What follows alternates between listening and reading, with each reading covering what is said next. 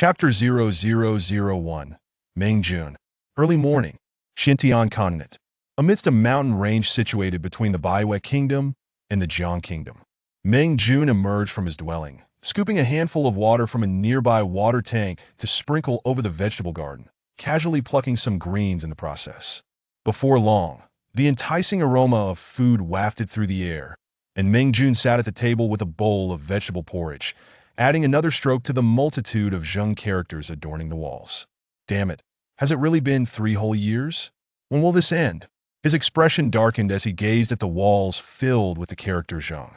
Once an ordinary office worker, he had endured a grueling nine-netting existence. 3 years prior, he had unexpectedly traversed into this realm, acquiring a system that he initially believed would grant him an invincible start and lead him to the pinnacle of life. However, reality dealt him a harsh blow. That wretched system imprisoned him like a criminal within this deep mountain, preventing any escape. Moreover, this mountain range resembled a desolate wasteland, devoid of any flying creatures or wild beasts, not even the smallest insects. For 3 entire years, he had not encountered a single female, let alone a woman. Come on, let me see what ridiculous task you can come up with next. Mingjun cursed under his breath, sipping his porridge while checking for new tasks from the system. Indeed, aside from confining him to this remote mountain, the system assigned him a series of absurd tasks such as digging a well, making paper, crafting brushes, producing dyes, and even constructing the very table and stools he was using, along with pots, bowls, and pans. He had completed every task related to daily life, yet the system remained silent regarding any matters of cultivation. At times, he pondered the stark difference between his current situation and that of a prisoner. But in the next moment, Mingjun froze, his body springing up from the stool like a coiled spring. Damn! He saw several large characters materialize in his mind. Next task. The host must reach the foot of the mountain within 10 minutes. Success will grant freedom of entry and exit. Failure incurs no punishment. The countdown had begun. Finally, the long-awaited task had appeared, and Mingjun dared not waste another moment. He hastily abandoned his meal and dashed towards the mountain's base. Curse that system for not giving advance notice. May you never bear children, yet have descendants aplenty. Meanwhile, outside the not-returning mountain range, an elderly man looked anxiously towards the not-returning mountain range. Beside him knelt a young woman. This maiden had skin as smooth as jade, her beauty radiant, resembling a celestial being. Her slender waist and graceful neck were accentuated by a blue palace dress, evoking an aura of ethereal elegance that made one hesitant to gaze upon her. Yet, she too wore a troubled expression as she gazed towards the not-returning mountain, her demeanor forlorn. Sishue, it has been 3 days. Are you truly going to wait here on your knees? This not-returning mountain is a veritable death trap for centuries. No one has ever entered. Even if you kneel here, it would merely be a waste of time. Upon hearing this, the maiden trembled slightly. Third Master Uncle, do I have any other choice? A few days ago, our scouts reported that the Blackshaw sect has begun mobilizing forces, indicating they are heading towards our Qingshu sect. But the 3 great elders of the Blackshaw sect are all cultivators at the late Golden Core stage, and their sect leader is a nascent soul master. How can my master contend against them alone? Moreover, the sects that once allied with Qingshu sect have turned their backs on us, proving to be ungrateful traitors. Must we truly allow Qingshu sect to become nothing more than a subordinate to the Blackshaw sect, a mere pawn of the Baiwei Kingdom? Yet this not-returning mountain is undeniably a perilous place. Third Master Uncle, it has been said that with war imminent, I, as a mere foundation establishment cultivator, can offer no assistance. All I can do is this. If by today there is still no response from within the not-returning mountain, then I shall venture in.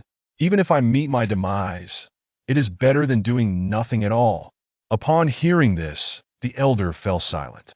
He raised his head, gazing towards the not-returning mountain with a somber expression. If it were not for the Baiwei Kingdom's treacherous ambitions, suddenly waging war everywhere, if the illustrious Blackshaw sect had not willingly become a tool of the Baiwei Kingdom, if only the venerable leader of Qingshu sect hadn't suddenly passed away, leaving behind a mess to clean up.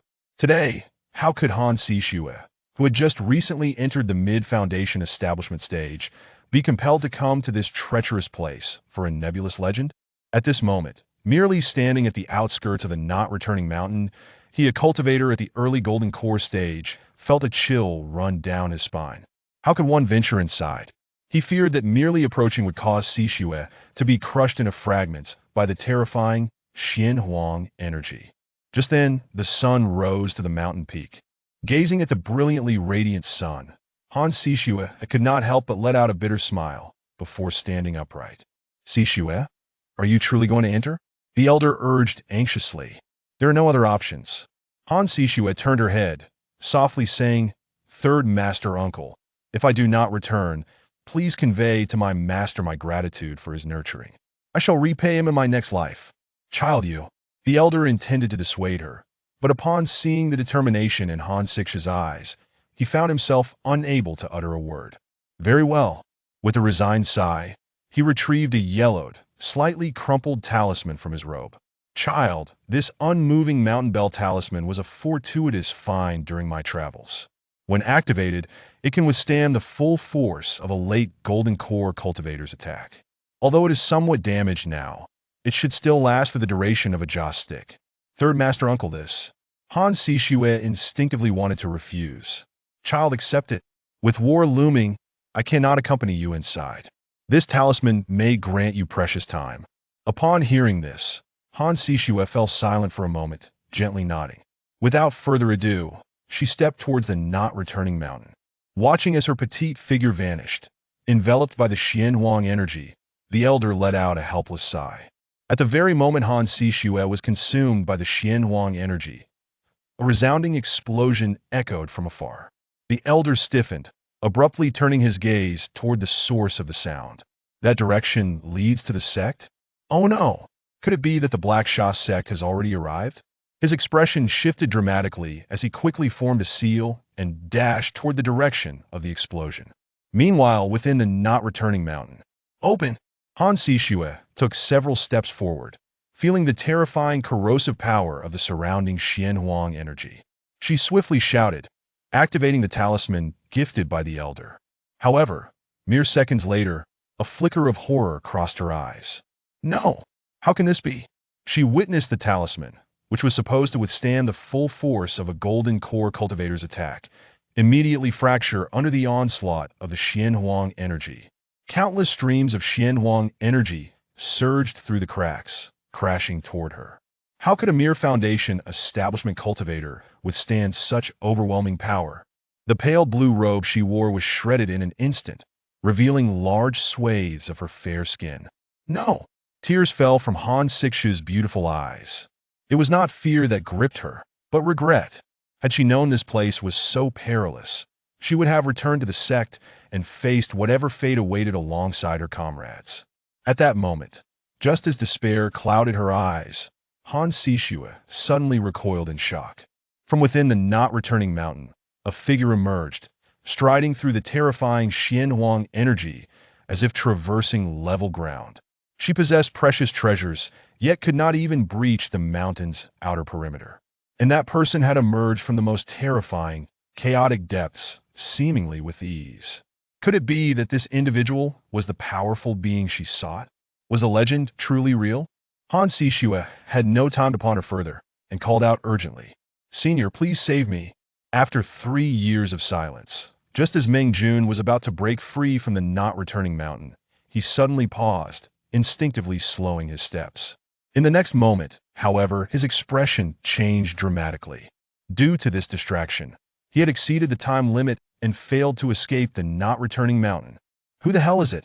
Chapter 0002. The Recluse Master. Meng Jun was exceedingly irate. That damn system had suddenly issued this task, and by the time he realized it, he had already wasted over a minute. He could have made it out, but that voice distracted him, causing him to fail just 10 meters from the mountain's edge. What kind of nonsense is this? Unable to restrain himself, Meng Jun cursed under his breath and shouted towards the source of the voice. Who the hell is it? To Meng Jun, this shout held little significance, but to Han Sishue, it was akin to the roar of thunder. Having already been partially consumed by the Xianhuang energy, upon hearing this voice, she spat out a mouthful of blood and collapsed to her knees. Yet, her eyes sparkled with excitement. She realized that following that shout, the Xianhuang energy that had been incessantly invading her body had suddenly dissipated. Raising her head, she saw the figure slowly approaching. With each step he took, the lethal Xianhuang energy that could annihilate any golden core cultivator seemed to part as if pushed aside by invisible hands. Unable to approach him. "Were you calling for me?" Meng Jun inquired. Han Sishua was taken aback when the person before her unexpectedly responded, her expression brimming with excitement as she hurriedly exclaimed, "I am Han Sishua, a junior. Thank you immensely for saving my life." As she spoke, Han Sishua intended to perform a deep bow, yet the corruption of the Xianhuang energy had already gravely wounded her. In her overwhelming agitation, she coughed up a mouthful of blood, and soon after, her vision faded to black as she fainted. Ah, how can one simply collapse like that? Observing the sudden fainting of the woman, Meng Jun felt an acute pang of frustration. As someone who had traversed into this world, his first thought was not to take advantage of the situation, but rather to concoct a scheme for profit. After some contemplation, Meng Jun helplessly shook his head. Sigh, alas, who can blame me for being inherently compassionate? Muttering to himself, he lifted the woman and turned towards the modest cabin nestled on the mountain. Han Sishua opened her eyes, revealing a look of bewilderment. She distinctly remembered being on the outskirts of the not-returning mountain range. How had she ended up here? Right, the elder. Recalling the terrifying figure that had dispelled the Xianhuang energy, Han Sishua hastily rose. What is this? Looking down, she noticed the bandages encasing her wounds, and her eyes widened in shock. The fabric was none other than Longxian hemp. Longxian hemp grows in desolate areas filled with Xianhuang energy, its rarity making it a primary material for crafting golden elixirs and magical garments. Years ago, her master had fortuitously acquired a single plant, and despite numerous senior disciples offering their family treasures in exchange, her master had refused to part with it. To think this precious material was being fashioned into common cloth. Is this the method of a reclusive master? Han Sishua marveled inwardly and promptly exited the room. What she beheld next left her utterly astounded. While ordinary individuals could not perceive it, she saw clearly that the Xianhuang energy outside the courtyard roiled unpredictably, resembling flames that captivated the mind. That imposing force would likely reduce even a Yuanian cultivator to ashes in an instant. Yet, astonishingly, this fearsome Xianhuang fire could not penetrate the humble little courtyard where she found herself. This was no mere courtyard, it was evidently a transcendent domain established by a formidable being. You have awakened? Hearing the commotion behind him, Meng Jun turned to see Han Sishua emerge. Yes, she replied promptly. I still need to chop wood.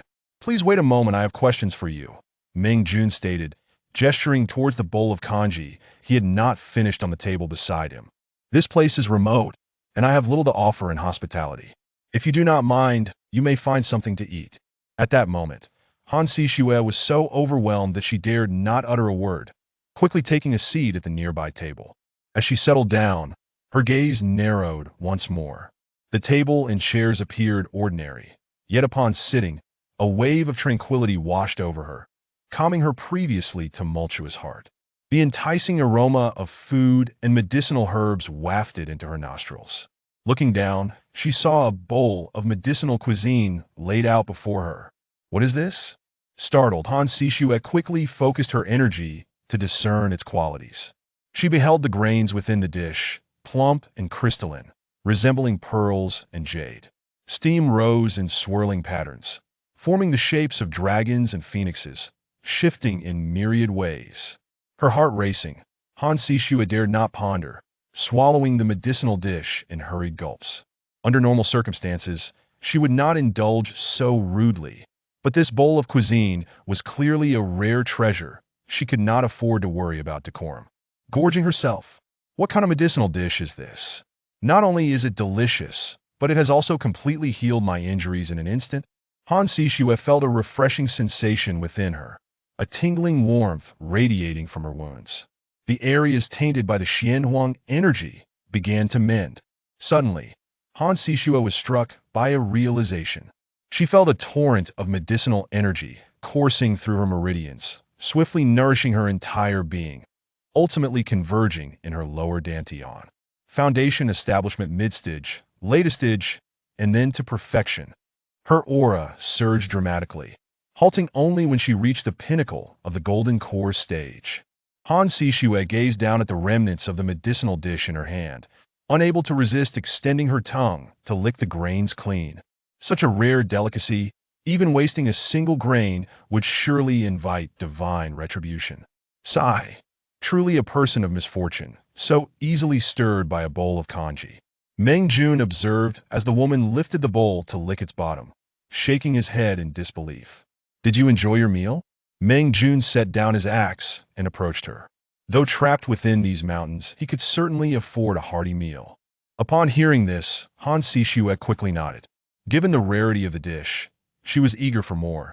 But when interacting with a venerable elder, greed was the last thing she wished to display. Indeed. Thank you, elder.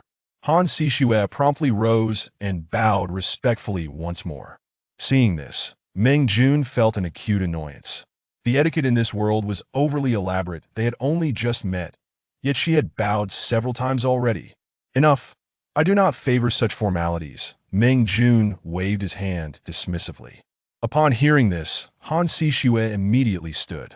Most reclusive masters had peculiar temperaments. Since this elder did not wish to receive such grand gestures, she would refrain, but she would forever remember this kindness. I wish to inquire about certain matters. Are there cultivators in this world? Meng Jun quickly asked. At this moment, he was most eager to learn about such things. Flying through the skies and summoning storms was a dream he had only dared to entertain in his past life. Now that he had traversed into this realm, it was only natural he wished to experience it. Han Sishue was momentarily taken aback, gazing at Meng Jun in confusion. What was going on? Wasn't this elder a reclusive master, an unparalleled powerhouse? What did he mean by asking such a question? Oh, right. Given this elder's perspective, ordinary cultivators would likely not catch his eye. Only the ancestors of sex or monstrous beings from forbidden lands could be deemed worthy of the title cultivator in his eyes. With this thought, Han Sishue hesitated for a moment before gently nodding. There are indeed cultivators, but most remain hidden. Is that so? Meng Jun exhaled deeply, a hint of longing crossing his features. Cultivators were legendary figures, if only someone were to arrive and offer him guidance. This moment did not go unnoticed by Han Sishue, who was momentarily taken aback. What was happening? Why did this elder appear so melancholic? Surely, it was her words that reminded him of past grievances. To be able to reside within the not-returning mountain range, this elder must have endured countless trials. Perhaps the legends from a millennium ago were indeed tales of his own exploits. Han Sishue was startled by her own thoughts. Yet, upon witnessing the swirling Xian Huang energy outside, her conviction only strengthened. The person before her was truly a reclusive master. Chapter 3. Truly a senior Ming fan withdrew his gaze, his spirits considerably lifted. Although that troublesome system had imparted no knowledge of cultivation techniques, fate had presented him with an opportunity in the form of a person. Upon closer inspection, the woman before him was elegantly attired, her beauty striking and her demeanor exuding grace, unmistakably the daughter of a prominent family. Perhaps she could assist him in acquiring some cultivation methods. After all, he had saved her. Such a request was hardly excessive. Moreover, it was her presence that had inadvertently caused his inability to escape this place. It was only right that she should aid him. Meng Jun couldn't help but admire his own cleverness, and as he gazed at Han Sishue, a smile crept into his eyes. Initially, Han Sishue was rather reserved in Meng Jun's presence, but upon witnessing his warm smile, she found her tension easing significantly. By the way, may I ask your name? Meng Jun inquired. I'm the junior, Han Sishue. Han Sishue? A lovely name. I wonder, could you possibly acquire some cultivation techniques for me? Meng Jun asked, forcefully suppressing his excitement. He noted that Han Sishue appeared to be several years younger than him. He certainly did not wish to be perceived as a predator preying on a young girl. Cultivation techniques? Han Sishue was taken aback, instinctively nodding as she retrieved a treasured tome she had long kept. This is a technique I stumbled upon, named the Frost's secret art. Unfortunately, due to my insufficient aptitude, I have never succeeded in practicing it. Really? A surge of joy sparkled in Meng Jun's eyes. What a stroke of luck! He had not anticipated that this woman possessed such a treasure. Might I take a look? Of course, senior, please, Han Sishue replied, handing over the tome.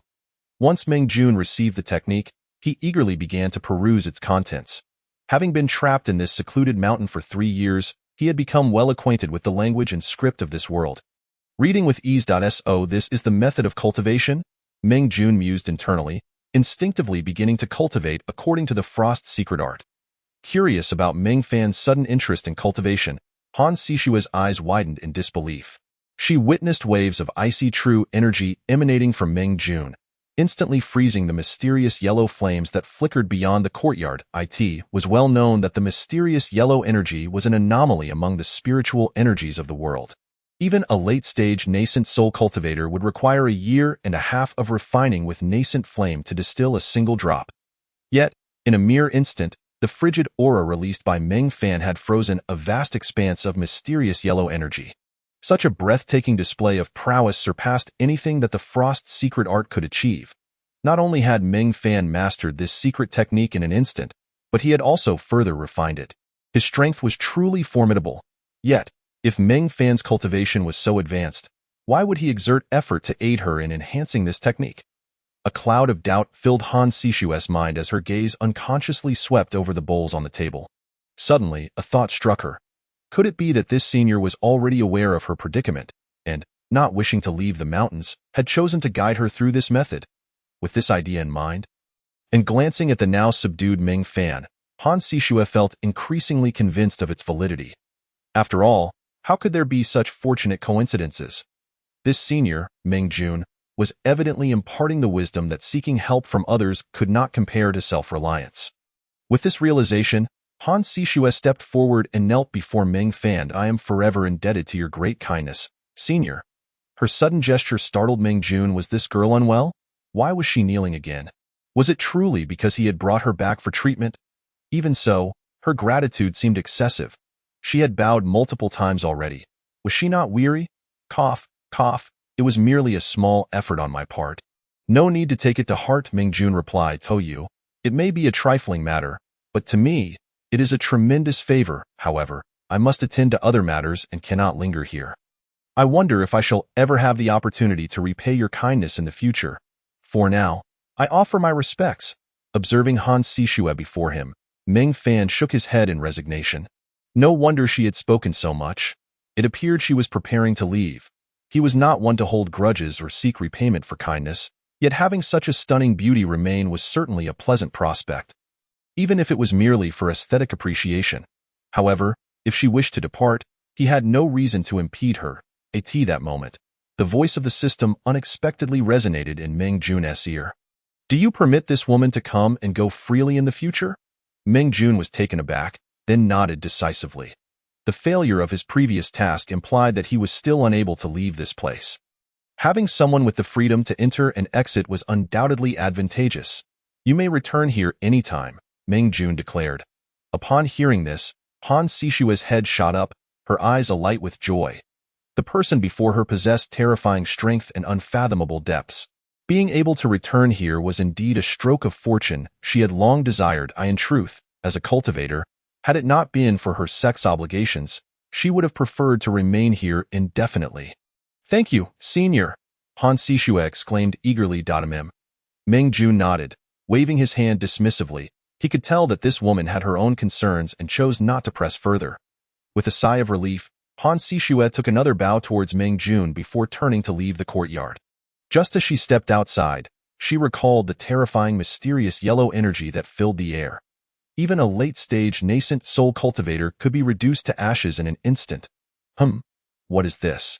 As she contemplated whether to return, she suddenly witnessed the mysterious yellow energy swirling violently, as if parted by unseen hands. To her astonishment, a narrow path emerged amidst the terrifying energy. Truly impressive, senior.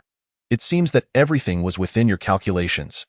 Excitement surged once more in Han Sishue's eyes as she turned back to bow deeply to the courtyard before hastily forming a seal and dashing toward the direction of the Qingshu sect.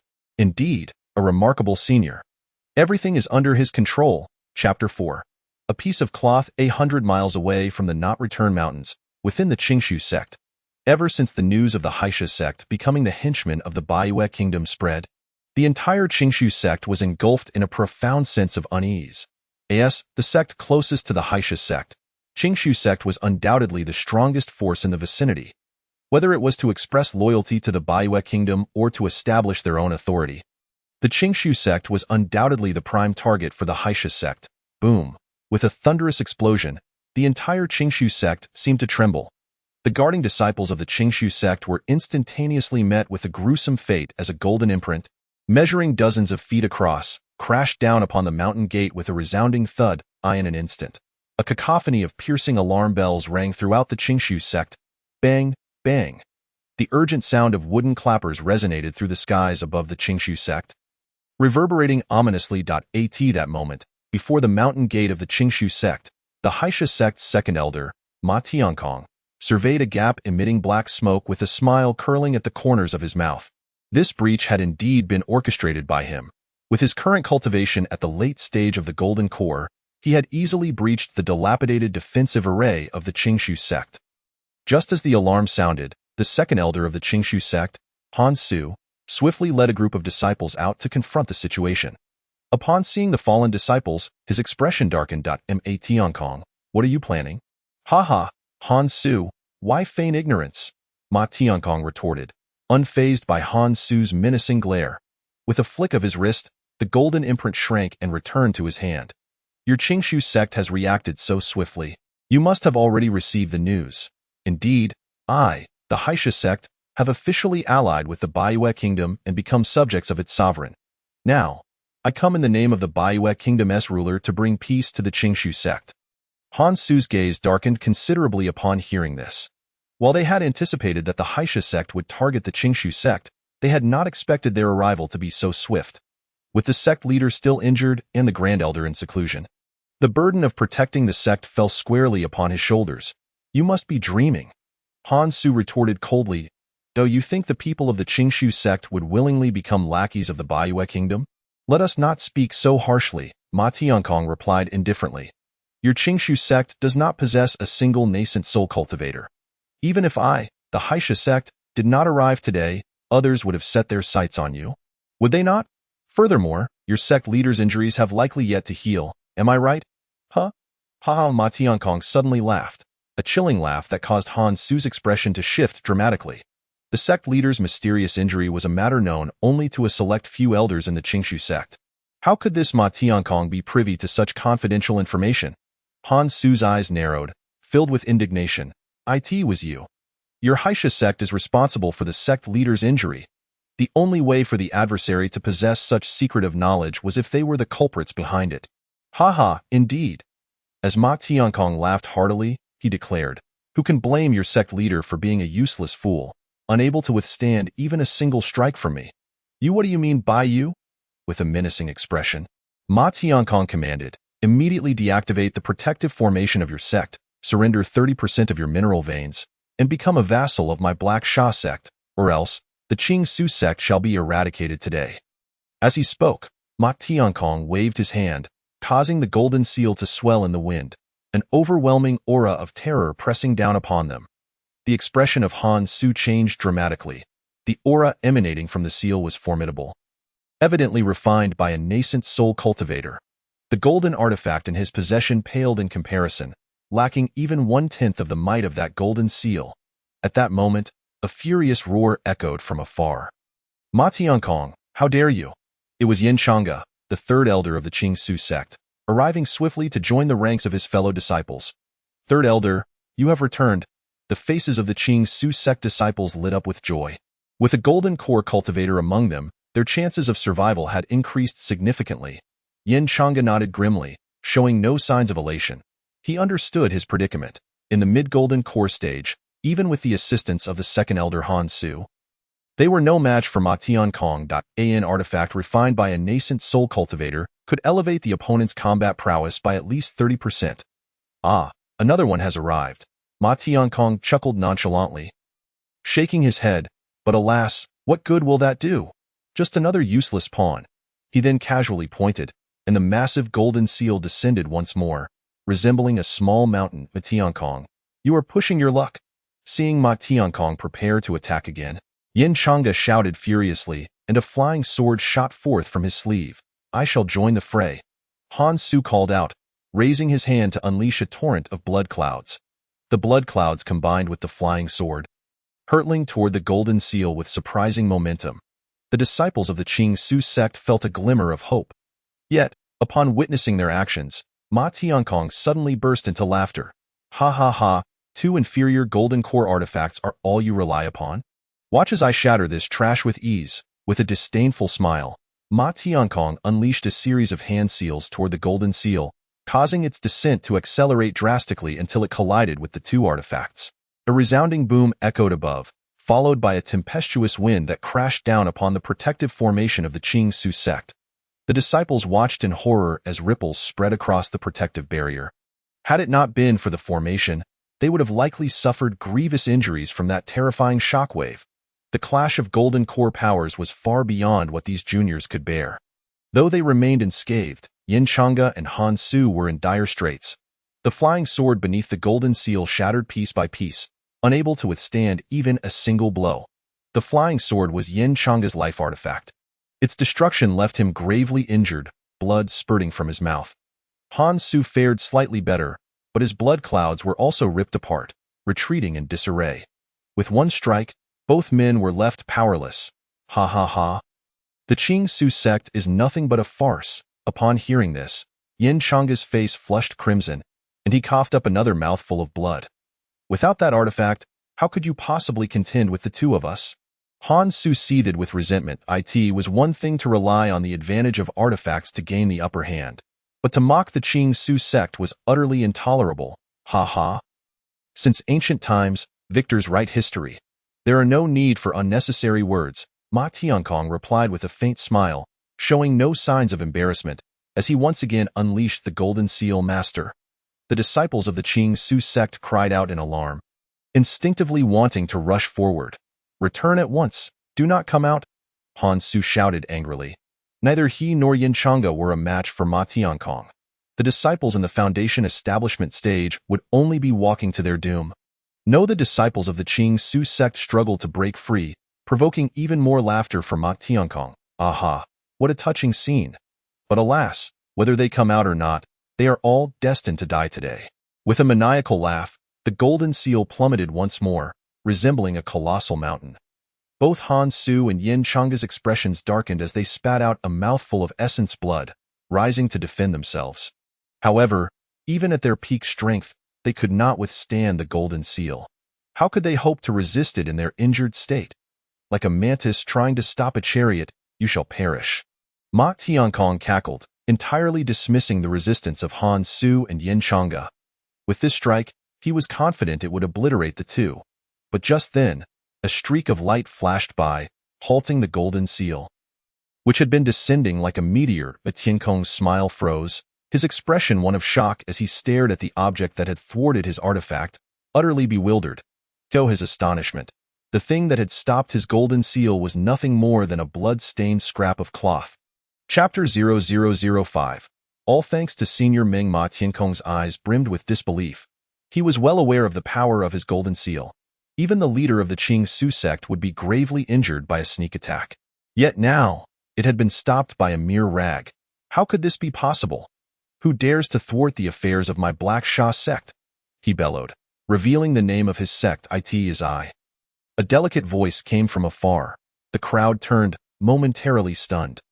The one who stood against that terrifying strike, as if a deity had descended, was none other than the senior sister of the Qing Su sect. Han Sishue, it's you? Ma Tiankong's gaze darkened, a strange glint flashing in his eyes. Having targeted the Qing Su sect, he had already investigated their circumstances. Han Sishue, a girl taken in by the Qing Su sect since infancy, had achieved foundation establishment at a young age, truly a genius. Given time, she would undoubtedly succeed in forming her golden core. Yet, It was inconceivable that she could withstand his attack. Whoever has intervened, I demand to see them. Ma Tiankong shouted in anger. He did not believe that Han Sishue could withstand his blow. Surely, there must be another lurking in the shadows. No need to search. The one who stopped your strike is me. Han Sishue shouted once more. You? Ma Tiankong scoffed, dismissing her with a sneer. Child, do not speak so recklessly.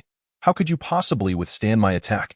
Indeed, not only did Ma Tiankong doubt her, but even the disciples of the Qing Su sect shared his skepticism. Han Sishue was merely in the mid-foundation establishment stage. How could such strength possibly withstand a strike from a late golden core cultivator like Ma Tiankong? However, in the next moment, Han Su's eyes widened in disbelief. Han Sishue snorted coldly, her aura surging dramatically, an overwhelming presence of a late golden core cultivator sweeping forth with tremendous force. Late golden core? Ma Tiankong's eyes narrowed as he shook his head vigorously. Impossible! You are still so young. How could you be at the late golden core stage? Ha ha, impossible! Han Sishue chuckled lightly, shaking her head, choosing not to elaborate further. In truth, if it weren't for that great figure, she herself would not have believed such progress was possible. Believe it or not, it matters not to me.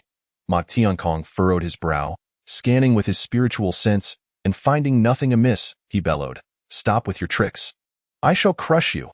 As his words fell, he once again formed hand seals, causing the golden seal to swell and descend like a small mountain. Sister Sishue, be careful. Yin Chang'e cried out immediately, but alas, he was too gravely injured to rise. Han Su, too, was filled with urgency, instinctively wanting to assist. Facing the golden seal that loomed like a mountain, Han Sishue took a deep breath, slowly closing her eyes. Recalling the finger of Meng Jun from earlier, haha, trying to play tricks? Ma Tiankong sneered at Han Sishue, who had closed her eyes. Watch as I smash the person behind you. Yet in the next instant, Ma Tiankong's smile froze in shocked. To his astonishment, the golden seal was covered in a layer of frost. No, this is impossible. Ma Tiankong gasped in disbelief. However, what shocked him even more followed. A chilling aura enveloped him entirely. In just a breath's time, the once mighty Ma Tiankong, who had suppressed the two elders of the Qing Su sect with his golden seal, was transformed into a statue of ice, an astonishing feat accomplished by Han Sishue. What had transpired with this girl, who had only recently been a mere foundation establishment cultivator? Han Su was bewildered, but knew this was not the time for dawdling. Taking a deep breath, he forced himself to stand, raising his hand dramatically. Disciples of the Qing Su sect, attack! As the command rang out, the long-suppressed disciples surged forth like a tide, swiftly overwhelming the now demoralized members of the Black Sha sect. Half a day later, within the Grand Hall of the Qing Su sect, the Grand Elder finally emerged from his seclusion, surveying Han Sishue with a solemn expression. Are you saying there truly is a senior within the Unreturned Mountains? The Grand Elder, Han Yang, asked in shock. Indeed, Han Sishue nodded and promptly recounted the encounter with Meng Jiayuan. As soon as she finished speaking, the group fell into a profound silence. The not-returning mountain range was a perilous domain. They could not even approach it, let alone survive within. Moreover, it would take Han Sishue quite some time to reach the late Golden Core stage. Such extraordinary feats were simply unheard of. This matter was of utmost significance. It necessitated the summoning of the sect leader. Before long, an elder emerged, his entire being emanating a heavy aura, his complexion as pale as parchment. This man was Han Tianying, the sect leader of the Qingshu sect and Han Sishue's master. Upon hearing all the details, Han Tianying's eyes lit up with excitement. Are you saying that the esteemed senior has permitted you to visit again? Indeed, Han Sishue affirmed with a nod. Before I departed, Elder Meng Jun said as much. Splendid. This could very well be an opportunity. Han Tianying exclaimed eagerly. If we gain the favor of that esteemed senior, even if the Black Sha sect strikes against the Qingshu sect once more, we shall not fear. What? Master, are you suggesting that the Black Sha sect will come again? Han Sishue was taken aback. Indeed. Their sect possesses formidable Yuaning experts, as well as 2 Golden Core Great Perfection Masters. They will certainly return. This cannot wait. Go. Gather all the treasures from the sect's inventory. We must go greet Elder Meng Jun. Han Tianying declared without hesitation. Meanwhile, within the Black Sha sect, News of Ma Tiankong's death and the annihilation of the expedition to the Qingshu sect had reached them. Master, spare us. We speak the truth. Several disciples of the Black Sha sect begged earnestly. Himph, are you implying that the second elder of the illustrious Black Sha sect could not defeat a mere junior from the Qingshu sect? Such absurdity can only mean you fled in fear of punishment and fabricated this excuse. High above, Sima Shang, the sect leader of the Black Sha sect, snorted coldly, causing those kneeling below to bow their heads repeatedly in fear. Master, we speak the truth. We implore you to discern wisely. Humph. Regardless of the truth, the Qingshu sect must be exterminated. Elder, you and Ji Feng shall pay a visit. Leave no trace of the Qingshu sect. Upon hearing this, two individuals stepped forward from the crowd, nodding at Sima Shang before vanishing in an instant. Chapter 0006. To become wealthy, one must first plant trees beneath the not-returning mountain range. Han Tianying's lips twitched as he gazed at the majestic mountains swirling with a mysterious yellow energy. Were it not for his understanding of Han Sishue, he would never have believed that anyone could exist within such a one-way. Perilous terrain. Sishue, lead the way, Han Tianying instructed. Han Sishue nodded gently, though her worry for Han Tianying and the others was evident. Master, your injuries do not concern yourself. We must meet that esteemed senior. How can we hesitate due to mere injuries? Han Tianying resolutely shook his head. In truth, he harbored ulterior motives. From Han Sishue's account, that esteemed senior was an unparalleled expert. If he could secure a chance to be taken under his wing, it would be an immense stroke of fortune. Perhaps the entire Qingshu sect would soar to greatness as a result. Very well. Han Sishue pondered briefly before nodding and stepping forward into the mountains. Han Tianying and the others instinctively tried to follow, but in the next moment, their expressions changed dramatically, and they hastily retreated. The severely injured Yin Chang'e even coughed up a mouthful of blood. Master, you? Han Sishue was taken aback and turned to see Han Tianying and the others' faces drained of color, halted at the entrance of the not-returning mountain range, too frightened to enter. Sishue, how come you are unharmed? Han Tianying gazed at Han Sishue in astonishment, his eyes filled with disbelief. The mysterious yellow energy had surged upon their entry, threatening to crush them instantly. Had they not prepared beforehand, they likely would have met their demise in that moment. Yes, Han Sishue stammered, and before she could comprehend the situation, Han Tianying had already deduced the cause. It must be the esteemed senior's influence. With a wry smile, Han Tianying said, in that case, Sishue, you go in first and inquire whether we may enter. Hearing this, Han Sishue nodded gently. Just then, a figure emerged from the not-returning mountain range. Upon seeing the figure, Han Sishue's eyes brightened. Esteemed senior. Meng Jun turned slowly, momentarily taken aback upon recognizing Han Sishue. You've returned so soon? Could it be that you have taken a liking to me? Meng Jun thought to himself, inwardly pleased, though his expression remained composed as he approached. At that moment, Han Tianying's eyes widened in disbelief. He was astounded to see that as the figure approached, the surrounding mysterious yellow energy receded as if it could not bear to come close to him.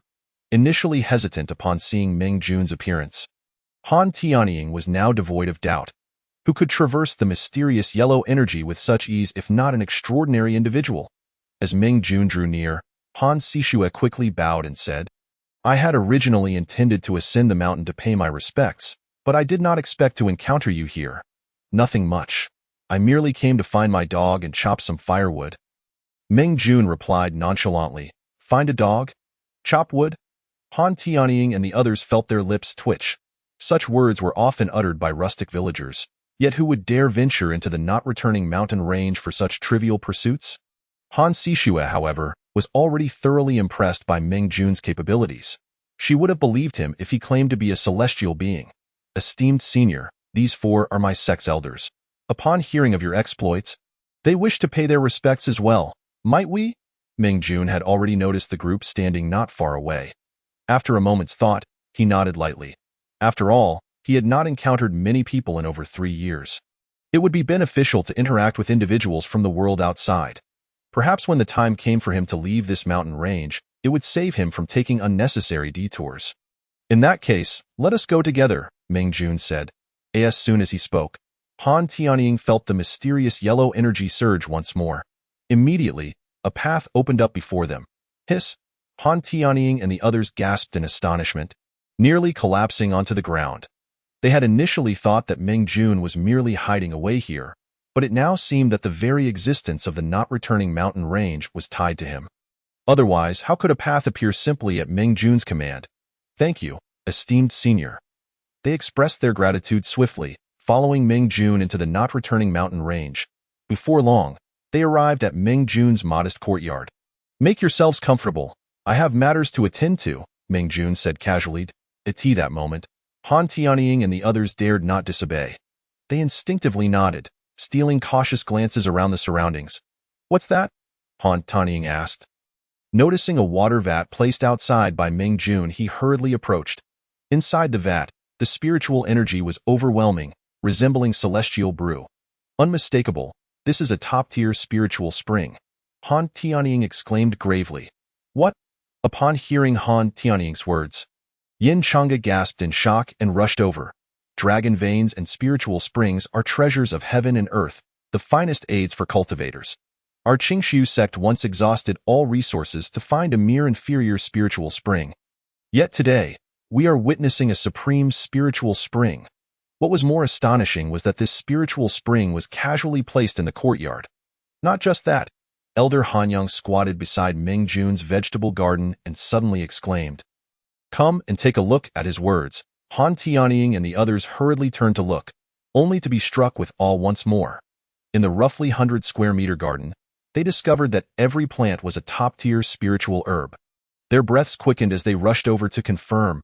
"Unmistakable, these are all top-tier spiritual herbs." Han Tianying spoke hoarsely.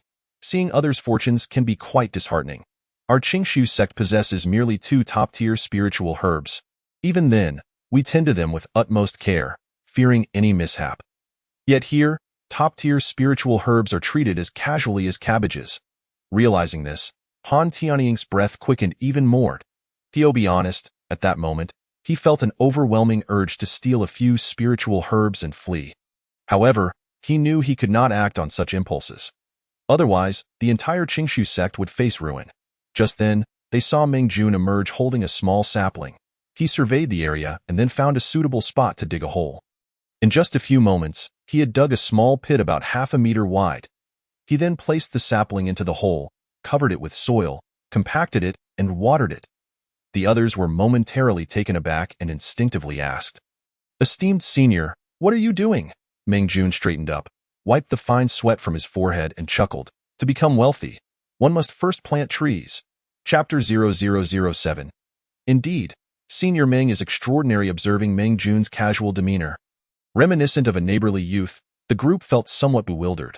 They had naturally never heard that slogan, yet they sensed that the words uttered by Senior Meng must possess profound significance.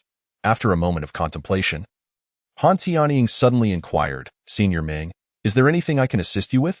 Are you also going to participate?" Meng Jun was taken aback. "Isn't it merely planting a tree? Is there truly someone eager to undertake such labor? I wonder if I am fortunate enough to join?" Han Tianying spoke cautiously, aware that the actions of a master often carried their own unique flair. He feared that Meng Jun might take offense. "Fortunate? That seems rather exaggerated." Meng Jun chuckled lightly, shaking his head. Although there was a water vein beneath his small courtyard, it was essential to thoroughly water the saplings at first to ensure their survival.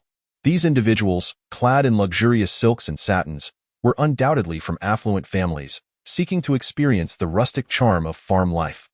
Wealthy folks often delight in indulging in new experiences. Since that is the case, let them enjoy some simple fare, Meng Jun remarked. Having already planted the saplings, the remaining task of watering was hardly laborious. If these individuals wished to experience the satisfaction of laboring folk, who were they to deny them? After all, the people of Huaxia are known for their sincerity. Meng Jun turned and entered the house to prepare some food. Seeing Meng Jun's consent, Han Tianying let out a sigh of relief. "Senior brother, you are being overly reckless," Han Yu approached, speaking in a grave tone. When Han Tianying had made his earlier suggestion, Han Yu's heart had nearly leapt from his chest. Although that esteemed individual was merely planting trees, it could very well be a form of cultivation. Should they inadvertently disturb the High One's practice, leading to displeasure, they might find it impossible to leave this perilous mountain range. I understand. But there is an old saying, fortune favors the bold. Is there not? Han Tianying exhaled slowly, gazing at the sapling, which stood less than a meter tall. Go be honest, despite his offer to help, he had yet to discern anything peculiar about the sapling. Perhaps only through personal experience could one grasp the senior's intentions. With that thought in mind, Han Tianying took a deep breath, scooped some water from the barrel, and poured it at the roots of the sapling. Buzz! The moment the water touched the ground, waves of Tao rhythm suddenly surged from the sapling. What is this? Han Tianying gasped in astonishment. Before he could process it, he felt a warm sensation enveloping him. Subsequently, his body, previously gravely injured by Ma Tiankong's ambush, felt as though a spring had burst forth from a parched land, vitality returning in an instant. How is this possible? Han Tianying was utterly astounded. Standing frozen in place, unable to utter a word, it was important to note that he had sustained damage to his Tao heart, a far from ordinary injury.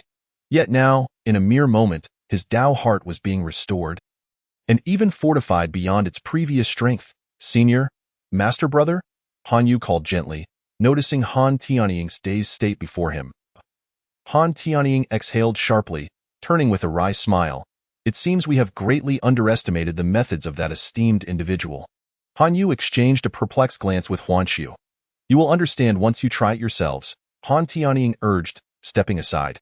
Han Yu, Huan Xiu, and Yin Changge each approached in turn, mimicking Han Tianying's actions as they poured water onto the sapling's roots. Before long, all three were left speechless.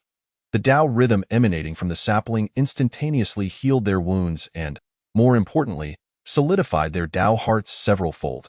They had been approaching the twilight of their lives, with little lifespan left, yet now, their Tao hearts were unwavering, and the prospect of achieving the nascent soul stage was within reach. Attaining the divine transformation stage was not beyond the realm of possibility. This was enough to grant them an additional 1,000 years of life, and all of this was achieved merely by watering a sapling. Who would believe such a tale? Wow! Han Tianying inhaled sharply, murmuring, it must be the legendary divine tree, the Bodhi. What? Huan Xiu and the others exclaimed in shock, quickly falling silent. After a long pause, Han Yu smiled wryly and nodded. It must be so. He'll achieve such miraculous effects from just watering it. It can only be the fabled Bodhi tree. Feeling his own injuries restored, Yin Changge suddenly conceived an idea. He gazed at the others and spoke solemnly. If this sapling is indeed a Bodhi tree, then could it be that this esteemed individual is connected to it? Silence. Before he could finish, Han Tianying interrupted sharply, Elder, this esteemed individual's connections are far too vast. It is not something we should speak of. Yin Changge froze momentarily, then recollected something, his face turning pale with trepidation. Observing the reverence emanating from the elders of the sect, Han Sishue, who had been watching, could not comprehend their conversation but sensed their deep respect for Senior Ming. Indeed, Senior Ming is not an ordinary person. Han Sishue pondered briefly, feeling a strange shiver run through her. Following suit, she imitated the elders and took some water to pour at the roots of the sapling. Buzz! Waves of Tao rhythm flowed around Han Sishue. Having grown up in a sect devoted to cultivation, her heart was pure, and her Tao heart resolute. At that moment, this young girl, barely in her teens, comprehended more than Han Tianying and the others combined. Noticing Han Sishue's unusual response, Han Tianying and the others exchanged glances filled with appreciation. With such a fortunate and profound descendant in their sect, how could they worry about its prosperity? Before long, Ming Jun emerged bearing some food. While he had nothing extravagant, merely humble dishes, to Han Tianying and the others, it felt as if the spiritual energy within them erupted. Had it not been for the unique restrictions of the unreturning mountains, they would likely have broken through to become nascent soul practitioners, or even reached the divine transformation stage. Watching the group devour the meal with abandon, Ming Jun could not help but shake his head. It seems that those born into wealth are accustomed to delicacies. My simple fare seems to have become a source of competition for them. Without an ounce of concern for their image, gentlemen, have you enjoyed your meal? Ming Jun glanced at the setting sun and inquired. Yes, thank you for your generous hospitality, esteemed senior. Han Tianying and the others quickly clasped their hands in gratitude. It is merely a meal, nothing grand. Ming Jun waved his hand dismissively and gestured toward the door, saying, I apologize, but my humble abode is not spacious enough to accommodate you for the night. The sun is setting, and the mountain trails are treacherous, so I shall not keep you any longer." Upon hearing this, disappointment washed over Han Tianying and the others. Naturally, they would wish to stay with such a mysterious and esteemed individual for as long as possible. Yet they did not dare defy Mingjun's wishes. Moreover, they had urgent matters to attend to within their sect, and it was indeed time for them to descend the mountain. "Will we have the opportunity to visit you again in the future, esteemed senior?" Yanchanga asked hesitantly, uncertain if he should voice such a question, but aware that this opportunity was rare. Mingjun furrowed his brow, casting a sidelong glance at Han Sishue. "You need not come yourselves. If there is anything, let her convey it." What a joke! Did these individuals truly believe that his abode was a mere farmstay? The system was still periodically issuing tasks. Furthermore, these fellows were all elderly, and the mountain paths were perilous. What if something happened to them on their way back? He certainly did not wish to become a scapegoat. Upon hearing this, Han Tianying and the others' expressions dimmed. It appeared they were not destined for such fortune. Taking a deep breath, Han Tianying spoke. "In that case, we shall take our leave." "Very well," Mingjun nodded, suddenly recalling something, and quickly added, "By the way, if you happen to see a dog on your way down, please keep an eye on it for me." Chapter 0008. The enemy approaches. Han Tianying and the others were taken aback. A dog? This unreturning mountain range is a perilous place, having claimed the lives of countless nascent soul masters and monstrous beasts over the centuries.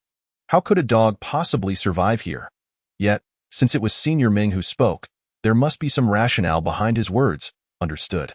Han Tianying quickly replied, leading the group down the mountain. Watching them depart, Mingjun shook his head. In this desolate place, he had no idea where the dog had come from. When he first discovered it, the poor creature was bloodied and injured. Fortunately, the skills bestowed upon him by the system included veterinary knowledge. After healing the dog, it would occasionally return to visit him, displaying a certain level of sentience. However, recently, it had vanished without a trace, leaving him to wonder where it had gone. Meanwhile, as they exited the unreturning mountain range, Han Tianying and the others let out a collective sigh of relief. "Being with Senior Ming is truly an immense pressure," Yanchanga remarked, wiping the sweat from his brow. Indeed, the others nodded in agreement. Though they had gained considerable benefits during their visit, they felt as though they had been in a celestial abode, where the pressure was palpable, even making it difficult to breathe. Suddenly, Han Tianying's expression shifted, darkening considerably. "Master brother?" Noticing the unusual color in Han Tianying's eyes, Han Yang inquired with curiosity, "What's the matter?" "Nothing. I was merely speculating on the intentions of Senior Mingjun," Han Tianying replied. "Intentions?" Upon hearing Han Tianying's words, Yanchanga and the others looked at him with puzzled expressions. "Indeed." Han Tianying nodded and began, "Consider this. What kind of perilous place is the Bujua mountain range? Why did Senior Ming appear at the mountain's edge just as we were ascending? Moreover, he produced the Bodhi tree precisely when we approached. Is it truly as simple as his claim of wanting to plant a tree?" At these words, the group fell silent, momentarily taken aback. "Are you suggesting that Senior Ming was already aware we would come? Even knowing the situation of Qingshu's sect?" They exchanged glances, utterly stunned. "It must be." Han Tianying inhaled deeply and stated solemnly, "Otherwise, why would he have only revealed the Bodhi tree at that moment?" Upon hearing this, the others instinctively nodded.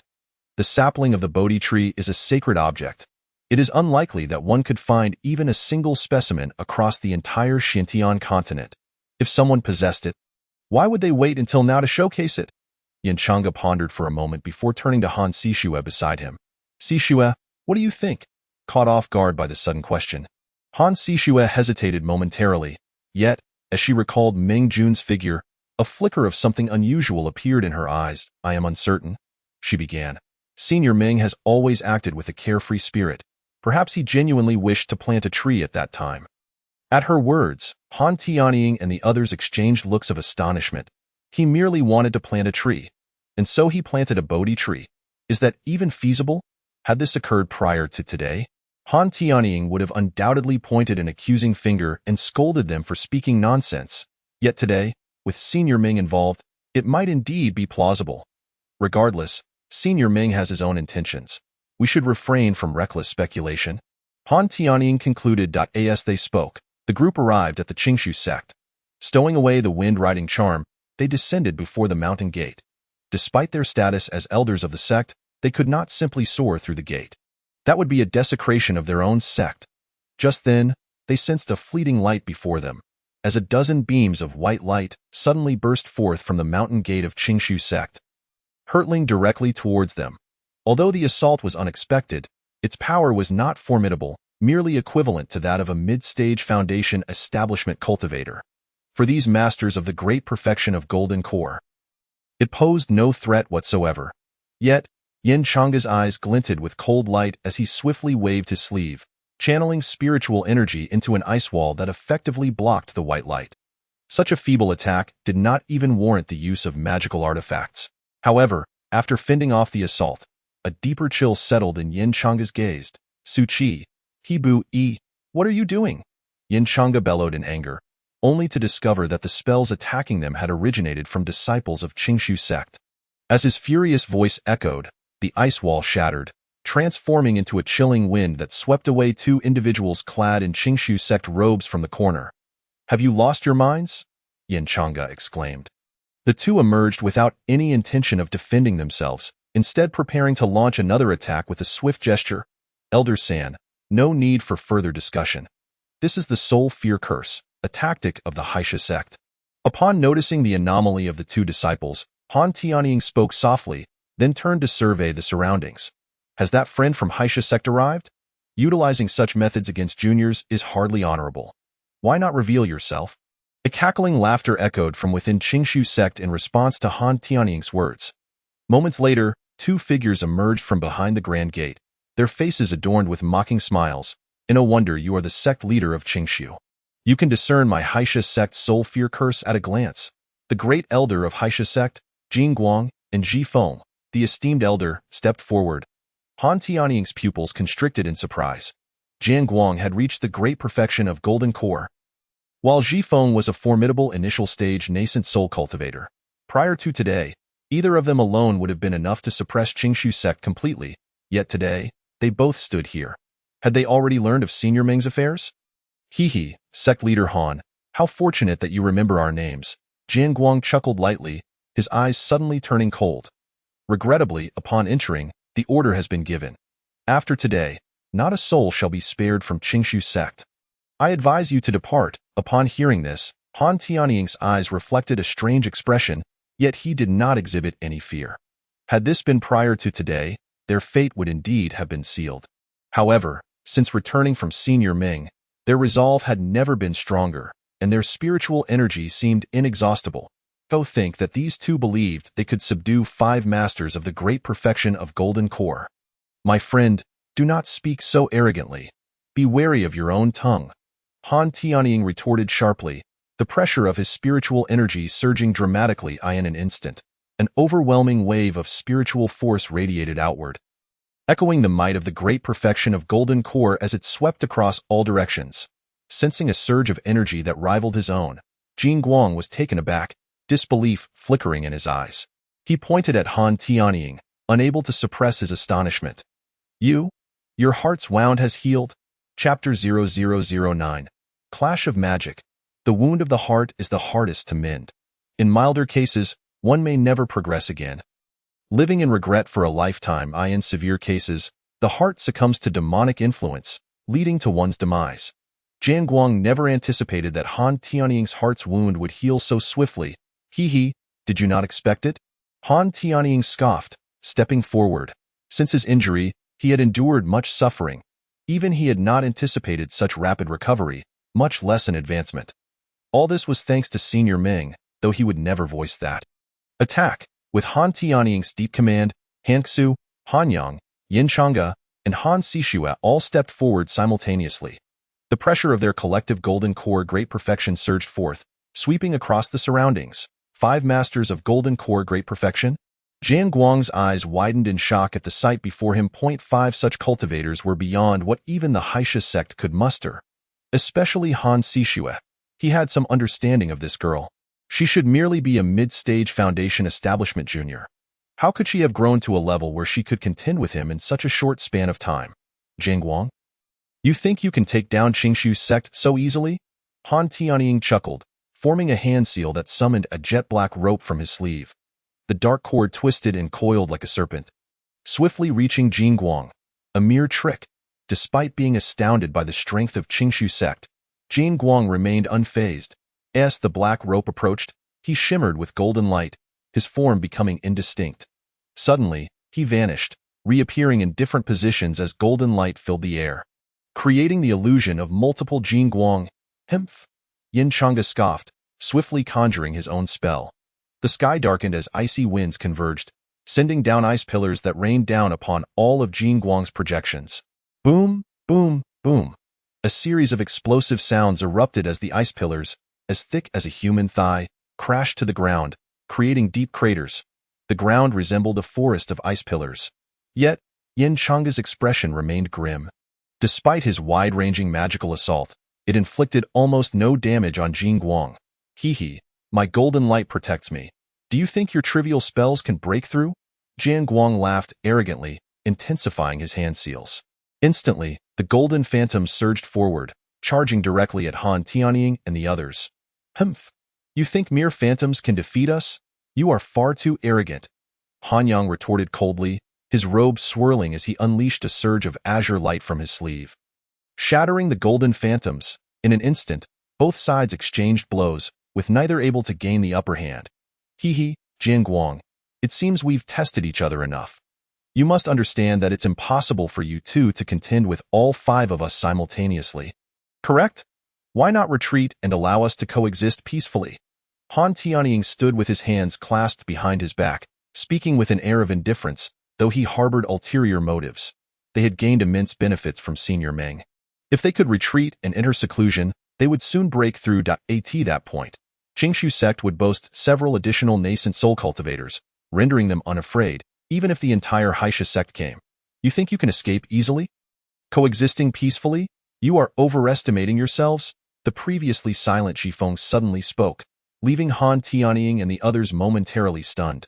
Before they could comprehend why Zhifeng exuded such confidence, they caught a glint of cold light flashing in his eyes. In the next moment, a palm-sized Yuaning burst forth from his forehead, clutching a magical artifact. Was this the Yuaning manifesting? Han Tianying was taken aback, his mouth agape in astonishment.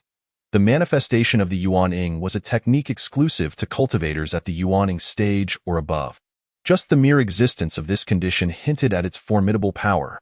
Not only was its speed extraordinarily swift, but the potency of the spells cast would also surpass that of the cultivator themselves. However, the Yuan-Ing was the very foundation of a Yuan-Ing cultivator. Any misstep could result in the complete loss of their cultivation, or even death on the spot. Thus, such techniques were typically reserved for life-and-death situations, employed only when one was absolutely confident in their ability to dominate their opponent. Yet, Zhifeng was merely at the early Yuan-Ing stage, with an unstable Yuan-Ing. How could he dare to act so recklessly? Just then, Han Tianying's eyes narrowed. No, this was wrong. Zhifeng was actually at the mid-Yuan-Ing stage. A difference in realms that was like heaven and earth. This was bad. Retreat. Han Tianying shouted urgently, his figure darting backward. A mid-Yuan-Ing cultivator was far beyond the capabilities of someone at the perfected golden core stage.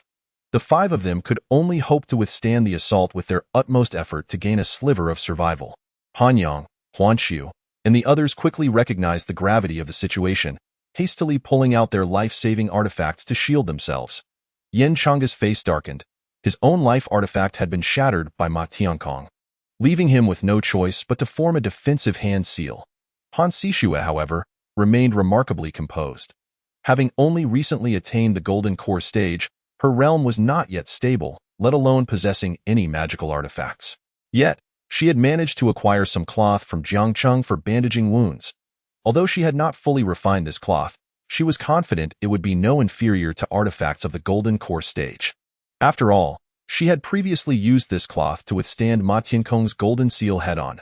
Just as thoughts raced, there was barely enough time for them to draw out their artifacts and hand seals for defense before Zhifeng's Yuan-Ing was already upon them. Mere ants and their feeble tricks. Zhifeng's Yuan-Ing scoffed, and with a flash of the artifact in hand, it transformed into a flying sword. With a fierce downward swing, a sword chi stretching 100 feet erupted forth from the artifact. This, upon witnessing the 100-foot sword Qi, Han Tianying's eyes widened in terror. He quickly rallied with Huan Chu and the others, attempting to break through the sword Qi. Yet, that 100-foot sword Qi descended upon them like an overwhelming tide. Boom! With a terrifying roar, the entire mountain range housing the Qingshu sect trembled violently. The sect's protective formation was instantly activated, radiating a brilliant light. However, in the next moment, the terrifying residual force of the sword Qi pierced through it, creating several voids. Han Tianying and the others were sent flying, crashing heavily to the ground. Amid Yuanying was simply beyond their capacity to resist. Ji Feng's Yuanying paused, his gaze falling upon Han Sishue. To his astonishment, amidst the chaos of the sword Qi, Han Tianying and the others were hurt and flung away.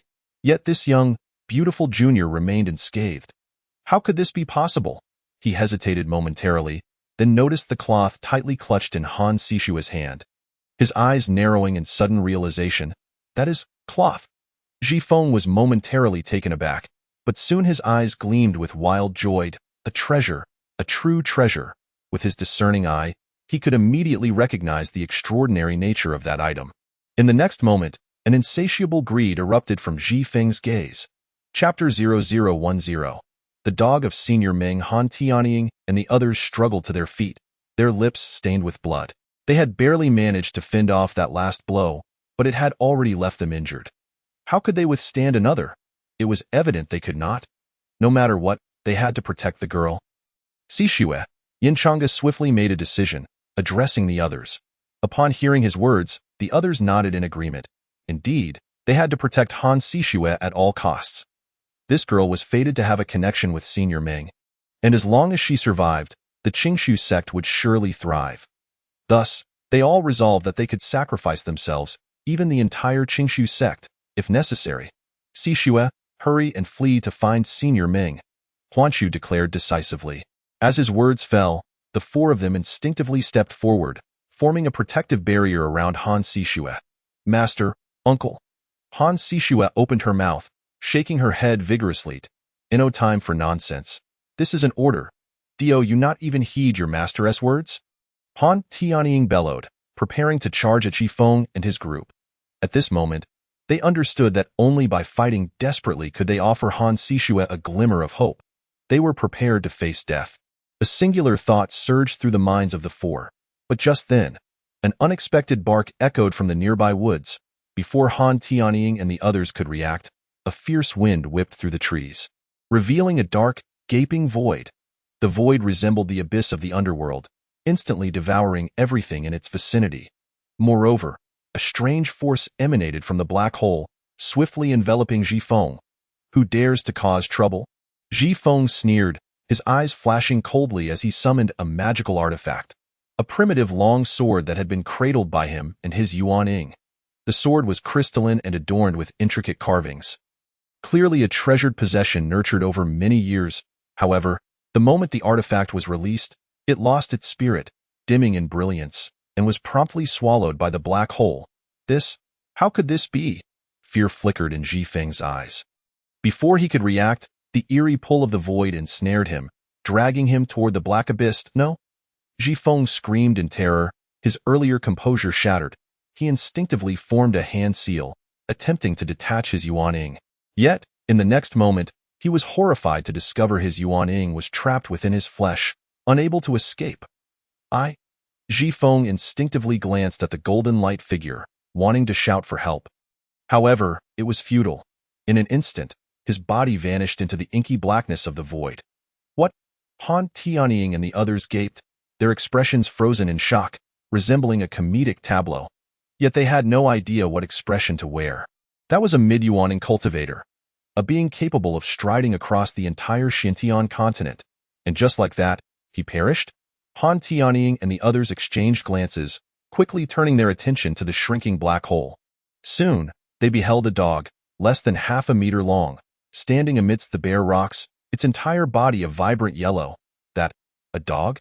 Han Tianying was momentarily stunned, instinctively probing with his spiritual sense, eager to uncover the truth. However, this action provoked the dog's it turned its gaze towards Han Tianying, sending a shiver down his spine.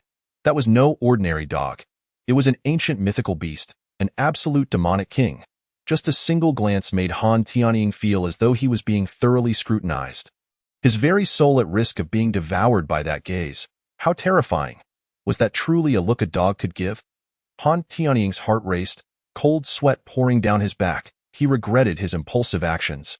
If a Midyuan Ing like Shi Feng could be effortlessly annihilated, what chance did he stand? Moreover, he sensed that even if he entered seclusion and reached the transformation stage, he would still be no match for this dog. This sensation was utterly absurd, yet it felt as though it stemmed from the depths of his soul, compelling him to believe. No, it cannot be. At that moment, the golden light figure cried out in panic. Producing a magical artifact and turning to flee into the distance. That dog was too terrifying. It had effortlessly dealt with Shi Feng.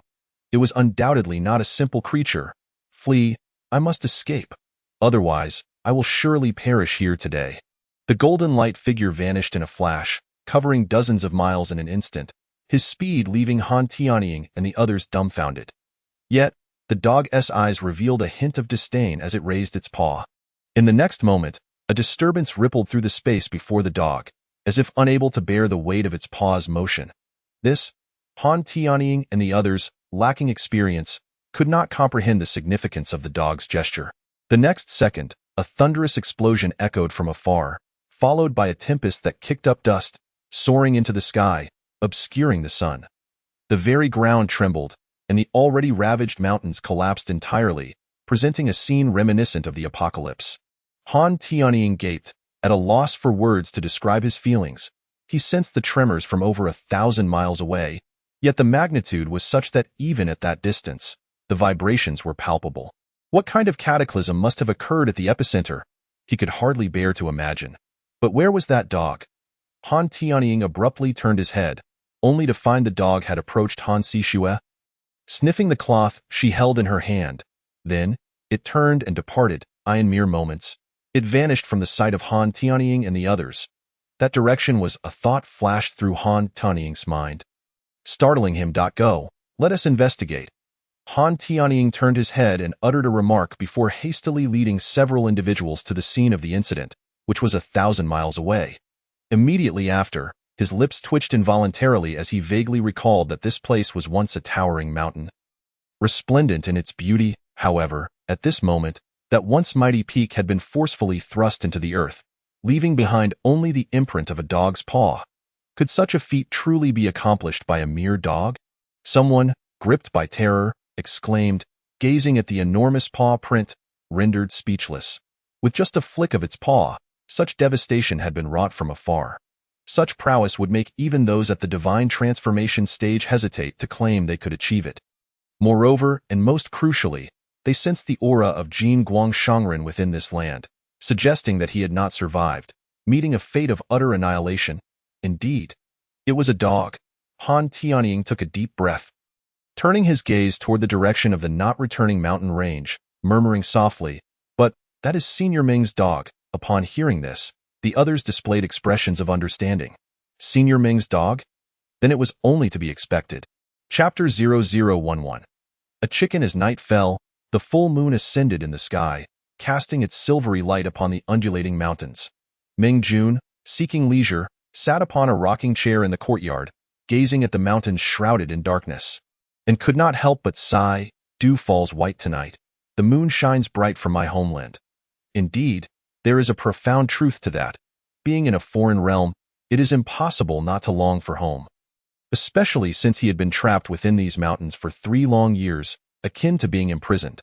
Shaking his head, Ming Jun tucked away his tumultuous thoughts, preparing to rise and retire for the night when his gaze suddenly fell upon a corner of the courtyard. There, a sneaky black shadow was making every effort to squeeze through the gaps in the fence, seemingly attempting to sneak inside. Yet, despite its struggles, the fence, which appeared as if a gust of wind could topple it, remained utterly unmoved. The sight of the creature stuck there was rather comical. "You wretched dog, you still know how to come back." Seeing its clumsy antics, Ming Jun couldn't help but chuckle, then added, "All right, I'll open the door for you. Stop trying to squeeze through." Saying this, Ming Jun walked towards the main entrance. The shadow seemed to comprehend Meng Jun's words and indeed ceased its futile attempts. Once the door was opened, it joyfully wagged its tail at Meng Jun. "You little rascal!" Meng Jun laughed softly, only to be taken aback. He had assumed the dog had returned on its own, but upon closer inspection, he realized it was carrying something in its mouth. Was that a chicken? Initially stunned, Meng Jun quickly called out, "Da Huang, let go." The dog, clearly displeased with its name, glared, but upon hearing Meng Jun's command, it obediently released its grip. Meng Jun swiftly cradled the chicken, which was about the size of 2 fists. "Alive? Splendid." After a quick inspection, a smile spread across his face. It was a hen, and if he could save it, he would soon have fresh eggs to enjoy. Having been trapped here for 3 years, he had nearly forgotten the taste of eggs. "Well done, Da Huang," Meng Jun praised. He knew that the Chinese rural dog had a natural talent for hunting, yet he had never imagined it would bring back a live chicken. At this moment, Dan Yuzhu in Meng Jun's hands opened her weak eyes. Human race? She was instantly alarmed. It should be known that in her world, the human race and the demon race were in fierce opposition, locked in a struggle to the death. How could she allow herself to fall into the hands of a human? In the next instant, Dan Yuzhu abruptly convulsed, and from her eyes emerged 2 orbs of light. In an instant, a chaotic aura erupted from them, exuding an aura of terror. Her true form was a branch of the ancient divine beast, the Chongming bird, and she was the one with the highest degree of ancestral return in her clan. Now, when unleashed, her power was naturally formidable, yet, immediately thereafter, she was seized by panic. The innate secret technique she had comprehended from her ancestral bloodline, upon leaving her eyes, instantly transformed into formlessness. That terrifying radiance capable of annihilating even the supreme beings rendered utterly ineffective. Dan Yuzhu had yet to fully process this when her body quivered again in her vision. The house resonated with the sounds of the great Tao, akin to a celestial lord's abode. The terrifying symbols were ever-changing, unfathomable. The dazzling light emanating from them made her eyes ache painfully. How could this be? Dan Yuzhu's heart was shaken. After awakening her dual pupils, she had been able to pierce through the essence of any restriction with a mere glance. Yet now, she felt as though she might go blind. Moreover, she sensed that only by fully returning to her ancestral form and becoming a true Chongming bird could she glimpse even a fraction of those great Tao symbols. This was too terrifying. "Don't move, it will be over soon." Just then, the human beside her spoke softly. The voice was incredibly gentle, akin to that of an elder from her clan. Dan Yuzhu noticed. The binding aura of the great Tao that had ensnared her dissipated with the person's words. However, even so, Dan Yuzhu dared not move.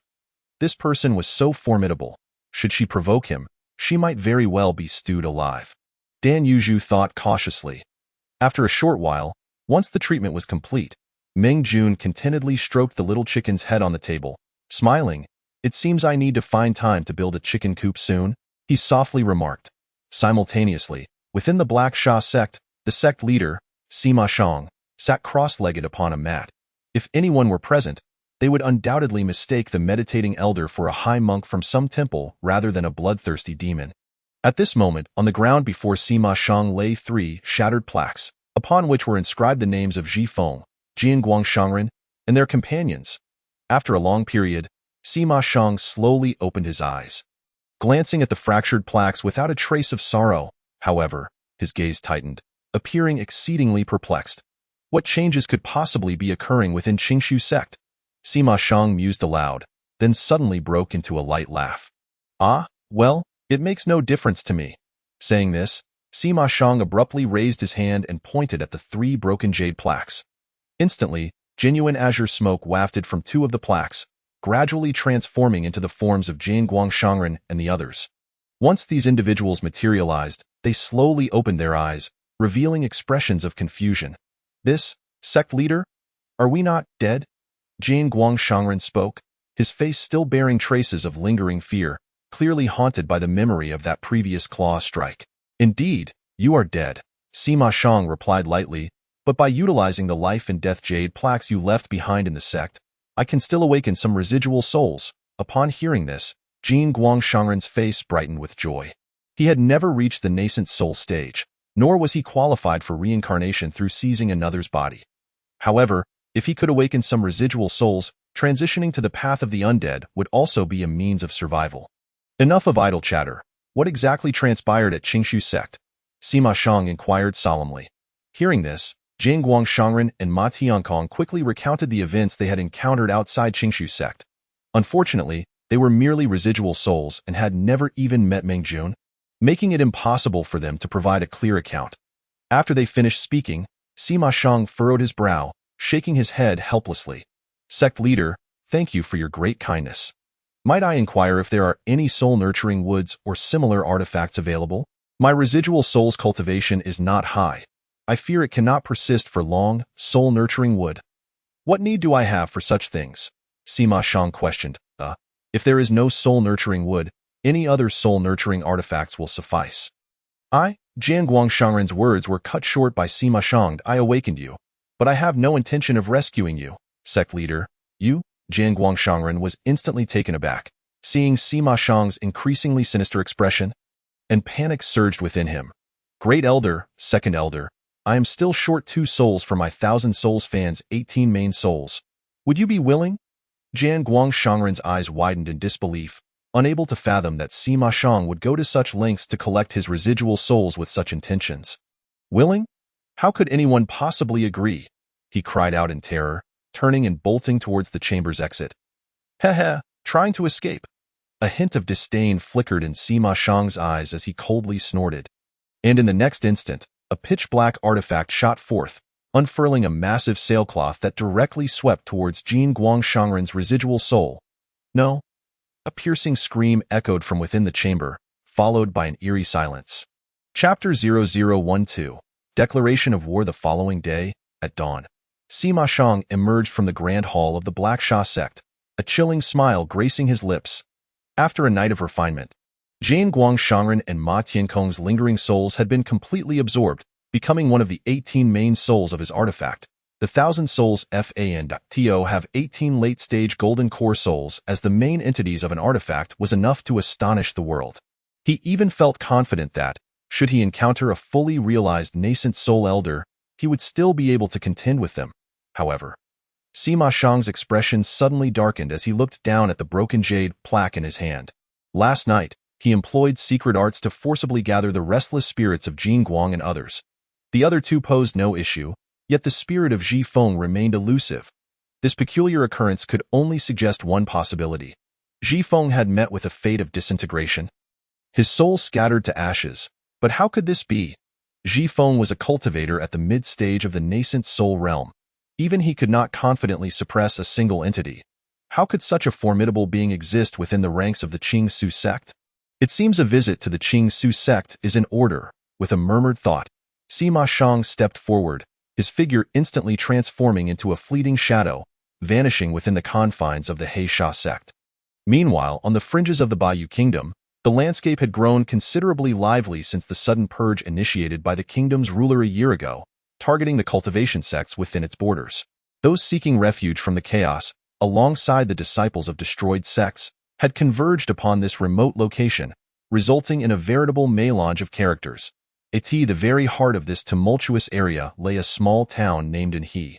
Although modest in size, spanning merely a few dozen miles with a population of around 100,000, it boasted an array of establishments, including taverns and inns, all adequately equipped. Among them was the Yongchang Inn, where a young waiter named Sanzi, no older than 17 or 18, had worked for the past 2 to 3 years. Currently, he leaned against the entrance, listlessly beckoning to the passers-by under the sweltering summer sun, which had risen with an oppressive heat. After a morning of labor, he found himself devoid of the energy to call out loudly. Thus, the notoriously stingy innkeeper, Wang, did not express any visible displeasure upon observing Sanzi's lethargic demeanor. Nonetheless, he called out, "Sanzi, come here." Hearing the innkeeper's summons, Sanzi muttered in discontent before hastily approaching. Noticing the pallor on Sanzi's face, Wang intended to reprimand him but, recalling something, swiftly altered his tone. "Sanzi, take these food and drinks to the private room on the 2nd floor. Those esteemed guests are of considerable standing. Be cautious and do not cause any trouble." All right, Sanzi yawned, responding nonchalantly. Since the influx of visitors began a year ago, The presence of influential figures had notably increased. With a few grumbles, he ascended the stairs and made his way to the innermost private chamber. After knocking a few times, he was startled when the door swung open, revealing a burly man who loomed like a wall. "Is there something you need?" The man's voice was frigid, dispelling Sanzi's lingering drowsiness. I've brought the drinks," Sanzi chuckled nervously, hastily stating his purpose. "Set them down," the giant instructed, stepping aside. Sanzi quickly entered, placed the drinks down, and exited without lingering for his customary tip. That was terrifying. He muttered, wiping the fine sweat from his brow once outside the room. Within the chamber sat a young woman beside the window. Her features were exquisite and her beauty striking, yet there was an air of determination about her, mingled with an icy demeanor that seemed to traverse vast distances. "Uncle Luo, is there something amiss?" she suddenly inquired, turning to the imposing figure of the dark-faced man standing nearby. In response, the Luo surname cultivator shook his head lightly. "There's nothing particularly wrong, but that In's waiter possesses spiritual roots. If he encounters the right opportunity, he may well embark on the path of cultivation." "Spiritual roots?" The young woman displayed no surprise, merely responding coolly, "And what of spiritual roots? Even if he manages to tread the path of cultivation and fortuitously establishes a foundation, without mentors or companions, he would merely add another corpse to the ranks of fallen cultivators." At this, the Luo surname cultivator chuckled awkwardly. "Indeed, your highness speaks wisely." The young woman withdrew her scrutinizing gaze, softly asking, "Since the decree was issued by the ruler, the chaos within Bayou has only intensified. Have there been any recent developments?" After a moment of contemplation, the Luo surname cultivator replied gravely, "Nothing much, but it is rumored that the He Sha sect has made movements against the Qing Su sect recently." "The He Sha sect?" The young woman's brow furrowed as she responded, her tone heavy with concern. "Why, father mentioned that the leader of the He Sha sect is quite formidable. If they were to engage, he wouldn't have absolute confidence in victory. It appears yet another sect faces annihilation." Not quite so," the man who had opened the door interjected, stepping forward. "Initially, we shared the same thoughts as your highness. But the news received this morning indicated that the He Sha sect has retreated, and with significant casualties." "What?" For the first time, the young woman displayed a flicker of emotion. She was well aware of the Qing Su sect's capabilities, knowing it had merely 4 golden core cultivators, placing it in the middle tier of power within Bayou. How could such a few withstand the assault of the He Sha sect? "Is there any further news?" she inquired. "None that has reached me yet." Upon hearing this, the young woman's eyes narrowed slightly as she declared, "Let us go investigate the Qing Su sect." Though the Bayou kingdom was extensive, the speed at which messages traversed among cultivators surpassed that of the mundane world. Following the retreat of the He Sha sect, the surrounding cultivation sects were rendered speechless. The disparity in strength between the He Sha sect and the Qing Su sect was glaring. To the casual observer, the He Sha sect would seem the inevitable victor. However, the reality diverged significantly from their expectations. All at once, the attention of every sect turned towards the Qing Su sect, only to find it had sealed its mountain. The entire range lay shrouded in mist, and unless one were to launch an assault against the Qing Su sect, entry was utterly impossible. But to attack the Qing Su sect? What a farce! Had they not seen the He Sha sect retreat? Moreover, the terrifying claw marks stretching for dozens of miles were enough to instill dread. In such circumstances, who would dare to take action? Thus, every sect awaited developments. Yet, their wait extended for half a month. After this duration, news from the Qing Su sect finally emerged, leaving everyone even more astonished. The Qing Su sect had declared war on the He Sha sect. Chapter 0013, Defeated by a Chicken Madness. Anyone who learned of the Qing Su sect's declaration of war against the He Sha sect could not help but think this. After all, the He Sha sect's overall strength was undeniable. Despite their losses, their leader Sima Shang remained alive. One must realize that a mid-stage nascent soul cultivator could intimidate all, even if that individual were merely a rogue cultivator. In an instant, everyone believed that the Qing Su sect had lost their minds, and even Sima Shang had initially shared this sentiment. Once Sima Shang sensed that something was amiss, he immediately infiltrated the Qing Su sect. Given his current mid-stage nascent soul strength, this was naturally not a challenge. However, he soon discovered that the Qing Su sect had, in fact, sealed its mountain. The so-called sealing entailed activating all defensive barriers. One misstep could invoke the sect's protective formation. Though he was a mid-stage nascent soul cultivator, he was not so arrogant as to believe he could withstand the onslaught of a sect's protective formation. Moreover, the circumstances surrounding the death of the worshipper Jifeng were shrouded in mystery. Sima Shang had attempted to take action several times, yet the elders of the Qing Su sect were all in secluded meditation, rendering them invisible. As a result, he could only conceal himself within the Qing Su sect for half a month. Today, he suddenly received word that the Qing Su sect intended to strike against the He Sha sect. Upon receiving this news, Sima Shang's expression shifted dramatically. He prided himself on being a mid-stage nascent soul cultivator, believing that even the leader of the Qing Su sect, Han Tianying, along with several elders, combined, would not pose a challenge to him. However, now, gazing at the 5 individuals standing proudly before him, Sima Shang was utterly bewildered. What was happening? 5 nascent soul cultivators. When did such high-level cultivators become available in bulk? Even if these individuals had encountered fortuitous circumstances to ascend in realm, what of the expected fluctuations in spiritual energy? What of the anticipated trials of the heart? Why was there not a single sign of any disturbance? Sima Shang was, of course, unaware that Han Tianying and the others had partaken of medicinal porridge from Jiangcheng, resulting in an internal surge of spiritual energy that was on the verge of bursting forth. Eliminating the need to draw from external sources, as for the so-called trials of the heart, they were of no consequence whatsoever. Each of these cultivators had meditated beneath the Bodhi tree, their resolve unyielding. How could mere heart demons at the nascent soul stage pose any threat? Are you all listening? Han Tianying's gentle voice broke the silence as he outlined his strategy to eliminate the He Sha sect. In the past, the disciples of the Qing Su sect would likely have been filled with trepidation. Yet now, witnessing their leader and elders ascend to the nascent soul stage, only excitement remained in the eyes of the disciples. 5 nascent soul-level cultivators. Such strength had not been seen even at the peak of the Qing Su sect's power. Master, the senior brother, beside him, Hanyang pondered for a moment before suddenly exclaiming, "Isn't this a bit reckless?" After all, that Sima Shang is a seasoned mid-stage nascent soul cultivator, not someone to be trifled with. No. Han Tianying replied slowly, shaking his head, "Junior brother, my actions are for the sake of Senior Meng." Senior Meng? At these words, Hanyang and the others were momentarily taken aback, gazing at Han Tianying with confusion. Indeed, Han Tianying affirmed with a gentle nod, continuing, "During this period of seclusion, I have been contemplating why Senior Meng would assist us so clandestinely. Is it truly due to his past ties with our Qingshu sect? No, I believe not."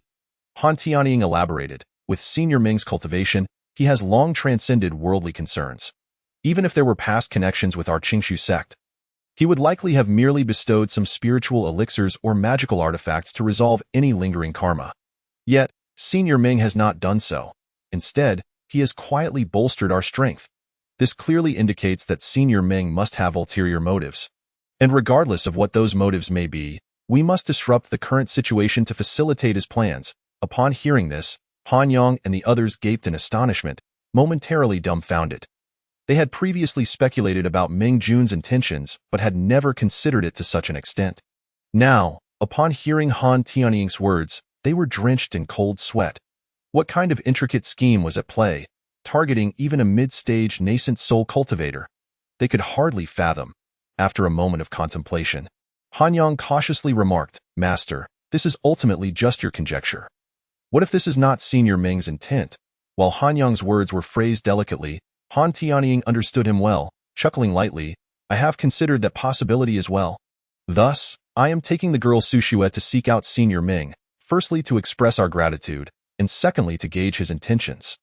Moreover, even if Senior Meng harbors no such intentions, given the previous actions of the Black Sha sect, what concern should we have in declaring war against them?" At this, Hanyang could not help but smile. "So it seems you have already thought this through, and I was the one being overly cautious." Hanyang then inquired, "But when do you plan to set off? Time is of the essence." "I intend to leave at once," Han Tianying declared, and without further ado, he set off with Han Sushu in tow. Although the voices of Han Tianying and Hanyang had been soft, they had not employed any secret techniques to conceal their words, allowing ordinary disciples of the Qingshu sect to overhear them. However, Sima Shang distinctly caught their conversation. "Senior Meng," he mused, realizing that this senior Ming was pivotal to the current state of affairs in the Qingshu sect. After a moment of contemplation, Han Tianying's figure flickered as he stealthily followed behind. In the depths of the Bujia mountain range, within Meng Jun's quaint courtyard, Dan Yuzhu lazily emerged from the chicken coop, shaking off her feathers. She turned her head to gaze at the house in the courtyard. Her heart beating rapidly. Her true form was that of an ancient divine beast, a branch of the renowned phoenix bird, and she had even awakened a trace of ancestral bloodline. Now she found herself masquerading as poultry in someone else's yard. If her clan members were to discover this, they would undoubtedly mock her mercilessly, perhaps even reporting her to the clan elders. However, Dan Yuzhu's thoughts were abruptly interrupted as she glanced toward the small nest in the courtyard, casting aside her earlier concerns. Who cares about face? Even among her clan, would she be able to enjoy such a nest woven from phoenix blood Polonia? Not to mention, the coveted wood itself was fiercely sought after by all avian demons. Yet here she was, possessing so much of it. So what if she was playing the role of poultry? Others weren't even worthy to be that esteemed elder's poultry. With a sudden surge of excitement, Dan Yuzhu proceeded outward. Meng Jun had not restrained her freedom, which was precisely why she chose to remain. As for the terrifying aura of Xin Huang outside, it was indeed formidable to those of this realm. But for her, who had fallen from the myriad worlds, it posed little threat. In no time, Dan Yuzhu reached the outskirts of the Bujia mountain range, only to furrow her brow. She abruptly turned her head. Her gaze piercing through layers of Xin Huang mist. In her perception, 3 figures were approaching the Bujia mountain range. The first 2 appeared respectful, but the last figure was clearly concealing himself, harboring ulterior motives. Hmph, does the Master's cave dwelling allow for such petty scoundrels to trespass? With this thought, Dan Yuzhu leaped forth, her form instantly appearing outside the Bujia mountain range.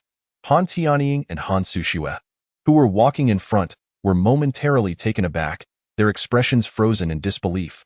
What is happening? A chicken.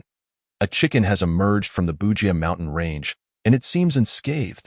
Before they could fully comprehend the situation, the chicken's eyes narrowed, and 2 terrifying gazes shot forth like tangible blades, sweeping towards them. The 2 were far too weak to react in time, and those 2 blades effortlessly passed by them, heading straight for their rear. In the next moment, Sima Shang was forcibly ejected. He stared blankly ahead, bewildered, glancing at the 2 blood holes that had appeared on his body, disbelief etched across his features. He had been defeated by a chicken. Chapter 0014. A trivial matter, dispersed, that is Sima Shang. Upon seeing the figure that had been forcibly expelled, Han Tianying was immediately alarmed. He had followed this person all the way without realizing it. At this moment, Sima Shang was even more shocked than he prided himself on the profundity of his concealment techniques, believing that unless he encountered a transformation stage cultivator, it was impossible for his presence to be revealed. Yet now, he had been thrust out by a mere chicken. Who would believe it if he spoke of this? No, this is bad. In the next moment, Sima Shang suddenly realized that since the chicken could expel him and had severely injured him, it could easily annihilate him. He had to run. He must escape, however. Just as this thought crossed his mind, Dan Yuzhu made her move. Her eyes suddenly revealed a strange light as a double pupil appeared. Seemingly capable of perceiving all the laws of the world, Sima Shang dared not hesitate, immediately abandoning his physical form, his nascent soul exiting his body as he clutched a pitch-black long sail and fled. The speed of his nascent soul was akin to instantaneous movement, and in the blink of an eye, it was out of Han Sushue's perceptive range. This is bad. That old demon is escaping. Han Tianying exclaimed in alarm. It was crucial to note that as long as the nascent soul remained intact, it could seize a new body and be reborn at any time, though his realm would surely drop somewhat after taking over. Han Tianying did not dare to underestimate the means of a nascent soul cultivator, but just then, a bizarre aura suddenly enveloped Sima Shang. His nascent soul's countenance changed dramatically as he realized he had nowhere to hide. No matter where he fled, he was ensnared by that eerie gaze. No. Sima Shang screamed in terror, instinctively summoning the thousand-soul sail to shield himself. But it was futile. That strange aura enveloped him like a corrosive poison, consuming him. Subsequently, Sima Shang's nascent soul completely dissipated. Witnessing this, Han Tianying's mouth fell agape. Unsure of what expression to wear, he realized that he was not only inferior to a dog, but even less than a chicken. At that moment, Dan Yuzhu turned to glance at the two ascending the mountain. The two bore a distinct aura of Mingjun, indicating they were not foes. However, their cultivation levels were far too low, merely nascent soul cultivators. With this thought, Dan Yuzhu could not help but shake her head. Such a lowly cultivation level could hardly be worthy of associating with her master. Dan Yuzhu scoffed silently, disinterested in the two, and turned back toward the Bujia mountain range. Han Tianying, who had witnessed the actions of the chicken, was momentarily stunned. The chicken shook its head. What does this mean? Could it be that Senior Ming is already aware of my actions and has sent a chicken to express dissatisfaction? Cold sweat poured down Han Tianying's back as he scolded himself for his impulsiveness. If he had indeed offended Senior Ming over such a trivial matter, he would be deserving of a swift demise. However, after contemplating for a moment, a sudden joy lit up Han Tianying's eyes. No, that can't be right. If Senior Ming were truly displeased, he could easily annihilate me. Why would he save me? Moreover, the chicken did not attack us. Did it? Han Tianying's understanding shifted as he realized Senior Ming's intent must be that we are still lacking. Yes, that must be it. His eyes sparkled with exuberance as a realization dawned upon him. Master? What is this? Han Sushue observed the rapid transformation of Han Tianying's expression from panic to elation, momentarily bewildered. It's nothing. Let us head back. Han Tianying replied casually. Head back? Aren't we supposed to visit Senior Ming? Han Sushue inquired, puzzled. There's no need. I have grasped Senior Ming's intent. Han Tianying asserted confidently. Grasped it? Upon hearing her master's words, Han Sushue was even more confused. Did you not see that Senior Ming already knew we would come? And even sent a chicken to greet us? Han Tianying chuckled. He must think our current antics are trivial matters. Thus, we shall return and act immediately to eradicate the Black Sha sect, and then inform the other sections. Senior Ming is preparing to play a grand game. Han Sishue lowered her head, lost in thought, a faint blush inexplicably creeping onto her cheeks. If fearing that Han Tianying might notice, she bent her head even lower. Ming Fan, oblivious to Han Tianying's thoughts, sat idly in the room, gazing at the sun outside and yawning. Trapped within this mountain range, although safe, he felt a profound lack of freedom. If only he could cultivate like the protagonists in novels. Closing himself off for decades or even centuries, time might pass more swiftly. However, at present, apart from the daily tasks assigned by the system, he had nothing else to occupy his time. Especially at this moment. Ming Jun was engrossed in the postpartum care of sows, lost in contemplation. That damned system had given him this book long ago, and he had long since memorized it. Yet, what use was it? Where could he possibly find a sow in this desolate mountain range? Just then, Ming Jun's eyes widened in sudden delight as he recalled the system's voice echoing in his mind. The next task is announced. Cultivate the first layer of immortal techniques. Upon success, you will gain the right to open the mountain range, allowing others to enter and exit freely. The uncontrollable joy in Ming Jun's eyes was unmistakable. That damned system finally did something worthwhile. With his long-desired goal within reach, he had no other thoughts and immediately began to practice according to the symbols that appeared in his mind. At the instant Ming Jun activated his technique, the eastern part of the Xintian continent trembled. This tremor went unnoticed by ordinary individuals. Only those above the nascent soul stage could perceive it. Within the Linglong mountain range, a hidden cave suddenly opened, and an old man, eyes closed, attempted to trace the fleeting tremor but to no avail. What is happening? Could it be that someone has successfully ascended to the middle thousand worlds? He murmured to himself, losing all desire for seclusion as he soared towards a sect nestled within the mountains. Meanwhile, a gigantic python basking in the lava of the Lianheng mountain range suddenly opened its eyes and, in a blink, appeared outside. This tremor, could it be that a rare treasure has appeared? The python mused, I have been trapped in the late stage of a 7th-level demon beast for 100 years. If such a thing truly exists, it would be a rare opportunity. With that thought, the python transformed into a mere dozen inches long and quietly departed, in contrast to the various speculations of the nascent soul cultivators.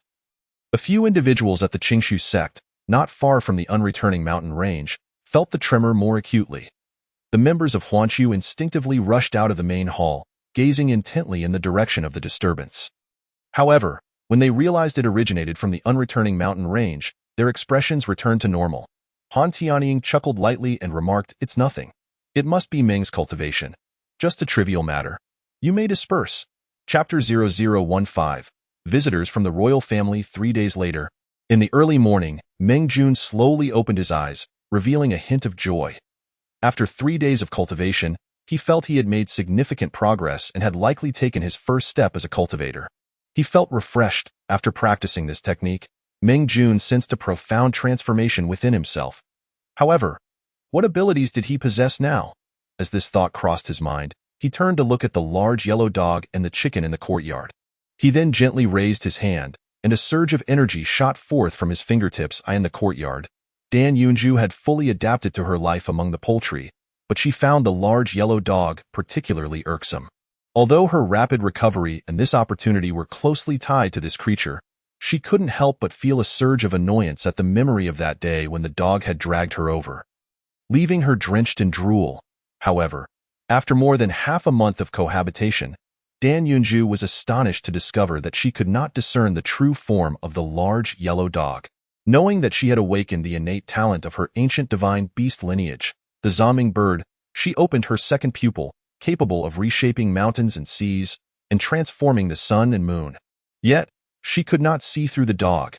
This left her with the desire to perch upon the dog's back and peck at its head, but she lacked the courage to do so. Just then, a surge of energy suddenly burst forth from Meng Jun's room, an enigmatic and unpredictable aura enveloping the large yellow dog in an instant. The formerly languid dog, resting beside the Bodhi sapling, instinctively opened its mouth upon sensing the energy.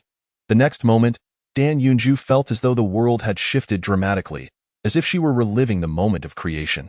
She instinctively stirred her bloodline, her second pupil manifesting, yet the ancient divine beast's inherited spell could not penetrate the mysteries emanating from the dog's mouth. What astonished Dan Yunju even more was that despite the chaotic and tumultuous spell unleashed by the large yellow dog, capable of devouring the heavens, the entire courtyard remained utterly still. The dog itself had no means to resist and was instantly subdued by the strange aura. Is this the power of the master? The techniques of the sea and the passage of time cannot withstand a mere thought from the master. Dan Yunju completely abandoned any thoughts of leaving, filled instead with a sense of pride. After all, who had been the one to provoke this large yellow dog? It served her right. Just then, the large yellow dog finally reacted, quickly retracting its spell and looking back toward the house with a look of grievance. "Ugh, woof. Really, it was just an experiment. Why do you look so aggrieved?" Meng Jun, hearing the dog's bark, immediately ceased his spell and gently shook his head. "Fine. I'll give you an extra treat today with that." Meng Jun stood up and headed to the kitchen. Moments later, the air was filled with fragrant aromas wafting from Jiang Qing's domain, eliciting a change in expression from the disgruntled large yellow dog, who began to anticipate eagerly. "SK, no backbone," Dan Yunju thought to herself. Yet her body obediently scampered out of the chicken coop to nuzzle against Meng Jun's pant leg. 3 days passed, and the Haisha sect, a demonic sect that had thrived for centuries, utterly vanished from the annals of history. This outcome was inevitable, as the sect's leader and elders had perished, leaving those foundational disciples no match for the Qingshu sect. At this moment, the Haisha sect's disciples either surrendered or perished on the spot, with even the mountain range that housed the Haisha sect becoming a branch of the Qingshu sect. The rapid rise of the Qingshu sect naturally attracted the attention of various powers. After 3 days, envoys dispatched by these factions had entered the gates of the Qingshu sect, awaiting an audience with the sect leader, Han Tianying. At this moment, Han Tianying surveyed the numerous invitation letters piled before him, hardly able to close his mouth in astonishment. Ever since the sudden demise of the old sect master, had the Qingshu sect ever enjoyed such prestige? All of this was thanks to the contributions of Senior Ming. Han Yang was equally elated, yet after perusing the reports presented to him, he spoke softly. "Sect leader, the Haisha sect has been dealt with, and most of its disciples have been placed under restrictions, becoming servants of the Qingshu sect. The treasures of the Haisha sect have also been catalogued.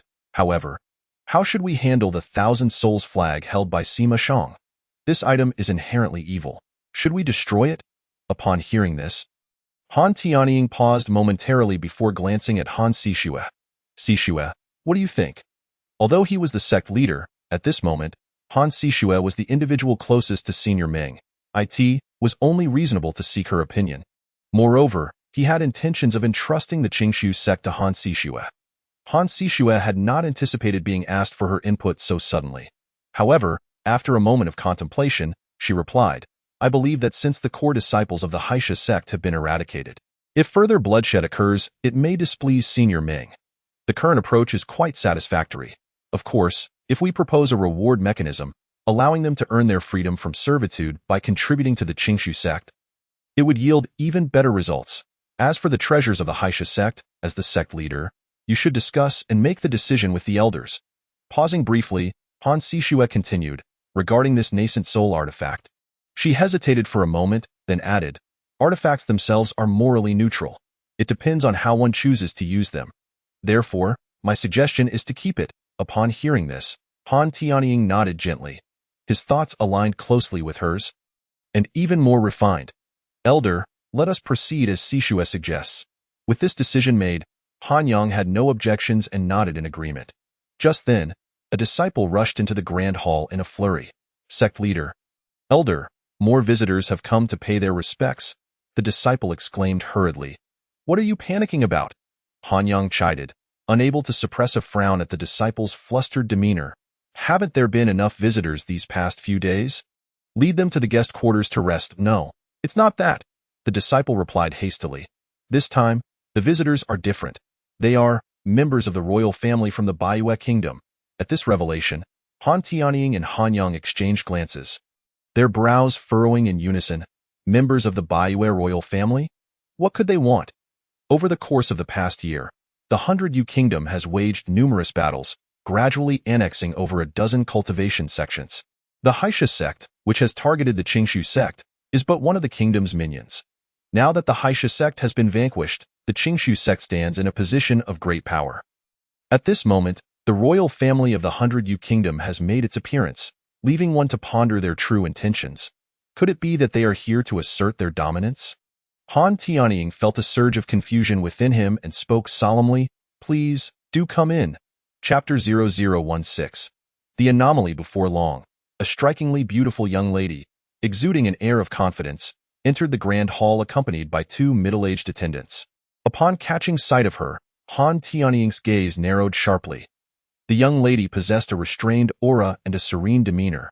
Despite her flowing gown, she radiated the valor of one clad in armor.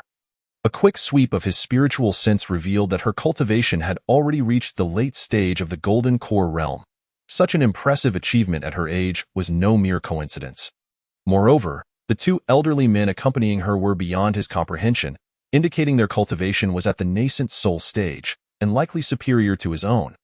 It was evident that the young lady's background was far more significant than merely being a member of the 100 royal family.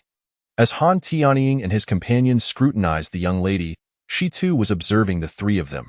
Suddenly, her eyes widened in surprise. She realized that she could not fathom the aura of the three before her. This indicated that they were all at least at the peak of the Golden Core stage, if not beyond. The two elderly men were to be expected, given their age, but what of the young woman on the far left? Judging by age, she should be of similar standing. Yet, this woman had already ascended to the peak of the Golden Core realm.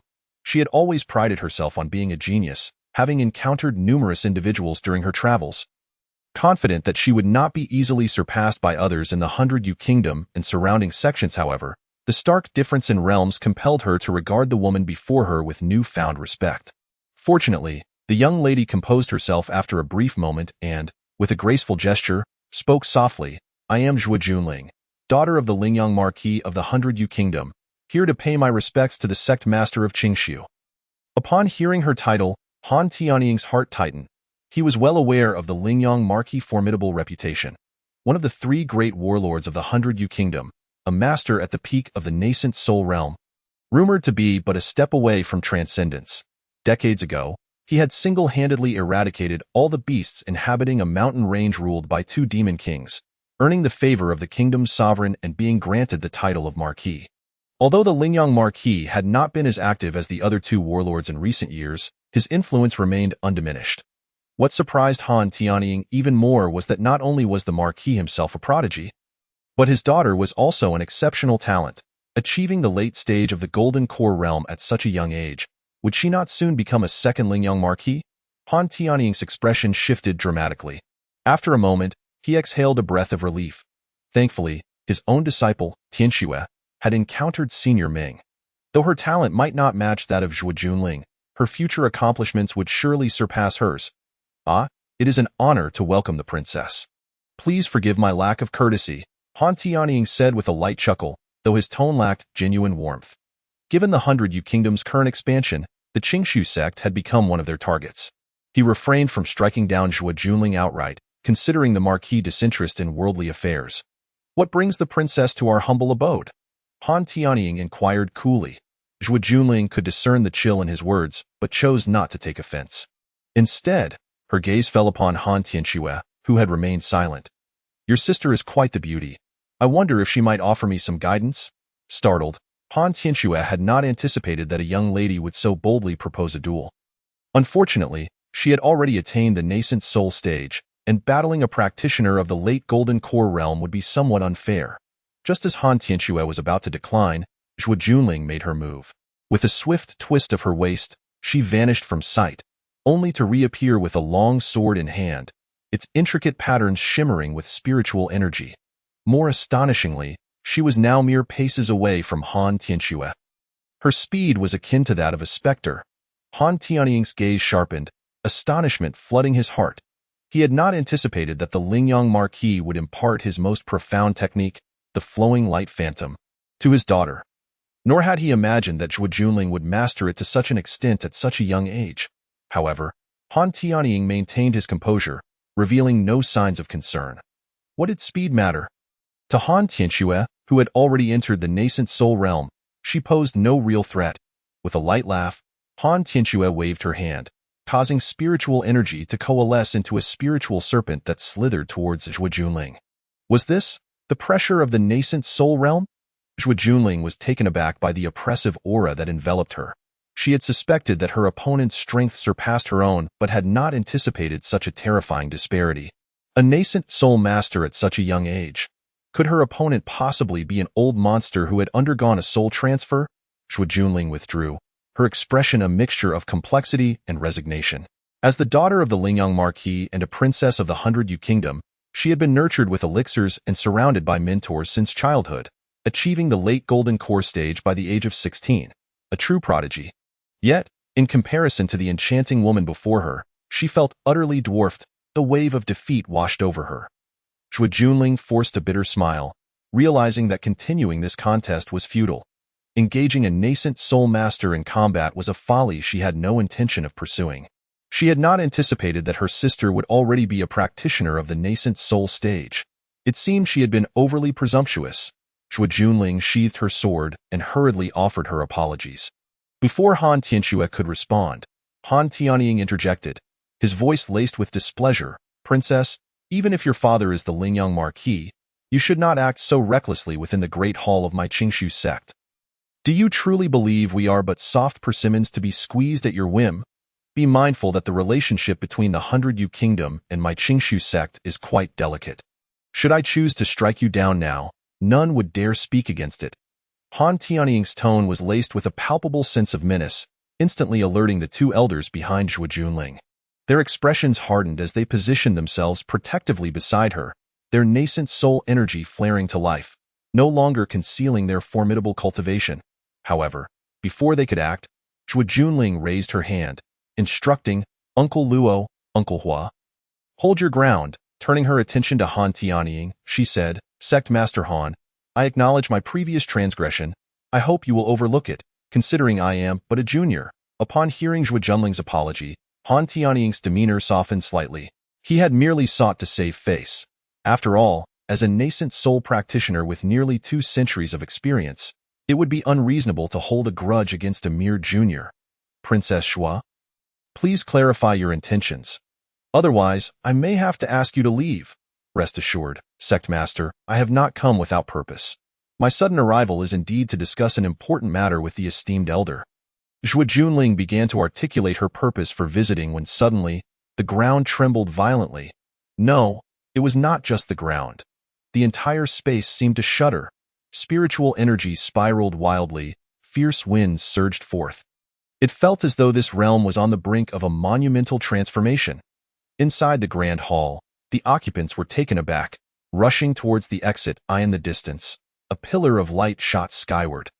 Like an axe cleaving the heavens, its brilliance illuminating the sky in resplendent hues, creating ripples that spread endlessly. Was that the aura of the Xianhuang? It was not merely the keen perception of the onlookers. The gathering clouds of Xianhuang energy blotted out the sun, making it nearly impossible to overlook. Could it be that this phenomenon was linked to Senior Ming? Han Tianying could not help but murmur. His whispered words were inadvertently overheard by those nearby. Zhuo Junling froze, her mind swirling with questions. Senior Ming? Could it be that this Senior Ming is the cause of such upheaval within the Qingshu sect? Chapter 0017. Strike again, and I shall unleash the hounds. Atop the peak of the Bugue mountain, Meng Jun prepared some food, casually placing it into the bowls of his large yellow dog and a nearby chicken. He then gazed beyond the confines of his courtyard. Although he understood that upon mastering the system's techniques, the mountains would be unveiled, he had not anticipated such a ruckus. The yellow mist had coalesced into a cloud, obscuring the sun and stretching for miles, blocking even the sun's rays. This commotion seems to have escalated, Meng Jun muttered, a hint of concern creeping into his heart. Such a disturbance would undoubtedly attract the attention of others. He had heard rumors of practitioners in this world. If those who approached harbored ill intentions, would he not be in peril as a mere traveler? In his previous life, he had read tales of nefarious cultivators who delighted in soul-searching. I must take a look near the mountains. Resolute, Meng Jun kicked the large yellow dog beside him.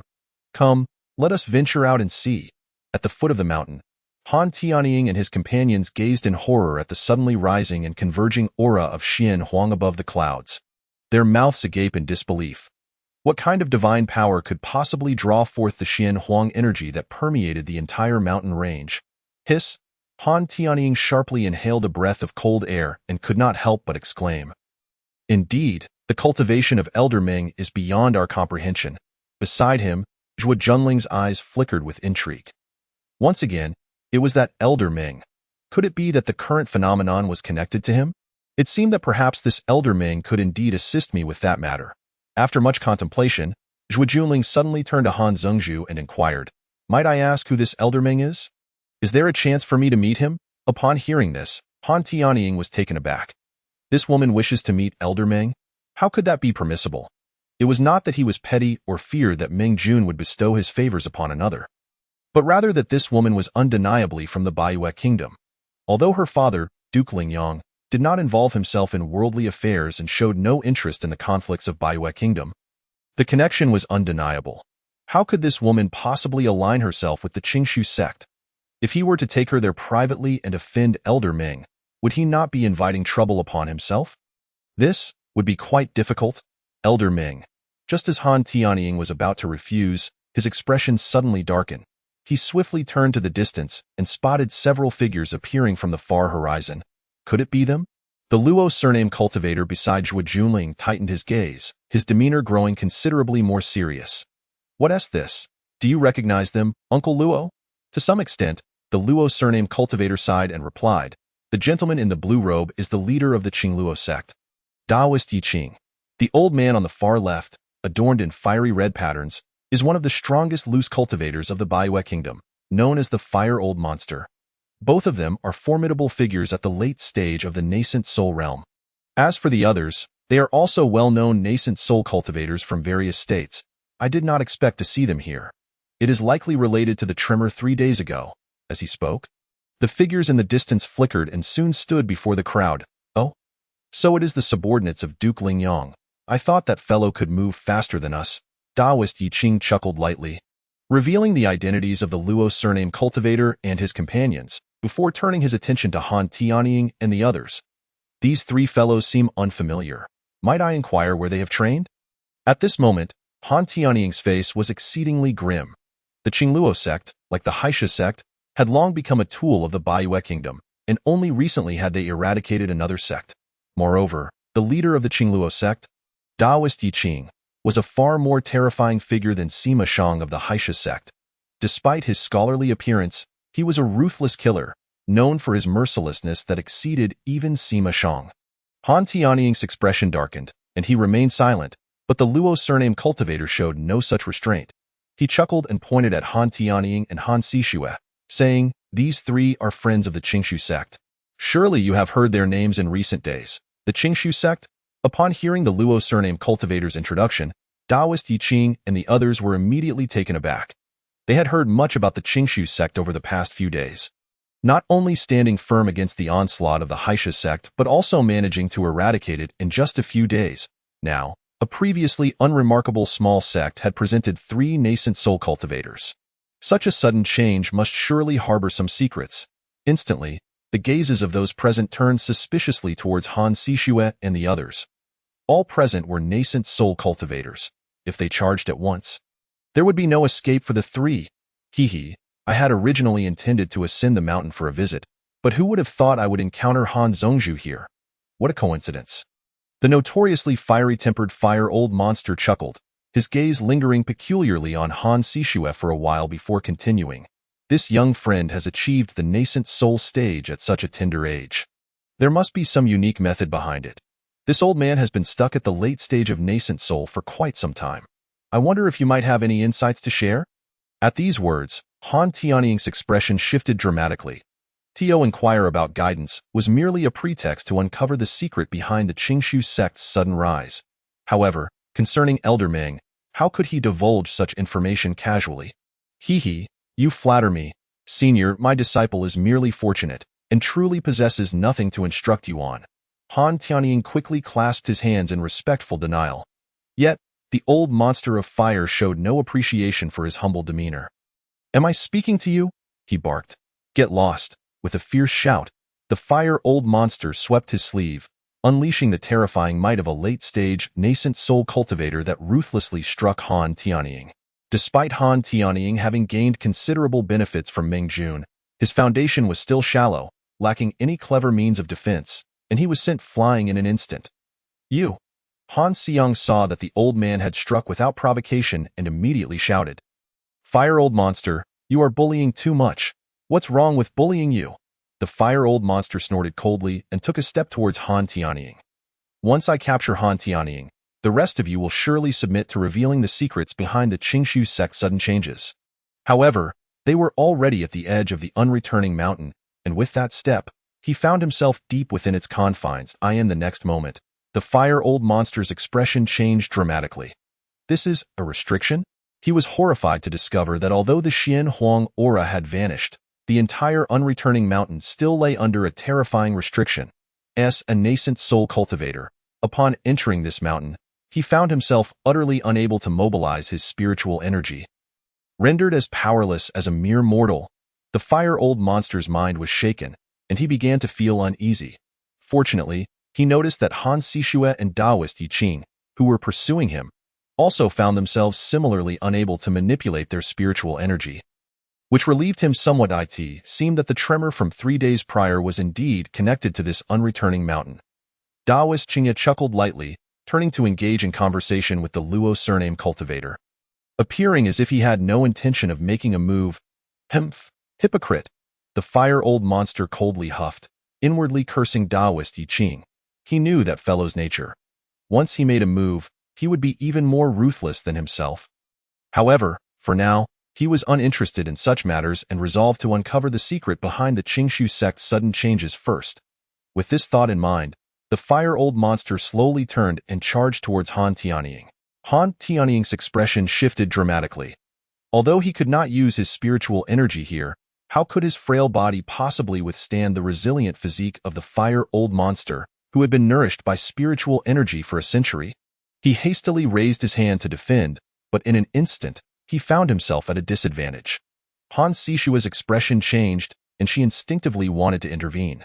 But then her gaze fell upon a figure, and her expression immediately softened, refraining from taking action. At that moment, Meng Jun happened to descend from the mountain, and upon witnessing the scene before him, his expression turned peculiarly. "What on earth is happening? 2 old men are fighting at the foot of my mountain? A crowd is merely watching. How indifferent people have become. What if something happens to these 2 old men?" With that thought, Meng Jun could not help but clear his throat and called out, everyone, cease this at once. If you continue to fight, I shall unleash my dogs. Chapter 0018. You, sir, are lacking in manners. This statement, though plain, resonated like thunder in the ears of those present. It was not the power of his words that astonished them, but rather the absurdity of someone interrupting a clash between two nascent soul cultivators with a declaration about unleashing dogs. Though the spiritual energy was restricted here, it did not sever their divine consciousness. Initially, the fire-old monster was perplexed, but after scanning with his divine sense and finding nothing amiss, he revealed a hint of disdain. Who is this village brat that dares to speak to me in such a manner? Upon hearing this, Han Tianying's mouth fell agape, utterly stunned. What did this guy just say? He actually referred to Elder Meng as a village brat. Has he lost his mind? Meng Jun had never personally intervened before, but just based on the exceptional spiritual herbs, the top-tier spiritual spring, and the sapling of the Bodhi divine tree in his courtyard, could these possibly belong to an ordinary cultivator? Moreover, the enormous dog, comparable to a divine beast, was still present. How could the fire-old monster dare to speak so disrespectfully? Han Tianying's eyes darted, and he found himself at a loss for words. Meanwhile, Meng Jun furrowed his brow, regarding the one who called himself a village brat with displeasure. Fine, call me a village brat if you wish, but why the word brat?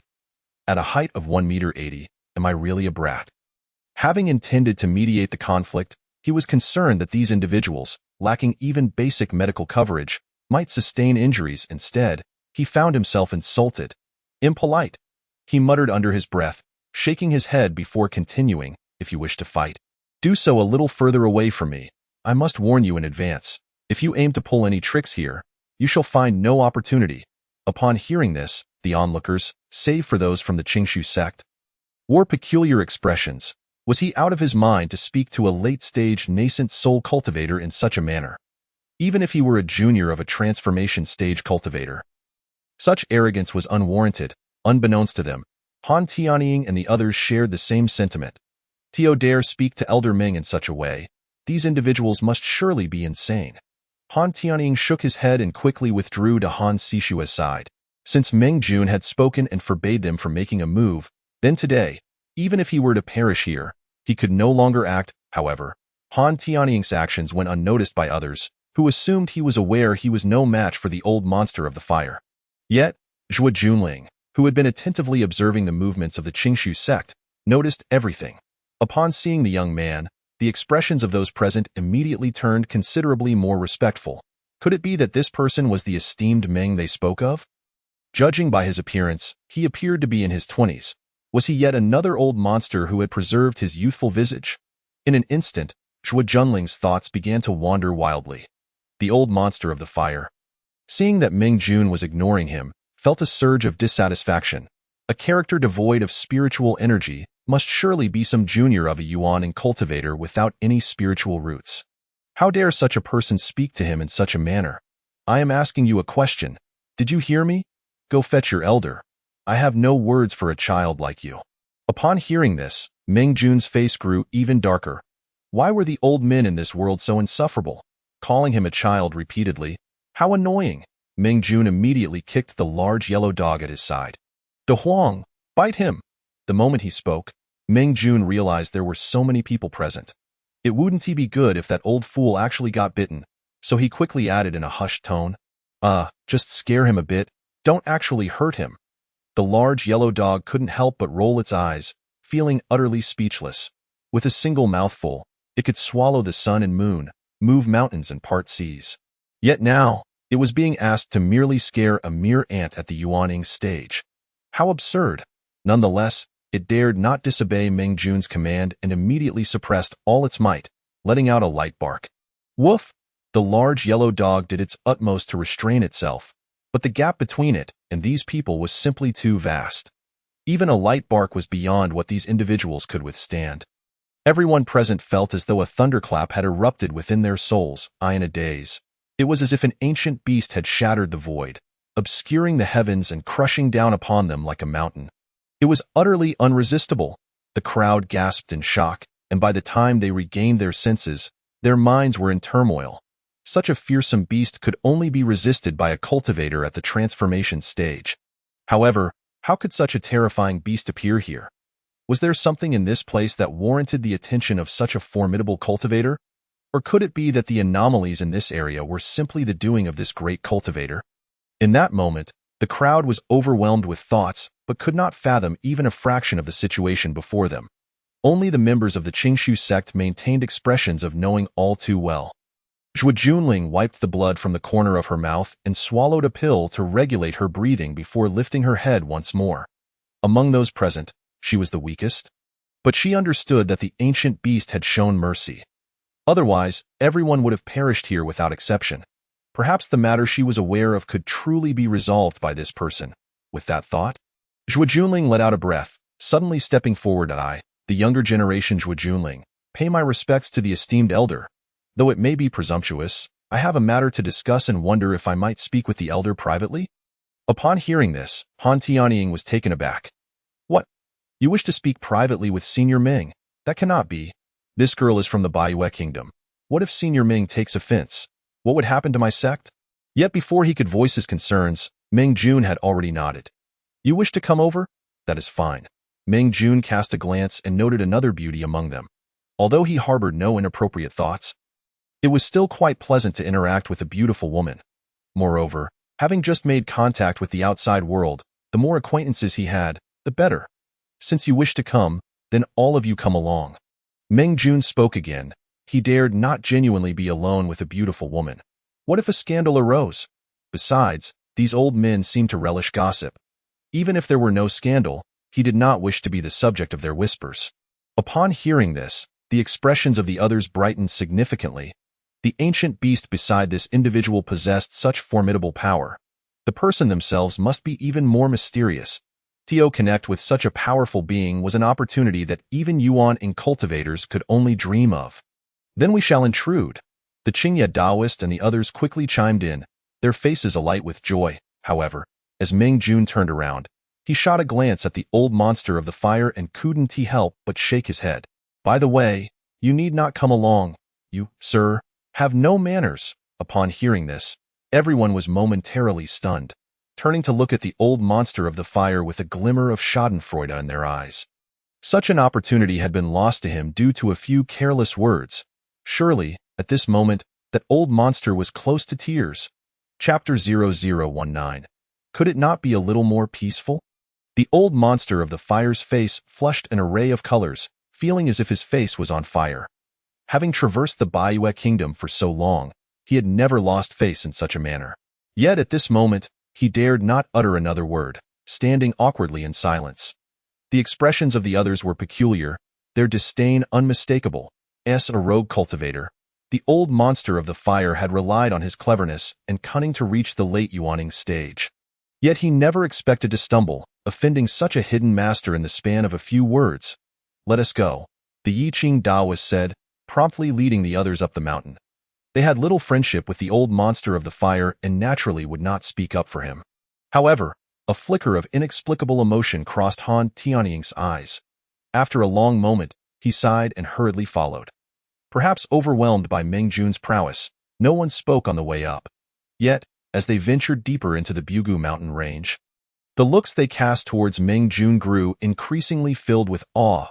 The Bugu mountain range was shrouded in supreme prohibitions, rendering flight impossible. These Yuaning cultivators, whose bodies had been nourished by spiritual energy for hundreds of years, found themselves as frail as mortals in this place, soon drenched in sweat and contrast. The esteemed elder ahead moved with ease, as if the supreme prohibitions around him did not exist at all.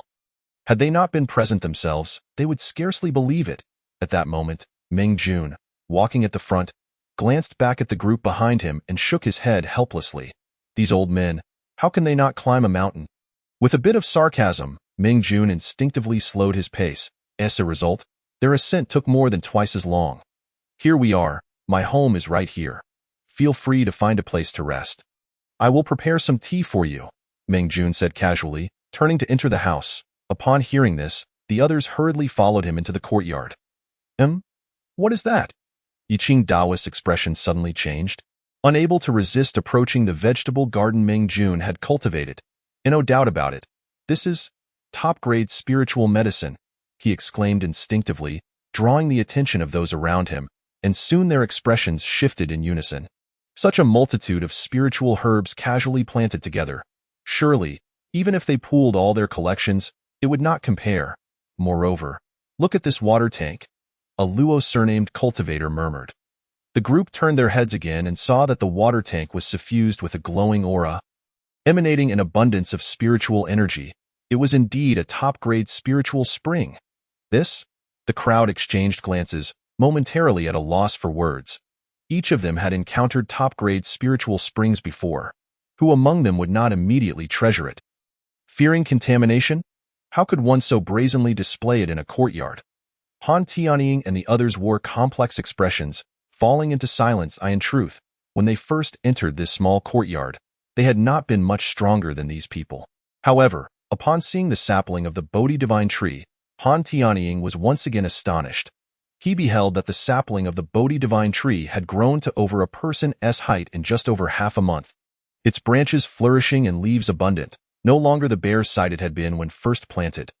How could this be possible? Han Tianying's lips twitched, his mind utterly bewildered. It should be noted that the Xintian continent was a small thousand-world realm with thin spiritual energy. Utterly unsuitable for the growth of the Bodhi divine tree, it was already a feat for it to survive after being planted. How could it possibly grow so quickly? Taking a deep breath, Han Tianying pondered for a long while, ultimately attributing this to Meng Jun's mysteriousness. Having witnessed the terrors of the small courtyard, the crowd became significantly more reserved. Fortunately, it was not long before Meng Jun returned with some tea. In these wild lands, there isn't much good tea. I hope you won't mind, Meng Jun said with a light smile.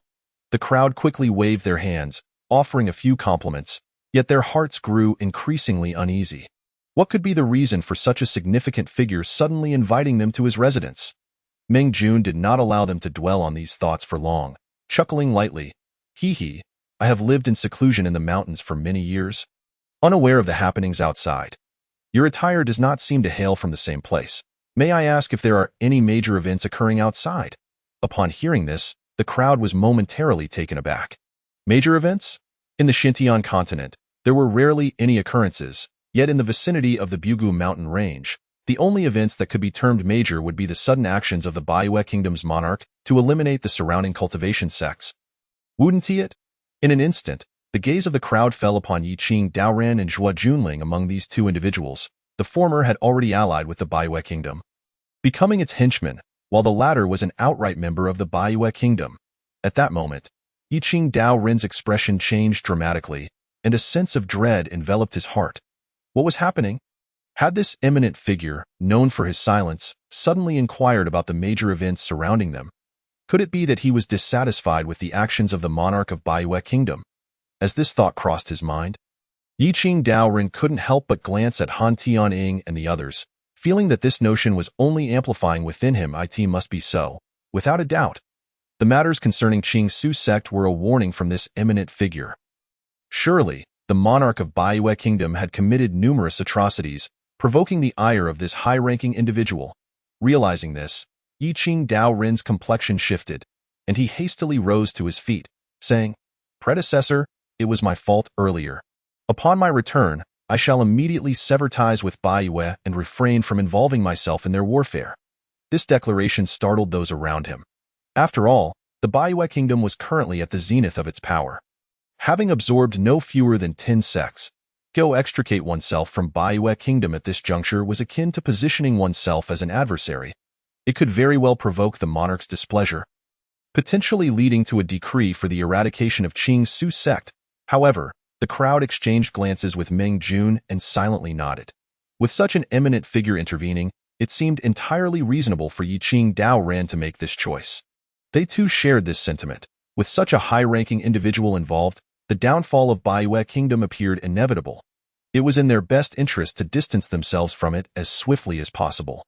Meng Jun, on the other hand, was taken aback. What? Baiwei kingdom? Warfare? This Baiwei kingdom must be the nation of this world, correct? So warfare means that Baiwei kingdom is waging wars across the realm. How could this be acceptable? One must cherish peace. Meng Jun nodded in agreement and spoke. Indeed, Warfare is undesirable. If we can avoid involvement, it is best not to engage. As soon as his words fell, the others trembled and quickly rose, expressing their intent to also sever ties with Baiyue Kingdom and refrain from warfare. Hearing this, Meng Jun nodded with satisfaction, feeling a swell of pride. Observing the finery of their attire, he mused that their words might carry weight.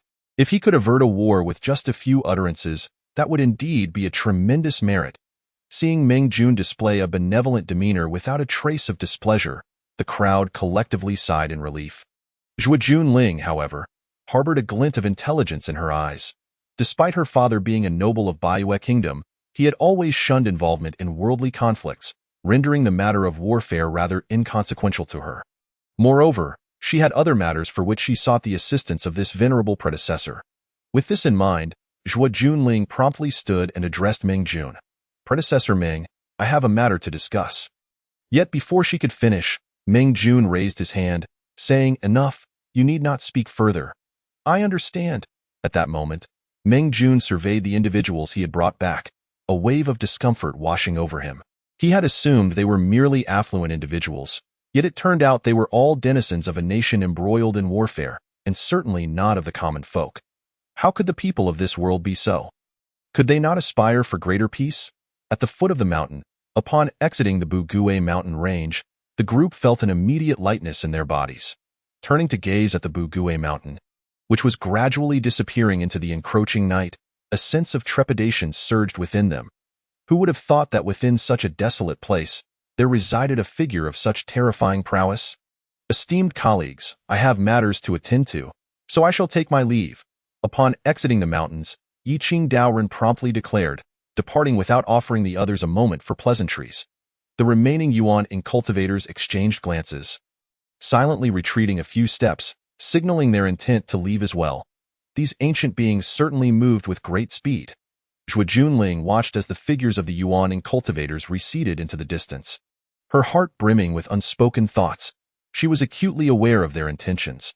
Undoubtedly, they were wary of her identity as the daughter of the Lingyang Marquis, fearing that lingering could invite further complications.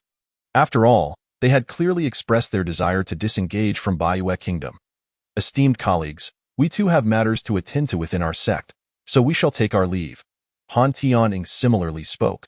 Casting a discreet glance at Zhuo Junling following today's events, it seemed the Lingyang Marquis could no longer remain detached. Until the old monster made a clear declaration, it was best to avoid any association with this woman. Yet, a glimmer of cunning flashed in Zhuo Junling's eyes as she suddenly inquired, "Predecessor Han, might I request to temporarily reside at your esteemed sect for a few days?" Upon hearing this, Han Tianing felt a wave of trouble wash over him. This woman was the daughter of the Lingyang Marquis. To offend her would be to offend the Marquis himself. However, she was also of the Baiyue royal lineage. And at this moment, the last thing Han Tianing wanted was to entangle himself with anyone from Baiyue Kingdom. That might not be convenient, Han Tianing began, thinking that this woman should understand the awkwardness of her position. However, Zhuo Junling smiled lightly and continued, "Predecessor Han, would you kindly hear me out before making a decision? You may speak." Han Tianing scoffed, having firmly resolved that no matter what this woman said, he would remain unfazed. Yet, the next moment, upon hearing her transmission, his expression shifted dramatically. "You mean to say the blood-red Forbidden Land?" Han Tianing couldn't help but respond in kind. "Hee, this matter is of grave importance." "How could I speak frivolously?" Zhuo Junling replied. "Moreover, it will not be long before news spreads, at which point, you shall see that what I have said is not unfounded." Han Tianing fell silent. He had just resolved not to associate with this woman, yet now he found himself wavering. The blood-red Forbidden Land, like the Bugue Mountain, was also a place of prohibition. However, unlike Bugue Mountain, the blood-red Forbidden Land would open at intervals, teeming with venomous creatures and wondrous treasures. Thus, each time it opened, it drew the attention of the cultivation world. Furthermore, the blood-red Forbidden Land lay between Baiyue Kingdom and the Dazhao Kingdom, and its openings often coincided with the fiercest conflicts between the two nations. The last time it opened, there had even been casualties among Yuan incultivators, though the old patriarch of Qing Su sect had miraculously survived. He had sustained grave injuries, laying the groundwork for his eventual demise. Now, I have finally come to understand the reason why Elder Ming prevented the Baiwei kingdom from waging war. It turns out that Elder Ming had long been aware of the matters concerning that blood-colored forbidden land. Han Tianying displayed a look of sudden realization and spoke, however, even with the opening of that blood-colored forbidden land, Elder Ming handled the situation with such nonchalance. Could it be that Elder Ming's ambitions are far greater? In that instant, Han Tianying was struck with astonishment, while Zhuo Junling's beautiful eyes widened in surprise. After all, she had traversed much of the Baiwei kingdom for this very matter, yet she had not anticipated that it was of little consequence in Elder Ming's eyes. Han Tianying fell into silence for a moment before speaking. In that case, Princess Zhuo, please, when mentioning the blood-colored forbidden land, Han Tianying grew solemn, leading Zhuo Junling and the others back to the Qingshu sect. Once Han Tianying and the others departed, a figure suddenly emerged from the nearby woods. The blood-colored forbidden land? Though I failed to venture into the depths of the Bugue Mountains, I did not expect to receive this news. Heh, it seems that my fortune does not lie here, but rather there, the figure muttered to himself, then destroyed the listening formation on the ground before vanishing into the night. Had anyone else remained, they would have recognized that this last figure was none other than the infamous Fire Elder, who had been left at the foot of the mountain. Moreover, from his self-talk, it was clear that he had overheard the communication between Han Tianying and Zhuo Junling. Chapter 21. The world shall descend into chaos since the Qingshu sect successfully eradicated the Haisha sect. The expansion of the Baiwei kingdom came to a halt. What perplexed many sects even further was that the Qingluo sect, along with several Yuanying stage cultivators, suddenly announced their withdrawal from the Baiwei kingdom and declared that they would no longer partake in the battles against it. The news immediately stirred up a tempest among the surrounding nations and sections. It is worth noting that the current Baiwei kingdom is exceedingly tyrannical, having committed acts of plundering and extermination numerous times. Tio announced their withdrawal from Baiwei's control at such a moment is tantamount to rushing headlong into the mouth of danger. All eyes turned toward the monarch of the Baiwei kingdom, eager to see what astonishing move this tyrannical ruler, who had crushed more than a dozen sects, would make. However, the monarch of the Baiwei kingdom appeared oblivious to the news, remaining utterly silent. Yet, everyone understood that the greater the calm, the more ferocious the storm that brewed beneath. Within the Qingshu sect, Zhuo Junling gently sipped her tea, her gaze toward Han Sushue growing increasingly cordial. The two, of similar age and cultivation level, had become inseparable sisters after several days of camaraderie. However, what troubled Han Sushue was that this girl, who incessantly referred to her as sister, spoke only of Elder Ming. Yet, she had only met Elder Ming 2 or 3 times. How could she possibly clarify everything? You, my dear, cannot seem to utter a single word that does not involve Elder Ming. Have you perhaps resolved to pledge yourself to him after just one encounter? Han Sushue could not help but tease. Upon hearing this, Zhuo Junling earnestly nodded in agreement. Such a celestial figure as Elder Ming is naturally someone one yearns for. I am not the only one. Dear sister, have you not felt your heart stir as well? At these words, a faint blush swiftly spread across Han Sushue's face. Subsequently, she shyly shot a glare at Zhuo Junling. You cheeky girl, I was speaking of you. Yet you turned it back to me. A smile graced Zhuo Junling's lips. After spending a few months together, she realized that her own incessant mention of Elder Ming was mirrored in this woman before her. Just as she was about to speak, her expression suddenly shifted. Not only did her countenance change, but Han Sushue, sitting opposite her, also grew grave, hastily rushing toward the door. When the two women arrived at the mountain gate of the Qingshu sect, Han Tianying and several others were already waiting there, appearing as if facing a formidable enemy. Above the Qingshu sect, 100-foot divine vessel loomed, obscuring the sky as if a mountain peak were ascending. At the forefront of this divine vessel, a black gold-patterned Dragon King flag fluttered in the wind, radiating spiritual energy, indicating that it was no ordinary artifact. The Black Dragon King divine vessel? Upon seeing this 100-foot vessel, Zhuo Junling's expression turned alarmed. This was the exclusive divine vessel of the Thunder Mountain Marquis, one of the 3 great warlords of the Baiwei kingdom. With the appearance of this vessel, the Thunder Mountain Marquis must surely be aboard. The fact that the Thunder Mountain Marquis, as one of the 3 great warlords, had personally come here, did it mean that the Baiwei kingdom intended to make a move against the Qingshu sect? Zhuo Junling's expression shifted repeatedly, her eyes darkening considerably. Had she not encountered Meng Jun, she would not have harbored such concerns. However, ever since meeting that elder, her outlook on the Baiwei kingdom's actions had grown increasingly pessimistic. Now, with the involvement of one of the three great warlords, did it not imply that her father would also be implicated? Zhuge Junling's thoughts became a tumultuous whirlpool, leaving her utterly disoriented. Meanwhile, Han Tianying's gaze hardened.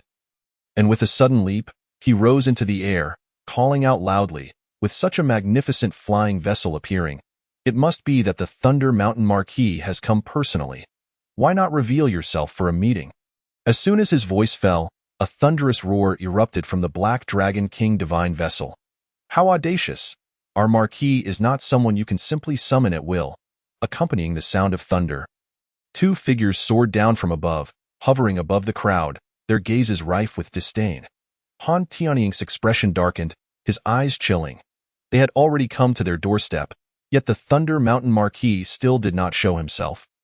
Clearly dismissing the Qingshu sect, however, when Han Tianying scanned with his divine sense, his expression shifted again. The two figures that had emerged were both Yuanying stage cultivators in the late stages. Such powerful cultivators were willing to serve under the Thunder Mountain Marquis? What do you want? Han Tianying spoke, his tone now cautious.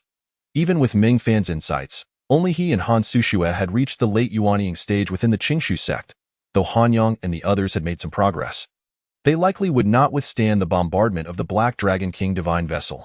Moreover, Han Tianying noticed that on the 100-foot vessel, there were nearly 8,000 soldiers. With just the strength of the Qingshu sect, it would be difficult to resist. The two individuals hovering above, upon perceiving the shift in Han Tianying's expression, regarded him with even greater disdain. Just as they were about to utter a mocking retort, another figure drifted down from the divine vessel. Upon seeing this individual, the expressions of the two changed drastically, and they quickly addressed him with respect. Marquis. Han Tianying turned to see a tall man clad in a purple-gold python robe slowly descending. Although his descent was slow, an overwhelming pressure instantly enveloped the area, bearing down upon everyone like a mountain. This individual was even more terrifying than the previous two Yuanying stage cultivators. Could it be that he was a perfected Yuanying stage cultivator? Han Tianying's eyes narrowed, his heart racing with speculation. At this moment, the Thunder Mountain Marquis spoke. A mere Qingshu sect is hardly worthy of my attention. Rest assured, I am not here to seek you out. Hearing the dismissive words from the other party, Han Tianying felt a surge of indignation within him, yet he found himself unable to retort. He had not anticipated that the Thunder Mountain Marquis's subordinates would possess such strength, nor could he have foreseen the depth of the Marquis himself. Given the current strength of the Qingshu sect, they were far from being the Thunder Mountain Marquis's match. Then what is your intent? Han Tianying inquired. Just as he was about to pose his question, the Thunder Mountain Marquis waved his hand to interrupt him, directing his gaze toward Han Tianying's back. Child, seeing that I have arrived, why do you not come forward? Upon hearing this, Zhuge Junling, who stood behind the crowd, forced a smile and quickly approached. I pay my respects to the Thunder Mountain Marquis. Upon seeing Zhuge Junling, a flicker of inexplicable emotion flashed in the Thunder Mountain Marquis's eyes as he said indifferently, have you not had your fill of madness? Is it not time for you to return? Zhuge Junling's face flushed with embarrassment. Well, I still wish to stay here for a while longer. I have also informed my father before coming out at her words. The Thunder Mountain Marquis narrowed his eyes, casting a glance at Han Tianying and the others. Child, you must be well aware of the current situation between the Baiwei Kingdom and the surrounding sections. Being so close to them may not bode well for you or your father. Upon hearing this, Zhuge Junling's complexion turned pale. Before she could respond, the Thunder Mountain Marquis continued, forget it, you are not my daughter. So I do not wish to preach to you. The blood-colored Forbidden Land is about to open, and your father has already gone to the site of the opening, if you have nothing else.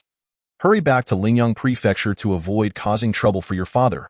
Upon hearing this, Zhuge Junling was momentarily taken aback. Her father had gone to the site of the opening? That place was the most perilous, where even great Yuanying cultivators could hardly escape unscathed. If her father had ventured there, would it not be dangerous? Before she could inquire further, the Lingyang Marquis's figure swayed, and he had already returned to the divine vessel. With a surge of spiritual energy, the Black Dragon King divine vessel vanished into the horizon. Watching the Black Dragon King divine vessel, which had come and gone in a flash, Han Tianying and the others were left in a state of bewilderment. What does this mean? Did the Thunder Mountain Marquis come merely to convey a message? Or was he intent on establishing his dominance over everyone? Han Tianying and the others were at a loss regarding the sudden appearance of the Thunder Mountain Marquis. While Zhuo Junling pondered for a moment before exclaiming, "Han Sect Master, it seems we must take our leave. My father has gone to the blood-colored Forbidden Land, and I cannot rest easy hearing this." Han Tianying nodded gently. "It is only natural for the princess to worry for her father. I shall send someone to escort you." "No need." Zhuo Junling shook her head and spoke solemnly. "The blood-colored Forbidden Land is about to open. Qingshu sect may need to prepare for a while. We shall take our leave now." Upon finishing her words, Zhuo Junling nodded towards the Luo surname cultivators, and with a flick of her hand, a flying vessel materialized. In a swift motion, the group boarded, vanishing quickly into the horizon. "Senior brother, what does Lei Shan Ho mean by this?" Han Tianying inquired, instinctively stepping forward as he observed the dispersal of the crowd. After a moment of silence, Han Tianying gently shook his head. "I am unsure. However, the world is on the brink of chaos." Chapter 0022. Ambush on the way. In a canyon situated 10,000 miles away from Qingshu sect, two towering mountains loomed, their lush trees obscuring the entrance. Without a deliberate search, one would be utterly unable to locate this valley's entrance. At this moment, within the valley, a colossal flying vessel was anchored. Had the members of Qingshu sect been present, they would have recognized it as the very Black Dragon King's divine vessel that had just oppressed them. "Did you two hear me clearly?" Lei Shan Ho inquired, holding a jade pendant, his tone indifferent. "Indeed." A black-robed elder promptly nodded, yet hesitated before asking, "My lord, may I inquire about the reason behind this? Why target the daughter of Lingyang Ho, who is akin to you as one of the three great warlords of Baiyue Kingdom?" Upon hearing this, Lei Shan Ho narrowed his eyes, a faint smirk playing on his lips as he gazed at the black-robed elder who spoke. Noticing the elder's sudden pallor, he quickly added, "I spoke too freely." Observing the elder trembling, Lei Shan Ho chuckled softly. "There is no harm in telling you. While others may be unaware, I am acutely aware that Lingyang Ho successfully advanced to the transformation stage a fortnight ago." Transformation stage cultivator? Upon hearing this, the two black-robed elders trembled visibly. Although they were late-stage nascent soul cultivators, the transformation stage was still a distant dream. Transformation stage cultivators were exceedingly rare across the entire Xintian continent. Yet, to capture the descendants of a transformation stage cultivator, wasn't that akin to courting death? Despite being late-stage nascent soul cultivators, they would meet a certain demise if they confronted a transformation stage cultivator. Seemingly aware of their thoughts, Lei Shan Ho chuckled lightly. "What is there to fear? Lingyang Ho is a transformation stage cultivator, but his daughter is not. Have you not encountered her? She is merely a junior at the peak of the Golden Core stage.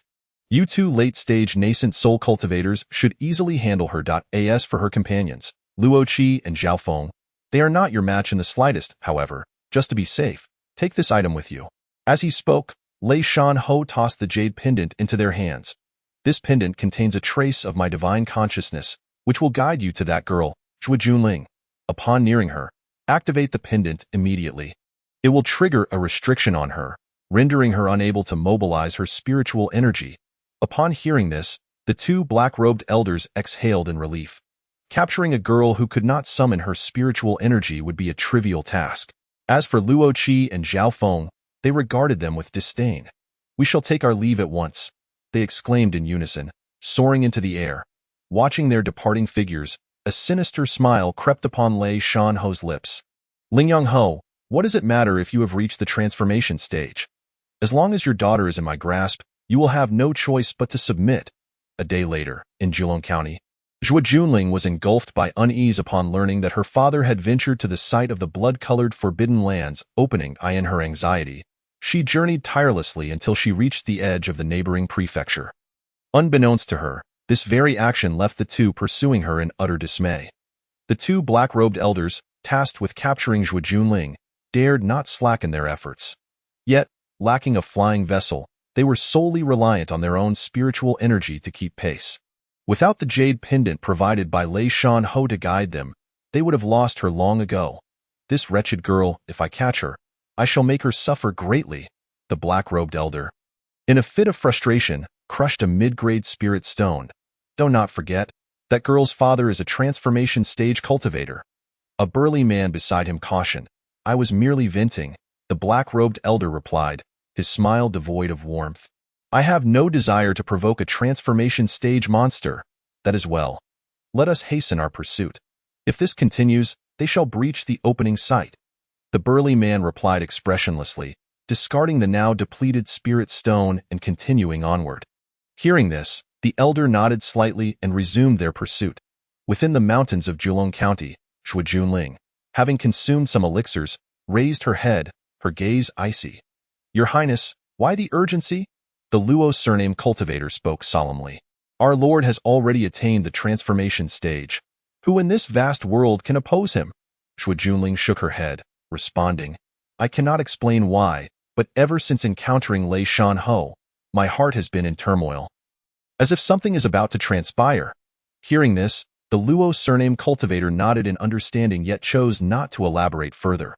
After a while, sensing her spiritual energy replenishing, Shui Junling stood and declared, Uncle Luo, let us depart swiftly to reunite with my father, lest unforeseen events arise. The Luo surname cultivator nodded, raising his hand to summon the flying vessel. Yet at that moment, a chilling laugh echoed from above the trio. Hee, leaving? Where do you intend to go? Allow me to escort you. As the words fell, two figures descended from above, a palpable aura of murderous intent enveloping them menacingly. Upon sighting the newcomers, Shui Junling and her companion's expressions shifted dramatically. The Luo surname cultivator barked coldly, Haitu, what is the meaning of this? In response, Haitu grinned, his gaze fixated on Shui Junling with a sinister glint. Nothing of consequence. Merely our Lord is concerned for Princess Shui's safety and has sent us to escort you back to join him in the blood-colored Forbidden Land. Shui Junling's eyes turned frosty as she surveyed her surroundings, realizing her escape routes were entirely blocked, her heart sinking further. And what if I refuse? She retorted.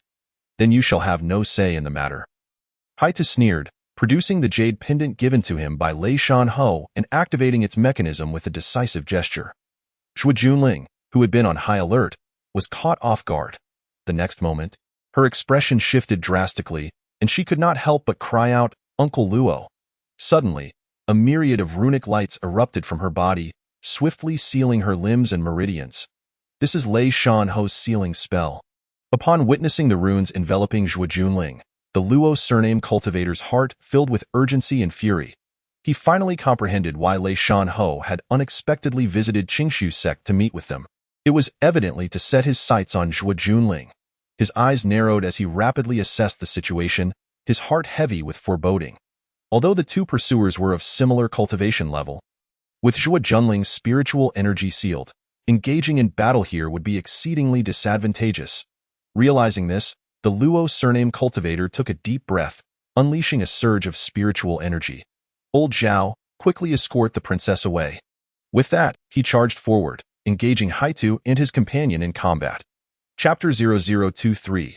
The opening of the Forbidden Land in Longchuan County, the westernmost prefecture of Baiwei Kingdom. The land was not particularly affluent, housing merely a few million inhabitants, ranking among the lower tiers of the kingdom. Furthermore, due to the absence of spiritual mountains or mineral veins, there were no sects for cultivation within Longchuan County.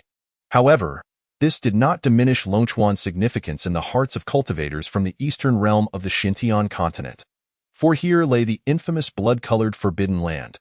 The origins of the blood-colored Forbidden Land remained a mystery. Perpetually shrouded in toxic mists of lethal nature, even nascent soul cultivators would meet their demise upon contact, with only the option of reincarnation through possession to escape. Yet, the spiritual stone veins and rare treasures within were the very things that cultivators yearned for. Thus, despite knowing the dangers, countless cultivators still cast their covetous eyes upon the blood-colored Forbidden Land. Fortunately, every 300 years, the toxic substances surrounding the blood-colored Forbidden Land would be swept into the valley by fierce winds for a brief period.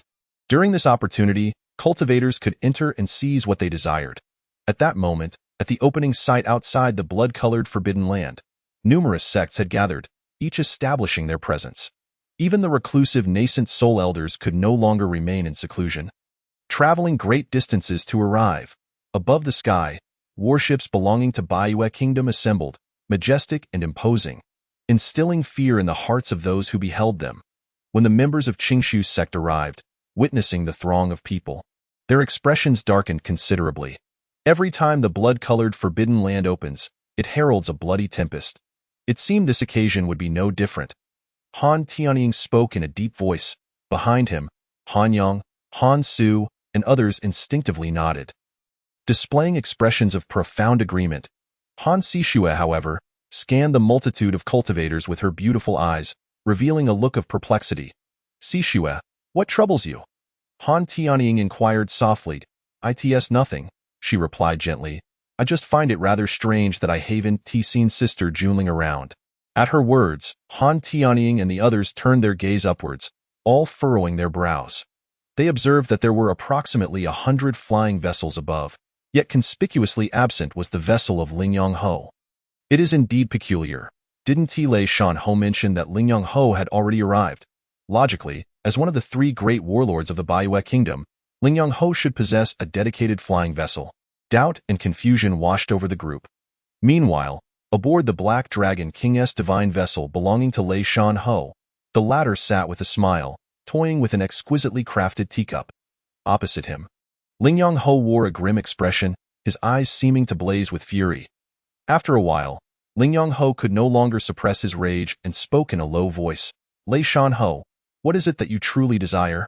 In response, Lei Shan Ho chuckled softly, casually placing the teacup down. What do I desire? Brother Zhua, are you still unaware? It is simply that you obtain the map beforehand. At these words, Lingyang Ho's eyes immediately narrowed. The fact that he had secured the map of the blood-colored Forbidden Land had remained a closely guarded secret. How did Lei Shan Ho come to know of it? Observing the rapid change in Lingyang Ho's expression, Lei Shan Ho's smile deepened. Ha ha, Brother Zhua, you needn't be astonished. In this world, there are no walls that do not let the wind through. If you hand over the map and cooperate with me when the Forbidden Land opens, I assure you that Lord Zhua's daughter will return to your side safely. Moreover, any benefits obtained within the blood-colored Forbidden Land will be shared equally between us. What do you say? Lingyang Ho's gaze darkened, fixating intently on Lei Shan Ho. The latter's words sounded appealing. Cooperate and surrender the map for the release of his daughter. However, once he relinquished it, whether or not she would be released would not be up to him. What if he refused? Lingyang Ho's eyes were somber, a torrent of spiritual energy radiating from him. Were it not for the restrictions aboard this vessel, the entire blood-colored Forbidden Land might feel the terrifying ripple of his power. What? Brother Zhua intends to resort to violence? Lei Shan Ho remarked with a hint of disdain. I advise you to think carefully. Should a confrontation arise, you may not gain as much as you hope. As his words fell, a surge of spiritual energy erupted from Lei Shan Ho, revealing his hidden strength. He had reached the transformation stage. You too have advanced? Lingyang Ho was both shocked and enraged. His complexion shifting between hues of green and white, he had diligently cultivated, not daring to slacken his efforts, only to recently attain the transformation stage. Yet, he had not anticipated that Lei Shan Ho had also achieved the same level of cultivation.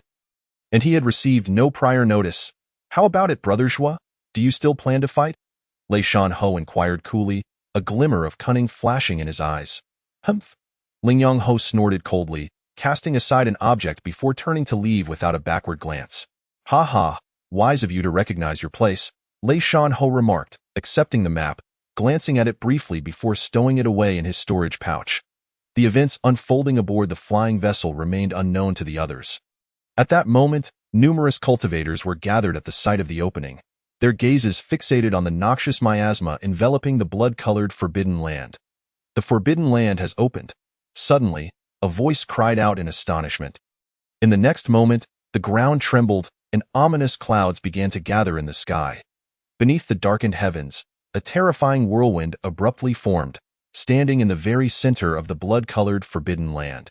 Then, a howling wind erupted, emanating an astonishingly strong suction force from within the Forbidden Land. Quick, stabilize yourselves, Han Tianying bellowed, immediately channeling his magical energy to create a protective barrier around himself. Fortunately, having attained the nascent soul stage, he was able to manage this with relative ease. Nearby, Cultivators who had yet to reach the nascent soul stage hurriedly summoned their magical artifacts to shield themselves, striving to maintain their balance. However, the force of suction was overwhelmingly fierce, rapidly depleting their magical energy. Some cultivators, lacking sufficient strength, turned pale and hastily swallowed pills to recover their energy. Yet, faced with the ever-intensifying suction, they had no time to replenish their magical power. A series of anguished cries echoed as cultivators were ultimately unable to withstand the pull and were drawn into the abyss, colliding with the lingering miasma in the next moment. The expressions of the crowd changed dramatically. They witnessed that a golden core stage cultivator, upon contact with the toxic substance, was reduced to mere bones, vanishing from sight without even a moment to scream. The onlookers collectively gasped, hastening to amplify their magical power. Yet even so, some cultivators were still drawn into the abyss, losing their lives. Moreover, some unfortunate souls, who could have resisted, were dragged down by those beside them, becoming collateral damage. Fortunately, the gale lasted only about a quarter of an hour. Once the tempest subsided, the crowd looked up to find that the noxious miasma enveloping the blood-colored forbidden land had dissipated, revealing a bizarre array of peculiar plants. A brief silence ensued, but soon, a flicker of fervor ignited in the eyes of the crowd. The blood-colored forbidden land has opened. Charge! The forbidden land is open, someone shouted in excitement, prompting a throng of figures to surge towards the blood-colored forbidden land. In an instant, the vast open area at the site of the opening was nearly emptied. However, those who rushed into the blood-colored forbidden land first were primarily loose cultivators and small sections. Those with genuine strength remained still, not making any immediate moves. "Master, are we not going?" Han Sishue inquired hesitantly, gazing at the retreating figures of the cultivators rushing towards the forbidden land. "Not yet," Han Tianying shook his head. "Had it been earlier, we would have naturally rushed in at once to seize some treasures at the edge of the blood-colored forbidden land." Han Sishue was taken aback. "Then why not now?" With a smile, Han Tianying replied, Now we have Senior Meng. What treasures could the blood-colored forbidden land possibly offer in comparison?" At this, Han Sishue smiled in agreement. Indeed, with the Qingshu sect now allied with Senior Meng, even a trivial item he casually discards could far surpass what the blood-colored forbidden land holds. Yet, Han Sishue remained puzzled. "Master, since the treasures within the blood-colored forbidden land are no longer of great importance, why must we risk ourselves by coming here?" She glanced at the many sects that remained stationary, her expression involuntarily shifting. Most of those cultivators were experts at the nascent soul stage. Even if the Qingshu sect had grown in strength, they likely wouldn't stand a chance against those individuals. "Ah, you are unaware." Han Tianying sighed lightly, explaining, "Though the treasures within the forbidden land may hold little value for the Qingshu sect now, we must still venture inside. This is because the previous sect leader, my master, also entered the blood-colored forbidden land when it opened and fell into an ambush by enemies, losing our sect's sacred artifact, the Qingming Pearl." "The Qingming Pearl?" Han Sishue was taken aback, having never heard of such a thing before. Han Tianying sighed. "The Qingming Pearl is the sacred artifact of the Qingshu sect, essential for practicing the Qingming transformation technique. Without it, the speed of cultivation is significantly reduced. Otherwise, how could I and the others, including Han Yang, have remained trapped in the golden core stage for so long?" At this point, Han Tianying let out a deep sigh. He recalled that he and Han Yang had once been exceptionally gifted, able to cultivate qi for a decade, establish a foundation in 50 years, and form a core in a century. How naive they had been to think they would attain the nascent soul stage before turning 300 years old. Yet, they had never anticipated that the previous sect leader had lost the Qingming Pearl within the blood-colored forbidden land, causing their cultivation speed to slow drastically. Had it not been for their encounter with Meng Jun, they would likely have missed this opportunity to explore the blood-colored forbidden land altogether. Venturing into this place with only the golden core stage of cultivation would leave them reliant on luck alone. As they spoke, a nascent soul stage cultivator finally made his move. Han Tianying glanced at the time and said solemnly, "The time is nearly upon us. Sishue, have you brought what Senior Meng entrusted to you?" Understanding the gravity of the situation, Han Sishue nodded promptly. "Master, rest assured, I have secured it." At her response, Han Tianying nodded lightly, feeling considerably more at ease. During their visit, he had specifically sent Han Sishue to the mountain, and indeed, Senior Ming had generously bestowed an item upon her without hesitation. With that item in hand, the journey to retrieve the Qingming Pearl would surely be much easier. Let us go. The time is ripe. Han Tianying declared.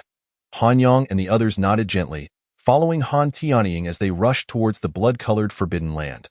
Not just them, but the remaining cultivators could no longer contain their eagerness and surged into the depths of the blood-colored Forbidden Land. In the blood-soaked Forbidden Land, after Han Tianying and his companions rushed in, they hesitated to advance further, instead pausing to survey their surroundings. Upon entering the valley, they discovered it to be far more expansive than they had anticipated. Resembling an entirely different world, the ground before them was saturated with mud, intermittently bubbling as if exhaling towards the outside. Surrounding the mire were grotesquely contorted trees, and even the grass bore a blood-red hue. The air was thick with a pungent and noxious odor, unmistakably indicating the presence of toxins. Amidst the mire lay several tattered garments, remnants of an unfortunate soul who had perished upon entry. This must be the outermost area of the Poison Dragon Pool. Caution is imperative, for according to sect records, it is home to numerous venomous creatures that could ensnare even a golden core cultivator beyond escape. Upon hearing this, the others nodded cautiously, following Han Tianying as he kept a safe distance. As it stands, the blood-soaked Forbidden Land has existed for quite some time, and many sects possess maps of it.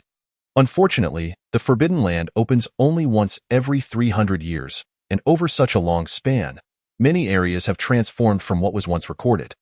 The accounts from previous generations can only serve as a reference, not to be taken at face value. Before long, the group circumnavigated the Poison Dragon Pool and ventured deeper into the blood-soaked Forbidden Land.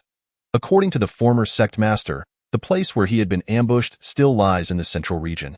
Han Yang, while extending his spiritual awareness to observe the surroundings, spoke up.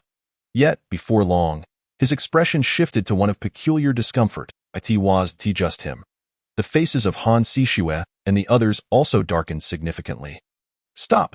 Something feels amiss, Han Tianying suddenly exclaimed, swiftly turning to scan the vicinity. They had already delved quite a distance. Logically, they should have encountered other cultivators who had entered before them. Even if they had not seen those cultivators, they ought to have stumbled upon a few corpses. After all, those who sought treasures in such perilous places were hardly innocent souls. Be cautious. There's likely something lurking within. Han Tianying was about to voice his concern regarding potential dangers when his expression abruptly changed. He felt a tremendous rumble emanating from the depths of the blood-soaked Forbidden Land, followed by a tremor beneath their feet. Before they could react, a violent blast surged forth from the blood-soaked Forbidden Land. A wave of toxic gas that shot skyward, obscuring the sun, proving even more terrifying than the previous storm. Was this the tumult of a god transformation stage cultivator-s battle? Han Tianying's eyes widened in horror, a chilling dread crawling up his spine. God transformation stage cultivators are, without a doubt, invincible beings on this Xintian continent. Who would have imagined that such formidable beings would venture into this realm? Run, quickly, Han Tianying urged, intent on evading the impending peril. However, in the next moment, a figure suddenly burst forth from the depths of the blood-soaked Forbidden Land. Was that the Fire Elder? Han Tianying was momentarily taken aback, for he recognized the terrified visage of the Fire Elder, the very same who had previously treated them with disdain. That moment, the Fire Elder appeared utterly panic-stricken, as if being pursued by some unseen terror. It's you. Come, save me. Upon spotting Han Tianying and his companions, the Fire Elder's face lit up with relief as he rushed towards them, evidently harboring the intent to shift the impending doom onto them. Foolish old man, Han Tianying exclaimed in shock, immediately turning to flee, unwilling to become the scapegoat for the Fire Elder. Yet, before they could escape far, their expressions shifted once more as a surge of dark mist erupted from the depths of the forest. This black mist enveloped the Fire Elder in an instant? No. The Fire Elder screamed in despair, unable to summon his life-saving artifact before his body was consumed by the dark fog in mere moments. The once mighty late-stage nascent soul cultivator was reduced to a mere skeleton, devoid of even the nascent soul itself. Chapter 25. The emergence of the demon sovereign. The scalp of Han Tianying and his companions prickled with alarm. A late-stage nascent soul cultivator had failed to escape. What, then, was this black mist? However, there was no time for contemplation, and they quickly mobilized their techniques, soaring into the air, fleeing towards the periphery of the blood-soaked forbidden land. Once they sensed that their internal spiritual energy had dwindled significantly and that the black mist was no longer pursuing them, they finally halted. What on earth was that? How could something so formidable prevent even a late-stage nascent soul from fleeing? Han Yang spoke, a tremor lacing his voice. Who knows? This place is inherently a death trap. It's entirely plausible that some terrifying entity resides within, Han Tianying replied, then added. What remains uncertain is the source of that terrifying god transformation stage fluctuation we just felt. Upon hearing this, Han Yang and the others nodded solemnly. Regardless of whether that terrifying fluctuation was triggered by the black mist, or if a god transformation stage monster had truly entered, it was beyond their capacity to contend with. What now? Han Sishue asked nervously, casting a wary glance behind her, her voice low. What about the Qingming Pearl? Let us discuss that later, Han Tianying replied gravely. Given the sudden upheaval in the blood-soaked forbidden land, we should not linger. As for the Qingming Pearl, there is still half a month until the forbidden land closes. There is no need to rush. Upon hearing this, Han Yang and the others nodded in agreement. Secretly relieved, they were fortunate to have encountered Senior Ming. Without him, they would have had no options left at this moment. Without daring to tarry, they took a moment to regain their strength before setting off once more. Half a day later, Han Tianying and his companions finally emerged from the blood-soaked forbidden land. Upon their exit, they discovered that they were not alone. A significant number of others had also retreated. Notably, the Lei Shan Ho from the Baiyue Kingdom stood in close proximity to the people from the Dazhao Kingdom, seemingly engaged in a discussion of some sort. How curious. How did they end up together? Han Tianying murmured to himself. It was well known that the Lei Shan Ho and his ilk were the warlords of Baiyue, bitter adversaries of the Dazhao Kingdom. Now, the two factions were inexplicably gathered in alliance. Was there some impending calamity on the horizon? Before Han Tianying could ponder further, the Lei Shan Ho and his companions had already returned to their flying vessel. In the next moment, a brilliant radiance emanated from the flying vessel. As spiritual energy surged dramatically, the Lei Shan Ho was preparing to bombard the blood-soaked forbidden land. The expressions of those below shifted dramatically. Although the blood-soaked forbidden land was a perilous realm, its unique environment was rich in rare treasures, nearly impossible to obtain elsewhere. Now, the Lei Shan Ho and his cohorts were poised to obliterate this place. Were they truly intent on its destruction? No, it wasn't just the Lei Shan Ho. At this moment, countless flying vessels filled the sky, all radiating brilliant light. Though not as intense as the Lei Shan Ho's Black Dragon King's ship, they were still exceptionally dazzling. Witnessing this, Han Sishue's eyes shimmered with astonishment. What on earth had transpired within the blood-soaked forbidden land to incite such a concerted effort to annihilate it? It was crucial to note that a single bombardment from one of those vessels equated to the full-force strike of a mid-stage nascent soul cultivator, with nearly 100 vessels in the air.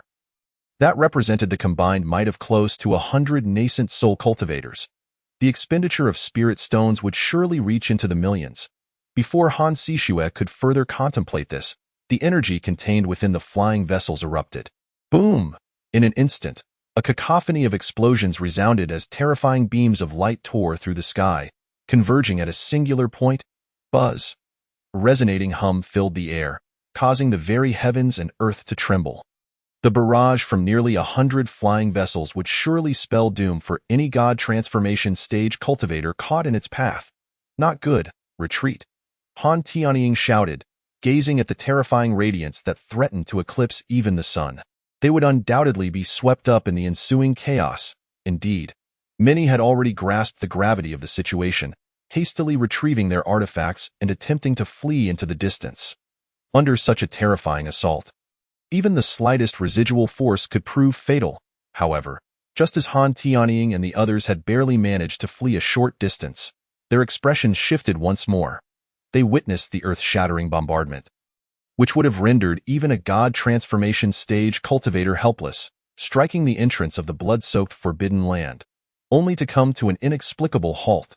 Simultaneously, a bizarre, sinister laughter echoed from above the forbidden land. He, mere spirit stones, devoid of any heavenly energy, think to destroy this blood-soaked forbidden land? How utterly laughable! Accompanying this eerie laughter, waves of black mist surged forth from within the blood-soaked forbidden land. This dark fog rapidly spread, soon enveloping the entire entrance of the forbidden land, reminiscent of the previous toxic mists. At this moment, numerous cultivators were still fleeing from the depths of the blood-soaked forbidden land.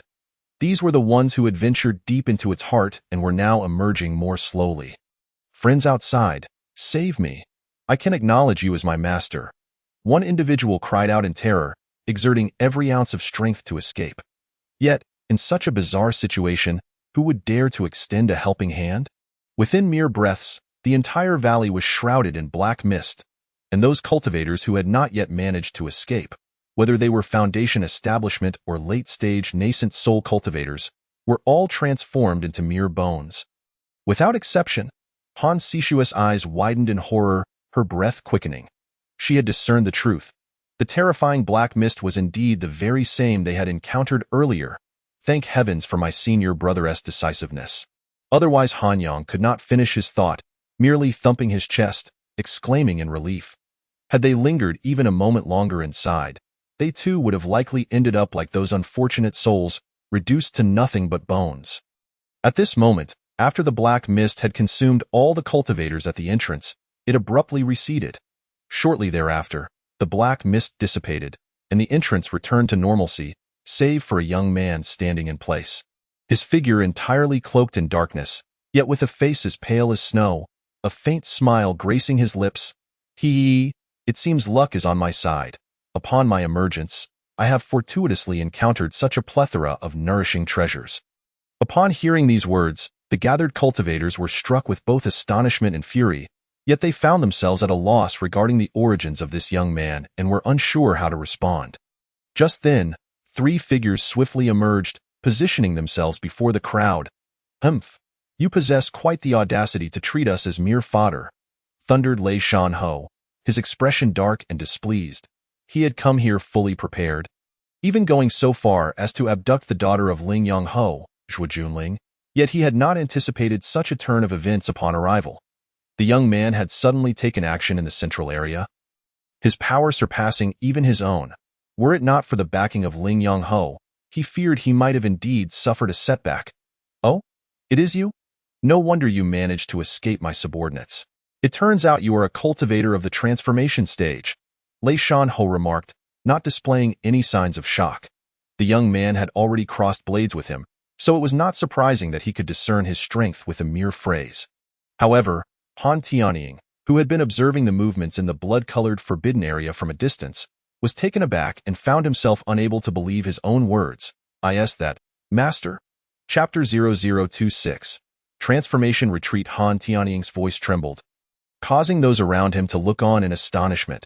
"Senior brother, what did you just say? That person is Master." Han Yang and the others were equally shocked. Even Han Sishue, who had never laid eyes on her own ancestor, instinctively covered her mouth, revealing her astonishment. "It cannot be mistaken. That is indeed Master." Yet, Han Tianying gazed at the young man's appearance, his mind in disarray. "Senior brother, how could that person possibly be Master? After all, Master perished before our very eyes. Moreover, even if Master possessed some divine means to survive, he should have long since exhausted his lifespan." Upon hearing this, Han Tianying let out a bitter laugh and nodded gently. "I am well aware of that logic, yet the resemblance is undeniable, unless—" Han Tianying harbored suspicions, but before he could articulate them, the young man made another move. 3 cultivators of the transformation stage, what splendid sources of nourishment. The young man sneered, then lifted his gaze towards the astonishing energy unleashed by the flying vessel above. The spiritual energy here is abundant, yet it lacks the might of heaven and earth. It is merely violent, nothing more. As soon as he finished speaking, the young man chuckled lightly and raised his hand, pressing down forcefully.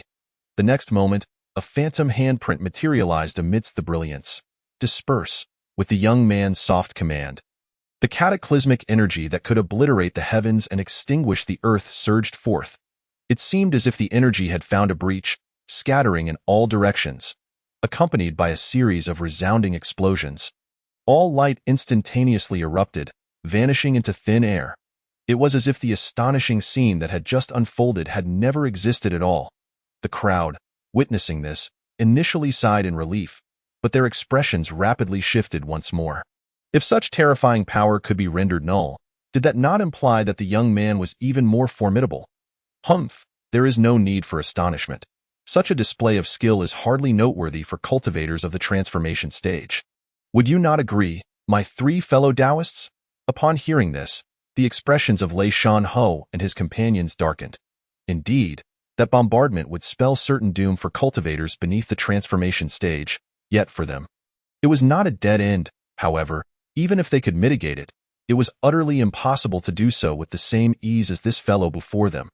Who exactly are you? Ling Yong Ho inquired in a solemn tone. The presence of this individual was far too overwhelming. He felt utterly outmatched. Yet, from whence did this person emerge? There had been no prior indication of his existence. He, I am Tianqing. As for my identity, you may interpret it as you wish. The demon lord Tianqing chuckled coldly, slowly adding, well then, I have already spoken more than enough. My three esteemed guests, it is time for you to depart. As soon as his words fell, the expressions of Lei Shan Ho and his companions shifted dramatically. However, the demon lord Tianqing did not grant them the luxury of contemplation. With a wave of his hand, an endless expanse of black mist erupted forth from his being. The black mist roiled like a raging inferno, surging towards Lei Shan Ho and his companions in an instant. Attack? Having already witnessed the terror of that black mist, Lei Shan Ho and his companions would not sit idly by. Channeling their spiritual energy, a torrent of formidable power surged forth from the trio. A great blade, a flying sword, and an ancient bell. Three magical artifacts glimmered brilliantly, each harboring astonishing might. Was this the clash of cultivators at the transformation stage? Han Tianying and his companions stood at a distance, their mouths twitching. Such a level of conflict, should they be caught even slightly in its wake, would likely leave them grievously injured. Others felt the same. They were acutely aware of the peril of lingering here, yet after retreating to a safe distance, they found themselves rooted to the spot. After all, the battle between cultivators of the transformation stage was not something one could witness at any moment. At this time, the three had summoned considerable power from heaven and earth, and before them, the three magical artifacts shimmered with brilliance, evidently containing supreme might. Truly, cultivators of the transformation stage possessed such formidable power. It was likely that our combined strike would not even equal 1/10 of theirs. 1/10? My friend, you overestimate yourself. One must reach the transformation stage to summon the power of heaven and earth. Even if we could muster 1%, we would be fortunate. In an instant, many voices echoed, their eyes gleaming with excitement. Even without entering the blood-colored forbidden area to find any spiritual herbs or ancient treasures.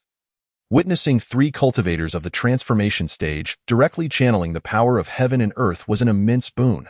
However, in the face of the terrifying assault from Lei Shan Ho and his companions, the demon lord Tianqing merely smiled indifferently. I had anticipated encountering three splendid sources of nourishment. To my dismay, they are merely fledgling cultivators of the transformation stage, leaving me rather disappointed. In the next moment, the gaze of the demon lord Tianqing turned icy, black flames filled the sky. With a shout from the demon lord, the surging black mist instantly coiled around the magical artifacts of Lei Shan Ho and his companions. Even when facing three opponents, you dare act so casually. Just as Lei Shan Ho's lips curled into a sardonic smile, his expression abruptly froze, tinged with a hint of terror. This is bad. That black mist can corrupt magical artifacts. With a startled cry, Lei Shan Ho hastily summoned his great blade, which suddenly broke free from the black mist. Yet, even as it separated, the spiritual light upon the blade dimmed, clearly suffering significant damage. Ling Yang Ho and the other individual experienced the same. They hurriedly withdrew their magical artifacts, their eyes darkening as they regarded the waning spiritual light upon them. Gentlemen, I must take my leave. After extracting their magical artifacts, Lei Shan Ho, not knowing what possessed him, abruptly turned and fled. Lei Shan, you scoundrel! Ling Yang Ho bellowed, fully aware that he was outmatched, and he too vanished into the horizon. The final individual attempted to escape, But the demon lord Tianqing, seeing the two fleeing, would not allow the last one to escape. With a cold laugh, the black mist surged forth, enveloping the last individual and sealing off all avenues of retreat. No! The individual cried out in alarm, yet there was no escaping. He was swiftly engulfed by the black mist, never to be heard from again. Truly, cultivators of the transformation stage possess delectable flesh. The demon lord Tianqing chuckled coldly, turning to gaze upon the astonished crowd. Fortunately, there are still plenty of morsels here. He laughed maniacally, and the black mist surged forth once more, blotting out the sun. Run! Quick! Flee! Panic ensued among the crowd, who had never anticipated that a cultivator of the transformation stage would cause them to scatter in fear.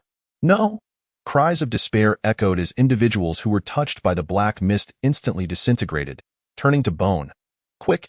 Activate the protective barrier. On the flying vessel, someone shouted, urgently directing others to mount a defense.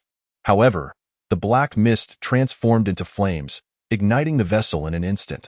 Within a few breaths, a costly vessel capable of withstanding the might of early nascent soul cultivators was reduced to ashes. The expressions of all present shifted dramatically. They realized that at this moment, even if they wished to flee, escape was no longer an option. They were firmly locked in the sights of the demon lord Tianqing.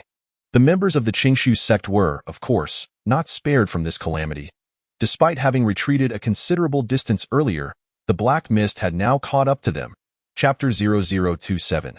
The Path of the Hero. 3 mighty transformation stage cultivators.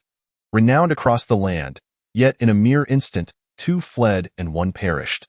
The combined forces of 2 nations, nearly 100 flying vessels, were utterly shattered by that demon lord.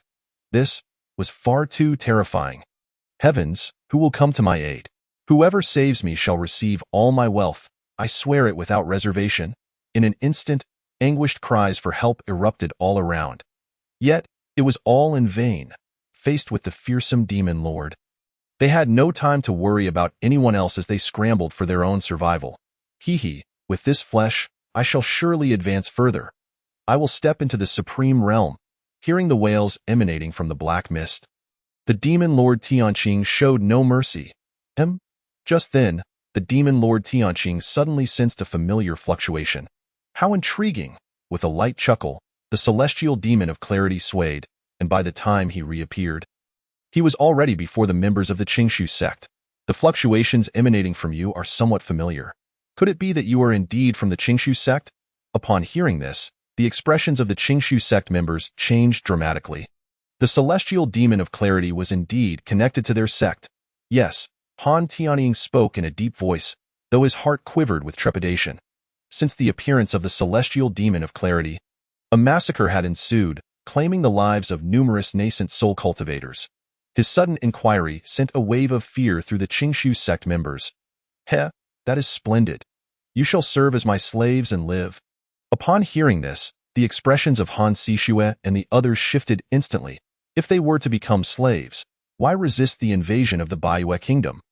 Would it not be more pleasant to join Baiyue directly? Before the members of the Qingshu sect could voice their objections, several individuals nearby, who had overheard the words of the celestial demon, suddenly brightened with joy. Demon Lord, spare our lives, and we shall willingly serve you. They reasoned that, even if they became slaves, at least they would live. Upon hearing their cries, the celestial demon nodded and said, very well. Yet before they could even muster a smile, the celestial demon abruptly raised his hand. In an instant, the nascent souls of those individuals were drawn out, engulfed in dark mist. Subsequently, their nascent souls returned to their bodies, leaving them devoid of intellect, transformed into something neither human nor ghostly. The corners of Han Tianying's mouth twitched as fear surged anew in his eyes. This was not servitude. It was outright transformation into puppets. It is your turn. Having completed this, the celestial demon of clarity did not afford the Qingshu sect members a moment to ponder. He waved his hand again. In that instant, Han Sishue felt as though a cacophony of wailing spirits assaulted her ears. The sound seemed capable of extracting one's very soul, overwhelming and impossible to resist. At that moment, Han Sishue hastily cast forth the prepared scroll. It was a gift from Meng Jun. The celestial Taoist, upon witnessing the sudden throw of the object, first paused in surprise, then revealed a derisive smile. Heh, at such a time, you throw out a mere scroll. Have you lost your mind? Not only him, but all present turned their attention to this direction. Yet, as they beheld Han Sishua's actions, disappointment flashed across their faces. Initially, upon witnessing the connection between the celestial demon and the Qingshu sect, they had anticipated some astounding technique from the Qingshu sect. However, upon discerning the nature of Han Sishua's offering, they could not help but shake their heads. What use was a mere scroll at this juncture? But just as the scroll was cast, a sudden wind arose, causing it to float serenely in the air, before the celestial demon could react. The scroll unfurled with a sudden force. A beam of sword light shot skyward, imbued with the essence of creation. The black clouds that had obscured the heavens, extending for miles, were instantaneously dissipated beneath this sword light. The surviving cultivators, who had narrowly escaped death, froze in astonishment, collectively turning to gaze. What they beheld upon that seemingly ordinary piece of white paper was an astonishing sword in tint, Zhao Ku, with flowing tassels. Wu Go, bright as frost and snow.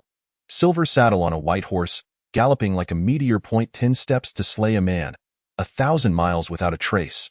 After the deed, I brush off my clothes and vanish.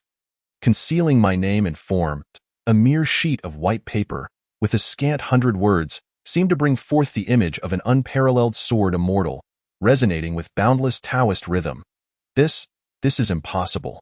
The celestial demon of clarity gaped, his gaze fixated on the scroll suspended in midair. How could a piece of paper, with a few lines of poetry, contain such terrifying sword intent? How could it sever his clouds that stretched for miles? What manner of power was this? What is this force? Beyond the transformation stage, could it be a treasure passed down from the last generation? In an instant, the remaining individuals were filled with shock, involuntarily prostrating themselves. Even the celestial demoness eyes flickered with a blood-red, eerie light. We cannot linger here. This demon was of unparalleled intellect. Who would dare confront that terrifying scroll? With a sweeping motion, a torrent of black mist surged forth. But this time it did not advance toward the crowd. Instead, it enveloped him as he retreated into the distance. However, before he could escape 100 meters, another beam of sword light erupted from that white paper. Swish! The sword light surged forth, splitting into two, then three. In the blink of an eye, 100 sword energies roiled, slicing the celestial demon of clarity into fragments. In an instant, the air cleared. Beyond the blood-soaked forbidden grounds, no more black mist or blood shadows remained. The crowd swallowed hard. Had it not been for the bones littering the ground, they might have doubted the reality of what they had just witnessed. Indeed, the scroll. They hastily turned to see that after vanquishing the foe, the scroll rolled back into Han Sishua's hands. It was over. They had been saved. In that moment, silence enveloped the area beyond the blood-soaked forbidden grounds. As the crowd lay prostrate, hearts trembling, not only them, but even Han Sishue, gazing at the treasured artifact in her hands, felt her heart quiver. She had already witnessed the terrifying prowess of Senior Ming. Yet she was still shaken by the scene before her. An invincible demon had been repelled with a single stroke by an extraordinary sword. Beneath the black mist, thousands of cultivators were rendered as mere children. Yet, a single piece of writing from Senior Ming was sufficient to quell them. What realm, what might was that? Truly, it was beyond imagination. What manner of being could Senior Ming be? Han Tianying chuckled bitterly, feeling a chill crawl over his scalp. Indeed, Han Sishue instinctively nodded, unable to suppress her curiosity about the author of the heroic traveler, Li Bai. What kind of figure was he? Could he also be a supreme powerhouse? The group was left in contemplation, shaking their heads in disbelief, as they beheld the celestial demon of clarity vanquished, the blood-soaked forbidden grounds returned to tranquility. Han Tianying prepared to lead the others back into the forbidden grounds. But then he gazed toward the site of the celestial demon's demise, suddenly taken aback. What is that? Han Tianying spotted an object, and a flurry of questions arose within him as he could not help but approach it. Chapter 28. Qingming Pearl. What strength did Han Tianying possess? He was now firmly in the late nascent soul stage. Though he had just recently advanced, the distance of 100 meters was nothing for him. However, upon discerning the nature of that object, Han Tianying's eyes widened, and he swiftly stashed the item away, turning to retreat. Master, brother? Han Yang was about to inquire, but Han Tianying interrupted with a wave, though not speak. Just follow me. As soon as he finished speaking, Han Tianying immediately summoned a flying boat, whisking the group away into the distance. His actions were swift, taking only a few breaths. Once the members of the Qingshu sect vanished from sight, nearly 10 minutes passed before the crowd finally reacted. We survived. We survived. One individual exclaimed, overwhelmed with joy, and soon erupted into wild laughter. Yet, few mocked him for such madness. In truth, many in attendance shared the same sentiment. However, the next moment, several individuals exchanged glances and instinctively retreated to a safe distance. Depleted of spiritual energy, they dared not remain too close, lest they be ambushed. Yet, after distancing themselves, they exchanged glances, none daring to depart. After a long pause, one person finally broke the silence. Mengshan, did you witness that astonishing sword energy? Upon hearing this, the individual referred to as Mengshan shot a glare at him, replying in a deep voice. Of course, such remarkable sword energy could be felt even 1,000 miles away. How could I not perceive it? Could you sense its divine might? Mengshan glanced up at the torn clouds in the sky. Then sighed, do not jest. Such power is beyond our comprehension. It likely exceeds the transformation stage. After a moment of silence, the first speaker's expression grew solemn. The Xuantiando was but a minor world, where the strongest cultivators barely reached the transformation stage. Now, someone wielding a mere scroll had exhibited power surpassing that realm. How could they not be astonished? After a while, the first speaker ventured again. So, do you believe that behind the Qingshu sect, there truly exists someone beyond the transformation stage? However, this time, Mengshan did not answer immediately. Instead, he chuckled lightly, Brother Gongyang, you need not attempt to extract my thoughts. This Xuantiando, brimming with trillions of spirits, do you not know whether there are any cultivators beyond the transformation stage? Upon hearing this, the man smiled, his eyes narrowing. Once a cultivator reaches the transformation stage, their lifespan extends to 2,000 years. Moreover, upon achieving the pinnacle of the transformation stage, they can transcend to the middle 1,000 worlds. This is a power of the heavens, one that no one can resist. With that said, I shall take my leave. The man chuckled and, with a flicker of his form, dashed off into the distance. Mengshan's gaze narrowed as he glanced at the sky, and then at the sight of the celestial demon's demise, a strange smile slowly forming at the corners of his mouth. In the next instant, the figure of the man flickered and vanished from his original spot. Not only they, but the rest exchanged glances and soon dispersed as well. Remarkably, these individuals tacitly refrained from entering the blood-red forbidden ground. As for the thoughts they harbored in their hearts, only they themselves were aware. After the crowd had dispersed, a significant portion of the day passed before ominous clouds suddenly gathered over the blood-red forbidden ground. And rain began to pour down. The sound of the rain echoed loudly, dissipating some of the lingering scent of blood. However, before long, a figure soared in from a great distance. He appeared to be strolling leisurely. Yet with a few flickers, he traversed thousands of miles. If anyone were still present, they would undoubtedly be struck with awe as the raindrops, upon reaching within 3 feet of this man, seemed to collide with an invisible barrier and could not fall upon him. Despite the torrential downpour, not a drop touched his person. Clad in simple attire, this man bore no remarkable features, save for the exquisitely crafted gourd at his waist, which was a sight to behold. Intricately adorned and far from ordinary, as he approached the blood-red forbidden ground, his brow involuntarily furrowed. Such a gruesome scene suggested the emergence of yet another monster, and judging by appearances, this one's cultivation seemed quite formidable. A light chuckle escaped his lips as his gaze fell upon the remains of Tianqing Yaozuan not far away. What is this? The man paused, unable to suppress a detailed perception of the scene. It could not be mistaken. This should indeed be the corpse of that monster. Yet, how could it be in such a state? He murmured softly to himself, and then his eyes narrowed once more. No, how could this be? The sword energy is. A look of terror crossed his face, disbelief filling his eyes. He was confident in his unparalleled cultivation, wielding a sword that could slay all monsters under heaven. Aside from a few ancient beings in the sacred grounds, he should have no rivals. Yet at this moment, he truly found himself immobilized. The residual sword energy lingering on the corpse remained potent, its intent undiminished, as if revealing a new world before his eyes. Could it be that, in this Xintian continent, there truly exists someone who understands the sword better than I, Li? The man whispered to himself, his body trembling in response. No. Suddenly, he sensed something, swiftly raising his head to gaze upward. There, in the sky, two sheets of pitch-black clouds converged, leaving a deep chasm spanning thousands of miles in between. Within that chasm surged an astonishing sword energy, preventing the clouds from merging. What a terrifying sword! The man inhaled sharply, feeling a prickling sensation at the back of his neck. The residual sword energy nearly shattered his previously unyielding Dao heart. No, I must seek out the one who wielded this sword, he snorted, his figure flickering as he vanished into the downpour. Meanwhile, within the Qingshu sect, having just endured a life-and-death ordeal, the members did not return to their respective chambers, but instead gathered in the grand hall of the sect. In the hall, Han Sishue and the others wore solemn expressions, their eyes fixed intently on Han Tianying. After a moment, Han Yang could no longer contain himself and asked in a deep voice, "Martial brother, why have you summoned us here instead of allowing us to return?"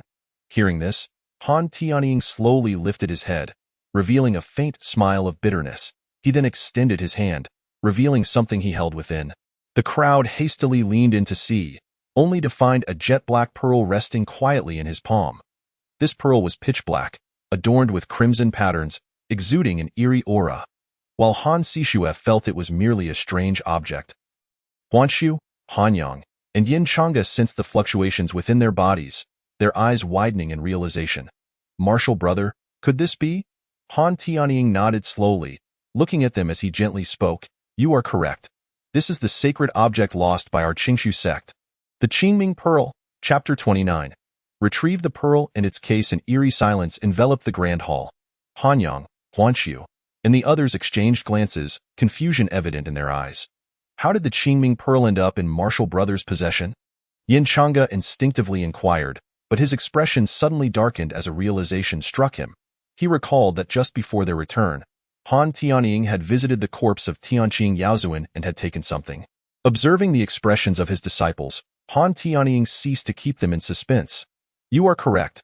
This item is indeed something that fell from Tianqing Yaozuan." Upon hearing this, Huanshu and the others' faces darkened. How could their sect's sacred object end up in the hands of Tianqing Yaozuan? Han Tianying, having lost his patience for suspense, spoke gravely. "In truth, the moment I laid eyes on that monster, I had my suspicions. Tianqing Yaozuan is connected to our Qingshu sect. I fear that the monster is a transformation of this Qingming Pearl." "Impossible," Hanyang exclaimed, shaking his head urgently. "The Qingming Pearl is a sacred object of our Qingshu sect. How could it possibly be?" Han Tianying raised his hand to interrupt their protests, stating, "Do not be hasty in your rebuttals. While the Qingming Pearl is indeed our sacred object, it has also existed alongside several sect leaders, long since acquiring sentience. Furthermore, being confined in the blood-red forbidden ground for 300 years, it is not surprising that its sentience has turned to malevolence. Moreover, the reason I asked you to stay was not solely to discuss this matter." As he spoke, Han Tianying's expression darkened significantly. He placed the Qingming Pearl into a jade box, sealing it with multiple layers of enchantments before continuing. "What I want to emphasize is that when I retrieved this Qingming Pearl, it is highly likely that I was observed. The survivors were all formidable beings at the nascent soul stage, and if they noticed my actions, they would surely uncover the nature of this pearl.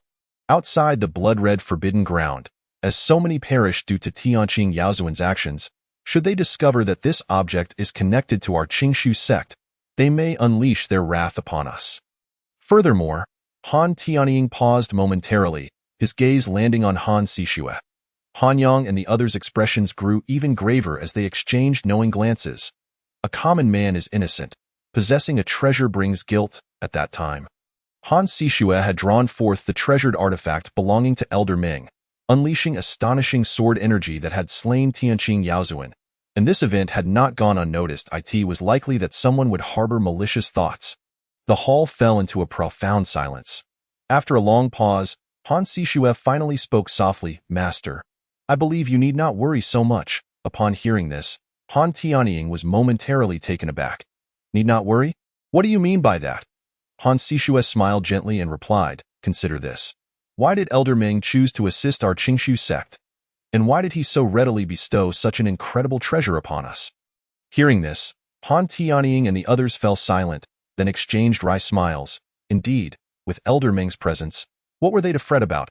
"Ha, who would have thought that you, girl, would see things so clearly?" Han Tianying chuckled. "Your master and the others were merely concerned for the Qingshu sect." Han Sishue retorted, "All right, you need not flatter us old folks." Han Tianying shook his head with a smile, saying, "In that case, let us visit Elder Ming first thing tomorrow morning." Han Yang and the others nodded with light chuckles. In no time, the worry etched on their faces faded away. The following morning, as dawn broke, Han Tianying and the others returned to the unreturning mountain range. Standing before Ming Jun's small courtyard. Upon gazing at the courtyard before him, Han Tianying's lips twitched involuntarily. What had once been a simple fence was now entirely transformed into brick and tile. And even the gate appeared brand new. Moreover, from the walls and gates flowed a profound aura, utterly extraordinary. A tremor coursed through his heart, prompting Han Sishue to quickly regain her composure and knock on the door. "Elder Ming, Sishue has come to pay her respects." Shortly thereafter, Ming Jun's voice drifted from within the courtyard. "Come in." The door is not locked. Upon entering, they were once again taken aback. The Bodhi divine tree, which had only been planted for a little over half a month, now stood several meters tall. Meanwhile, Ming Jun sat leisurely beneath the tree, engrossed in a book, appearing utterly at ease. The two felt a complex mix of emotions. While outside, countless cultivators had perished at the blood-red forbidden ground, including dozens of nascent soul practitioners and even a supreme being of the transformation stage. Yet Elder Ming remained so relaxed while reading. "Perhaps this is what it means to be an unparalleled powerhouse. Thank you for the gift, Elder Ming," Han Sishue respectfully stated. "I have utilized this item and now return it to you." Hearing this, Ming Jun turned to look, raising an eyebrow. "Isn't this the poem I gifted this girl last time? Keep it. It's yours now," Ming Jun replied softly. Having given away the item, he had no reason to take it back. Deeming it a trivial matter, Han Sishue fell silent for a moment. Such a treasure, casually gifted to her. Truly, Elder Ming was deserving of his reputation as an unparalleled being. Perhaps such objects held little value in his eyes.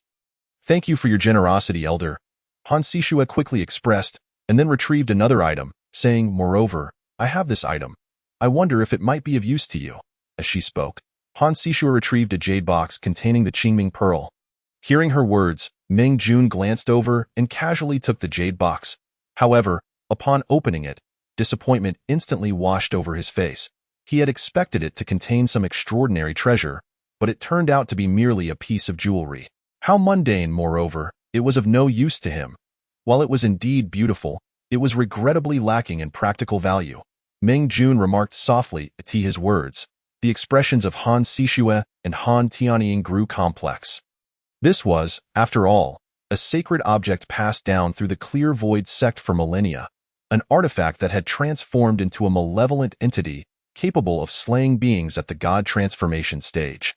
Yet, in the eyes of Elder Ming, it was reduced to nothing more than a pretty trinket. However, they found themselves at a loss for words to refute him. After all, the ink treasure he had casually gifted had effortlessly slain the Ta Ching demon lord. Although this pearl held little significance for him, it represented their sincere intentions. "Very well, I shall accept this item. However, I shall not take your possession without offering something in return. This box catches my eye. With a touch of refinement, it shall serve as a token of appreciation." With that, Ming Jun lifted the jade box and withdrew a black gold carving knife, beginning to carve delicately. Though the jade box had already been embellished, under Ming Jun's skillful hands, it became even more exquisite, adorned with swirling dragons and soaring phoenixes, accompanied by auspicious clouds. Han Tianying and Han Sishue's mouths twitched involuntarily. While this box may not have been as precious as the Qingming pearl, it was still crafted from a millennium-old mysterious jade, immensely durable. Yet, to their astonishment, in Elder Ming's hands, it resembled little more than papier-mâché. Was this truly Elder Ming? No, what was even more terrifying was the rhythm he exuded. It seemed as if he transcended all, soaring among the heavens like an unparalleled immortal. Han Sishue murmured inwardly, unable to help but become entranced. Before long, the originally square jade box was transformed into a palace-like structure. Upon opening it, the interior revealed numerous small characters, each swirling and dancing, as if they could move with the shifting light. Very well, I shall accept this pearl, and you may take back the box, Meng Jun stated with a smile, while internally reflecting on an ancient tale of someone who bought a box only to find a pearl within. His current actions seemed to echo that story. Surely, after my embellishments, this box is now worth even more. Meanwhile, as Han Tianying and the others ascended the mountain, news of the blood-red Forbidden Land had already spread throughout the Baiyue and Dazhao kingdoms. The emergence of a demon capable of slaying beings at the god transformation stage, only to be defeated by a piece of calligraphy, became a legendary topic of conversation. However, what intrigued the masses even more was the rumor that the Ta Ching demon lord had connections to the Clear Void sect. And the very calligraphy that had vanquished the Ta Ching demon lord also originated from the Clear Void sect. Is this true? In the imperial palace of Dazhao, the sovereign spoke in a deep voice. The weight of his imperial authority made the messenger tremble, fearing to provoke his ire. Absolutely true, Your Majesty. One man quickly replied. Upon hearing this, the Dazhao sovereign narrowed his eyes, a glimmer of unbridled greed flashing within them. After a lengthy pause, he suddenly rose and exclaimed, Issue a decree. I shall personally lead the charge and flatten the Clear Void sect. Chapter 30. 3 Transformations of a Sect half a day later. Within the Clear Void sect, after Han Sishue and Han Tianying descended from the Bugu mountain range, they immediately notified everyone to seal the Clear Void sect once more. Such sudden news left the members bewildered, particularly those who had been drawn to the Clear Void sect due to the Ta Ching Demon Lord incident, leaving them utterly stunned. Nevertheless, the area surrounding the Clear Void sect fell into a profound silence. Yet, everyone knew this calm would not last long. 3 days later, at dawn, the booming sounds from the sky awakened the hidden cultivators surrounding the Clear Void sect. What is happening? What is that noise? Many were taken aback, hastily emerging from their hiding places to gaze skyward. Suddenly, dozens of flying vessels streaked across the distant sky. Those are the royal flying vessels of Dazhao? What are they doing here? Could it be that Dazhao is about to officially declare war on Baiyue? The crowd gasped in shock. However, they soon realized that the flying vessels were heading straight for the location of the Clear Void sect. Could the rumors be true? The crowd stood stunned, suddenly recalling the rumors from 3 days prior that the Dazhao sovereign intended to personally mobilize against the Clear Void sect. At that time, everyone had dismissed it as a joke. After all, no matter how bizarre the rumors surrounding the Clear Void sect were, it hardly warranted the sovereign of Dazhao taking action personally. But now, as they gazed at the foremost royal vessel of Dazhao, they believed. We must follow and see. The crowd exchanged glances, an expression of intrigue passing among them, and they could not help but leave their hiding places. Meanwhile, outside the Clear Void sect, the Dazhao sovereign's voice boomed. Clear Void sect members, come forth to kneel and receive me. The command resonated, shaking the mountains. Those hiding in the distance felt their scalps tingle at the overwhelming authority contained within that command. There was no mistaking it. It was undoubtedly a cultivator at the god transformation stage. The question is, can the Clear Void sect withstand this? A group of late-stage nascent soul cultivators gathered, all gazing toward the Clear Void sect. Just then, they noticed the mist billowing ominously, and the sealed gates of the sect remained firmly shut. Your Majesty, it seems the news of the Clear Void sect sealing its gates is indeed true. There is no response from within. A golden-armored warrior spoke solemnly, awaiting the sovereign's command. Sealing the gates? Even now, they dare to play such tricks? The Dazhao sovereign snorted coldly and commanded, all vessels, open fire. If they refuse to open their gates, I shall assist them in doing so. At his words, a glint of coldness flashed through the eyes of the golden-armored general as he turned and shouted, all vessels, fire! With that command, a dazzling glow erupted from dozens of flying vessels, as if they were truly prepared to bombard the Clear Void sect. Yet at that moment, the thick fog sealing the Clear Void sect suddenly roiled, and then Han Tianying and the others emerged from within. Sovereign of Dazhao, Why do you attack our clear void sect? Han Tianying exclaimed loudly. Oh, they actually came out. The Dazhao sovereign's lips curled into a faint smile upon seeing Han Tianying and the others. Since you have emerged, I shall not waste words. The demon transformed from your sect's Qingming Pearl has slain my god transformation cultivators. Now, I present you with two choices. Either open the gates and allow me to inspect whether there are any remaining demons within the Clear Void sect, or I shall personally take action to flatten your sect. Inspect. Han Tianying's expression turned peculiar. What sect would allow others to enter and inspect their inner sanctum? Moreover, what is whether there are any remaining demons even mean? This Dazhao sovereign clearly covets the ink treasure bestowed by Elder Meng. I must ask, by what right? Han Tianying replied coolly. The Clear Void sect resides within the territory of Baiyue. What right does the Dazhao sovereign have to come here and demand accountability? By what right? The Dazhao sovereign furrowed his brow and replied coolly, Sect Master Han, are you speaking to me? As soon as his words fell, an astonishing wave surged from the Dazhao flying vessel. Following that, 3 figures slowly descended before the numerous flying vessels. Those are 3 god transformation cultivators. Those hiding in the distance gasped in shock, taking a sharp breath. Just 3 days prior, a god transformation general had perished at the blood-red Forbidden Land. Yet now, at this moment, Dazhao possessed 3 god transformation cultivators. Moreover, the Dazhao sovereign was not only a god transformation cultivator but appeared to be on the cusp of the late stage. This Dazhao sovereign is well concealed. Indeed, the Clear Void sect is in grave danger. The crowd gazed anxiously at the Clear Void sect, only to be taken aback once more. However, to their astonishment, Han Tianying exhibited no fear. Upon sensing that overwhelming aura, he merely chuckled softly. Beside him, Han Sishue let out a cold laugh. Is a god transformation cultivator truly that impressive? As soon as she spoke, her figure flickered, disappearing from her original spot. When she reappeared, she was already standing before the Dazhao sovereign, striking out with a palm. In that instant, the forces of heaven and earth converged, and an icy chill spread, as if the very fabric of reality had been frozen. The crowd felt the temperature drop drastically, and snowflakes began to swirl through the air. This is mid-stage god transformation? The Dazhao sovereign was taken aback, instinctively raising a barrier to block that astonishing chill. He then gazed incredulously at the young girl before him, his expression darkening. He, a sovereign of a nation, had achieved his current standing through the strength of his entire kingdom. Yet here stood someone barely 20 years old, who had also reached mid-stage god transformation. What kind of prodigy emerges from such a humble sect as the Clear Void sect? No, not just this girl.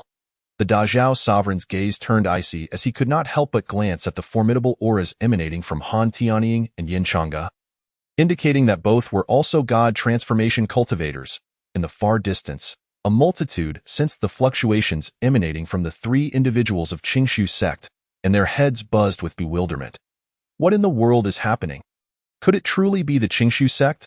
3 cultivators at the transformation stage from a single sect. How can anyone survive such a scenario? Meanwhile, within the mountains 3,000 miles away, a young man flickered and ascended to an altitude of 10,000 miles. Gazing towards the direction of Qingshu sect. Is that the direction of Qingshu sect? So, the gates of Qingshu sect are indeed open. Excellent. Li's swordsmanship can finally progress further. As for the great Zhao kingdom, if they do not obstruct my path, all is well. But if they dare to intervene, I shall not hesitate to bring about a change of dynasty. With that, the young man snorted coldly, his figure flashing as he sped towards the Qingshu sect. Chapter 31. A sword shocks the monarch outside Qingshu sect. The expression of the great Zhao monarch was exceedingly grim. The emergence of 3 transformation stage cultivators from Qingshu sect was beyond his expectations. However, upon recalling the rumored treasures of Qingshu sect, his eyes gleamed with avarice. A treasure capable of slaying the Tianqing demon lord. If it were to fall into his hands, who in the mere Xintian continent could contend with him? Not only the surrounding small nations, but even the central sacred lands of the continent would be powerless against him. Splendid, splendid. In such a short time, Qingshu sect has produced 3 transformation stage cultivators. This only affirms that my decision to come personally was indeed correct. The great Zhao monarch spoke softly, then stepped forward, and a wave of bloodlight instantly enveloped the flying vessel. This bloodlight was exceedingly malevolent, instilling terror in all who beheld it. Han Tianying was taken aback, instinctively channeling his power to form a protective barrier around them. Yet, he soon realized that the bloodlight was not aimed at them but rather enveloping the flying vessel. "Your Majesty, what is this?" Cries of alarm erupted from the vessel, only to be ruthlessly silenced by the great Zhao monarch. "Silence. As subjects of the great Zhao, you must serve your nation loyally." With this command, the soldiers aboard the vessel felt an inexplicable heat surge through their bodies, their essence blood stirring. In but a few breaths, their essence blood seeped from their bodies, rushing towards the great Zhao monarch. Is this the blood demon transformation technique? Someone recognized the secret art being wielded by the great Zhao monarch and gasped in shock. This secret art is notorious for its bloodthirstiness, requiring the sacrifice of living blood. The more individuals sacrificed, the greater the power gained by the practitioner. Due to its gruesome nature, even those of the demonic path hold it in disdain. Yet, who would have thought that the great Zhao monarch would resort to such methods among his own soldiers? In an instant, dozens of soldiers aboard the flying vessels were completely consumed by the blood sacrifice, and the great Zhao monarch's aura surged to an unfathomable degree. Many present felt their eyes narrow in terror, realizing that at this moment, the great Zhao monarch's aura was even stronger than that of the Tianqing demon lord. "You are truly mad, using your own soldiers for blood sacrifice," Han Tianying could not help but exclaim.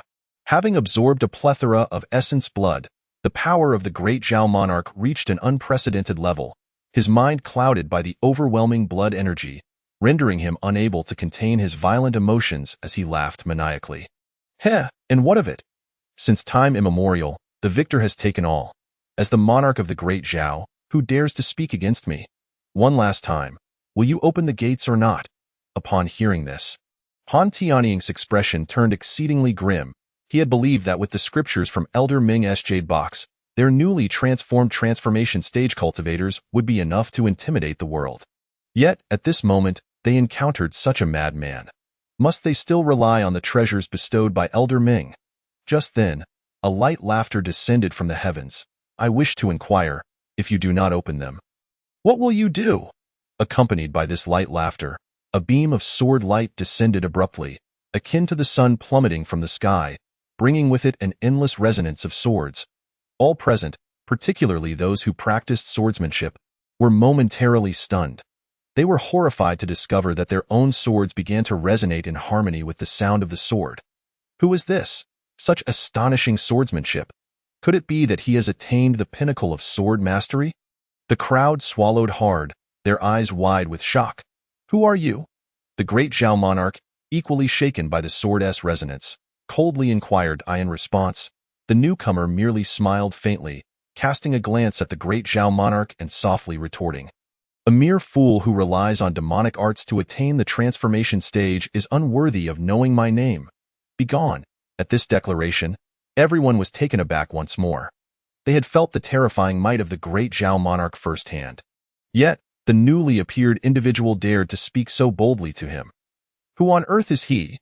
The crowd hurriedly turned to look, only to find themselves at a loss for words. The young man, after his cold retort, ignored the great Zhao monarch entirely and instead addressed the members of Qingshu's sect. 3 days ago, beyond the blood-colored forbidden grounds, were you the ones who slayed the Tianqing demon lord? The sudden appearance of this individual left Han Tianying utterly bewildered. Upon hearing his question, he was even more astonished. Could it be that this person has also come for Elder Ming's treasured artifacts? Judging by his tone, he seemed to regard the great Zhao monarch with disdain. Could he be an even more formidable cultivator? However, how could Elder Ming's treasures be so easily claimed? Just as Han Tianying was flooded with thoughts, unsure of how to proceed, the great Zhao monarch's face shifted between shades of blue and white. As a sovereign, when had he ever been reprimanded by anyone? To be told to be gone? When had anyone dared to speak to him in such a manner? At this moment, the great Zhao monarch, thoroughly influenced by the blood energy, bellowed, "How dare you speak to me like that?" As soon as the words left his mouth, a surge of bloodlight erupted from his hand. Spiritual energy surged forth, and in an instant, the sky was filled with blood clouds, thunder rolling ominously. an overwhelming presence that would make even transformation stage cultivators tremble beneath the blood clouds. This is bad. It's the blood demon transformation technique. Those with even a modicum of knowledge about the secret art felt their hearts drop, and without a moment's hesitation, they turned and retreated several miles. Upon unleashing this secret art, the great Zhao monarch lost his last shred of rationality. With a roar, he pointed a finger at the young man. As he did so, a bolt of lightning erupted from within the blood clouds. Measuring over 10 feet in thickness, however, sensing the commotion behind him, the young man displayed a hint of impatience. A trivial technique dares to become thunder. Begone. With a fierce shout, the young man turned sharply and pointed. The onlookers felt their vision blur, and the entire world seemed to be reduced to that solitary beam of sword light. Buzz. The blood clouds transformed into thunder, possessing the might to move mountains. Yet, as the sword light soared into the heavens, it dissipated rapidly like snow meeting a furnace, ultimately cleaving through the blood clouds above, leaving them unable to heal for an extended period. What? The crowd gasped. Their scalps tingling. The blood clouds had already shocked them, but this sword light instilled an even greater sense of dread. The great Zhao monarch, having lost his sanity, instinctively felt fear. Terror flickered in his eyes. The next moment, this monarch, who had rallied his forces to annihilate his own tens of thousands of soldiers, turned and fled. Your Majesty. The remaining 2 transformation stage cultivators of the great Zhao exclaimed in alarm. Hastily pursuing him, witnessing this, the crowd fell into a state of speechless disbelief. Did this battle conclude so abruptly? Yet, Qingshu sect had only launched an initial strike and had not made any further moves. Moreover, who was that young man clad in black? What connection did he have with Qingshu sect? The crowd hurriedly turned to look, only to see the young man wearing a tranquil expression, as if he had merely accomplished a trivial task. However, no one noticed the unmistakable excitement that flickered in his eyes as he turned to face the members of Qingshu sect. Chapter 32. Take me to meet Elder Ming. Such astonishing swordsmanship has never been heard of in the eastern part of the Xintian continent. Could it be that this individual hails from a sacred land in the heart of the continent? The crowd speculated wildly about the strength of the man in black, their eyes filled with awe. Not only the outsiders, but even those from Qingshu sect felt a weight in their hearts. Although they believed that the treasures bestowed by Meng Jun could quell all, they needed time to unleash them. Did they not? Given the current cultivator's prowess and the proximity of their confrontation, they feared that they would be struck down before they could even react. Elder? Han Tianying stammered, uncertain of the true intentions of this figure. The young man stepped forward, his excitement evident in his gaze. This is bad. It seems Qingshu sect may perish at his hands. Many fell silent, their eyes fixed on the young man. Yet, in the next instant, they widened in astonishment, unsure of how to articulate their thoughts. The young man could no longer contain himself and grasped Han Tianying's hand. I've heard you possess a treasure that can unleash sword energy? Quickly, show it to me. Observing the demeanor of this individual, he appeared nothing like the calm figure from earlier. Rather, he resembled a gambler recently released from prison. Han Tianying was taken aback, unable to cope with the casual intimacy shown by this formidable elder. We do have it, but it's somewhat inconvenient. Han Tianying quickly replied. That artifact was a gift from Elder Ming. How could it be shown to just anyone? To one's astonishment, the man waved his hand dismissively and chuckled. Oh, what inconvenience could there possibly be? Am I to snatch away treasures from you youngsters? Come, let me have a look. At his words, the corners of the onlookers' mouths twitched in disbelief. His expression, coupled with his statement, prompted a man to respond. I merely wish to take a glance, not intrude. What difference does it make? Han Tianying inhaled deeply, momentarily at a loss, and shifted his gaze to Han Sishue. After all, the item in question had been bestowed upon this girl by Elder Ming, and only she held the right to decide its display. Observing the man's fervent anticipation, Han Sishue pondered briefly before retrieving the scroll. Elder, it is not that the younger generation is stingy. Rather, the sword energy contained within this calligraphy is formidable, and mishandling it could potentially harm you. Han Sishue had articulated her concerns with utmost tact. Yet the man appeared not to have heard her, instead fixating on the scroll with rapt attention. Quickly, open it for me to see, he urged, Upon hearing this, Han Sishue fell silent for a moment, then delicately unfurled the scroll. The crowd gasped in unison, recalling the legends surrounding it, and immediately focused their gazes intently. However, to their utter astonishment, they found nothing extraordinary. It was merely an ordinary piece of calligraphy. Could it be that the Qingshu sect was unable to present their artifact and had resorted to displaying a counterfeit? Yet, not only the outsiders but even Han Sishue herself was taken aback. This time, the scroll exhibited no reaction whatsoever. But as it was only the second time she had unveiled this piece, she was unaware of the reason behind this anomaly. Nonetheless, while the members of the Qingshu sect were baffled, the man understood perfectly well.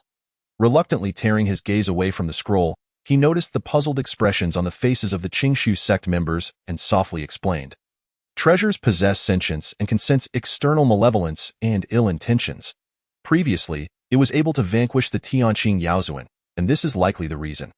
However, since I harbor no malice towards you, the artifact naturally remains unresponsive. At these words, the members of the Qingshu sect exchanged glances, their beliefs somewhat reassured. After all, this was a gift from Elder Ming, and it was not surprising that it possessed intelligence. The man seemed to have gleaned much wisdom from the calligraphy. Murmuring to himself, 10 paces to slay a man, 1,000 miles leave no trace. Once the deed is done, one departs with a flick of their robe, concealing their identity and name. What a magnificent display of power! What a resounding aura! This is the realm that we, as sword cultivators, truly strive for.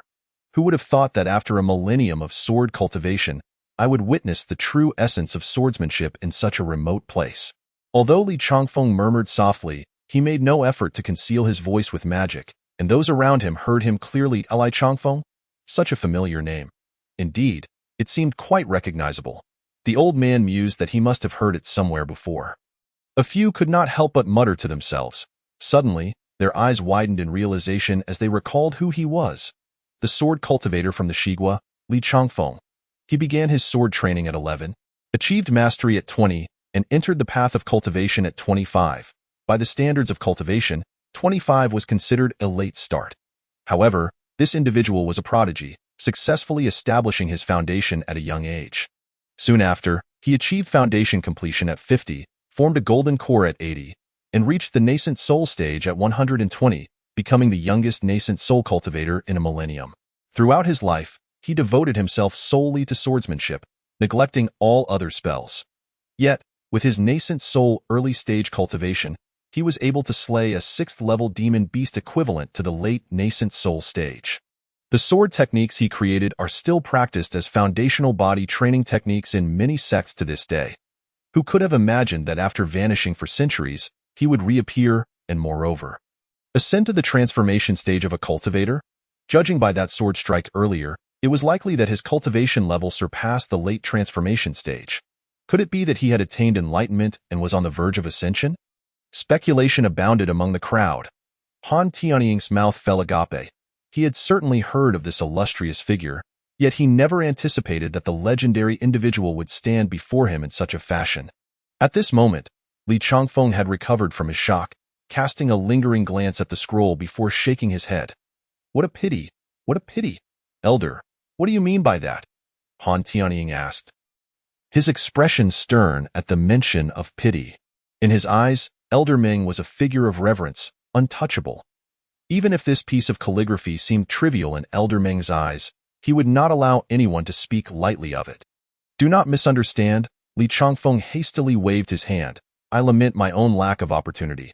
Although witnessing this scroll has indeed enhanced my understanding of the sword path, had I been fortunate enough to study under the master who penned this piece, my gains would have been far greater.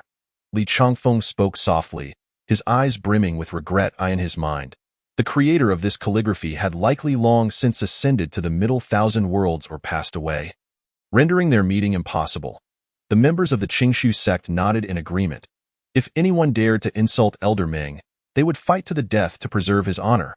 After all, the Qingshu sect's present standing was entirely due to Elder Ming's generosity. However, upon hearing the admiration in Li Changfeng's tone, Han Tianying's expression softened considerably, and he couldn't help but concur. Indeed, when Elder Ming bestowed this artifact upon us, it truly astounded us. Yes, indeed, To acquire such a treasure is undoubtedly your fortune. Li Changfeng instinctively nodded. However, he soon felt something amiss. Bestowal. This scroll was not a treasured artifact passed down by the Qingshu sect, but rather a recent gift from someone. Li Changfeng's heart raced. And he quickly inquired. Han Tianying chuckled lightly and nodded. That is indeed the case. This item was just recently bestowed upon us by Elder Ming. Elder Ming? Li Changfeng exclaimed excitedly. Is that person the one who granted this item? May I have the honor of meeting him? Of course, but that place. Han Tianying hesitated. That location had once again been sealed by the mysterious yellow energy. It seemed no one could enter except for those few recognized by Elder Ming. Yet Li Changfeng did not give Han Tianying a moment to ponder and raised his hand, laughing heartily. Come, take me to meet Elder Ming. Chapter 33. The Fall of the Emperor of the Zhao Kingdom. Observing Li Changfeng's almost frenzied demeanor, Han Tianying couldn't help but smile wryly. For a moment, he found himself at a loss and redirected his gaze to Han Sishue. After all, Elder Ming had indicated that those permitted to visit him could only do so through Han Sishue. After a moment of contemplation, Han Sishue spoke solemnly. Might I inquire what business you have with Elder Ming?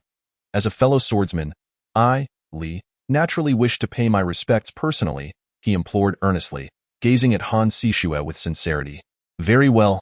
Witnessing such humility from this formidable figure, Han Sishue let out a soft sigh, finding it difficult to decline. However, she added, yet, as for whether the esteemed elder will meet with you, I truly cannot predict. Indeed, indeed, Li Changfeng nodded eagerly, following Han Sishue, Han Tianying, and Yin Changge as they soared towards the Buguishan mountain range. Watching their receding figures, the onlookers who had come merely to observe fell into a contemplative silence. What now, Qingyuan? What are your plans? One person inquired with a light chuckle. Hee, you already have a decision in mind. Why bother asking? Another replied without hesitation. Such an opportunity is rare as a phoenix feather. To pass it up would be a regret for life. With that, the individual leapt forth, soaring away like a shooting star.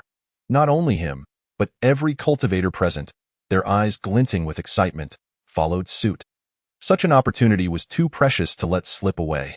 Moments later, beneath the Buguishan mountain range, Li Changfeng's expression twitched as he gazed at the swirling, mysterious yellow energy enveloping the mountains. He had surmised that the dwelling of the reclusive elder would be extraordinary. Yet he had not anticipated such a perilous location. This area was known as the Buguishan mountain range. He had ventured there once during his early days of cultivation hundreds of years ago, only to find himself unable to delve deeper after merely 100 meters due to the overwhelming miasma that ravaged his body, taking him years to recover. Is this truly the abode of Elder Ming? Li Changfeng could not help but exclaim. Had it not been for Han Tianying and the others' unwavering confidence, he might have thought he was being deceived. When we first encountered the elder, we too shared the same sentiment. Han Tianying replied with a wry smile, then turned to Han Sishue. Sishue, my dear, please inform Elder Ming of our arrival to avoid any displeasure. At his words, Han Sishue nodded gently and stepped into the depths of the Buguishan mountain range. Watching her depart, the last remnants of doubt vanished from Li Changfeng's eyes. Before long, the entire mountain range underwent a transformation.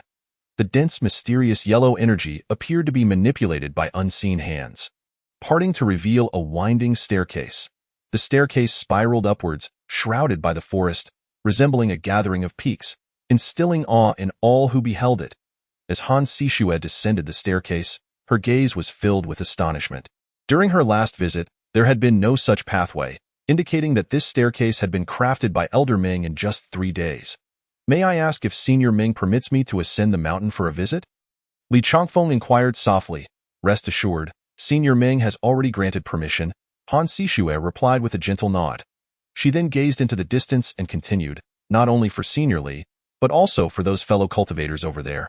Senior Ming has allowed us to ascend the mountain. Upon hearing this, the accompanying group was immediately swept with excitement. Meeting a legendary figure would undoubtedly be beneficial for them. Esteemed guests, please. Han Sishue lightly chuckled and willingly took on the role of a guide. However, Li Changfeng shook his head, solemnly stating, such a divine mountain and its sage must be revered with utmost respect. Saying this, Li Changfeng directly prostrated himself before the unreturning mountain, performing 3 bows and 9 kowtows before rising to commence his ascent. The others who had gathered followed suit, bowing in reverence. Meanwhile, in the great Zhao kingdom, the ruler, having been wounded, fled to the capital, where he finally halted. At this moment, his aura had already diminished to the initial stage of the transformation god realm. His face devoid of color, indicating that it would take a significant amount of time for him to recover. He had not anticipated the emergence of such a remarkable sword master. That individual must be none other than the legendary sword cultivator from several centuries ago, the one and only Li Changfeng. As the ruler of the great Zhao, he regained his composure and managed to deduce most of Li Changfeng's identity. Your Majesty, what shall we do next? Such a grand mobilization has yielded no success. The morale of our troops is bound to falter, remarked a fellow cultivator of the transformation god realm who had returned alongside him. And what if they do? Do they dare to rebel? The great Zhao ruler retorted sharply, clearly still under the influence of the blood demon transformation technique. Upon hearing this, the two transformation god cultivators fell silent, refraining from further conversation. Very well, I shall handle this matter appropriately. You may leave for now, the great Zhao ruler instructed with a wave of his hand. The two were more than willing to comply, cupping their fists in acknowledgement before hastily exiting. Once they departed, the great Zhao ruler's expression darkened as he entered a secluded chamber. He then raised his hand and pointed at a mirror in the center of the room. The surface of the mirror trembled, and moments later, a dark shadow appeared. Sensing your aura is so low, could it be that you have indeed practiced the blood demon transformation technique? Upon hearing this, the great Zhao ruler's expression immediately soured. This secret technique was imparted to me by you. Can you not discern whether I have utilized it? Indeed, that is true. However, since you have employed it, why the anger? Have I not already informed you of the technique's shortcomings? Could it be that what you desire has not been obtained? Upon hearing this, the great Zhao ruler's face grew even darker. It was you who incited me to take action against the Qing Su sect. Why did you not inform me that the Qing Su sect has ties to Sword Master Li Changfeng? Li Changfeng? The shadow visibly reacted with surprise at the mention of this name. Who else could it be? The great Zhao ruler snapped irritably. Upon hearing this, the shadow fell silent for a moment before bursting into eerie laughter. Splendid. With this fellow's blood essence, I shall surely advance further. With your current state, you are but a remnant soul of an ancient cultivator, merely able to cling to this artifact. Though you truly think you can contend with Sword Master Li Changfeng? What a dream! The great Zhao ruler scoffed, his eyes filled with disdain. A remnant soul? How amusing. You are still the ruler of a nation, yet you believe such words. Upon hearing the mockery in the shadow's tone, the great Zhao ruler's expression shifted dramatically. What do you mean by that? You, the great Zhao ruler gasped, only to witness the being he had referred to as a remnant soul step forth from the mirror. You are not a remnant soul? The great Zhao ruler exclaimed in shock, instinctively forming a defensive gesture. However, he soon realized with horror that all of his spiritual power had vanished without a trace. Do not waste your efforts, the shadow remarked with a faint smile. Since I have elevated you from the initial stage of the transformation god to the latter stage, I have naturally made preparations. You shall obediently become my puppet. With a soft command, the shadow abruptly raised its hand. From its arm, a blood-red skull shot forth and directly entered the great Zhao ruler's brow. The next moment, the great Zhao ruler trembled, his eyes devoid of spirit. The shadow casually withdrew its hand, as if having accomplished something trivial. From this day forth, I am your master. Upon hearing this, the great Zhao ruler instinctively nodded and replied, Yes, from this day forth, you are my master. Chapter 34. Everyone, I have attained enlightenment. Atop the unreturning mountain, despite the Xian Huang aura having been divided to either side, the existing restrictions remained overwhelmingly formidable. Even someone like Li Changfeng, a cultivator of the transformation god realm, was suppressed, let alone those at the nascent soul level. Fortunately, although the restrictions were terrifying, they posed no threat to life. After exhausting a good portion of the day, the group finally arrived at the summit. Upon gazing at the small courtyard before them, which emanated a profound aura of Tao, the crowd could only stare in awe, rendered speechless. This is the residence of the esteemed senior? Truly exceptional. Even the ancient saints could scarcely compare, Li Changfeng murmured, his demeanor markedly more reserved. Hearing this, Han Sishue smiled gently and said, Senior Ming is already aware of your arrival. Please, feel free to enter. At her words, Li Changfeng and the others nodded in agreement, promptly following Han Sishue into the courtyard. I asked that. The Bodhi Divine Tree. This tree should have perished in this realm long ago. How could it still exist? And in such lush condition?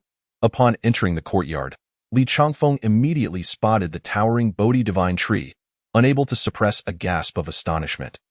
Yet, every leaf of the Bodhi Divine Tree shimmered with brilliance, clearly containing boundless Tao essence within. What an overwhelming aura! Were it not for the permission of this land's master, this aura alone could likely reduce us to dust. One cultivator, sensing the terrifying aura surrounding them, felt a wave of trepidation wash over him. The others, too, displayed various expressions, their demeanor becoming markedly more respectful and solemn. In that moment, speculations about the identity of this land's master swirled among the crowd. Just then, Meng Jun stepped out of his dwelling and, upon seeing the multitude of cultivators, couldn't help but furrow his brow. What on earth is happening? Why are there so many people? And why are most of them elderly? He couldn't help but feel exasperated. When Han Sishue mentioned visitors, he had been excited, thinking he might make a few new friends. However, these elderly folks were hardly the type he envisioned conversing with. Recalling the dismal scenes of dealing with distant relatives during past New Year celebrations, Meng Jun couldn't help but shake his head, even allowing his smile to fade somewhat. The crowd, already anxious, was startled to see Meng Jun shake his head and withdraw his smile, their hearts sinking. Could it be that our previous actions of peeking at the Qing Su sect have angered this esteemed senior? As this thought flashed through their minds, the cultivators' expressions shifted dramatically, and they hastily bowed once more. Senior, in your boundless mercy, please forgive our past transgressions. The group trembled as they knelt on the ground, not daring to utter a single word, witnessing the scene before him. Meng Jun felt an ache in his teeth. Are these people out of their minds? Why are they suddenly kneeling? Could it be because they were spying on my vegetable garden earlier? It must be so. These folks have likely grown accustomed to a life of luxury and simply wish to savor some of my rustic fare. Thinking of this, Meng Jun's expression turned conflicted. It wasn't that he was stingy about the vegetables. Rather, with so many visitors, even if he harvested everything, it wouldn't suffice to satisfy them. Enough, you may rise, Meng Jun said, shaking his head. I already have an inkling of your purpose for coming here. Upon hearing this, the group froze, quickly lifting their heads, their faces alight with excitement. This esteemed senior has already discerned our intentions? Truly, an extraordinary recluse. Even the vast changes of the sea could not escape this senior's foresight. Seeing their expressions, Meng Jun couldn't help but feel a surge of pride. Indeed, my culinary skills have gained a reputation far and wide. Even if I do not achieve immortality, opening a restaurant would be an excellent alternative. Meng Jun chuckled lightly, casually picking some vegetables and heading into the kitchen. Before long, a delightful aroma wafted through the air as Meng Jun emerged carrying a large pot. Esteemed guests, please, Meng Jun said calmly. He was quite confident in his culinary abilities. Meanwhile, the crowd was left in bewilderment. What is happening? We came to seek wisdom, and this esteemed senior is preparing a pot of soup. In a moment of confusion, the crowd turned their gaze toward the highest-ranking cultivator. Li Changfeng, Li Changfeng, too, was taken aback, but soon his expression shifted to one of shocked. I understand now. The esteemed senior's intention is that the path I pursue is akin to the soup before me, containing myriad flavors within. Only by tasting it can one truly comprehend its essence. Li Changfeng mused internally, growing ever more in awe of this esteemed senior. Thank you for your guidance, senior. Li Changfeng promptly clasped his hands in gratitude, then served himself a bowl, savoring it slowly. What is this? Li Changfeng's eyes widened in astonishment, and his entire being shuddered. The soup contained profound Taoist essence, instantly coursing through his veins and surging towards his divine core. In that fleeting moment, he felt as though he had traversed through countless lifetimes, rendered motionless in place. Upon witnessing Li Changfeng's state, the others hastily imitated him. In the next breath, their eyes bulged, and they too became ensnared in the same cycle of reincarnation. Many among them even sank to the ground, alternating between laughter and tears, as if driven to madness. Observing this spectacle, Meng Jun couldn't help but shake his head. The people of this world truly had never tasted anything exquisite. Was it merely a bowl of soup that warranted such a reaction? After a while, the crowd awakened. Their gazes significantly deepened. A few even shattered their limitations, achieving the transformation of spirit. Although Li Changfeng did not experience any advancement in cultivation, he radiated an unparalleled sharpness, akin to a sword that had split the heavens. Thank you, esteemed elder, for your generous gift. Li Changfeng promptly clasped his hands in gratitude. It is of no concern, Meng Jun replied, then extended his hand, smiling at the assembly. Surely, a fee of 100 or 80 pieces is not excessive for such craftsmanship. However, as Meng Jun held out his hand for a considerable time, he found the crowd unresponsive, instilling in him a sense of confusion. What is this? Do they expect to dine for free? That cannot be. He promptly cleared his throat and stated, let's settle the bill for the soup. Upon hearing this, Li Changfeng and the others were momentarily taken aback. Soup payment? What does this esteemed elder mean? The group exchanged bewildered glances, speculating on Meng Jun's intentions. After a pause, one person suddenly exhibited a glimmer of realization and eagerly communicated to the others. Everyone, I comprehend. This elder must not wish to be entangled in karma, hence the mention of payment. Upon hearing this, the surrounding individuals displayed expressions of enlightenment. Indeed, it must be so. The more formidable the individual, the more they value the power of karma. For us all to simultaneously experience reincarnation, it certainly involves supreme karmic ties. This elder must desire a resolution of clear karma, hence the talk of payment. Surely, he wishes for a conclusion devoid of entanglements. Chapter 0035. Journey westward. Believing they had grasped Meng Jun's thoughts, the crowd's excitement surged momentarily. However, it wasn't long before their enthusiasm waned. They had surmised the elder's intentions correctly. But what could they offer as payment? This person before them was an unparalleled powerhouse, capable of extinguishing the Tianqing demon sovereign with a mere stroke of his brush, effortlessly wielding the essence of the universe. What could they possibly present that would catch his eye? No matter. Let us present our finest treasures. Many gritted their teeth, their hands glowing with spiritual light as they produced various sized jade boxes. Esteemed elder, these are treasures we have cherished for many years. Please accept them. They all spoke in unison, offering their possessions, though a sense of unease lingered within them. Meng Jun had bestowed upon them the extraordinary opportunity of reincarnation. An unparalleled fortune. Even though they had presented their most valuable items, how could they compare to such a chance? Nevertheless, Meng Jun's eyes brightened upon seeing the assortment of boxes, trapped in the mountains. Gold and silver held little allure for him. These peculiar items were far more appealing. Very well, I shall accept. Meng Jun chuckled lightly. Let us settle the matter of compensation. My friends, you are free to go. At these words, the crowd gasped in astonishment. Is the esteemed elder dismissing us? Though reluctant, they quickly clasped their hands and prepared to depart. Wait! Li Changfeng suddenly interjected, urgency flashing in his eyes. While the cycle of reincarnation was indeed crucial for him, he had come seeking knowledge of the sword. Without the sword revealed, how could he quell the tumult within his heart? Is there a matter? Meng Jun's voice grew grave, his displeasure evident. Had he not provided them with soup? Why were they still unsatisfied?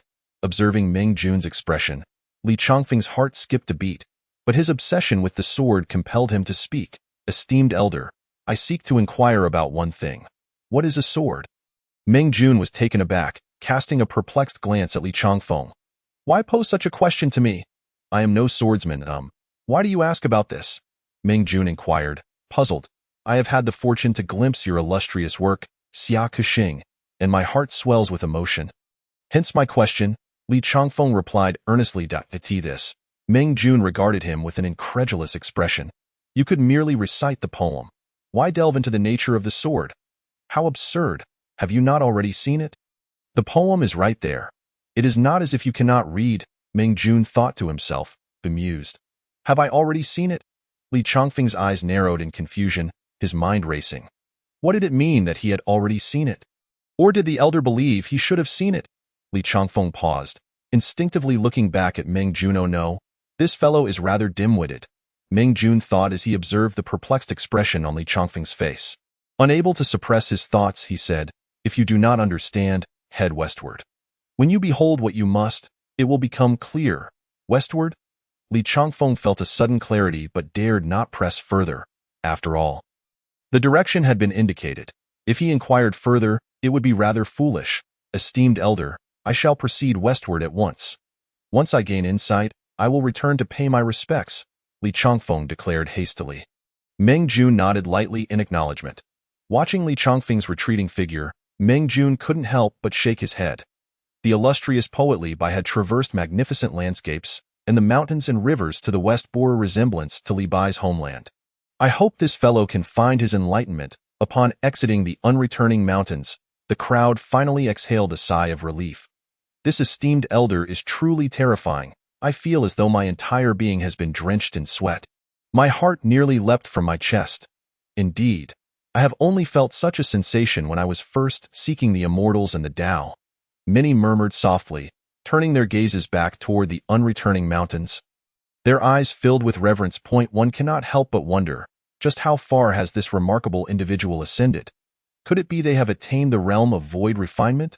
A few speculated in hushed tones. Ha! Void refinement? Li Changfeng scoffed, suddenly turning to them with a cold smirk. Dio, you truly believe that such a chance as reincarnation could be achieved at the void refinement stage? Hearing this, the group turned their heads. Confusion etched upon their faces, seemingly seeking an explanation from Li Changfeng. However, Li Changfeng had no interest in elaborating, his gaze shifting westward. He then directed his attention to Han Sishue, who stood apart from the others. This woman was distinctly different. Whether she could meet with the esteemed elder seemed contingent upon her own will. He wondered what connection she held with Meng Jun. Contemplating this, Li Changfeng suddenly exclaimed, "Thank you, sect leader Han, for your assistance today. Once I comprehend the elder's intent, I shall return to pay my respects." Han Tianying was taken aback, quickly responding, "No problem, no problem. Qingshu sect welcomes you warmly." As Li Changfeng was an extraordinary figure, Han Tianying was eager to cultivate a good rapport with him. After Li Changfeng spoke, the others finally reacted, hastily expressing their gratitude and engaging in pleasantries, before parting ways. Observing the departing figures of the many Yuanying cultivators, Han Tianying felt a surge of joy. These Yuanying elders were once individuals he could only hope to curry favor with, yet now, they sought his goodwill. All of this is due to the esteemed elder. Han Tianying reminded himself, bowing once more toward the unreturning mountains after everyone had left, before returning to the Qingshu sect. Meanwhile, Li Changfeng had already set forth, heading toward the western lands. Just as the multitude of Yuanying cultivators departed from the unreturning mountains, in the Baiyue Kingdom, within the Tianqi Mountains, a figure darted swiftly through the forest, glancing back intermittently, eyes filled with hatred and terror. This person was none other than Zhuo Junling, who had recently escaped from the clutches of the Lei Shan Marquis. However, it remained a mystery how she had managed to break free from the Marquis' grasp. At this moment, her aura was significantly diminished, and she was unable to even fly, making capture by her pursuers an inevitable outcome. If not for the complex terrain, she would have already been caught. At this moment, behind her, two figures were also weaving through the woods, their speed evidently surpassing that of Zhuo Junling. At this rate, it wouldn't be long before they caught up with her. "Damn this little girl, she runs quite swiftly." One of them sneered, "Just wait until I capture her. I will make sure to torment her thoroughly." "Brother Chai, this woman is wanted by the Marquis. Please proceed with caution." The other cautioned in a serious tone. "The Marquis only desires her alive. As long as she remains unharmed, we will have completed our task." The first man replied dismissively, his expression shifting to one of intrigue as he looked at the other. "Or perhaps you harbor some old feelings for her." Chapter 0036. Zhuo Junling's predicament. Hearing the taunt, the other man refrained from retorting. Instead, he took a deep breath and solemnly remarked, "Brother, this woman possesses a fiery spirit. I merely wish to remind you not to provoke her into self-destruction, lest we both fail in our mission. The punishment meted out by the Lord to those who fail in their tasks should be clear to you, Your Excellency." At the mere mention of the word punishment, the man's eyes narrowed sharply, a flicker of fear passing through them. "Humph, I concede that you have a point," he retorted with a facade of bravado, before adding, "However, we must hasten our pace. If we venture further, we will reach the Wanchuan Mountains." The terrain there is far more intricate than that of the Tianqi Mountains, and should she slip into one of those caves, finding her will not be an easy task. Upon hearing this, the other individual nodded slightly, gripping his decision tightly, and their speed instantly increased. Meanwhile, ahead, the fleeing Zhuo Junling thought to herself, "Excellent. Just 100 more miles and I shall reach the Wanchuan Mountains, where the terrain is even steeper and the myriad beasts abound. Surely I can use the landscape to elude my pursuers." Her mind raced as she swallowed the last of her medicinal pills. Feeling her spiritual energy replenish somewhat, she resolved to release her flying vessel. She sensed the speed of her two pursuers. If this continued, they would catch up in less than a quarter of an hour. Rather than succumb to that fate, she chose to unleash the flying vessel and gamble on her escape. In an instant, a brilliant yellow light streaked across the sky as the several Zhonglong flying craft soared, emitting a melodious sound. Is that a person? Li Chongfeng, traversing the mountains, suddenly raised his head in confusion. As a peak cultivator in the transformation stage. Covering a distance of 100 miles was but a matter of a few strides. However, under Meng Jun's instruction to journey westward to comprehend swordsmanship, he dared not employ his spells to fly and was left to rely solely on his legs. Yet, even so, he had already moved quite far from the not-returning mountains. Upon arriving at this point, he suddenly sensed the presence of 3 cultivators in pursuit. While this was not unusual in the world of cultivation, he, still pondering Meng Jun's intentions, did not wish to overlook even the slightest detail and instinctively began to probe towards the direction of the 3. Almost there, Zhuo Junling's face was extraordinarily pale as she fled desperately. The solitary medicinal pill could not possibly compensate for the terrifying depletion of her spiritual energy. At this moment, she felt a wave of dizziness, unable to even maintain control of her flying vessel. Yet, she dared not halt. Theo's stop meant to be captured once more. Here it is. Upon spotting the significantly larger trees in the distance, Zhuo Junling's eyes brightened. This was the territory of a demon king. As long as she could breach that realm, her pursuers would surely hesitate. However, just as she retracted her flying vessel and prepared to descend into the forest, her expression suddenly changed. A thunderous roar erupted behind her. And in the next instant, 2 figures appeared directly in her path, blocking her escape. "You, girl, can certainly run." One of them sneered, his consciousness firmly locking onto Zhuo Junling. The other, though silent, shifted slightly, completely sealing off her route. Seeing these 2 figures before her, Zhuo Junling managed a wretched smile, her eyes filled with despair. Despite her desperate flight, she was still no match for the speed of these 2. Haitu, Zhao Feng. Who would have thought that to capture a mere core formation cultivator, 2 nascent soul masters would be dispatched? Haha, I must say, I am honored. Juniors, however, Zhao Feng. I never would have imagined that you were in league with the Lei Shan Marquis. Zhuo Junling spoke darkly, her gaze fixed intently on Zhao Feng. Indeed, the other pursuer was one of the 2 nascent soul cultivators who had previously accompanied her. Days prior, they had been ambushed by the Marquis' subordinates. Theo allowed Zhuo Junling to escape. The Luo surname cultivator willingly held off the 2 nascent soul masters from Haitu. This had originally been the best strategy. With numerous means of survival, the Luo cultivator likely would not have perished, still having a chance to flee.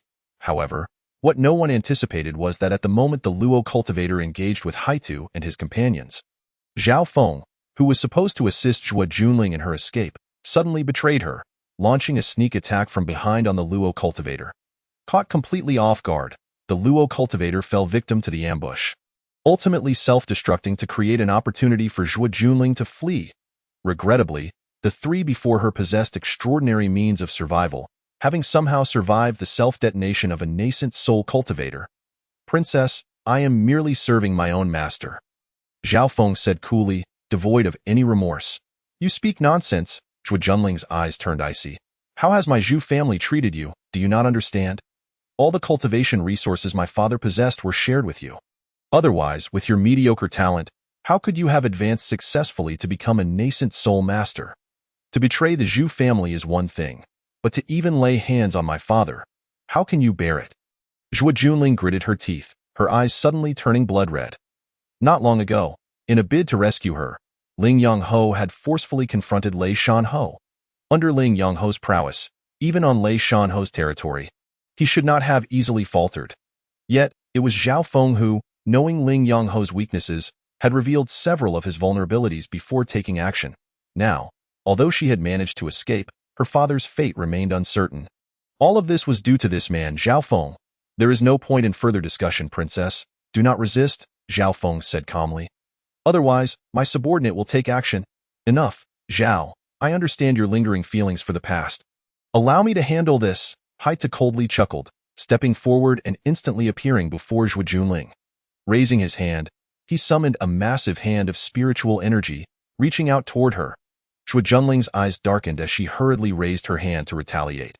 However, as a mere core formation cultivator, she had not had time to fully absorb the benefits bestowed upon her by Meng Jun. How could she withstand the assault of a nascent soul elder? In an instant, she was seized. Haha, princess, please do not resist. After capturing Zhuo Junling, Haida smiled faintly, then looked at Zhao Feng and said, Zhao, I wish to enjoy a moment of intimacy with Princess Shuo. You have no objections? Do you? Upon hearing this, Zhuo Junling's expression drastically changed. She understood all too well the implications of intimacy. If this old man were to tarnish her, she would rather die. Beast, I would rather die than submit. With a fierce shout, Zhuo Junling's eyes turned cold as she prepared to self-destruct her core formation. Yet, Haita suddenly extended a finger and forcefully pressed down on her dantian. Haha, with me holding you captive. How could you possibly self-destruct? Zhao Feng had intended to say something more, but, upon seeing Zhuo Junling's spiritual energy sealed, he closed his eyes and nodded slightly. Witnessing this, Haita chuckled ominously, leading Zhuo Junling deeper into the woods. Despair flickered in Zhuo Junling's eyes. She struggled fiercely, but with her spiritual energy sealed, she was unable even to take her own life. The thought of being violated by this old man made her shut her eyes, tears of anguish streaming down her cheeks. But just then, a flash of sword light sliced through the air, so swiftly that even Haitu could not react in time. With a resounding hum, Haita's hands were severed, causing Zhuo Junling to collapse to the ground. Who goes there? With his hands cleaved, the excruciating pain made Haitu break out in a cold sweat. Yet he had no time to scream, immediately glancing fearfully towards the source of the sword light. Emerging from the shadows of the trees was a young man, none other than Li Chongfeng, who had journeyed westward, contemplating the words of Meng Jun. Li Chongfeng's sudden appearance startled both Zhao Feng and Haitu. Zhao Feng, uncertain, glanced over, instinctively clutching his talisman. The man's emergence was far too strange, rendering him completely oblivious. Could it be that this individual's consciousness surpassed their own? Uncertain of the situation, Zhao Feng remained rooted in place, hesitant to act. Yet, unable to contain his anger, Haitu demanded, Who are you? Do you not know that this individual is the target of the Lei Shan Marquis? In his mind, invoking the name of the Lei Shan Marquis should instill fear. However, Li Chongfeng paid him no heed, instead lost in deep contemplation. Is this the reason Senior Meng sent me westward? But how does this relate to the sword path I pursue? Could it possibly be connected to this woman? As this thought crossed his mind, Li Chongfeng turned to look at Zhuo Junling. He found her tall figure, and the blood and grime on her face could not conceal her beauty. She was indeed a striking young woman. Yet, despite her beauty, in Li Chongfeng's millennia of cultivation, she could not be deemed extraordinary, nor could she be linked to the sword. However, upon catching sight of the emotion in Zhuo Junling's eyes, he was suddenly taken aback. An inexplicable sentiment washed over his heart, one he could neither articulate nor comprehend. He clearly felt something, yet could not grasp its essence. This elusive sensation left him exceedingly vexed.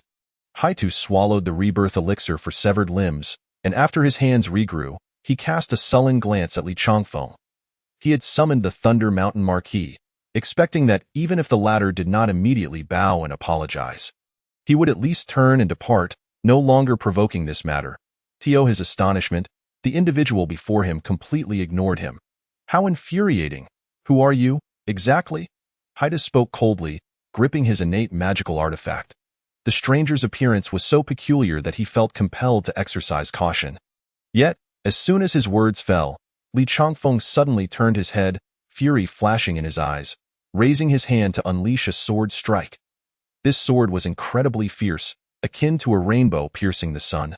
Utterly unstoppable, Haita's scalp tingled, and he instinctively swung his innate magical artifact to defend himself.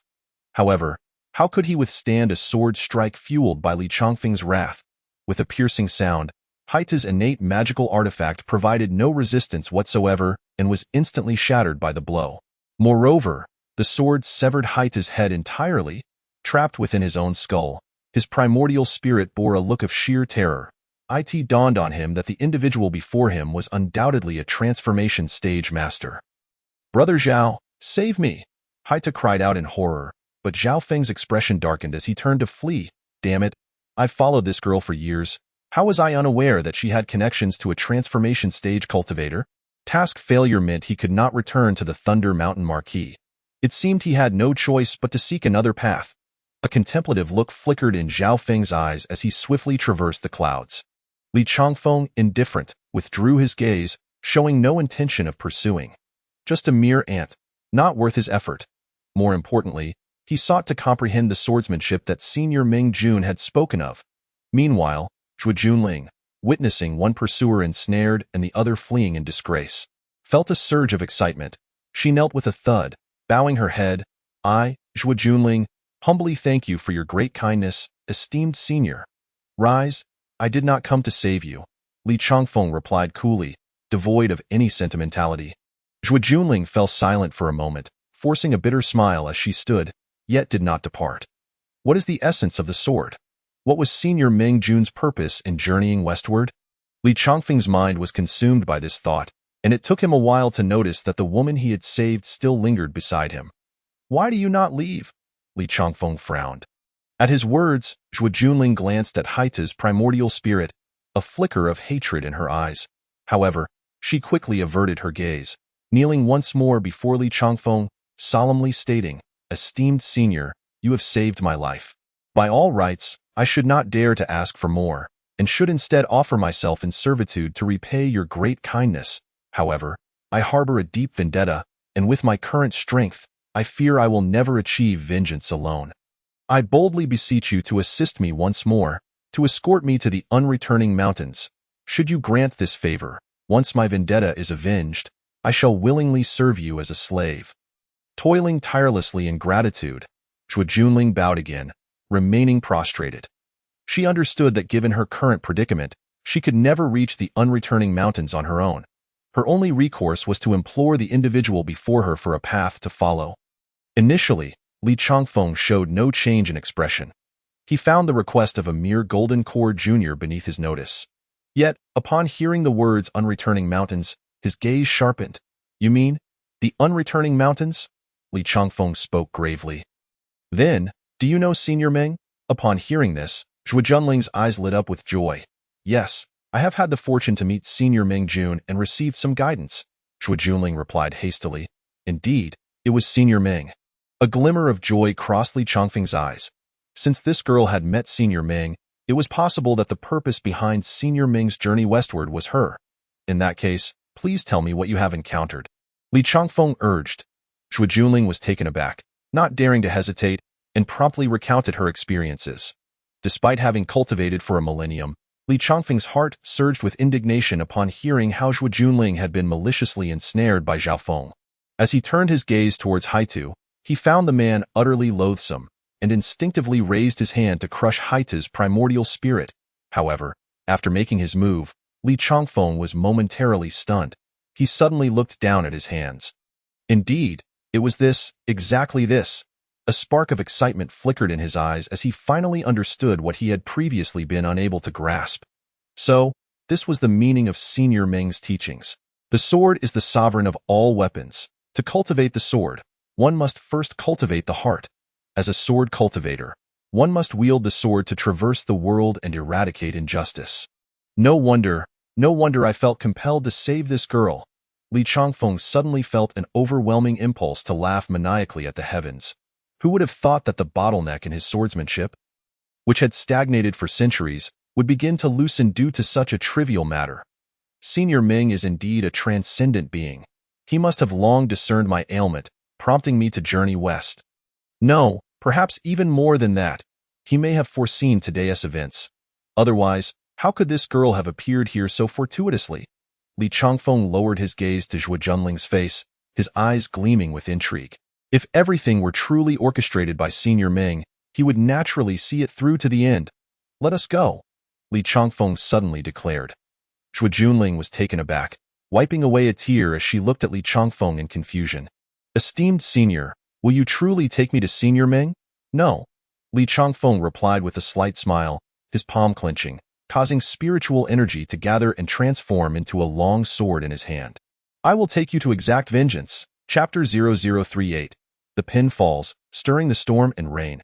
Half a day later, in the Nine Thunder Prefecture of the Baiwei Kingdom, night had fallen, and the bustling Nine Thunder Prefecture had quieted down slightly. Yet, at that moment, a tremendous roar erupted from the residence of the Nine Thunder Prefecture's lord, the Thunder Mountain Marquis. Accompanied by this deafening sound, the entire Nine Thunder Prefecture trembled. Many people rushed out of their homes, crying out that there had been an earthquake, gazing around in terror. For the common folk, this was the extent of their experience, but the cultivators surrounding Longchuan Prefecture were taken aback. What terrifying sword energy! Who could have struck? We must investigate. A number of individuals, their eyes flashing with a hint of intrigue, hurried towards the Thunder Mountain Marquis' residence. Upon their arrival, they were met with shock. They beheld the entire residence of the Thunder Mountain Marquis split asunder, with strands of sword intent emanating from the fissure. Not only that, but at the deepest part of the residence lay a corpse, head severed. With even the top of the skull shattered, it was evident that the person's primordial spirit had been forcibly extracted. This is the Thunder Mountain Marquis? Several recognized the corpse and gasped in astonishment, their hearts racing with unease. The Thunder Mountain Marquis was one of the three great warlords of the Baiwei Kingdom, a transformation stage cultivator, who possessed the capability to slay him within his own stronghold. Most importantly, what kind of uproar would the Thunder Mountain Marquis' death incite throughout the Baiwei Kingdom? The crowd, filled with anxiety, dispersed hastily. Though many speculated about the significant ramifications of the Thunder Mountain Marquis' demise, the Baiwei Kingdom's response was even more frenzied. Using the pretext of avenging the Thunder Mountain Marquis, the Baiwei Kingdom simultaneously declared war on several neighboring nations. This news sent shockwaves across the eastern expanse of the Xinjiang continent. Although the Baiwei Kingdom had developed commendably in recent years, they were not yet powerful enough to dominate the region. Many believed the monarch of the Baiwei Kingdom had lost his mind. However, what astonished everyone further was that within merely 3 days, the Baiwei Kingdom conquered the Great Zhao Kingdom, which was roughly equal in strength. Even the monarch of the Great Zhao became a captive of the Baiwei Kingdom in an instant. Several nations in the eastern continent grew tense, even forming alliances with one another, preparing to collectively resist the Baiwei Kingdom. Of course, Ming Jun, trapped in the depths of the mountains, remained oblivious to all of this. At that moment, he stood in his courtyard, staring in disbelief at the person kneeling before him. "You wish to become my disciple?" Ming Jun said helplessly. "Indeed." Li Changfeng nodded vigorously, his voice firm. "What you have spoken of, esteemed senior, I have begun to comprehend. Yet I still wish to remain by your side, learning day and night. That may not be ideal." Ming Jun rubbed his head, indicating for Li Changfeng to rise. He was currently trapped in this mountain range, uncertain of when he could leave. Taking on a disciple held no significance, however. Seeing Li Changfeng's stubborn demeanor, it seemed mere words would not dissuade him from this notion. "Very well, I shall write a calligraphy piece for you. How much you comprehend will depend on your own effort. What do you think?" Ming Jun proposed. Upon hearing this, Li Changfeng lifted his head, excitement gleaming in his eyes. He recognized that Senior Ming had no intention of accepting a disciple, but receiving a piece of calligraphy would still be a tremendous fortune. "Thank you, esteemed senior." Li Changfeng quickly expressed his gratitude. "Do not be overly hasty in your thanks." Ming Jun chuckled lightly. "What character would you like?" "Since I have devoted my life to sword cultivation, I wish for the character sword." "Sword cultivation?" Ming Jun cast a peculiar glance at Li Changfeng, and then a look of realization spread across his face. Indeed, it turned out that scholars in ancient times would employ both hands. To his surprise, the scholars of this world were quite similar to those from his former ancient realm. "Excellent," Ming Jun nodded gently, unfurling rice paper, grinding ink, and entering into deep contemplation. After 3 years of diligent practice, he had come to understand that one cannot produce exquisite calligraphy without a tranquil heart, perhaps too engrossed in his thoughts. He failed to notice that at the very moment he lifted his brush, the entire sky suddenly changed color, dark clouds rolling in and swiftly blanketing the horizon. In the courtyard, Li Changfeng abruptly looked up, his body stiffening as he beheld the ominous clouds above. It was overwhelmingly oppressive.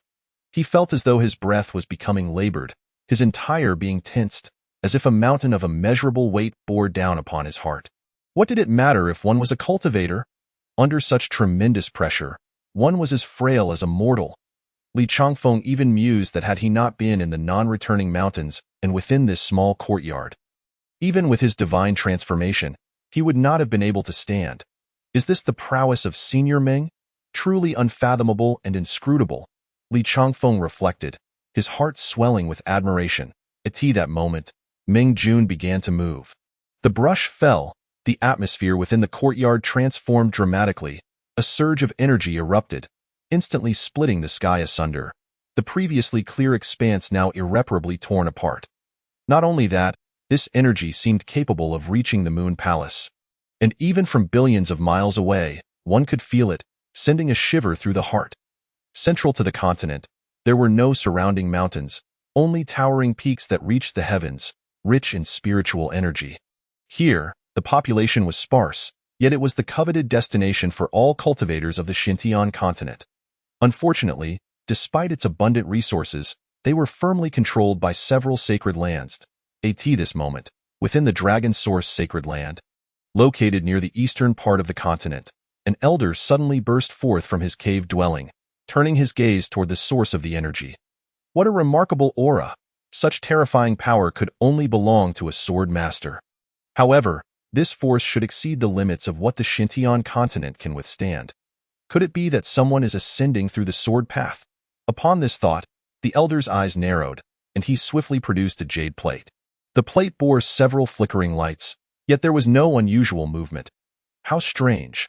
The few of us who possess the qualifications for ascension among the sacred lands are all here, and none have ventured to the eastern continent. Could it be that rascal Li Changfeng? It must be him. That lad hails from the Stream Country, which is precisely in the eastern part of the continent. No, if it truly is that young man, we must send someone to investigate. Perhaps he could resolve the current predicament of our Dragon Source sacred land, the elder mused, hastily raising his hand to summon his disciples. Meanwhile, Meng Jun began to inscribe characters. The stroke of the word sword brought forth a torrent of Tao rhythm. Li Changfeng felt as though he were ensnared within the flow of the brush, as if he had entered another realm. Confusion, bewilderment, and incomprehension enveloped him. All his perceptions of the sword were contained within, yet he could not grasp its essence. In that moment, Li Changfeng was entranced, lost in a frenzy. If this continued, he feared he might succumb to madness.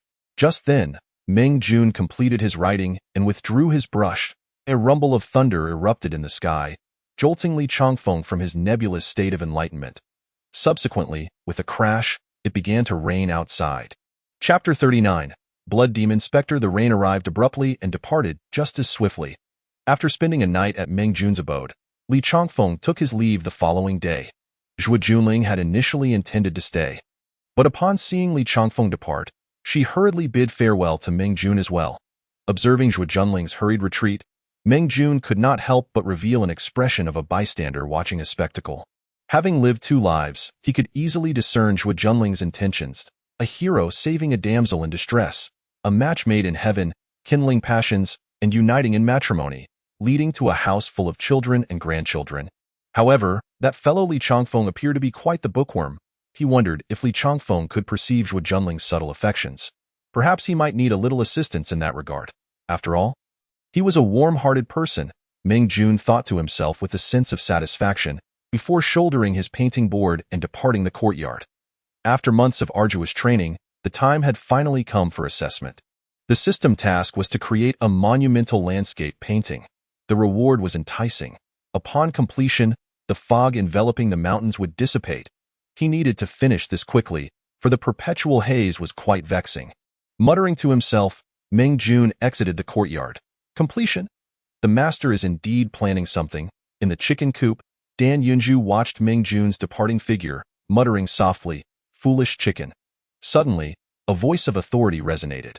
Whatever the master is plotting, It is beyond your capability to speculate. Upon hearing this voice, Dan Yunju's eyes narrowed. She turned abruptly to gaze at the lazy large yellow dog lounging in the yard. You can actually speak? Foolish chicken, if you can speak, why can't I? The large yellow dog's incessant taunts of foolish chicken left Dan Yunju trembling with rage, her eyes gleaming with a chaotic aura. Dull dog, what did you say? What? Little foolish chicken, do you wish to spar? The large yellow dog lazily rose, its aura surging, causing the space around it to collapse as if unable to withstand its overwhelming presence. Enough, both of you. Please cease. At that moment, a towering Bodhi tree in the courtyard spoke up, its voice warm and gentle. It is indeed rare for us to follow the master. Why must we squabble? How about we sit quietly and contemplate the poem the master recited this morning? Upon hearing this, Dan Yunzu and the large yellow dog each huffed in response but obediently returned to their places. It was not that they conceded, but rather that they needed to seize the time to comprehend. With a master of such caliber by their side, there was no time for frivolities. Meanwhile, within the Qingshu sect, the extermination of the Black Evil sect and the retreat of the Zhao kingdom, along with 3 instances of divine transformation, had propelled Qingshu sect's reputation to unprecedented heights. Originally allied with Qingshu sect, the sects that had hesitated to lend aid during the invasion of the Black Evil sect were now filled with trepidation as they sought forgiveness. How shameless!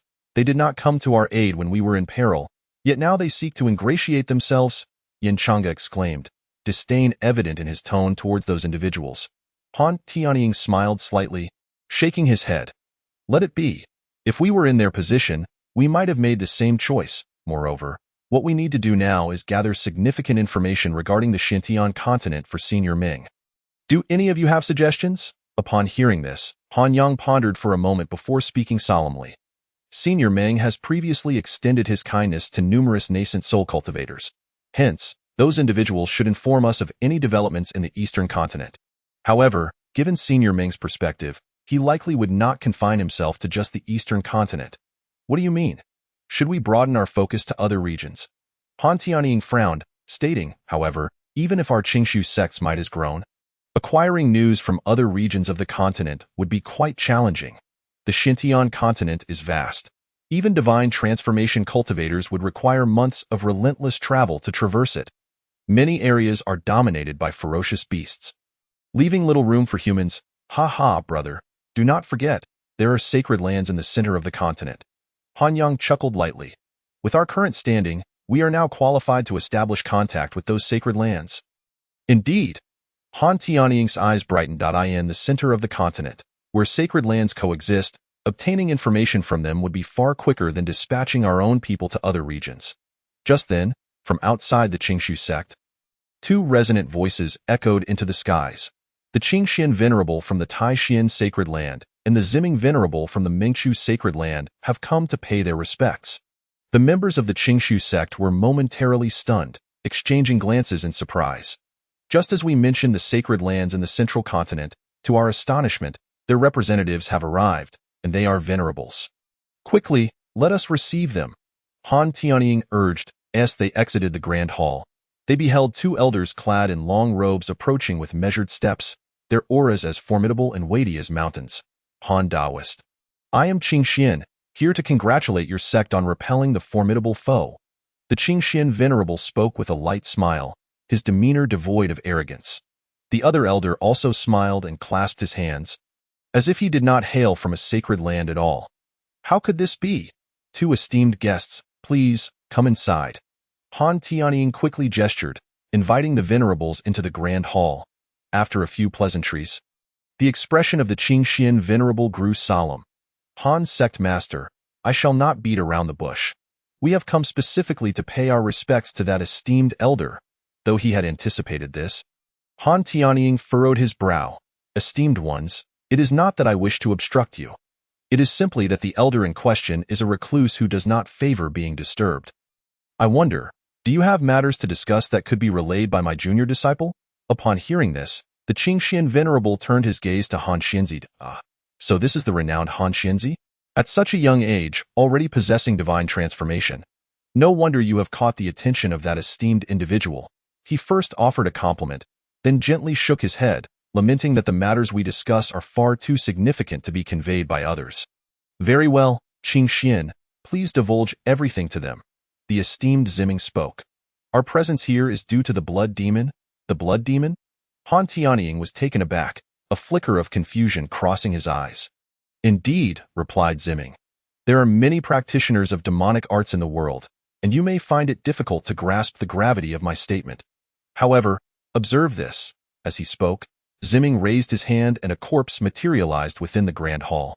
Han Tianying quickly turned to look, only to find the body in a state of utter devastation, with the blood evidently drained from it, emanating a chilling aura that was quite unsettling. More peculiarly, the corpse bore grotesque features, with fangs protruding from its mouth, clearly not the remains of an ordinary human. This, Han Tianying lifted his gaze in bewilderment.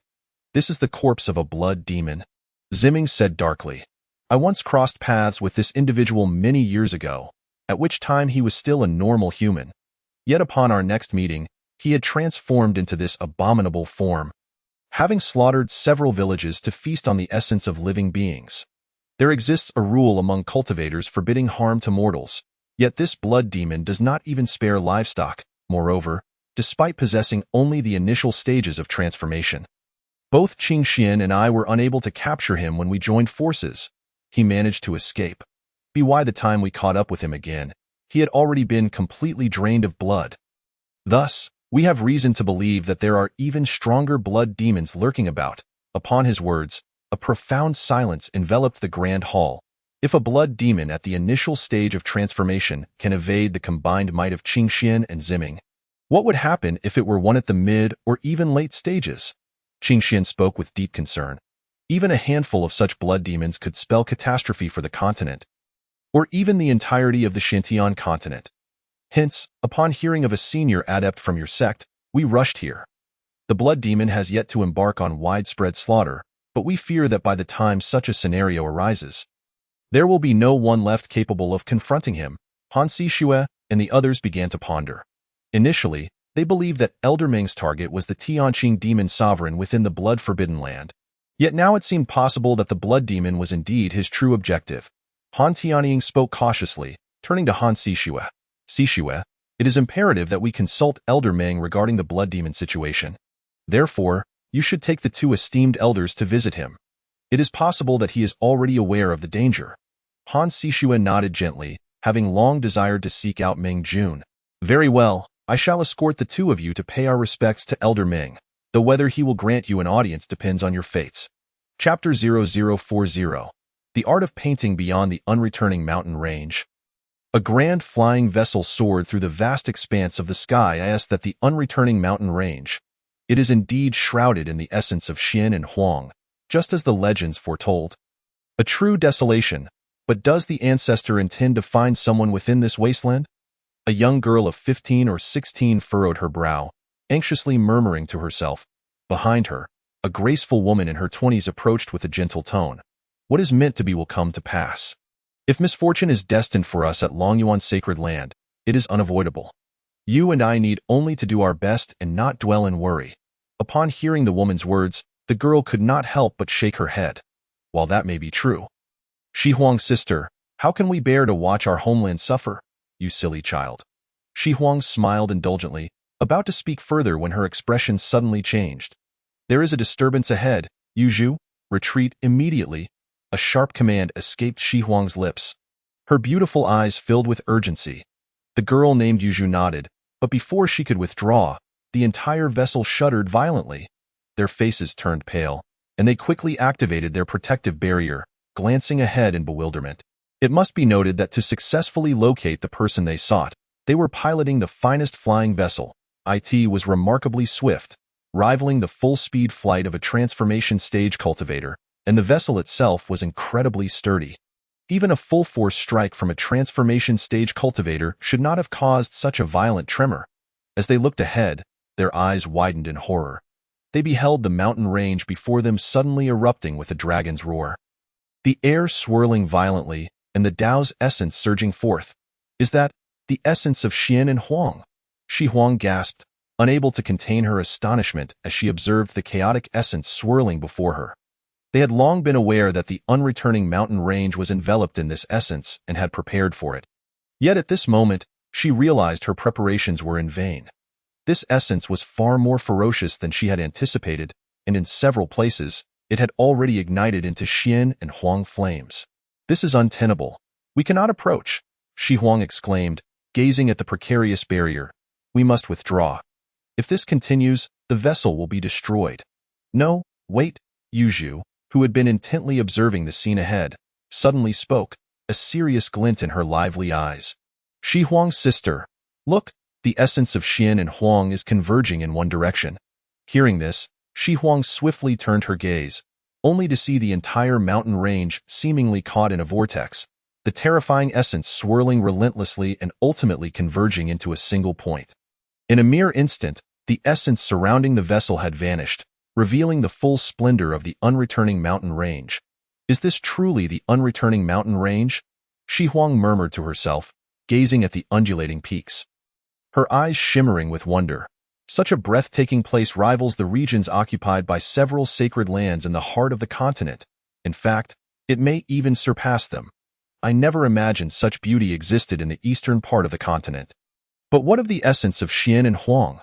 Remembering the essence, Shi Huang quickly focused her gaze, only to see it finally converge into a single point, vanishing atop the highest peak of the unreturning mountain range. "Let us go see," Shi Huang resolved. Yuzhu nodded eagerly, promptly maneuvering the vessel. However, it was not long before both were astonished to discover that this vessel, capable of breaking through numerous restrictions, was now hindered by an unseen force, rendering them unable to advance. With no other choice, they stowed away the vessel and proceeded on foot. At that moment, they began to sense the extraordinary nature of this mountain range. The terrifying restrictions instantaneously sealed away all their spiritual power, and a torrent of Tao's aura surged down the mountain path, sending tremors through their minds. Looking up, what appeared to be merely a beautiful mountain range was infused with an aura that even the forbidden areas within their sacred land could not compare to. Fortunately, this aura was remarkably gentle and grand, devoid of any intent to kill. Otherwise, they might have been obliterated the moment they stepped into the mountain. Weak, the thought surged within Shi Huang, leaving her feeling absurd. After all, they hailed from a sacred land. How could anyone in the Xintian continent instill such a feeling within her? Yet at this moment, the notion in Shi Huang's mind continued to amplify until it transformed into awe. "Let us proceed cautiously," Shi Huang spoke solemnly, her heart filled with unease. Yuzhu's expression mirrored her gravity, yet both gritted their teeth and ascended toward the peak. "What is that?" Upon reaching the summit, the sight that greeted them left both momentarily dazed. It was a breathtaking painting, with towering peaks concealed amidst the clouds, and several mountain streams winding like silver ribbons. Within the distinct layers, it seemed as though additional mountains had been added to their view. This painting was not only stunning enough to render them breathless, but it also brimmed with the essence of Tao. Indeed, the Tao's essence they had sensed from below paled in comparison to this masterpiece. Moreover, as Shi Huang focused her gaze, her eyes widened in astonishment. If she was not mistaken, the clouds and mist depicted in the painting were none other than the essence of Xian and Huang that had just vanished. Good heavens, is it truly possible for someone to achieve this level of artistry? Shi Huang swallowed hard, her astonished demeanor nothing short of mesmerizing. Yuzhu, beside her, also gasped, covering her mouth in surprise, her lively eyes darting about, utterly speechless in her cuteness. The two were entranced, captivated, and intoxicated, as if they had fallen into the painting, forgetting everything around them. Even Meng Jun, who had turned to observe them with a bemused expression, went unnoticed. With no other option, Meng Jun cleared his throat a few times, attempting to draw the attention of the two enchanting ladies. He did not mind their fixation on him. He had completed his painting and was ready to leave. Upon hearing the soft cough, Shi Huang and Yuzhu finally snapped back to reality, their faces flushing. Junior Shi Huang, Yuzhu, pays respects to the elder. "May I inquire if you are the esteemed recluse dwelling here?" "Recluse?" Meng Jun paused, a hint of bitterness flashing in his eyes. If he could venture out, only a fool would confine himself to this mountain range. "I suppose so," Meng Jun replied. "Do you two have matters to discuss?" Upon hearing Meng Jun's response, A flicker of excitement flashed in Shi Huang's eyes. Little did she expect that they would encounter such an extraordinary figure shortly after emerging from the sacred land. The manner in which this individual painted suggested that even the ancestors would pale in comparison. "Senior, we have long heard of your esteemed name and have been yearning to seek your guidance. We happened upon you in the midst of your artistry and could not help but pause to admire your work. We sincerely apologize for the intrusion." Shi Huang spoke respectfully in her estimation. This figure was undoubtedly the esteemed predecessor spoken of by the ancestor. Regardless, she thought it best to cultivate a rapport first. Meng Jun, upon hearing her words, merely smiled lightly. It was no wonder that such captivating beauties would venture to this place. They were here to learn the art of painting. Since that is the case, follow me, Meng Jun replied with a gentle smile. It seemed that Han Tianying and his associates had indeed promoted him well. Their efforts had not gone to waste. As he gathered his painting supplies and turned to descend the mountain, excitement surged through Shi Huang and her companion. "Senior, can we truly accompany you?" Yu Zhu asked nervously. The thought that this formidable elder would graciously allow them entry into his cultivation dwelling was nothing short of a tremendous blessing. "Isn't this what you came for?" Meng Jun inquired with a bemused expression. What was the matter with these two? Hadn't they come to learn painting? Indeed, that is correct. Shi Huang quickly clasped her hands, her eyes betraying her realization. This elder was indeed an extraordinary being, having already discerned their purpose for visiting. In fact, it was quite possible that he had been waiting for them here, perhaps to showcase his prowess. She recalled his casual demeanor aboard the flying boat. A bead of sweat formed on her brow. If that were the case, had she unwittingly annoyed this high-ranking figure? She dared not dwell further on the thought. In the realm of cultivation, being extinguished over a trivial matter was not an uncommon tale. Unbeknownst to Meng Jun, during this brief exchange, Shi Huang had already been engaged in an internal struggle. At that moment, he was leisurely observing his surroundings, his pace deliberately slow. Although he had been trapped in this mountain range for over 3 years, the perpetual fog had obscured the view. This was the first time he could see the scenery so clearly. In his previous life, he had been a beleaguered office worker, yearning to explore the grandeur of nature but burdened by the weight of reality. Now that he had this opportunity, he intended to savor it fully. Who knew whether that wretched system would release him tomorrow? Meanwhile, 3 streaks of light zipped swiftly towards the direction of the unreturning mountain range. "How peculiar," Han Siju murmured, instinctively slowing her pace. "Is something amiss, Fairy Han?" Qing Xianzun asked urgently. Though Han Siju's cultivation was not on par with theirs, anyone favored by that prominent figure warranted their utmost attention. Han Siju furrowed her brow. The unreturning mountain range is notorious as a perilous place, not only due to its supreme restrictions but also because it is enveloped in the mysterious energy of Xian Huang. Yet now, this Xian Huang energy, upon hearing her words, Qing Xianzun exchanged glances with Ziming Zun, both frowning in concern. They had visited the unreturning mountain range before attaining their current levels of cultivation. And indeed, it had always been shrouded in Xian Huang energy, so dense that even they could not penetrate it. However, the current situation was beyond their comprehension. Perhaps the anomaly here is connected to that esteemed elder. Qing Xianzun speculated. That seems likely. Han Siju nodded in agreement. The supreme restrictions within the unreturning mountain range necessitate our descent on foot. Indeed, a being of such caliber would naturally prefer to descend the mountain on foot. Qing Xianzun remarked with a faint smile, following Han Siju into the unreturning mountain range. "Truly, there are supreme restrictions here. I find myself unable to mobilize even a trace of spiritual energy." Ziming Zun exclaimed in astonishment. "I too." Qing Xianzun added gravely, gazing at the mountains with increasing reverence. They had prided themselves on their origins from the sacred land, believing themselves unrivaled across the entire Xiantian continent. Yet, now, confronted with these supreme restrictions, they felt their own insignificance. They had become mere frogs at the bottom of a well. "Let us hasten to meet that elder, so as to," Qing Xianzun began to urge. But his expression suddenly shifted.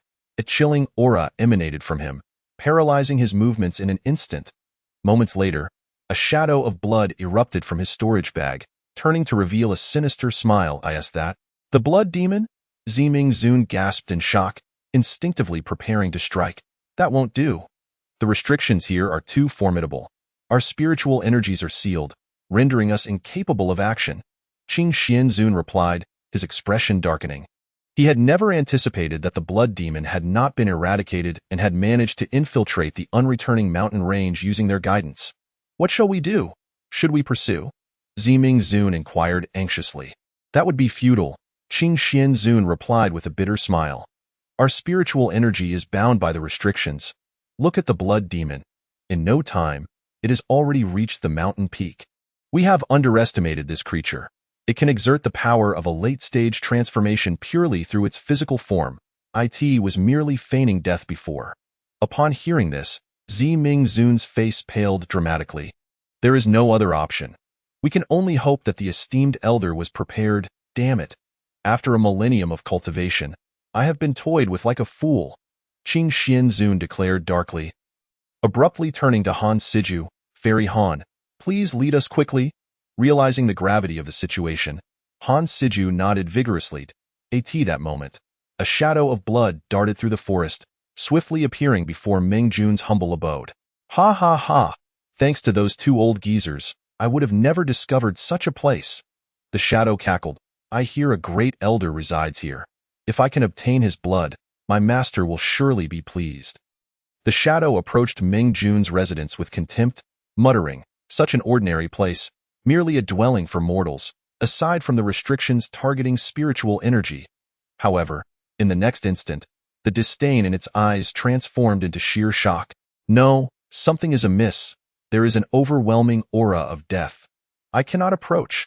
The shadow trembled with fear, instinctively halting its advance. It sensed an ominous warning coursing through its being. It felt that stepping closer would invite peril. "This abode is not right," the shadow cried out in terror, turning to flee down the mountain. It could feel that if it did not escape, it would surely meet its demise here. Yet, it was already too late. At the very moment it turned, a radiant beam shot forth from the entrance of the residence, akin to a world-ending light, surging forth. The shadow quivered, its form freezing in place, only to dissolve into a puddle of tainted blood. Merging into the earth, within the abode, the great yellow dog remarked, "Just now, it seemed something was attempting to intrude. Dare I say, a mere ant could not even touch our master's door. It is of no consequence." Dan Yunju replied dismissively. The great yellow dog nodded lightly, then closed its eyes in contemplation. Once again, tranquility enveloped the surroundings of the abode. Not long after, 3 figures hurriedly approached, having pursued the shadow of blood. "How strange. It seems there is no commotion," Han Siju whispered. "No, that cannot be. The blood demon has already made its move," Qing Xianzun stated gravely. His cultivation far surpassed Han Siju's, allowing him to sense that not long ago, a conflict had erupted here, more accurately, a crushing defeat. "Is that the power of the elder residing here?" Ziming Zun mused bitterly. He had dedicated a millennium to cultivation in the sacred land, believing that apart from a few contemporaries, no one was his match. Yet, he now realized that there existed a blood demon beyond his grasp, one that had toyed with him previously. That blood demon, however, had been ruthlessly subdued by the elder in residence, unable to resist at all. Was the Xintian continent still a mere small world? In an instant, Ziming Zun found himself questioning his entire existence. Just then, footsteps approached from behind, followed by a familiar voice. "Ah, you all have arrived." The 3 turned in surprise to see Meng Jun approaching, flanked by 2 graceful beauties. "Meng Jun, Senior?" Han Siju exclaimed, unable to contain her astonishment. "Were you outside just now?" "Yes, what of it?" Meng Jun replied, perplexed at this. The 3 exchanged incredulous glances, their shock deepening. If Meng Jun had not been within the residence, it meant that the blood demon, which had left the 2 esteemed elders powerless, had not even breached the threshold of Meng Jun's abode. This was utterly inconceivable. How powerful had Meng Jun become? The prowess of this esteemed elder likely surpasses that of this world. The venerable Qingxian spoke softly, pondering, yet, why has such a being not ascended to the middle 1,000 worlds? The venerable Ziming inhaled deeply, speculating, could it be that there lies another reason? After all, in terms of resources, techniques, and the density of spiritual energy, the middle 1,000 worlds are leagues beyond the small 1,000 worlds. If they possessed such strength, they would have ascended long ago. What reason could compel them to remain in the Tianxian continent? It must be an extraordinary justification for this elder to linger. Upon this realization, the reverence in the eyes of the two elders intensified, tinged with a hint of trepidation. "What are you standing around for?" Meng Jun inquired, perplexed. "Come inside." The venerable Qingxian and Ziming trembled slightly, hastening to enter the courtyard. The moment they stepped in, their minds were instantly engulfed in a haze. Holy herbs, spiritual springs, and that Bodhi divine tree. How could such things possibly exist in the small thousand worlds? They reasoned, while contemplating the holy herbs and spiritual springs that were somewhat common in their sacred lands. The presence of a Bodhi divine tree was unfathomable. The two exchanged glances, feeling as if they were mere children from a destitute mountain village stepping into a grand palace for the first time. "Indeed, this esteemed elder is extraordinary," they chuckled awkwardly, struggling to suppress their astonishment. Unbeknownst to them, behind them stood Shi Huang and Yu Zhu, their eyes reflecting even greater shock. Is that not the venerable Qingxian of the Taishan sacred land and Ziming of the Mengchu sacred land? These are revered ancestral figures of the sacred lands. I never expected them to hold such respect for Elder Ming, Yu Zhu exclaimed, unable to contain herself, her dark, gem-like eyes darting restlessly. "Sister Shi Huang, it seems this individual must be the one the ancestor is searching for." Shi Huang quickly gestured for silence, whispering, "Yu Zhu, do not speak recklessly here." At her words, Yu Zhu stuck out her tongue, realizing the gravity of the situation and refraining from further remarks. Having the closest bond with Meng Jun, Han Sishue promptly began brewing tea for the guests. Meng Jun casually set aside the scroll he had been working on and remarked nonchalantly, "Gentlemen, I understand your request, but I must apologize." Taken aback, the venerable Qingxian stammered, "Elder, you already know." "Of course," Meng Jun replied with feigned seriousness. "These two came along with that glutton, Han Sishue. What else could they want but to sample my culinary skills? Unfortunately, I haven't concocted any new dishes lately. It's the same few items over and over again. Lacking novelty?" Ziming's expression darkened upon sensing the refusal in Meng Jun's words. "Elder, this matter is of utmost importance. We implore you to lend your assistance. Of utmost importance?" Meng Jun frowned. "These two old men can't possibly expect me to cater their wedding banquet, can they? Do they truly think of me as a chef? Moreover, even if I wish to assist, I cannot leave. Enough?" Meng Jun shook his head. "Ano is a no. Regardless of how much I have learned, I cannot defy the will of the system. What if I were to be erased?" He had plans of soaring through the clouds and achieving immortality. At this, the faces of Qingxian and Ziming turned ashen. Prior to their arrival, they believed that with the power of the sacred land, they could handle the blood demon. Yet, based on the true might demonstrated by the blood demon earlier, they realized they were utterly outmatched. Would this man truly stand idly by while the Xintian continent descended into calamity? Just then, Han Sishue approached with tea in hand. "Esteemed elder, this matter is critical. I too beseech you to take action," she implored gently. Hearing her soft plea, Meng Jun couldn't help but smile wryly. It was difficult to refuse a request from someone he considered his first friend in this world. "All right, let us meet halfway. You may take that item back." Meng Jun gestured toward the landscape scroll he had just completed. "I believe it should address your immediate concerns." Upon hearing this, the two men turned their gazes toward the scroll, their eyes widening in astonishment. That is, Ziming quickly unfurled the scroll, his body trembling in shock. This is a depiction of the vast mountains and rivers. This is an unparalleled spatial spirit treasure." Ziming's hands quivered uncontrollably. "Among all treasures, spatial spirit treasures are the most precious.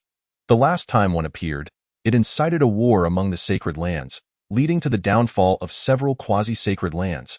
Ultimately, that spatial spirit treasure was seized by an upper realm sect.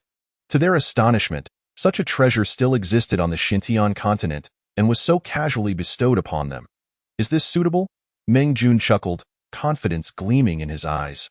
After the system's training, he was assured of his artistic skills. This painting could easily fetch 10 or 18,000 taels of silver. Whether as a wedding gift or a source of funds for a grand banquet, it was undeniably valuable.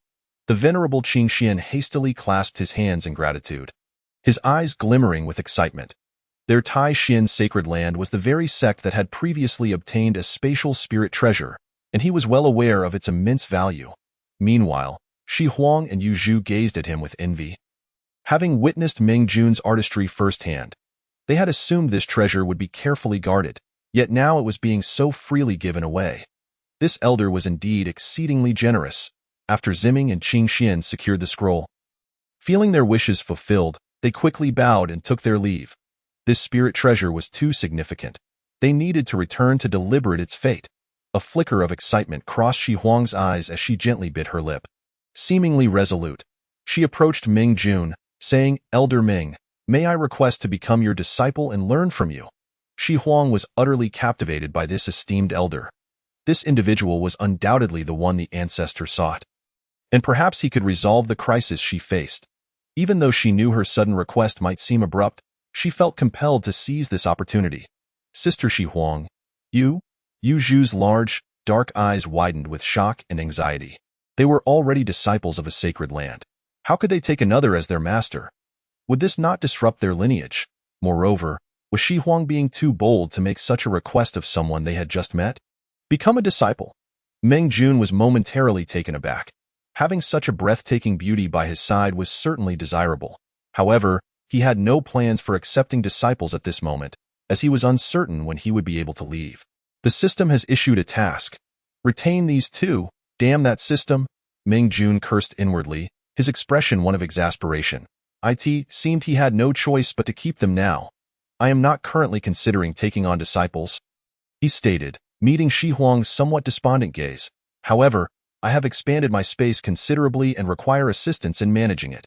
You both can help me tend to this courtyard for the time being. As for the matter of discipleship, we shall discuss it later." His words. Shi Huang was momentarily stunned, a hint of disappointment flickering in her eyes.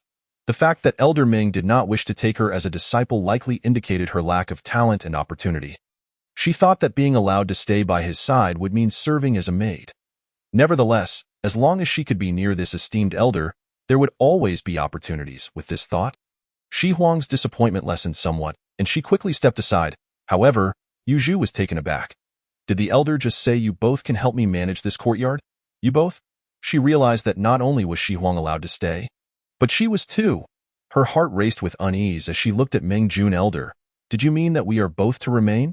Is there a problem?" Meng Jun frowned. "Oh, how could there be?" Yu Zhu hurriedly replied, "It is an honor for me to stay by your side, esteemed elder."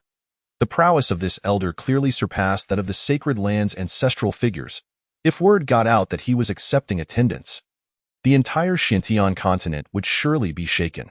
How could she possibly refuse? Yet, having grown up in the Longyuan sacred land, she held strong feelings for her home. Seeing Yu Zhu's anxious demeanor, Meng Jun couldn't help but chuckle. "Fear not, I do not intend to keep you here indefinitely. Once my matters are settled, I will naturally allow you to leave if you wish. After all, the system only required that he keep the two here." It did not specify for how long. He reasoned that after a while, he could release them. For the time being, he would treat this as a fortunate circumstance bestowed upon him by that pesky system. "Yes." Upon hearing Meng Jun's words, Yu Zhu sighed in relief, her face brightening once more with enthusiasm as her lively eyes began to wander around. "That girl." Meng Jun shook his head in amusement, gesturing toward the newly expanded rooms. "Choose whichever room you like to stay in, and then help me feed the chickens, walk the dog, and water the vegetables. The remaining time is yours to allocate as you please." Having spoken, Meng Jun turned and entered the room. Once Meng Jun stepped inside, Shi Huang glanced at Yu Zhu. "Why, Yu Zhu? You are being excessively reckless. Ming Sr. wishes to keep you, and yet you dare to display such hesitation? Thanks to Ming Sr.'s generosity, otherwise, this matter might not end well.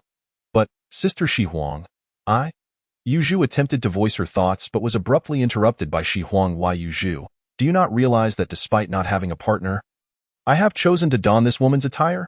Upon hearing this, Yu Zhu was taken aback. She had indeed noticed this matter but had never delved deeply into it. Now, seeing Shi Huang bring it up herself, she looked on in confusion. Shi Huang let out a bitter laugh and continued, "To tell you the truth, it is because I have been promised to an elder of the Upper Realm sect. Upon ascending, I will be directly married off as a cultivation furnace." Yu Zhu's complexion turned ashen. "A cultivation furnace? Does that mean Sister Shi Huang will have to marry an old man upon her ascension? And not even as a concubine? Moreover, Will she be treated as an object to be casually gifted to another powerful cultivator? The smile on Shi Huang's face grew increasingly sorrowful as she said solemnly, I know you have feelings for the sacred land, but let me tell you, we are cultivators. Do not let emotions cloud your judgment. The decline of Longyuan's sacred land has other reasons. Your talents surpass mine, and currently, the ancestor has no intention of letting you suffer this fate. However, what if that day truly arrives, and you miss the opportunity presented today? What will you do then? Yu Zhu fell into silence.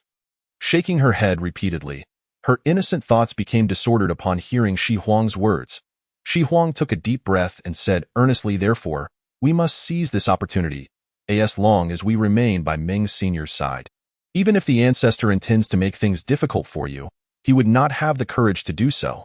Yu Zhu gently nodded, feeling a sense of confusion about her future for the first time. Meanwhile, outside, Qing Xian and Zi Ming descended the mountain, accompanying Han Si Shui to Qing Su's sect for a brief while before departing.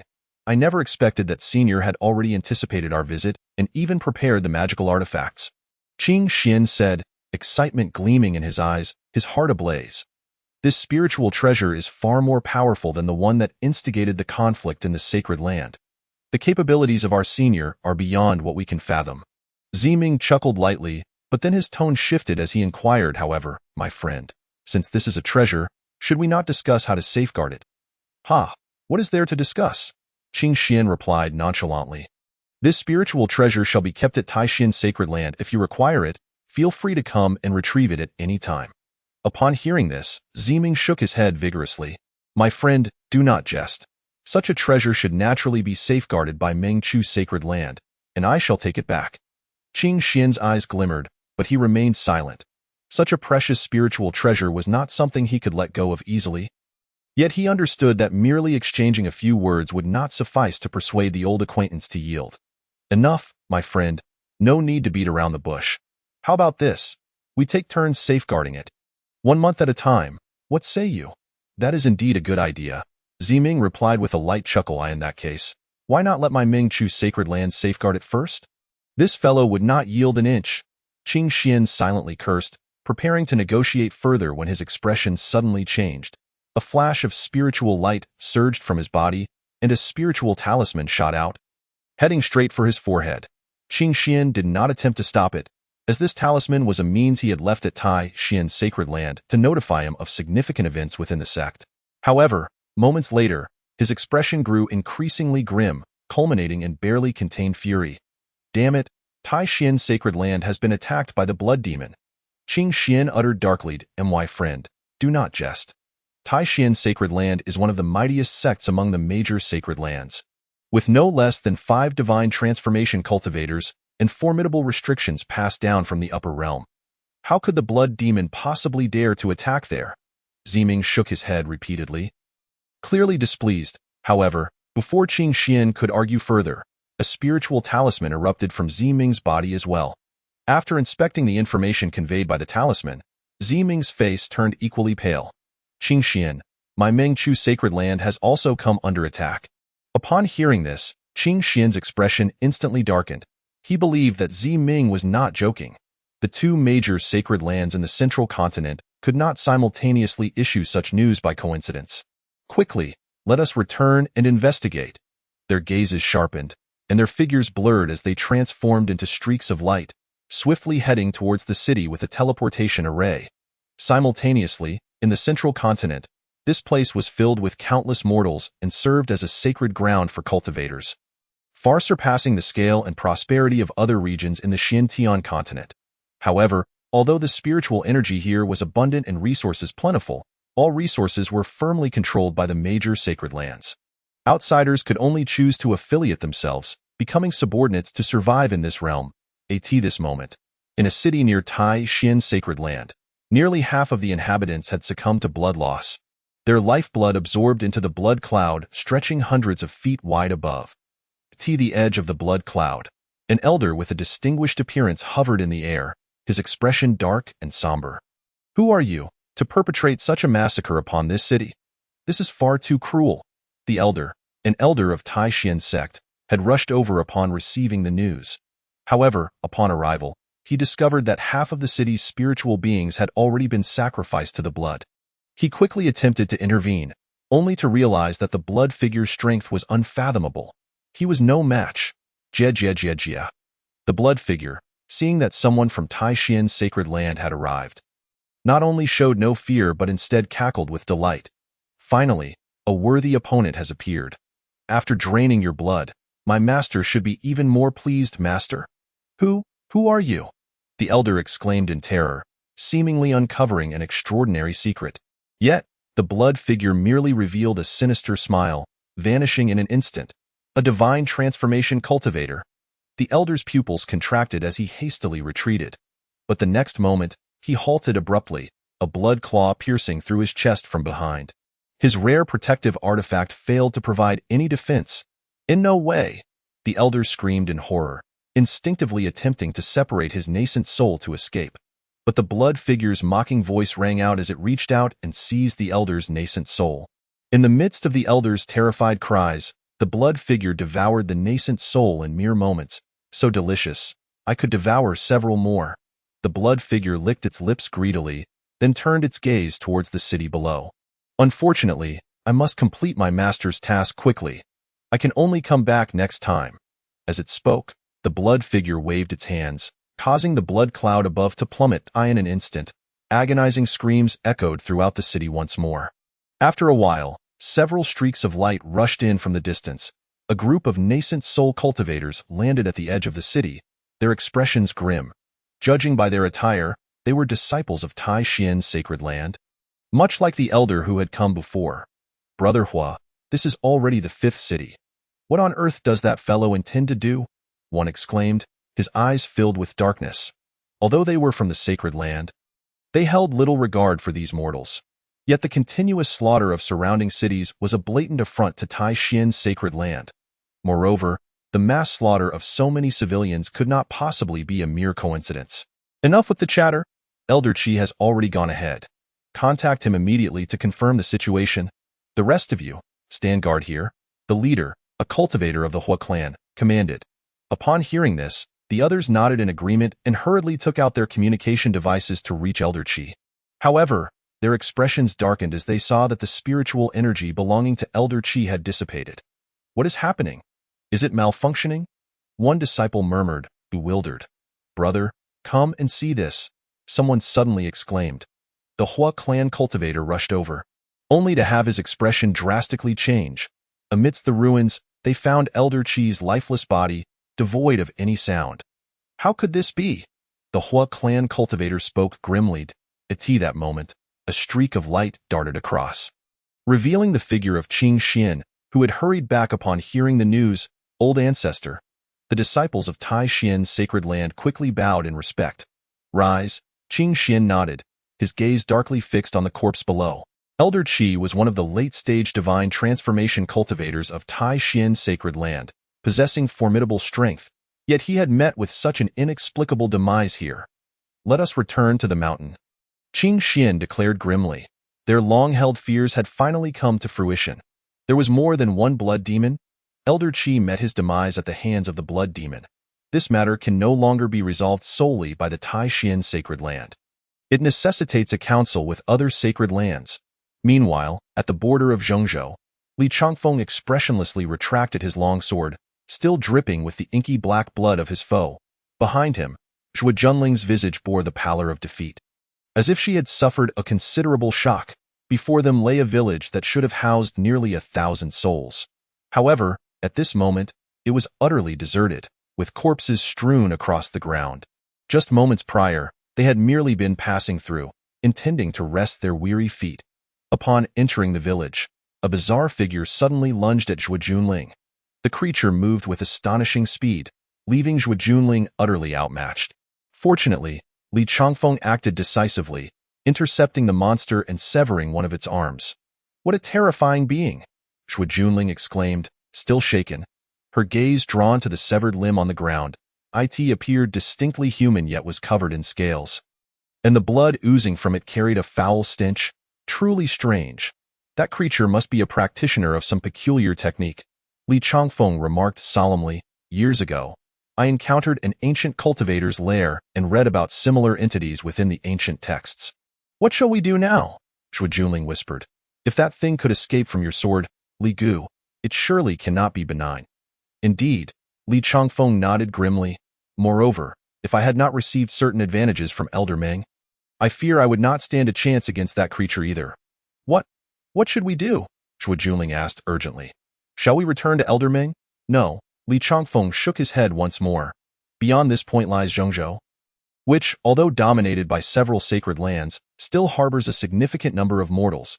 We must first venture forth to alert them. Otherwise, the entire Xintian continent may descend into chaos. Chapter 0045. The ancestors gather half a day later. Within the radiant halls of the Long Su Peak in the Taixin sacred land, the atmosphere was bright and bustling. Outside the Grand Hall, ancestors in the transformation stage stood as sentinels. Inside, elders from 7 sacred lands had convened. Such an assembly had not been seen even during the last sacred land conflict. Qing Xin, you hastily summoned us here. What is the matter? An elder with violet hair and azure eyes spoke with a tone of indifference, showing no regard for the Qing Xin venerable. This individual, known as Tsang Ming, was the ancestor of the Tsanglan sacred land and the longest living transformation stage cultivator among the venerables. The Tsanglan sacred land was the same one that had previously clashed with the Qing Xin sacred land over the coveted spatial treasure, leading to mutual disdain. Under normal circumstances, Qing Xin would have retorted sharply. However, today he was devoid of such inclination.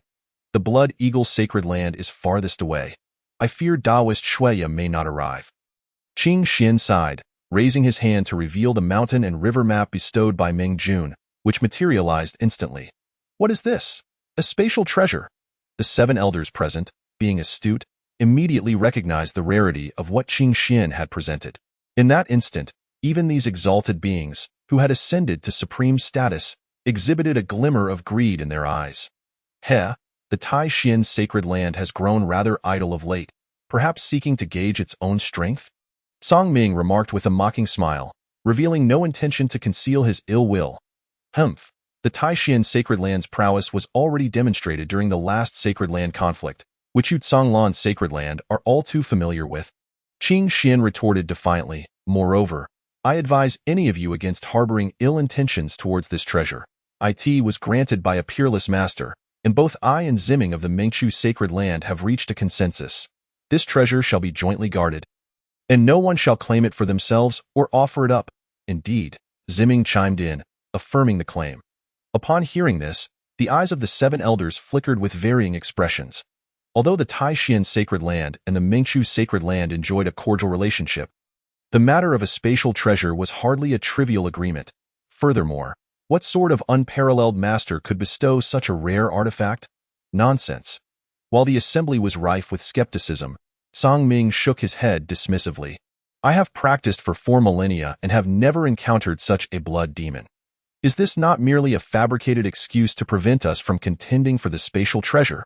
At these words, Qing Xin's expression darkened. Excuse? Would we annihilate several of our own cities and sects just to concoct a pretext? Furthermore, why would we not simply claim the spatial treasure for ourselves without declaring such a reason? You do not believe, Qing Xin replied sternly. Even if we present this item as evidence, will you still doubt us? Of course, Song Ming chuckled lightly. How can one be sure you are not employing a strategy of feigned surrender to gain an advantage? If you insist on my belief, then it would be best for the Tsanglan sacred land to safeguard this spatial treasure. You? Qing Xin's eyes widened in outrage, his teeth gritting in frustration. Song Ming's demand was clearly driven by greed for the spatial treasure. Were it not for the mysterious emergence of the blood demon and the overwhelming strength it possessed, Qing Xin would have already expelled the intruders. However, how could he entrust this treasure to Tsang Ming? The elder's intentions were all too clear. Should this treasure fall into his hands, it would likely be offered up in exchange for resources and the means to ascend. I advise you to reconsider. That entity is indeed not something you can contend with. Just as Qing Xin was about to speak, a faint yet icy voice reverberated from outside the hall. That scoundrel speaks recklessly. Song Ming's expression soured as he turned to reprimand the intruder, only to see Li Changfeng and Zhuo Junling entering slowly, accompanied by several grim-faced transformation stage cultivators. Upon recognizing Li Changfeng, Qing Xian maintained a neutral expression as he gestured to the accompanying transformation stage cultivators. He had previously encountered Li Changfeng, who, despite his youth, possessed commendable strength. Qing Xian had even considered recruiting him, but ultimately refrained since Li Changfeng had not aligned himself with any sacred land. "Ah, it is the sword venerable. Do come in," Qing Xian said with a smile. However, Song Ming's demeanor darkened. "And who is this presumptuous individual?" "So it is you. Have you now allied yourself with Qing Xian?" Upon hearing this, the faces of the other sacred land elders shifted dramatically. Though Li Changfeng's prowess was not on par with theirs, he was still regarded as a venerable figure. The 8 sacred lands, although varying in strength, were balanced in power among the peak transformation elders, and they were keen to prevent Li Changfeng from joining any sacred land, especially with the spatial treasure at stake. Song Ming's words were a calculated move to undermine. "I have not," Li Changfeng replied coolly. Had this been before, he might have harbored aspirations towards these sacred lands, as his cultivation could only progress further through them. However, recalling Elder Meng, Li Changfeng realized how naive he had been. "I am not here to engage in idle chatter with you," Li Changfeng stated flatly. "I have come to warn you that the blood demon has indeed resurfaced and has already caused significant bloodshed. You would do well to prepare, for the blood demon is not something any single sacred land can combat alone." At his words, the other elders, excluding those from Taishin and Mingchu, exchanged peculiar glances. Song Ming let out a derisive snort. "Humph, what alarmist nonsense. Are you suggesting that we cannot handle this threat while you can?" "Indeed," Li Changfeng affirmed earnestly. He truly believed this, having received guidance from Elder Ming that had exponentially enhanced his strength. Such arrogance. It seems a lesson is in order to instill some respect for our sacred lands. Song Ming's gaze hardened, and he raised his hand to strike. A surge of azure light erupted from his palm, instantly multiplying into 7 streams that enveloped Li Changfeng, rippling with an overwhelming force. Upon witnessing the actions of Song Ming, Qing Xuan's expression darkened. This old fellow appeared to strike casually, yet he had clearly mustered considerable strength, evidently intending to teach Li Changfeng a lesson while simultaneously intimidating us. "This old man has quite the scheme." At that moment, Li Changfeng furrowed his brows. He had come here with serious matters to discuss and had no time for their frivolities. "Enough!" A sharp exclamation escaped Li Changfeng's lips as a beam of sword light surged forth from his hand in an instant. Having devoted his life solely to swordsmanship, he naturally wielded his sword. At this moment, a single strike sufficed. The sword light whistled through the air, colliding with 7 streaks of azure light. Subsequently, that terrifying attack, which was of great concern to the esteemed ones present and bore the power to annihilate transformation stage cultivators, melted away like spring snow. The onlookers widened their eyes in shock, particularly Song Ming, whose mouth gaped in disbelief, unable to close. How could this be possible? Chapter 0046. Daily life in the courtyard. The few individuals present were instantly astonished. Although the old fellow Song Ming had not exerted his full strength, Li Changfeng had been rather too casual. He had countered Song Ming's attack with a technique they could hardly hope to replicate. Slowly retracting his long sword, Li Changfeng cast a sidelong glance at the bewildered Song Ming. "It would be best if you refrained from embarrassing yourself with such tactics, my good sir. Should there be a next time, it won't be as simple as merely dispelling your attack." As he spoke, Li Changfeng's gaze sharpened, a surge of sword intent erupted forth, as if he were no longer a mere man, but a sword capable of cleaving the heavens. Song Ming's figure swayed, nearly forced back by the overwhelming aura. By the time he regained his composure, his face flushed with anger, evidently incensed. Well, it was merely a misunderstanding." Qing Xian hastily intervened, saying, "Let us return to the matter at hand. Daoistly, please recount in detail what you know." Upon hearing this, Li Changfeng nodded and recounted his encounter with the blood demon and the ensuing battle in detail. Once he finished speaking, the grand hall fell into silence. They had already witnessed Li Changfeng's formidable strength, which undoubtedly surpassed any among them, and possibly even exceeded it by a margin. Thus, it was evident that the blood demon had managed to escape from his grasp, lending considerable credence to what Qing Xian had previously stated. It seemed we indeed needed to engage in thorough discussion. The esteemed Zhenren Qinchuan of the Longyuan Sacred Land spoke solemnly. The others were just about to nod in agreement when suddenly a commotion erupted from outside. Moments later, 2 transformation stage cultivators entered, assisting a bloodied individual. Qing Xian intended to scold them, but upon recognizing the person, he was taken aback. Wasn't this a person from the Blood Fong's sacred land? As the injured man was brought in and recognized Qing Xian and the others, he let out a cry of despair. The blood demon has reappeared. The Blood Fong's sacred land is finished. Qing Xian and the others were immediately alarmed, and before they could inquire further, the man had already succumbed to unconsciousness. After examining him, Li Changfeng shook his head and said, "This person is gravely injured. Even his consciousness cannot be probed. One misstep, and it could lead to his complete annihilation." Upon hearing this, the expressions of Qing Xian and the others grew even more grim. "Take him away, and ensure he receives proper treatment." Qing Xian instructed the 2 transformation stage cultivators, then turned to the other elders, stating solemnly, "It appears we must pay a visit to the Blood Fong's sacred land." The others nodded in agreement, their expressions darkening considerably. The disappearance of the Blood Fong's sacred land had prompted the major sacred lands to unite.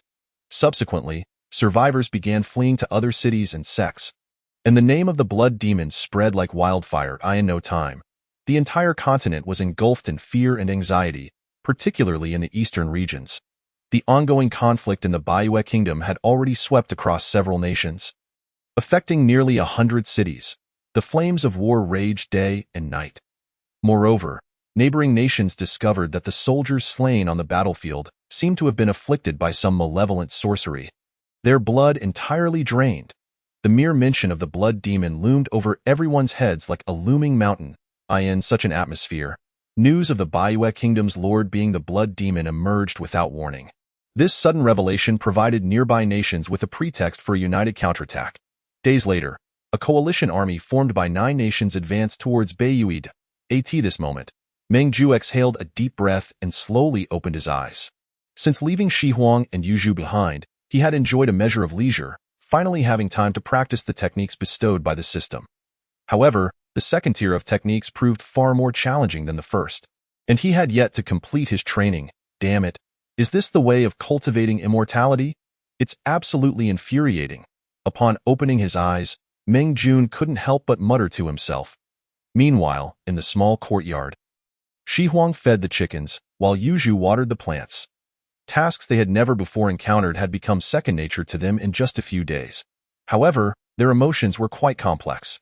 The firewood was of Xinhuang wood, the water for the plants sourced from a top-quality spiritual spring, and the feed for the chickens and dogs comprised sacred herbs.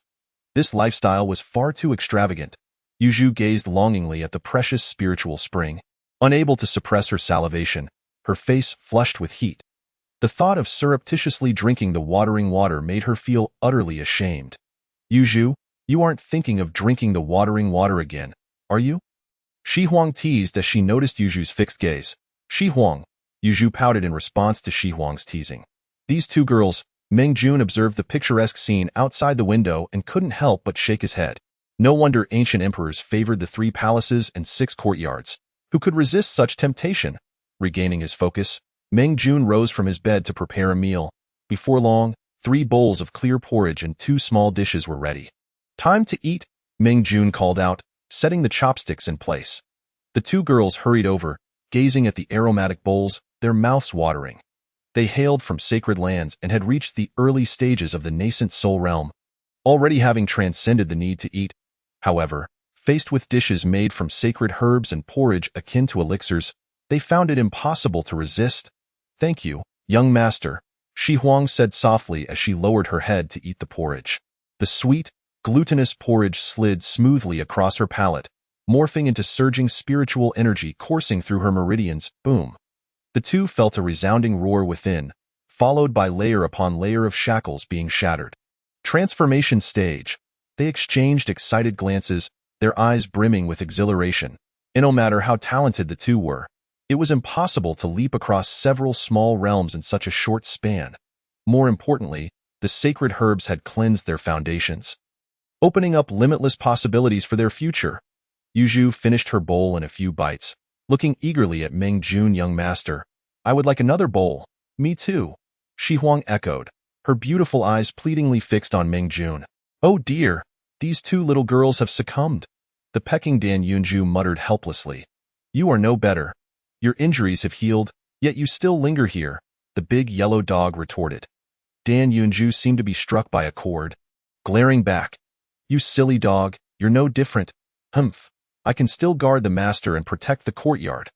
The big yellow dog shot back, casting a sidelong glance. "You, a hen that can't lay eggs? What nonsense. I'm just not of age yet." Dan Yunju instinctively retorted, but soon felt something amiss. "You silly dog, who are you calling a hen?" Meng Jun turned to the noisy big yellow dog and little chicken, unable to suppress a chuckle. "Enough of that. If you keep it up, there'll be no dinner tonight." Upon hearing this, the big yellow dog and the little chicken promptly fell silent, eyeing the small courtyard. Tranquility returned once more. Shi Huang and Yuzhu savored their porridge. Their expressions complex, little did they expect that there would come a day when they too would yield to the allure of food. Yet, they couldn't help it. After all, their young master was making them meals with sacred herbs. Chapter 0047. The Target, Baiwei Capital. At the borders of Baiwei Kingdom, several streaks of rainbow light streaked across the sky, belonging to Qing Xian and the others who had hastily returned from the Blood Fong sacred land. "We are almost at the borders of Baiwei Kingdom," the esteemed Ziming remarked with a solemn expression. "I wonder if those rumors hold any truth." Days prior, the group had rushed to the Blood Fong sacred land, only to find it shrouded in deathly silence, with countless corpses drained of blood scattered about. The few survivors had long since fled, leaving them with naught but the ruins of a destroyed mountain gate. "Most likely true," Qing Xian replied grimly.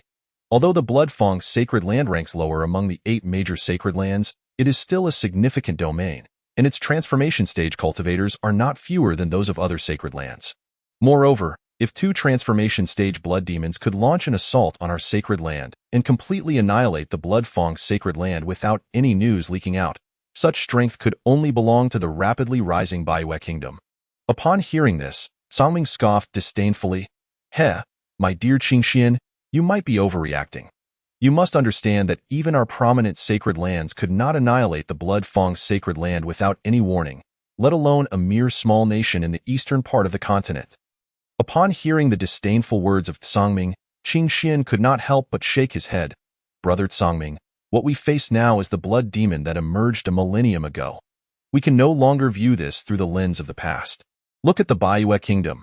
A year ago, even our subordinate sects could easily extinguish it, and now, in just a short span of a year, they have besieged cities and expanded their strength several-fold, capable of confronting the coalition of 9 surrounding nations at once. Although this is a remote area, can such power be easily attained even by the Holy Land? Most importantly, I fear that the Baiwei Kingdom is employing a strategy to lure the tiger away from its mountain." Upon hearing this, the others were momentarily taken aback. Ziming furrowed his brow and said, "Are you implying that the Blood-Tooth Holy Land is not the ultimate target of the blood demon?"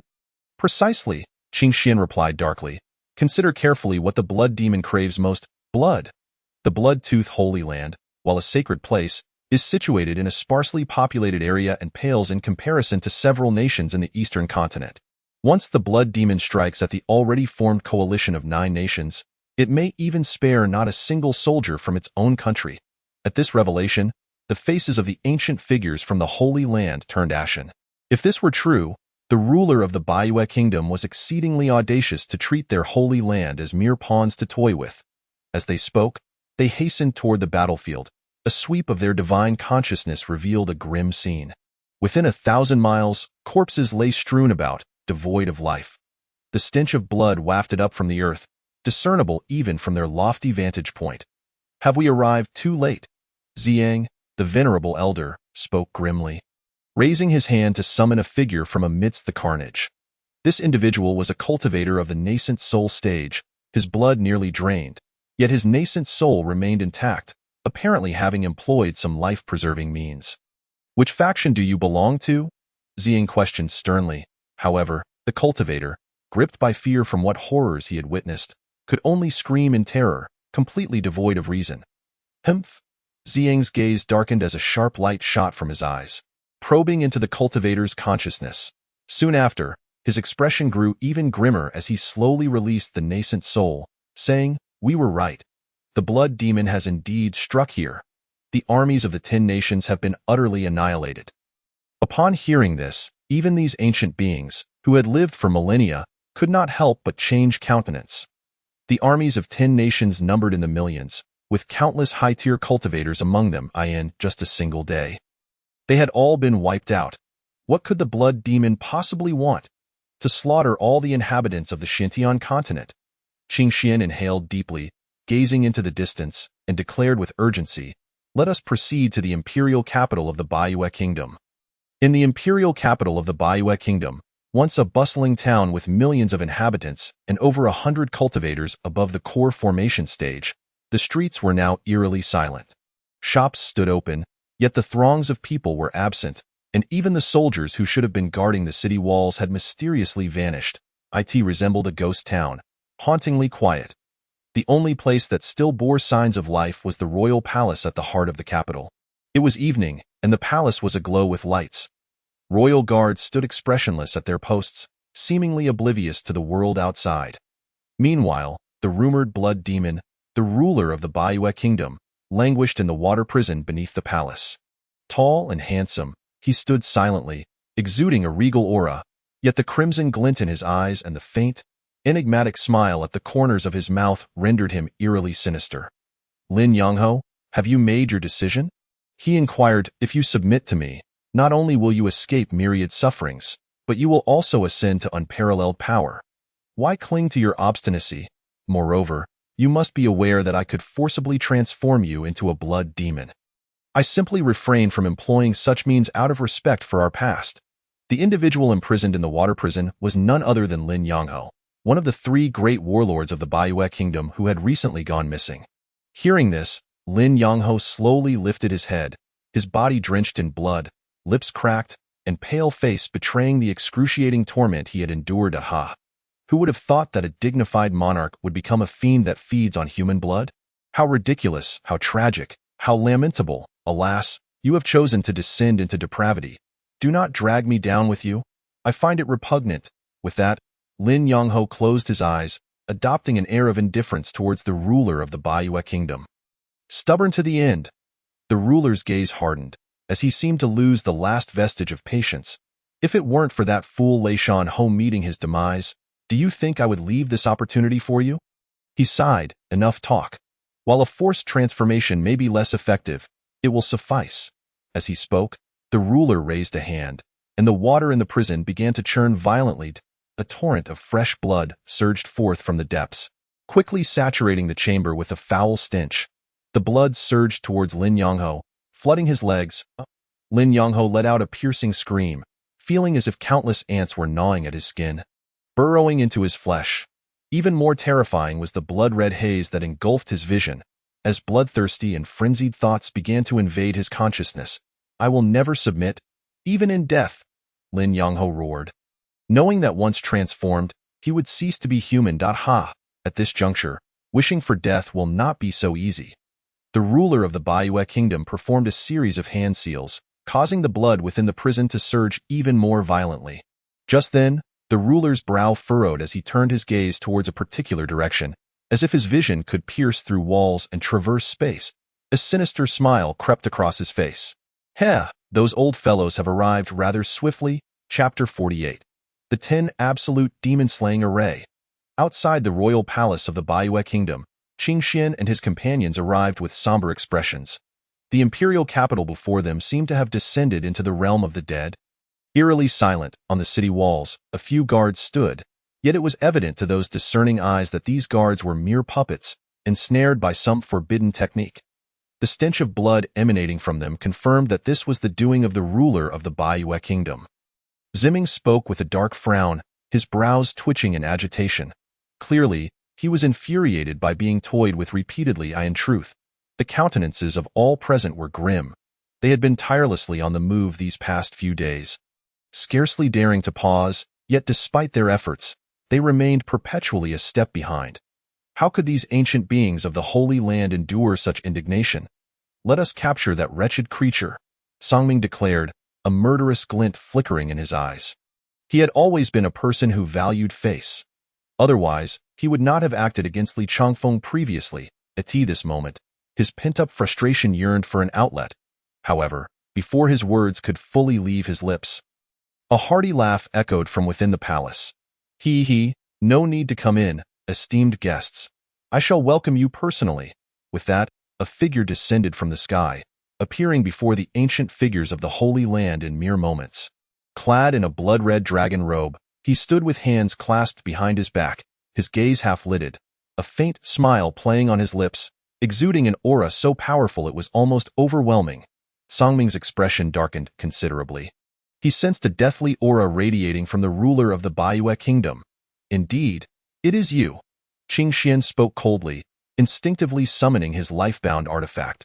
The bloodlust emanating from the ruler mirrored that of the blood demon he had encountered before.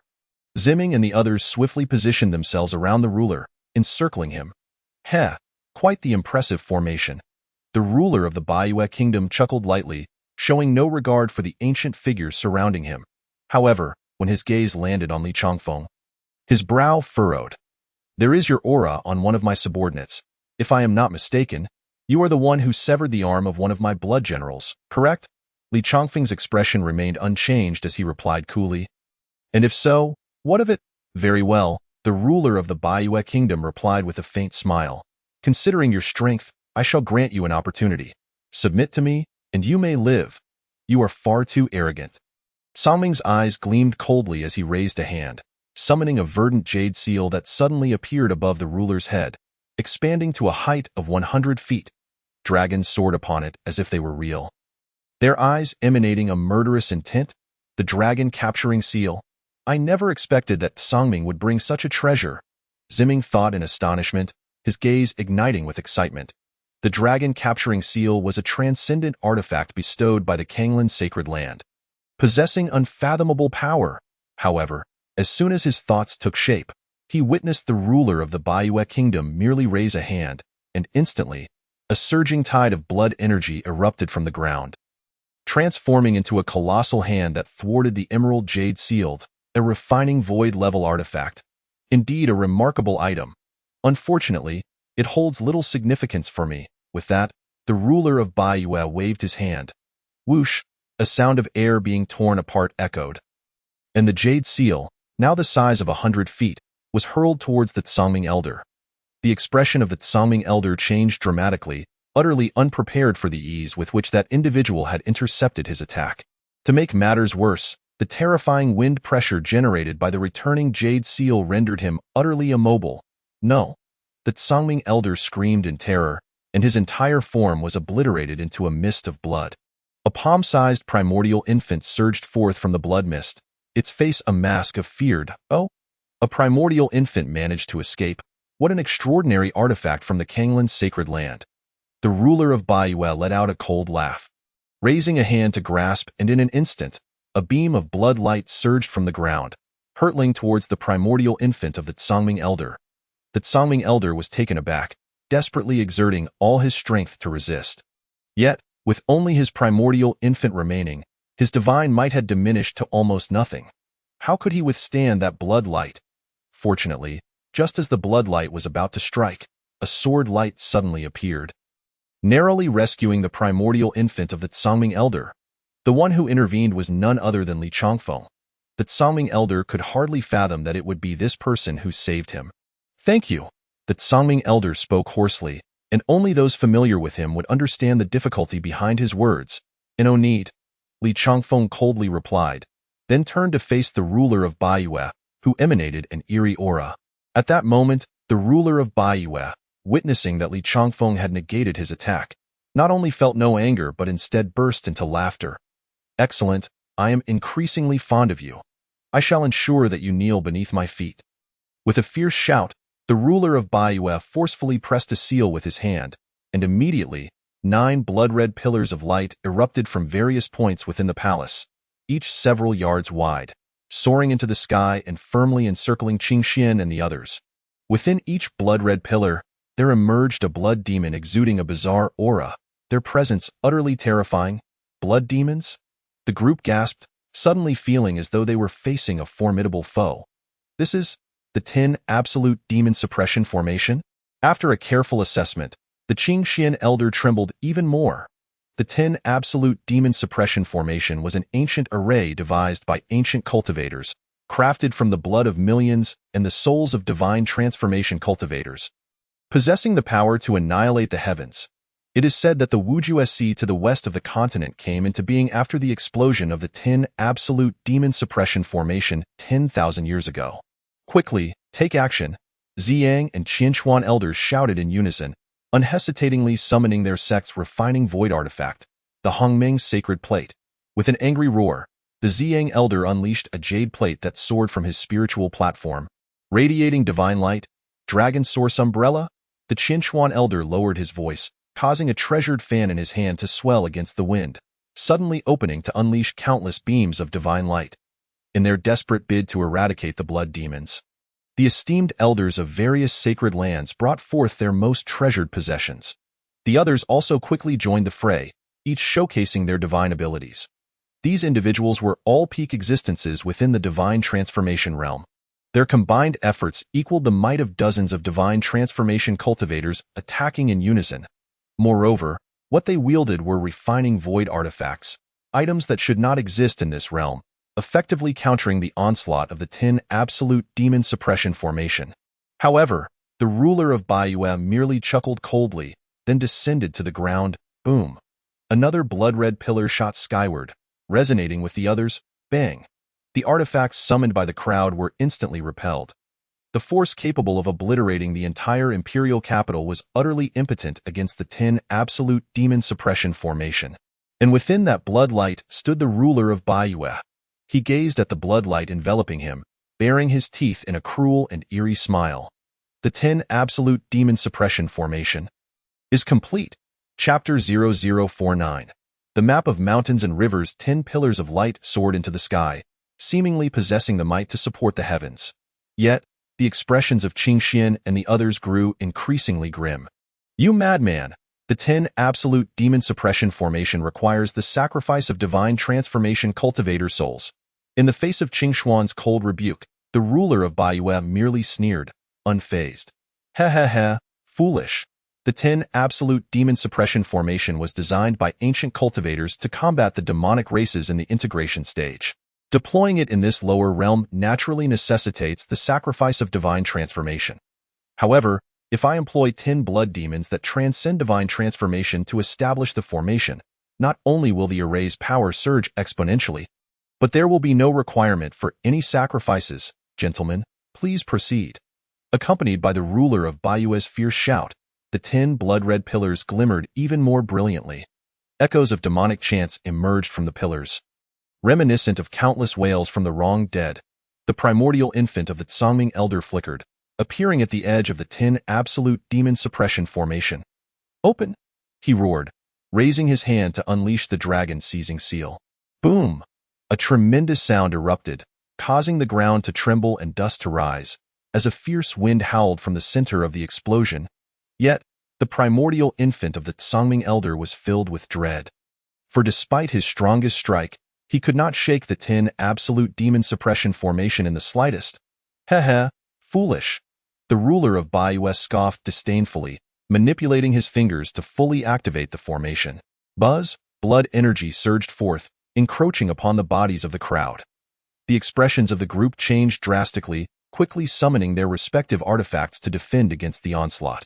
However, if these divine transformation cultivators could withstand this formation, it would not possess such a fearsome reputation. No. Quickly, refine the sacred artifact.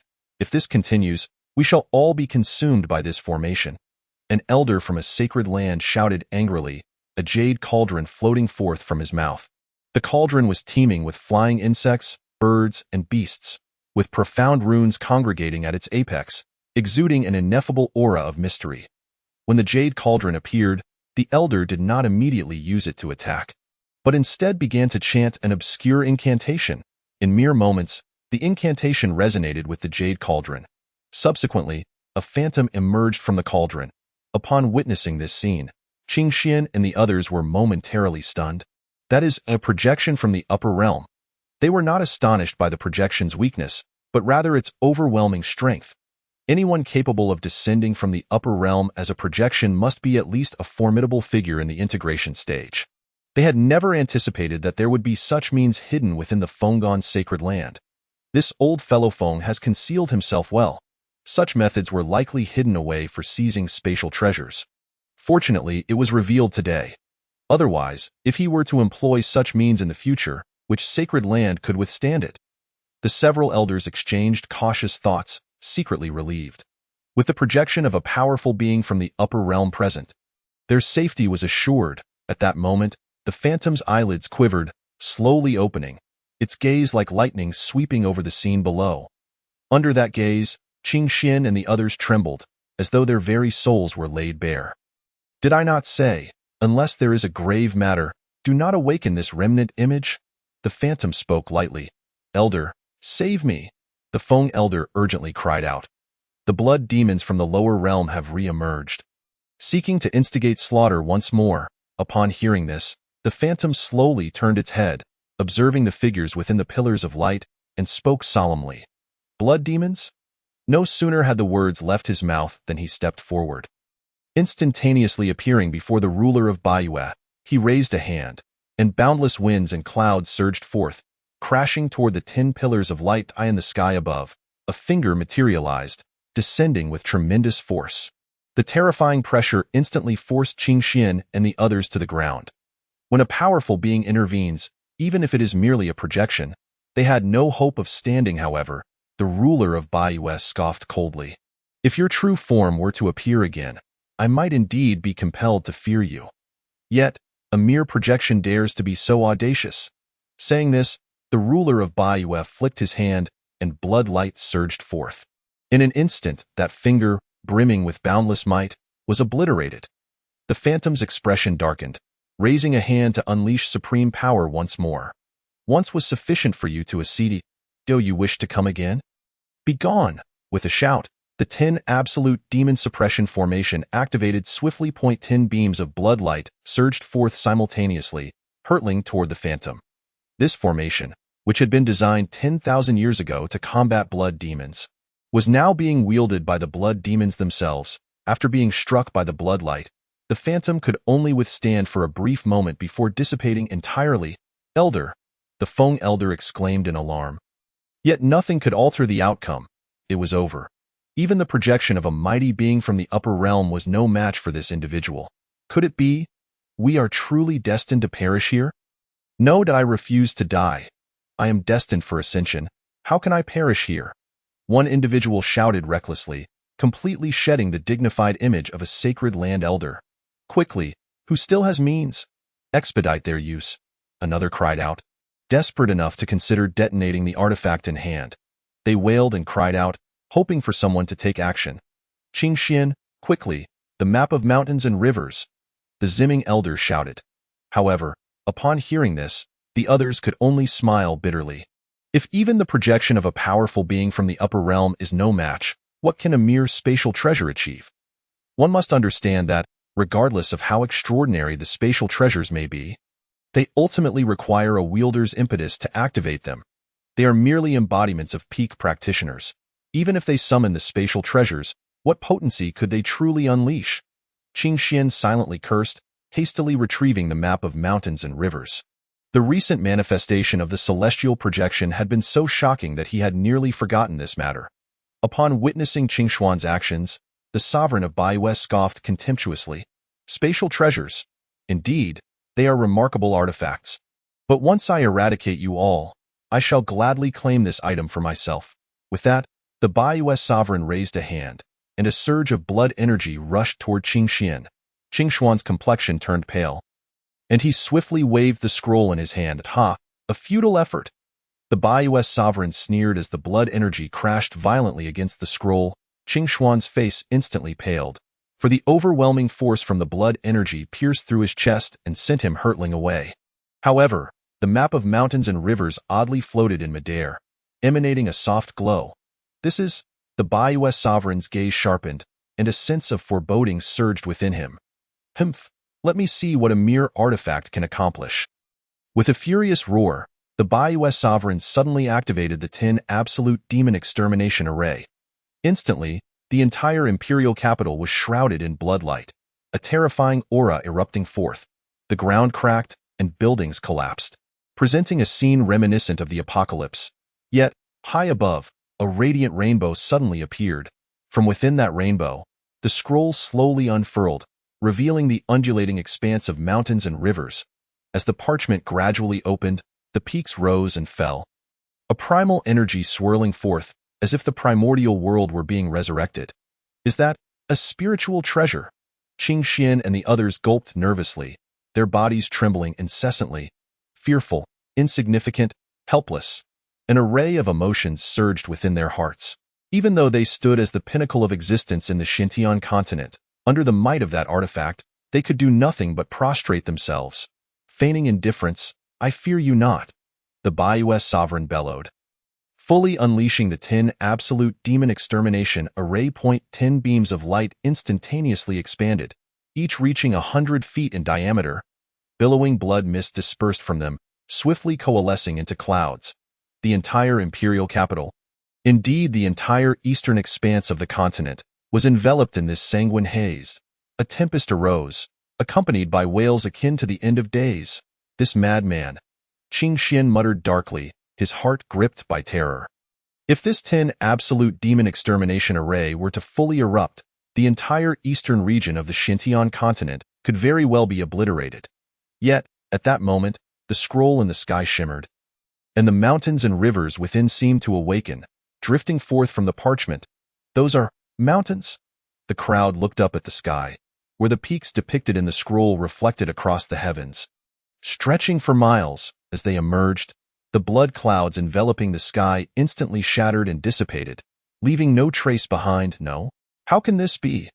I have transcended the limits of this world. How can I possibly lose? The Baiyu sovereign shrieked in terror. With the appearance of those vast mountains and rivers, the 10 beams of light were suddenly immobilized, and then, inch by inch, they began to fracture. It was as if, upon the unveiling of this painting, the entire sky forbade the existence of anything else. Boom, boom, boom. The changes upon the scroll did not cease.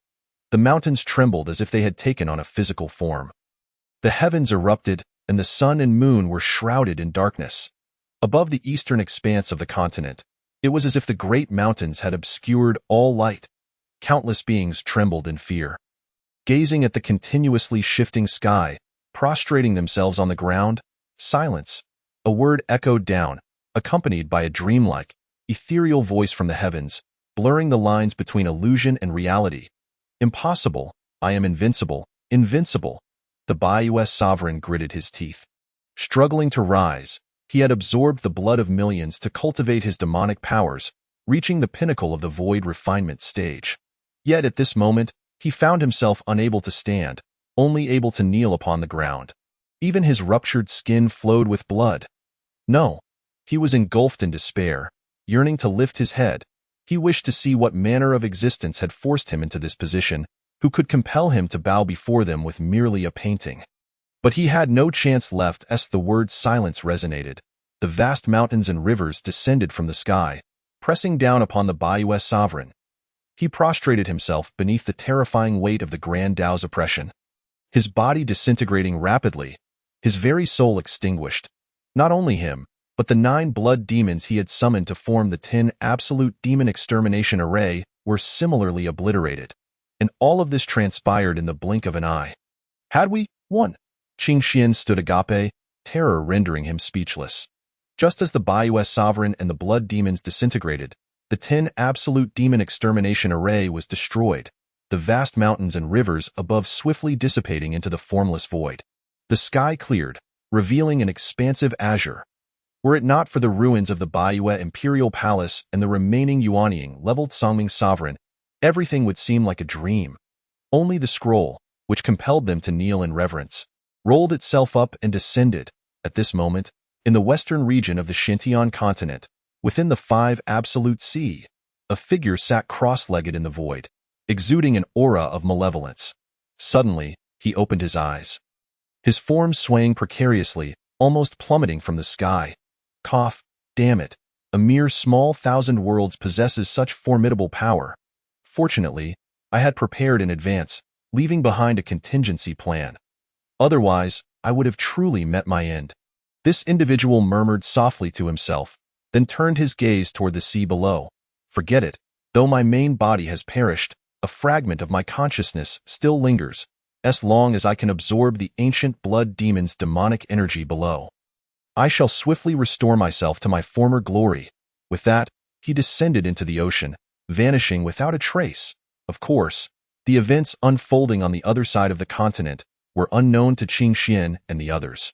They stared blankly at the sky, and after a moment, suddenly reacted, rushing to surround the map of mountains and rivers. What does this mean? Qing Xian furrowed his brow. Qing Xian, why pretend to be ignorant? The elder of Qinchuan said. This treasure, in anyone's hands, would surely lead to dissatisfaction among others. Indeed, indeed. The elder Feng nodded vigorously. It would be far safer for us to jointly safeguard this item. Upon hearing this, a strange smile cracked across Qingshuan's lips. Are you certain? You must understand, this item belongs to that esteemed elder. It has already been expended and must naturally be returned. Are you certain you wish to meddle in this matter? At his words, the expressions of the others stiffened. Just a single spiritual treasure, with such celestial capabilities, how extraordinary must that esteemed elder be? Since this is the possession of that esteemed elder, I shall not interfere further. The elder Feng chuckled awkwardly, hastily retreating. Indeed, indeed, since it has been expended, it ought to be returned. Ha ha ha. The elder of Qinshuan waved his hand, similarly retreating. Qing Xian smiled but did not speak. In truth, had he not encountered the esteemed Meng, he might have acted similarly to these individuals. But at this moment, he dared not. Humph, a bunch of fools. Li Changfeng scoffed disdainfully, turning to look in another direction. He was solely a swordsman. Even if that artifact had the power to grant immortality, he held no interest. However, he sensed the presence of living beings beneath the imperial palace. So the blood demons have not been completely eradicated? With a cold snort, Li Changfeng raised his hand, and with a single stroke of his sword, the ruins of the imperial palace cracked open, revealing a water prison hidden beneath. Startled, Zhuo Junling gasped, "Is that my father?" she exclaimed, rushing forward. When she had accompanied Li Changfeng to kill the Leishan Marquis, she had thoroughly searched the Leishan Marquis's residence. Yet, she had found nothing. She had thought her father had perished, but unexpectedly, he had been imprisoned in the Baiyue Imperial Palace's water prison. Father. Li Changfeng had initially intended to strike down the figure, but upon hearing Zhuo Junling's exclamation, he hesitated. Before him lay Zhuo Junling's father, the Lingyang Marquis, who had already succumbed into unconsciousness. Is this a blood demon? Upon hearing the commotion, Qinshuan turned and his expression darkened. He had suffered a significant setback earlier, and upon seeing the blood-soaked Lingyang Marquis, his murderous intent surged. Stand back. This man has become a blood demon and must not be spared, with a cold command. The elder of Qinshuan prepared to act. However, Zhuo Junling, having finally found her father, would not yield. Though silent, her unmoving figure spoke volumes. Girl, are you seeking death? The elder of Qinshuan's gaze turned icy. Since battling the blood demons, he had accumulated an abundance of pent-up frustration and would not hesitate to vent it. Wait, Li Changfeng suddenly interjected. This person has not fully transformed. Perhaps there is still hope for salvation. At his words, Zhuo Junling's head shot up, tears glistening in her eyes as she looked at Li Changfeng. Really? Before Li Changfeng could nod, the elder of Qinshuan burst into derisive laughter. Ridiculous. Ancient texts have long recorded that once one becomes a blood demon, there is no possibility of redemption. At this, Li Changfeng cast a dismissive glance. Do you not perceive everything through your ignorant perspective? Your inability does not preclude others from succeeding. Furthermore, should you dare utter the word death to my people again, I shall slay you. Chapter 0051. It's raining, time to collect the clothes. Upon hearing this menacing threat, the countenance of the revered Qinshuan instantly stiffened. Ever since he ascended to the position of the revered ancestor of the sacred land, who would dare to speak to him in such a manner? Yet at this moment, he refrained from uttering more. Within the 10 absolute demon extermination array, were they not all striving valiantly, employing every means at their disposal? Nevertheless, even so, they had nearly met with the dire fate of annihilation. However, Li Changfeng bore not a single wound upon his body, and even sheltered a younger cultivator at the nascent soul stage. Humph, I shall grant you a modicum of respect. The revered Qianquan snorted coldly, uttering a perfunctory remark before retreating obediently. Li Changfeng then approached Zhuo Junling, speaking solemnly. Do not weep. Elder Meng shall surely have a solution. At his words, Zhuo Junling wiped her tears and nodded rapidly. Li Changfeng raised his hand, and a flying boat materialized. He turned to Qing Xian and the others, saying, Esteemed ones, I have matters to attend to and must depart ahead. He, indeed. Qing Xian promptly cupped his hands in respect, saying, Please convey my regards to Elder Ming. Once I have eradicated the blood demon, I shall certainly pay my respects to him. Very well, Li Changfeng responded, raising his hand once more, and the flying boat ascended into the air, transforming into a streak of light that vanished into the horizon. The expressions of the onlookers were complex. Qin Xuan, the old monster Feng, and the others gazed at the painting in Qing Xuan's hands, their eyes filled with a medley of emotions. Originally, we believed the sacred land to be the pinnacle of existence in this continent. Now it appears that indeed, there are mountains beyond mountains, and there are individuals beyond individuals. Even the blood demon, whose strength is at the pinnacle of the void refinement stage, is no match for a mere painting created by that elder. The few of them had already been thoroughly awed. Such a person, it is feared, is invincible in this lesser thousand realms, and even in the middle thousand realms, is a force to be reckoned with. Esteemed ones, I must return to recuperate due to my damaged body. I bid you farewell. The revered Songming spoke in a deep voice, and without waiting for a response, his figure flickered as he headed towards the Kanglan sacred land. Qianquan and the others also spoke in succession, departing swiftly, leaving only Qing Xian and Ziming behind. Brother Qing Xian, do you truly believe these individuals will return obediently? Ziming inquired solemnly. Why must you question such things? My friend, Qing Xian replied, had it not been for the fortunate encounter that brought us to meet Elder Ming, we might have harbored similar thoughts as they do at this moment. Upon hearing this, Ziming flashed a smile, feeling a sense of relief within. To encounter such a figure ahead of others is indeed a tremendous fortune. As for those individuals, they are now rushing to curry favor. It is likely too late. Very well, let us hasten to investigate. The sudden emergence of the blood demon is no mere coincidence, and we must not allow it to reignite. Qing Xian declared abruptly to his words. Ziming nodded, eagerly joining Qing Xian in searching for traces of the blood demon. Meanwhile, in the west of the continent, at the Five Absolute Sea, within the maritime expanse of the Xintian continent, this area is the smallest. This sea is not only murky beyond measure but also scarce in fish and shrimp. The few creatures that manage to survive here are exceedingly ferocious, rivaling the ferocity of land-based demonic beasts. Even cultivators at the core formation stage face great peril should they plunge into these waters. At this moment, two figures swiftly skimmed across the surface of the boundless sea, heading towards the central region of the Five Absolute Sea. Brother, is what you said true? Is there truly high-grade demonic energy seeping forth from here? A slender young woman spoke softly, her voice sweet and melodic, akin to a gentle cat's purr. Indeed. The man beside her chuckled lightly, replying, That place lies deep within the Five Absolute Sea. Had I not been inadvertently chased by a demonic beast and stumbled upon it, I would never have discovered it. Moreover, the demonic energy that seeps forth is exceptionally pure, most suitable for cultivating the yin-yang complementary technique.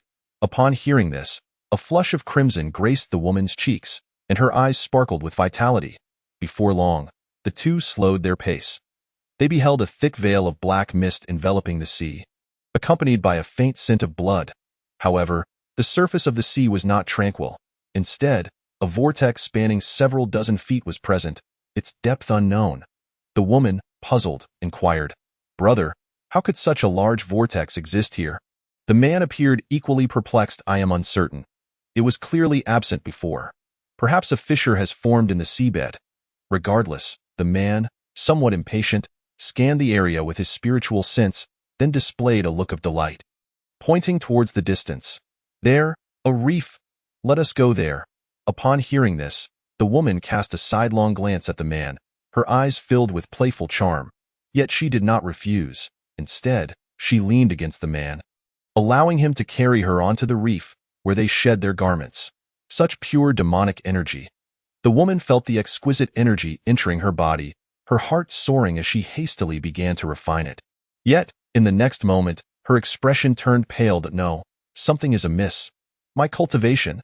This demonic energy is problematic. The woman cried out in terror, realizing that after inhaling the demonic energy, her cultivation not only failed to progress but began to regress rapidly. Moreover, this energy seemed akin to a corrosive poison, incessantly eroding her body, impossible to expel. No, brother, please stop. The woman was filled with dread, urgently pushing against the man atop her. Just then, she screamed in horror. She witnessed the man's veins writhing like earthworms, his aura rapidly dissipating, his eyes losing their luster, and his breath fading away. No, no! The woman shrieked, not even pausing to don her clothes as she attempted to flee. However, having lost her cultivation, she could scarcely stand upright. As she tried to rise, she collapsed once more. Within mere moments, 2 withered corpses lay upon the reef, and shortly thereafter, a great wave surged forth, sweeping the bodies into the depths of the sea. At this moment, the previously modest vortex suddenly surged, expanding to over 100 feet in a brief span.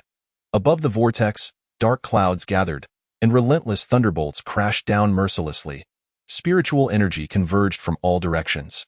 In a matter of moments, this area, which should have been spiritually barren, transformed into a place abundant with spiritual energy, rivaling even the sacred mountains. Yet the transformation did not cease. The black clouds in the sky multiplied, spreading far and wide. Gradually, the 5 absolute sea, the western continent, the central continent, and all the way to the eastern continent saw the skies of the entire Xintian continent dimming. The heavens above were shrouded in oppressive clouds, creating a stifling atmosphere. Beneath the dark clouds, flying insects and beasts seemed to sense something, all frantically darting about. Within the sprawling mountain ranges, a horde of beasts surged forth, heedless of all else as they thundered away towards the distance. Just then, Qing Xian and Ziming, who were searching for traces of the blood demon, suddenly looked up. How strange. This does not seem like an ordinary rainy day, Qing Xian murmured. Ziming nodded in agreement, then retrieved an item. A 1,000-mile mirror? Qing Xian asked, puzzled. Indeed, Ziming replied. This item may not possess other abilities, but it can see 1,000 miles away, making it quite a handy little gadget. As he spoke, Ziming raised his hand, and the mirror shimmered with spiritual light, revealing scenes from 1,000 miles away.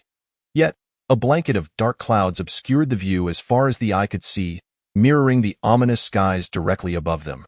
How peculiar, Ziming murmured, intending to activate the mirror again to inspect elsewhere.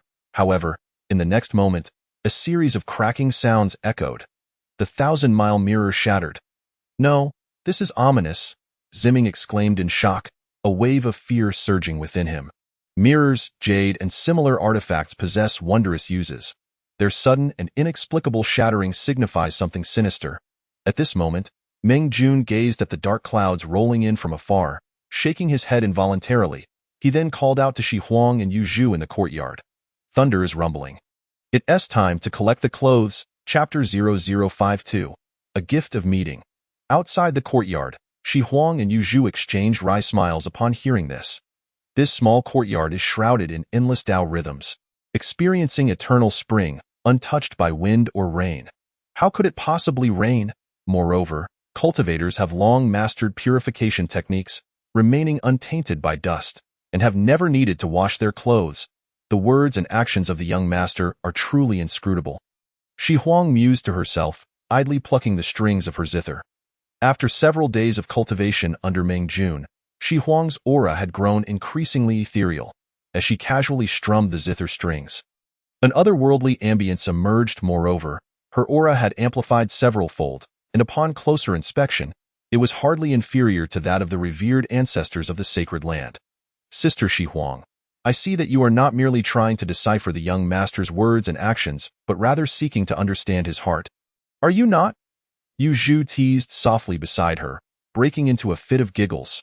This girl, already a beauty that could topple nations, radiated brilliance with her laughter, her unblemished visage resembling a flower yet to bloom. Indescribably lovely. You little imp, are you jesting with me? Have you memorized the poem that the young master tasked you with? Be cautious, for if you cannot recite it when he tests you, you may find yourself without a meal. Upon hearing this, Yu Zhu's face fell. According to reason, she was already a cultivator at the transformation stage, possessing the ability to remember anything with a single glance. Yet, the verses Meng Jun had given her were beyond her capacity to memorize in one go.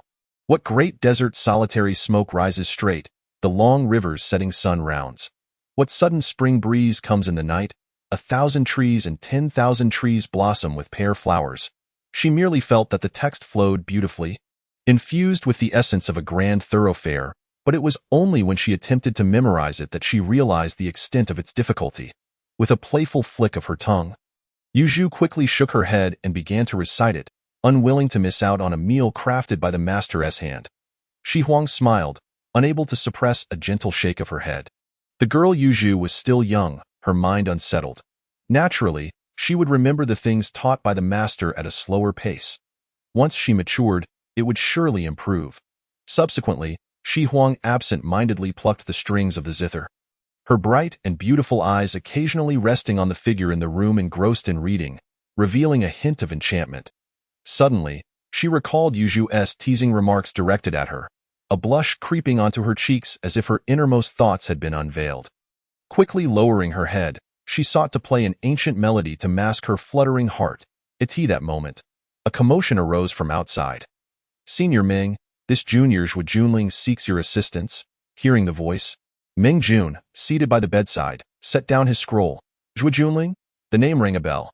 She had indeed visited once before. "Come in.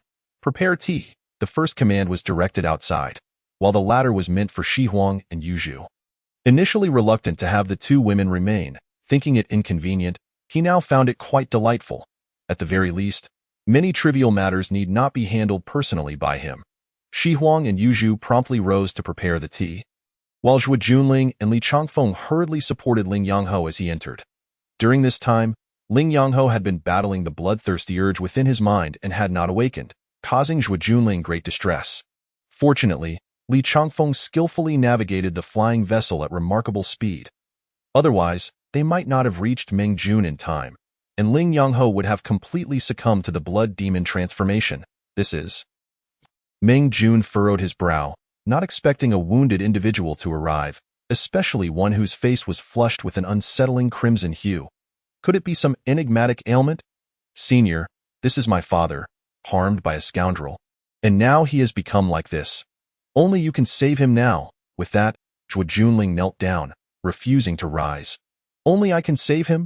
Meng Jun was taken aback, a sense of self-satisfaction blooming within him. It seemed the tale of his earlier rescue of Han Sishue had spread. Otherwise, this young woman would not have traveled such great distances seeking his aid. With this, upon his emergence from seclusion, opportunities would abound. Not only could he open a restaurant, but perhaps a medical clinic as well. With his skills, would not the people of this world willingly flock to him for treatment?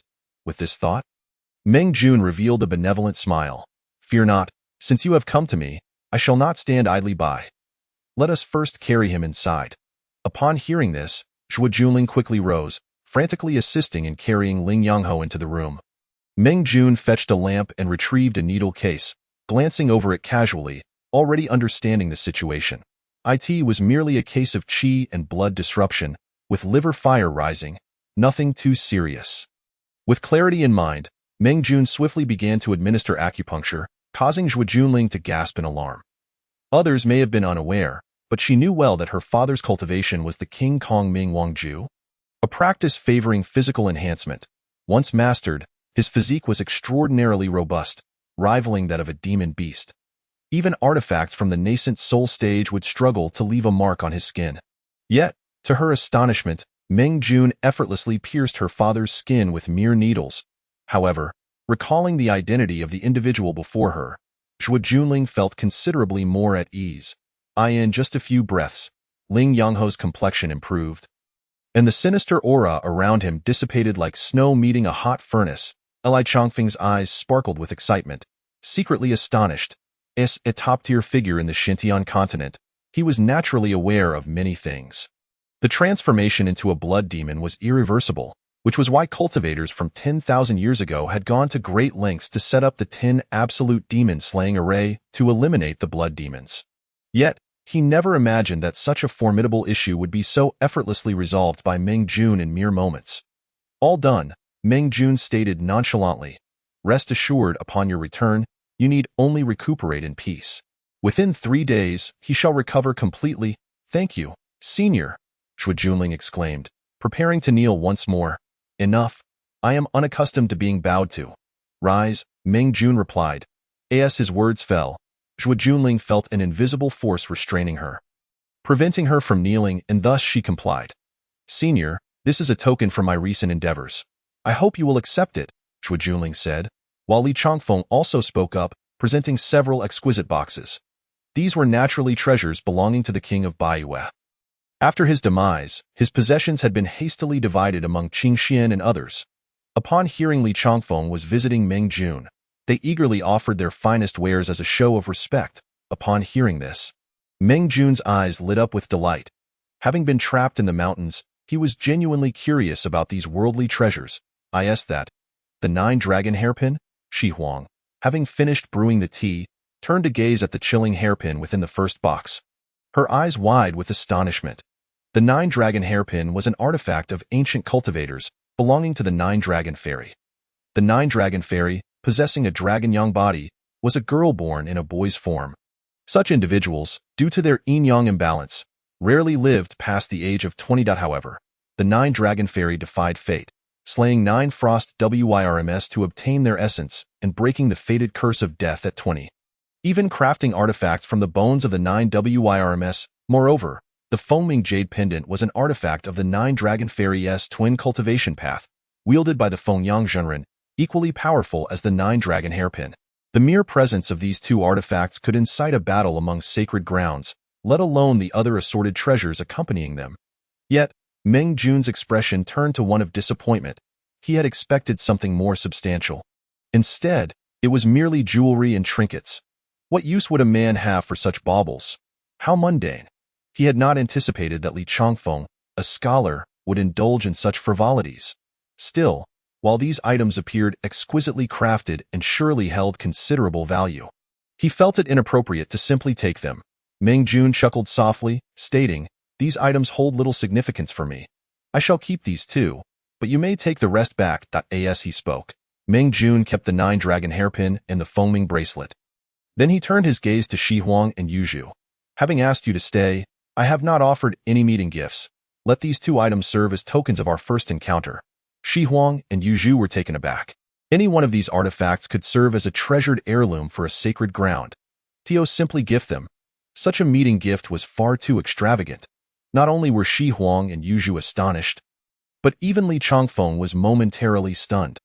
Although he was a sword enthusiast solely focused on swordsmanship, he understood that these 2 artifacts were of immense significance, crafted by 2 ancient cultivators.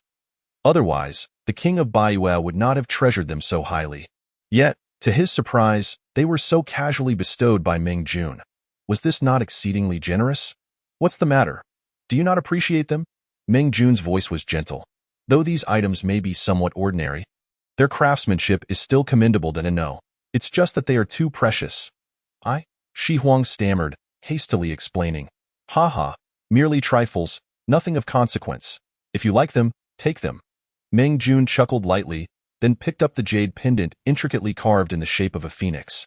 However, it seemed too masculine, lacking the softness suitable for a young lady. Since there was another hairpin, he thought to transform this piece into a hairpin as well. As he spoke, Meng Jun took out a black gold carving knife and began to etch it, utilizing the excess material to embed it within the 9-dragon hairpin.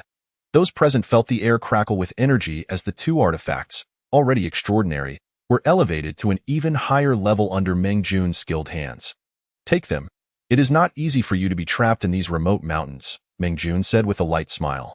With Meng Jun's encouragement, Shi Huang and Yuzhu had no choice but to accept, their eyes shimmering with excitement. As they received the 2 pieces of jewelry, Meng Jun turned to Li Changfeng. "How was your journey? Did it prove beneficial?" Upon hearing this, Li Changfeng stood upright, solemnly declaring, "Indeed, I have gained immensely. That is good to hear. Meng Jun nodded and remarked, remember, reading a myriad of books cannot compare to traveling 1,000 miles. The mountains are boundless, and so is your path. The more you see and do, the more you shall comprehend my words. To this, Li Changfeng immediately performed a deep bow.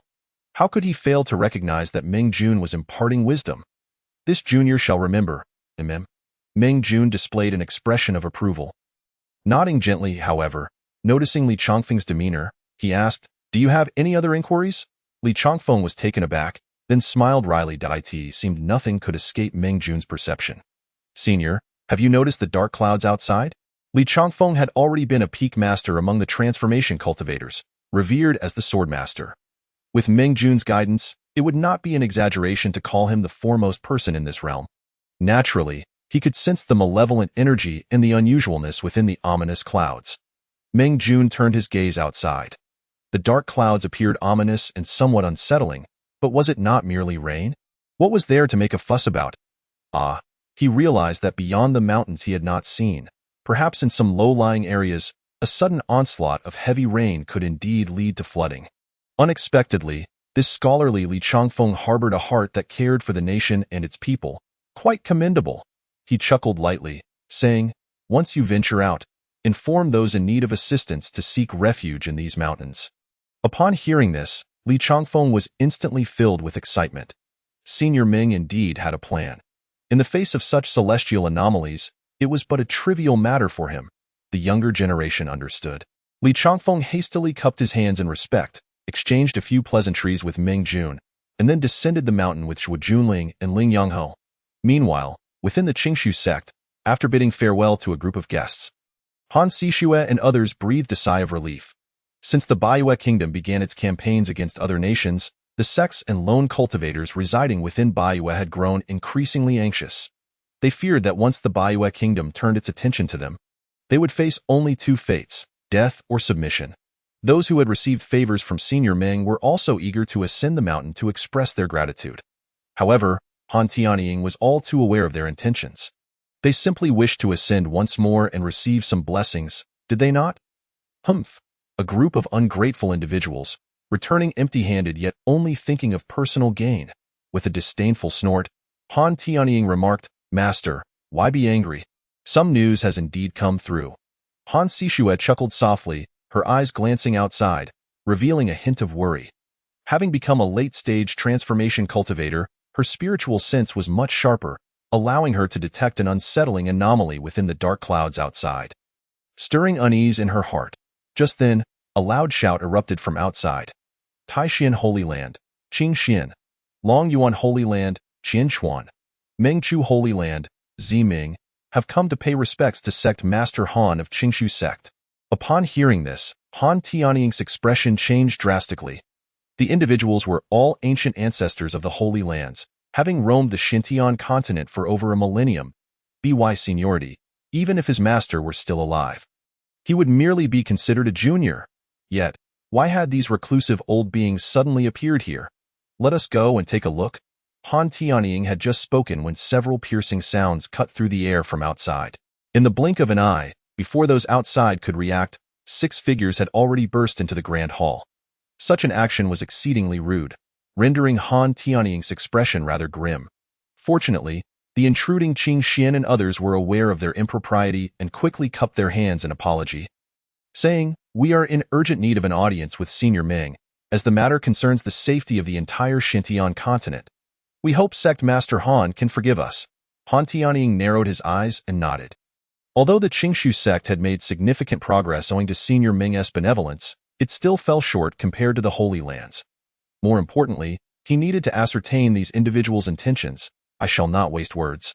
Qing Xian, the esteemed elder, hastily stated. The Xintian continent is facing a great calamity, and only Senior Meng can resolve it. Senior Meng? Han Tianying was taken aback, instinctively wanting to inquire further. But at that moment, another figure swiftly appeared from outside, moving with even greater speed, catching even the ancient ancestors of Qing Xian off guard. When they recognized the newcomer, they were equally astonished. It was none other than Li Changfeng. Emerging from the unreturning mountains, once inside the grand hall, Li Changfeng casually surveyed the attendees, nodding lightly before speaking in a calm tone. I have already discussed the matters you mentioned with Senior Ming. Upon hearing this, the expressions of Qing Xian and the others brightened, eagerly pressing for details. Really? What did Senior Ming say? Li Changfeng smiled and replied. Senior Ming stated that it is all but trivial matters. Chapter 0054. Celestial Anomalies. The faces of Qing Xian and the others instantly froze. They had hurriedly traversed from the western continent, expending several precious teleportation talismans, only to receive such a nonchalant response. Swordmaster, are you certain you conveyed the message clearly? Qing Xian's expression darkened as he asked. Does Senior Ming truly understand everything occurring on the continent, right now? Li Changfeng cast a sidelong glance. Speaking indifferently, there is no need for doubt. Senior Ming has long been aware, however. Qing Xian was about to say more when his expression suddenly shifted. A deafening explosion echoed from outside, as if something had detonated in the sky, causing the ground to tremble violently. The group rushed outside to witness a colossal bolt of lightning plummeting from the sky, cleaving a towering mountain in two. The anomalies had commenced. Qing Xian exclaimed in shock. His face paling dramatically. In the northern part of the continent, the boundless snow mountain stood as the coldest place in the Xintian continent, perpetually shrouded in snow and ice. Apart from a few ferocious ice attribute beasts, no living creature could survive here. Anomalies, anomalies. From the endless icy peaks, several blue-scaled dragons surged forth, ascending to confront the ominous clouds above. Yet, with a resounding crash, the dark clouds exploded, unleashing torrents of fire clouds that cascaded like meteors, engulfing the area in searing heat. The snow-capped mountains crumbled, and glaciers melted. Even the formidable dragons were struck down, blood flowing profusely. Flee! We must escape this place. The dragons roared in unison, hastily leading the ice attribute beasts away. On this day, the northern continent experienced a cataclysm, as beasts fled and floods surged. In the southern region, countless volcanoes erupted, unleashing sweltering heat that was unbearable. This had once been a paradise for fire attribute beasts and cultivators. Yet now, thousands of volcanoes erupted simultaneously, spewing thick black smoke that soared into the clouds, plunging the land into darkness. Blood-red magma flowed like a river, illuminating the terrain in a ghastly hue. Countless beings, unable to escape, let out anguished cries. At this moment, it felt akin to hell. In the central Holy Lands, panic erupted among the disciples responsible for herbs as they cried out in terror. The once lush and vibrant medicinal plants withered at a visibly rapid pace. The ground cracked open, and spiritual springs dried up, as if all life had been stripped away. No, the spiritual veins. A transformation elder exclaimed in horror, realizing that not only the medicinal herbs, but the entire mountain range seemed to have lost its spiritual energy, even affecting his very being. His skin aged rapidly, and spiritual energy leaked uncontrollably, as if someone had severed his cultivation in one fell swoop. The end of the Dharma era. This is the end of the Dharma era. He screamed before his life force extinguished, leaving him lifeless.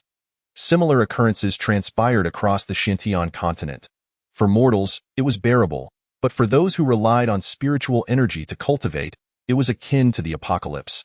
Countless reclusive ancient beings found their vitality drained, their lifespans abruptly severed. Above, blood rain, thunder, and celestial fire cascaded relentlessly. Heavens, what on earth is happening? Is this the end? No, please, ancestors. In an instant, every sect and wandering cultivator across the Xintian continent sensed the upheaval. Quickly, we must seek out the Holy Lands. Many sects rushed towards the central Holy Lands, hoping to uncover from the ancient sanctuaries what calamities had befallen the world. However, upon their arduous journey to the Holy Lands, they were met with an unexpected sight. The various Holy Lands at the continent's center had all sealed their mountains. Even the once mighty Blood-Tooth Holy Land had collapsed into ruins, devoid of any survivors. No, this is impossible. The crowds, having traveled thousands of miles, cried out in despair, gazing at the sporadic flashes of lightning and fire in the sky, their bodies trembling with fear. In the northern region, the old clans cried out in anguish. Ancestors, in a city, the populace was engulfed in wails of despair as their guardians, who had protected them for centuries, suddenly passed away. Yet, Time for them to mourn had run out. The soldiers guarding the city walls issued repeated warnings. Beast tide, beast tide. As the crowd turned to gaze, terror etched their faces upon witnessing an endless surge of monstrous beasts rushing forth from the farthest northern lands. And oh, how could this be possible? Aren't these beasts supposed to dwell within the icy mountains, never to emerge?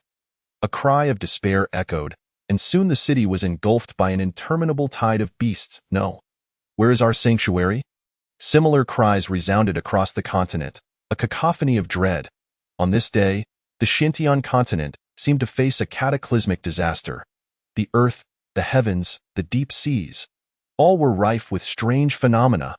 The ground fissured inexplicably, as though on the brink of annihilation. Upon closer inspection, only the not-returning mountain range remained unchanged. The world was undergoing a great transformation. The era of the end of the law had arrived. Qing Xian spoke, his eyes glinting with coldness. Cultivators defy the heavens, contesting for longevity. He had once believed that the era of the end of the law was merely a legend, yet he had never anticipated that this day would truly come. Although they had not yet succumbed to the void, they felt a profound loss in the depths of their beings. This is bad. If this continues, won't our ascension become exceedingly difficult? The elder wind exclaimed in alarm. The esteemed elders of their holy land were revered precisely because they could break through to the transformation god stage and ascend to the higher realms at any moment. However, if this world continued to change in such a manner, they feared that ascension would be beyond reach. No, I must take my leave first, the elder wind cried out, instantly dashing away into the distance. He was not alone. The expressions of several other supreme beings shifted dramatically. While they could ascend at will, their lifespans were also dwindling. If this persisted, they were likely to perish in the Xintian continent. You? Qing Xian gasped, his heart filled with indignation, but to his astonishment, those few individuals chose to flee at such a critical moment. In the blink of an eye, only Qing Xian, Ziyang, Li Changfeng, Zhuo Junling, and the members of the Qing Su sect remained. Forget it. Li Changfeng observed the fleeing figures of the Holy Land ancestors, revealing a hint of disdainful amusement. Senior Ming previously mentioned that those in need of assistance could take refuge in his mountain range. I didn't quite grasp what the senior meant at the time. Now it seems he was conducting a selection? Selection? Qing Xian could not help but exclaim. Indeed. Li Changfeng replied with a cold smile, nodding. Heaven and earth are merciless, treating all beings as mere fodder. How could he possibly shelter everyone without reason? He must surely be sifting through them. Upon hearing this, Qing Xian and Zi Ming exhaled deeply, nodding in agreement. So, Senior Ming is indeed orchestrating a grand scheme, even regarding the great upheaval in the Xintian realm? Naturally, Li Changfeng chuckled softly, gazing at the not-returning mountain range with admiration. He then stated, this should merely be the first step of Senior Ming's plan. Let us proceed. The not-returning mountain range shall be our sanctuary. We will assess the situation further. Chapter 55. The last sanctuary. Days later, urgent reports from across the Xintian continent cascaded in like an avalanche, bombarding from all directions. Under Li Changfeng's directive, those who had originally entered the not-returning mountain range returned once more. Inside the Great Hall, a plethora of dire news left Han Tianying in a state of utter disarray. Just days prior, he had been troubled by the lack of information to convey to Senior Ming. Yet now, he was overwhelmed by an excess of news, leaving him floundering. Were it not for Li Changfeng's presence, reassuring him that everything was anticipated by Senior Ming, he would have indeed relocated the entire sect into the not-returning mountain range. Han Sect Master, will we truly be sheltered here, free from the turmoil of the world's transformation? One individual asked in terror. This person was bloodied, followed by many women and children, appearing as if they were fleeing from calamity. Who could have imagined that the terror-stricken figure, resembling a beggar, was a formidable force, with thousands of clansmen? Yet, only a few dozen accompanied him in his escape, while the rest perished in the boundless upheaval. If you doubt it, you may leave. Han Tianying snorted coldly, casually gesturing for the disciples of the Qing Su sect to act as guides, leading the way to the temporarily established cave dwelling. The newcomers hurriedly expressed their gratitude and bowed in thanks before departing. However, not all who arrived would comply so readily. At that moment, a thunderous crash erupted from the temporary cave dwelling. Boom! The assailant was clearly formidable. The Qing Su sect's defenses flickered, and even the ground trembled. Han Tianying rushed over, his expression darkening immediately. The troublemaker was someone he recognized, a demon cultivator from the Western Demon Kingdom, Chu Qiu. This individual was notorious for his brutal temperament and erratic behavior. He would take lives at the slightest displeasure and had once exterminated an entire family simply for desiring a woman from a cultivation clan as his alchemical furnace. Years prior, a sect had even launched a special hunt for him. Yet, this old fiend's cultivation was exceedingly high, a top-tier figure in the late transformation god stage, and aside from a few elders from the Holy Lands and the sword masterly Changfeng, few could subdue him. Thus, he had evaded capture until now. Yet, to his astonishment, this old demon had survived and infiltrated the Qing Su sect. Chu Qiu, how dare you act against my Qing Su sect? Han Tianying bellowed, his fury reaching its zenith. This man dared to act against the Qing Su sect, showing utter disregard for their authority. Ha, Han sect master, why take offense? We are merely engaging in a bit of sparring. Chu Qiu replied nonchalantly, a grin on his face. Nonsense. Before Han Tianying could retort, a child with twin pigtails dashed forth. You clearly coveted our family's ancestral Tianyang ginseng, which is why you resorted to violence. As her words fell, gasps of astonishment rippled through the crowd. In this era of upheaval and depleted spiritual energy, the efficacy of spiritual herbs had diminished significantly. Rare treasures like the Tianyang ginseng were exceedingly scarce. The elder and the child possessed meager cultivation. The elder was merely at the core formation stage, while the child had just begun to cultivate qi. Yet, they unexpectedly held such a precious item. Menger, cease speaking. The elder's face turned pale as he hurriedly silenced the girl. It was only that one individual had harbored ill intentions towards them. Now, if this girl spoke further, would it not incite malice from all present? The girl, merely 5 or 6 years old, displayed surprising maturity. Upon realizing her mistake, her little face turned ashen. A flicker of intrigue crossed Han Tianying's eyes, yet he bore no avarice. The Qing Su sect had become the precursor of Senior Ming. How could they covet such a mere, spiritually diminished Tianyang ginseng? Since the matter has been brought to light, then it is settled. Chu Qiu chuckled, casually stating, if you hand over that sacred herb, you too shall be under my protection. Otherwise, Chu Qiu's words trailed off, but the last 2 cold laughs made the faces of those present turn pale. The ominous tone was evident even to a child of 3. The expressions of the elder and the girl shifted repeatedly, caught between advancing and retreating. After all, given this man's greedy demeanor, even if they surrendered the Tianyang ginseng, they might not receive protection. Enough. Han Sishues suddenly interjected, slowly walking forward, her demeanor calm and devoid of emotion. Clad in a pale blue palace gown that made her resemble a celestial maiden from the moon.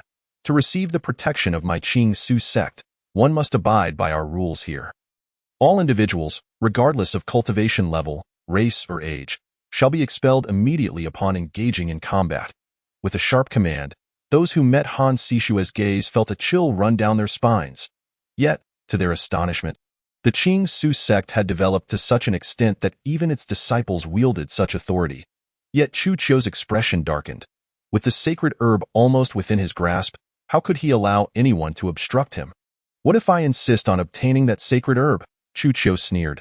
Upon hearing this, the expressions of those present stiffened. They had not anticipated Chu Qiu's obstinacy. Han Sishue's countenance grew colder, abandoned as an infant and taken in by Han Tianying. Her feelings for the Qing Su sect were evident. How could she permit anyone to run rampant within its domain? Do you dare to try? Han Sishues spoke softly, an overwhelming chill emanating from her. From beneath her feet, layers of frost spread forth, crystallizing the surrounding air into icy shards, sharp as daggers. Not only that, but as Han Sishues spoke, dozens of figures surged forth, encircling Chu Qiu. Upon closer inspection, these individuals exuded profound auras, most of them being formidable figures at the transformation god stage, with the weakest among them at the peak of the nascent soul stage. Their eyes were cold, harboring murderous intent, as if at Han Sishue's command, they would pounce without mercy.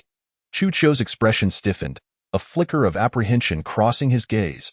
He had not anticipated such a formidable assembly. While these individuals may not match him individually, Their numbers were overwhelming, and moreover, Han Sishua's icy aura made his skin prickle with discomfort. Haha, I was merely joking, Chu Qiu chuckled. I have some reputation. How could I trouble the younger generation?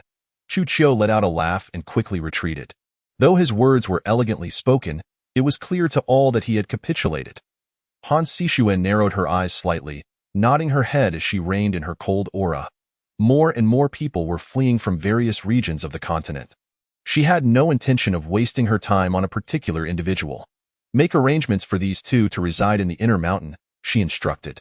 Turning to the arriving reinforcements, she smiled and said, Thank you all. Please return to your respective positions. Haha, Fairy Han is too modest. It was thanks to your introduction that we were able to seize such a tremendous opportunity. This is merely a trifling matter. Not worth mentioning. The newcomers hastily cupped their hands in gratitude before dispersing. Han Sishue chuckled softly, a few traces of respect welling up within her. These individuals were all formidable beings in the nascent soul stage, and some even in the transformation stage, characters who held significant standing even within the sacred grounds. Yet, at this moment, they were willing to be directed by her. All of this was due to Senior Ming. Only a being of his unparalleled caliber could carve out a sanctuary amidst such upheaval in the world.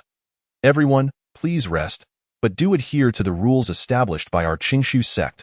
Han Sishue spoke calmly. Rest assured, Fairy Han. The assembled crowd hurriedly responded, expressing their deference. With Chu Qiu, a peak transformation stage cultivator, having already shown fear, who would dare to seek trouble? That would only invite unnecessary strife upon themselves. In the main hall of the Qingshu sect, Li Chongfeng and several others, along with the ancestors of the Qingshan and Ziming sacred grounds, gathered together. How goes the arrangement of our sect members? Han Tianying inquired, casting a casual smile towards the two elders. After months of development, the Qingshu sect had amassed the capability to stand on equal footing with the sacred grounds. In fact, due to their closer ties with Senior Ming, their status had subtly elevated. Everything has been properly arranged, Qingshan replied with a light chuckle. This is largely thanks to Sect Master Han. Otherwise, it would have been impossible for our two sects, with tens of thousands of disciples, to settle so swiftly. Why the modesty, my friend? Your sect has resided in Zhongzhou for many years, with deep roots that allow for considerable autonomy, Han Tianying responded with a smile. Moreover, our ability to accommodate both sects so quickly is entirely reliant on the cave treasure bestowed by Senior Ming. Upon hearing this, Qingshan and Ziming nodded in agreement. With tens of thousands of disciples, they had initially anticipated that settling would be a cumbersome task, but they were pleasantly surprised when the Qingshu sect produced a cave treasure that not only offered vast space, but also boasted spiritual energy several times stronger than that of the sacred grounds. Instantly resolving their dilemma, Han Tianying smiled as well. His decision to present the Qingming Pearl to Senior Ming had proven to be wise. After all, no matter how extraordinary the Qingming Pearl was, it could not compare to a cave treasure. Such treasures were effortlessly crafted by Senior Ming, which was indeed remarkable. Just then, a commotion erupted outside, followed by a Qingshu sect disciple rushing in, flustered. Sect Master. Outside. What a spectacle! What is the meaning of this disarray? Han Tianying frowned and admonished, extending a stream of spiritual energy to help the disciple regain composure. Once the disciple's breath steadied, he hurriedly cupped his hands and said, Sect Master, it is dire. Numerous beasts have appeared outside. Beasts? The group fell silent, quickly following the disciple out of the hall.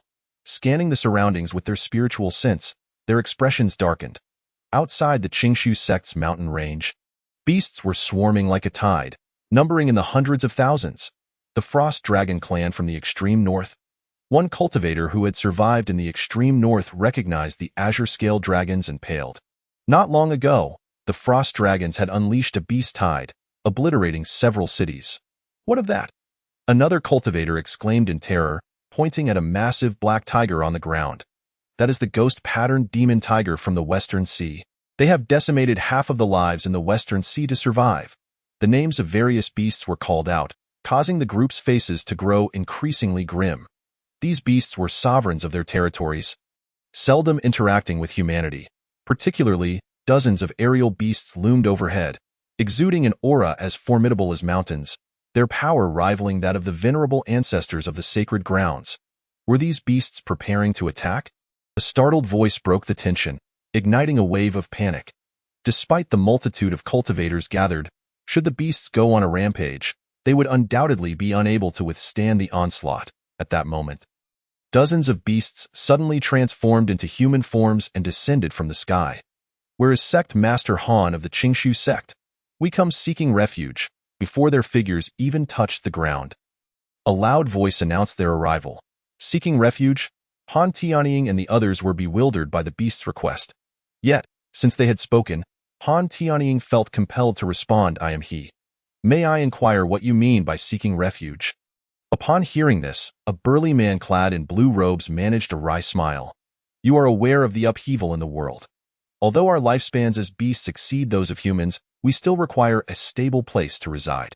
Thus, we implore Sect Master Han not to let racial biases sway your judgment, but rather to show us mercy." Behind him, the already transformed beasts hurriedly bowed, their faces etched with desperation. Han Tianying was taken aback, pondering for a moment before stating, "Please wait. We shall discuss this matter." With that, he turned back to join Qingshan and the others. "You have all heard. What should we do?" Han Tianying wore a troubled expression. Never expecting to encounter such a dilemma today. "What else is there to do? Just chase them away," Zimming remarked nonchalantly. "At present, the human race is struggling to survive. We cannot afford to take them in. Furthermore, should any trouble arise, who among us could resolve it?" "I share the same sentiment," Qingshan added gravely. Han Tianying fell silent for a moment, and before a decision could be reached, Han Sishue suddenly interjected. "Master, we ought to keep them." Everyone present was taken aback. "Keep them? But they are beasts." Han Sishue wasted no time in elaborating. "Please consider, if we refuse them, those beasts will undoubtedly resort to desperate measures and attack us. Relying on Senior Ming's grace, we may not fear a million beasts now, but what of the future? Cultivators require vast resources for their training.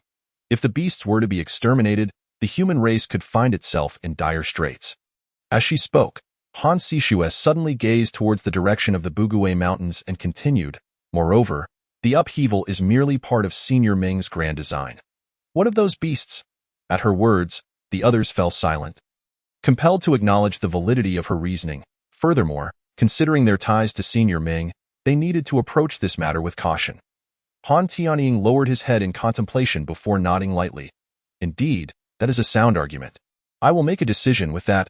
Han Tianying turned and soared towards the beasts. "What say you, Sect Master? Have you reached a conclusion?" The beasts eagerly inquired. "Indeed." Han Tianying replied solemnly, "I will allow you to reside in the mountains. But there are a few conditions. First, all beasts capable of transformation must alter their forms.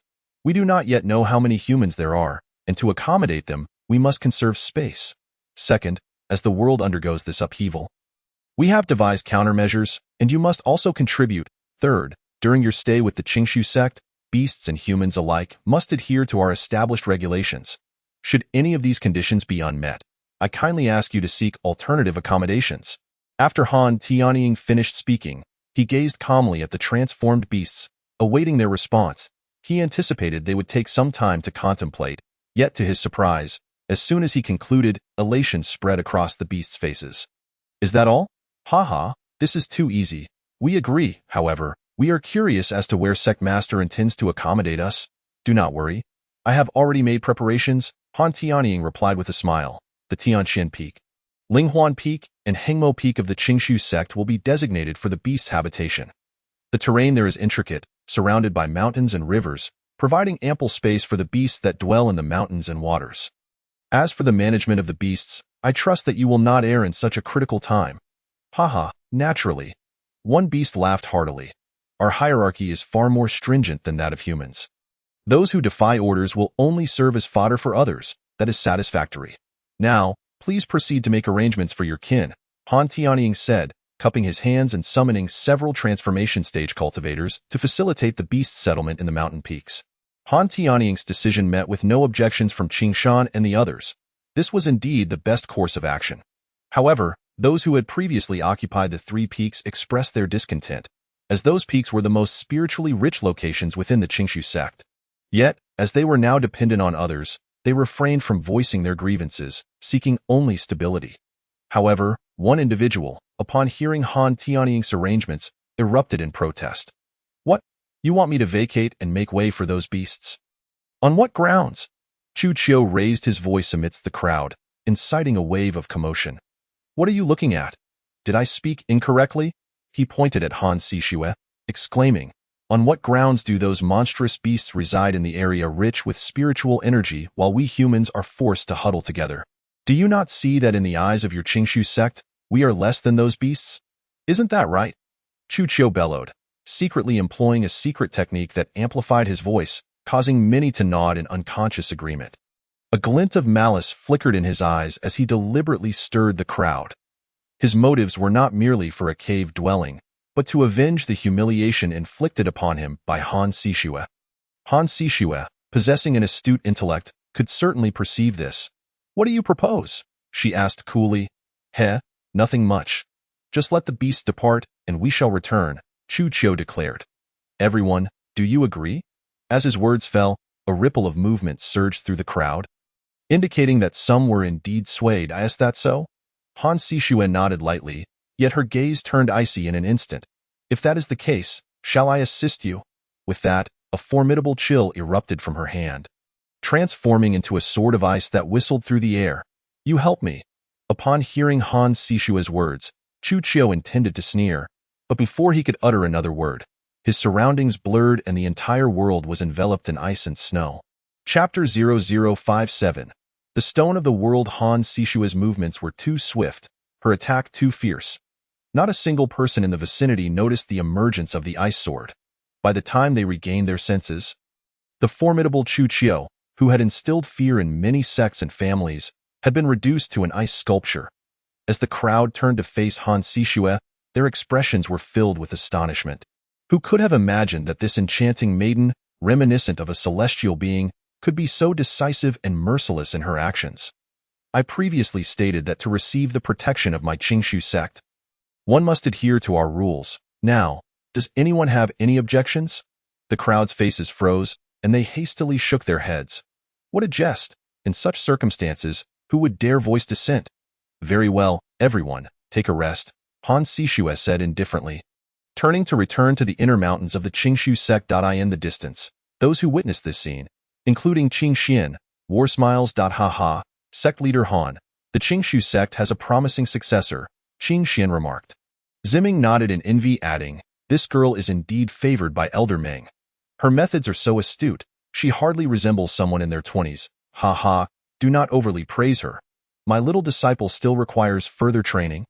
Han Tianying chuckled, yet it was evident to all that a trace of uncontainable pride gleamed in his eyes. Let us return to the matter at hand, Han Tianying said, sobering his expression. Why, friends? Shall we address the main issue? Will the other sacred grounds truly refrain from intervening? Upon hearing this, the faces of Qing Xian and others darkened. Ever since the day the ancestors of the Qianchuan and other sacred grounds departed, no news had come from those factions. Among the 8 sacred grounds, Bloodfang's sacred ground had been annihilated, while the remaining ones remained silent, with only Taixian and Ming Chu daring to step forward. Do not ponder. They are merely a collection of cowards, Li Changfeng scoffed, his eyes filled with disdain, continuing, once the arrangements for the demonic clan are in place, we shall set forth directly. Since this cataclysm was anticipated by Elder Meng, we need only execute our plans without hesitation. At his words, Qing Xian and the others nodded in agreement. With Elder Meng's presence, what did it matter if a few sacred grounds were absent? A Chu Mingjun, who hadn't arrived, suddenly sneezed and rubbed his nose. Who is thinking of me? He muttered to himself when a voice resonated in his mind. The second layer of the incantation has been completed. Commence the third layer. The intricate and profound incantation echoed in Mingjun's mind, and soon, his eyes sparkled with delight. The system has finally revealed the third layer of the incantation, he exclaimed. Upon mastering this third layer, I should attain the level of qi refinement, correct?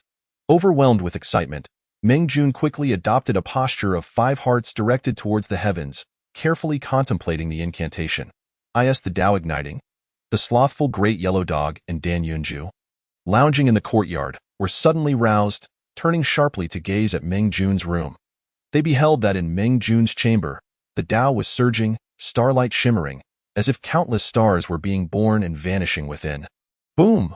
A soundless thunder echoed through the small courtyard. Both the great yellow dog and Dan Yunju, as ancient divine beasts, as well as Shi Huang and Yu Zhu, found themselves kneeling on the ground. Even the tree known as the divine tree, the Wudong, swayed its branches and leaves as if bowing in sincere submission. To them, it was as if waves of celestial light were soaring through the air. In an instant, Meng Jun was cloaked in a haze of mystery, transcending the ordinary. Heavens, to what extent has the young master grown in strength? Shi Huang murmured, trembling uncontrollably, a shiver stemming from the depths of her soul. 5 days later, in the west of the continent, at the Five Extremes Sea, Han Sishue, Qing Xian, and several peak transformation beasts finally arrived at their destination. The Five Extremes Sea has transformed into this. Qing Xian's expression darkened, his fingers clenching unconsciously. Before them lay what used to be the vast and boundless Five Extremes Sea, now completely vanished, replaced by a sparse river barely the width of an arm, meandering over uneven rocks. "What has transpired here?" Ziming asked, his voice hoarse, revealing an expression of disbelief. At the onset of the great upheaval, he had been one of those who employed a magical formation to seal off the anomalies. Back then, although the Five Extremes Sea was the very place where the anomalies began, it was also the location rich in spiritual energy. Yet now, what lay before their eyes was desolation, devoid of life. It appeared as if this place had been forsaken by existence itself. Other than the bones that had not yet been completely buried, there was nothing left to indicate that this area once thrived with vitality. The magical formation? Ziming suddenly recalled something and quickly scanned the surroundings. Yet at this moment, how could they possibly find any trace of the formation they had set? Stop searching. The spiritual energy here is so sparse that it is almost extinct. How could the formation we set remain intact? Qing Xian shook his head in despair, then added, "Let us proceed. The cause of this celestial upheaval should lie deep within the Five Extremes Sea." At his words, Han Sishue and the others nodded silently. However, as soon as they stepped into the Five Extremes Sea, their expressions changed drastically. This land is actually absorbing spiritual energy," a beast exclaimed in shock, instinctively reverting to its true form, a hawk bearing the bloodline of the golden-winged roc. Yet, just as it spread its wings to take flight, it let out a panicked cry and plummeted back down. "No, it's the same up there. I can feel the spiritual energy within me being siphoned away." The hawk transformed back into its human form, panting heavily, and hurriedly activated its techniques to resist the absorption. However, this merely mitigated the loss of spiritual energy. It could not halt it. This terrifying suction is such that even we, as peak transformation cultivators, can only advance a mere 1,000 miles. Qing Xian spoke with unease. Moreover, we have no idea if the suction will intensify further within. "Fear not, Elder Ming has long made preparations," Han Sishue stated calmly, as a flash of spiritual light manifested in her hand, revealing a jade palace. The Qingshu Palace. The majestic phantom of the palace appeared above them, exuding an ancient aura that completely isolated the dreadful suction. Is this an immortal palace? Could it be that the phantom above is the dwelling of immortals? The crowd gasped in astonishment. They felt utterly insignificant before this immortal palace, as though they were mere ants. "Indeed, this is a gift from Elder Ming. With this, we can proceed deeper." The others nodded in delight, hastily pressing forward. Despite their rapid progress, lacking spiritual energy, it took them a full 3 days to reach the center of the Five Extremes Sea. Is this truly the place where the anomalies first emerged? It is indeed quite bizarre. Ziming spoke softly, observing the profound fissure that lay before them. The chasm was unfathomably deep. Even with all his might, he could not discern its limits, however. Qing Xian and the others appeared grim, exclaiming, "What are you looking at? We ought to be wary of what lies beneath our feet." "Beneath our feet?" Ziming was taken aback, lowering his gaze, only to feel a jolt of alarm. Could this be the Stone of the World? Chapter 0058. The resurgence of demonic shadows. A flicker of trepidation danced in Ziming's eyes, as if he had been profoundly shaken. After a long pause, he exhaled slowly, articulating, "There has long been a legend on the Xuantiang continent. In some mysterious location exists a foundational stone of the world, which serves as the very basis for the existence of the Xuantiang continent. Whoever masters that stone possesses dominion over the fates of all beings on the continent. I had always thought it was merely a legend, yet to my astonishment, the stone of the world truly exists. Upon hearing these words, Qing Xian and the others nodded in agreement, their eyes reflecting a shock that rivaled that of Zi Ming. The existence of legends is indeed astonishing. Yet what is even more terrifying is the transformation of the world stone. The legendary world stone should be an exquisite marvel, shrouded in an aura of mystery, surrounded by the forces of order. Only those recognized by the world stone could approach even a fraction of it. Yet now, this colossal world stone bears a gaping chasm, dark and devoid of light, resembling nothing more than an ordinary rock. Were it not for their current position atop the world stone, they might have been entirely oblivious to its existence. No wonder calamities have befallen the Xiantian continent. It appears that the world stone has encountered a grave issue. The expressions of the crowd turned grim, their composure shattered in an instant. Despite their prior preparations, facing such a legendary entity left them utterly helpless. What should we do? In the current predicament, we are utterly incapable of addressing this. Ming turned to Han Sishui and Li Changfeng, inquiring, "Does Senior Ming have any guidance?" Li Changfeng's gaze narrowed, just as he was about to shake his head when, suddenly, a sinister laugh echoed from the fissure. The sound reverberated within the chasm, sharp and piercing, sending chills down their spines.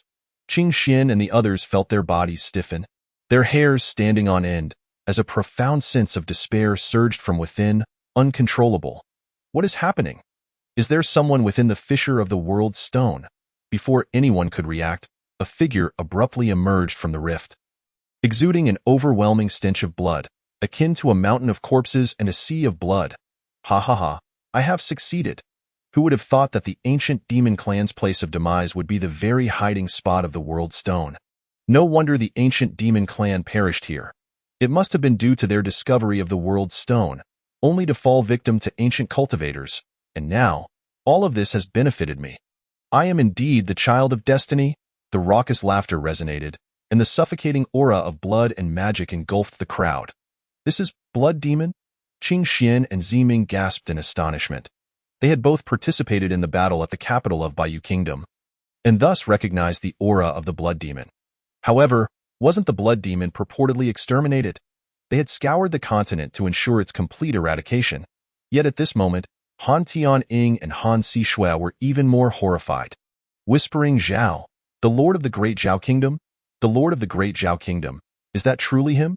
The crowd expressed disbelief. Was he not captured by Baiyu Kingdom? How could he possibly appear here? Qing Xian and the others exclaimed once more, their faces filled with incredulity.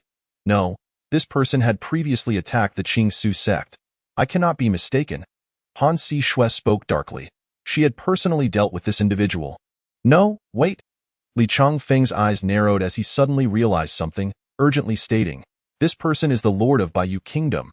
At this revelation, the crowd fell silent. In recent days, they had heard of the Lord of Baiyu Kingdom being the Blood Demon, and amidst their astonishment, they found themselves respecting Senior Ming even more.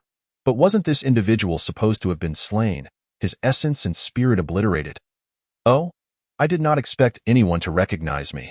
The figure in the sky chuckled lightly, descending before the crowd, as his gaze swept over Li Changfeng and the others.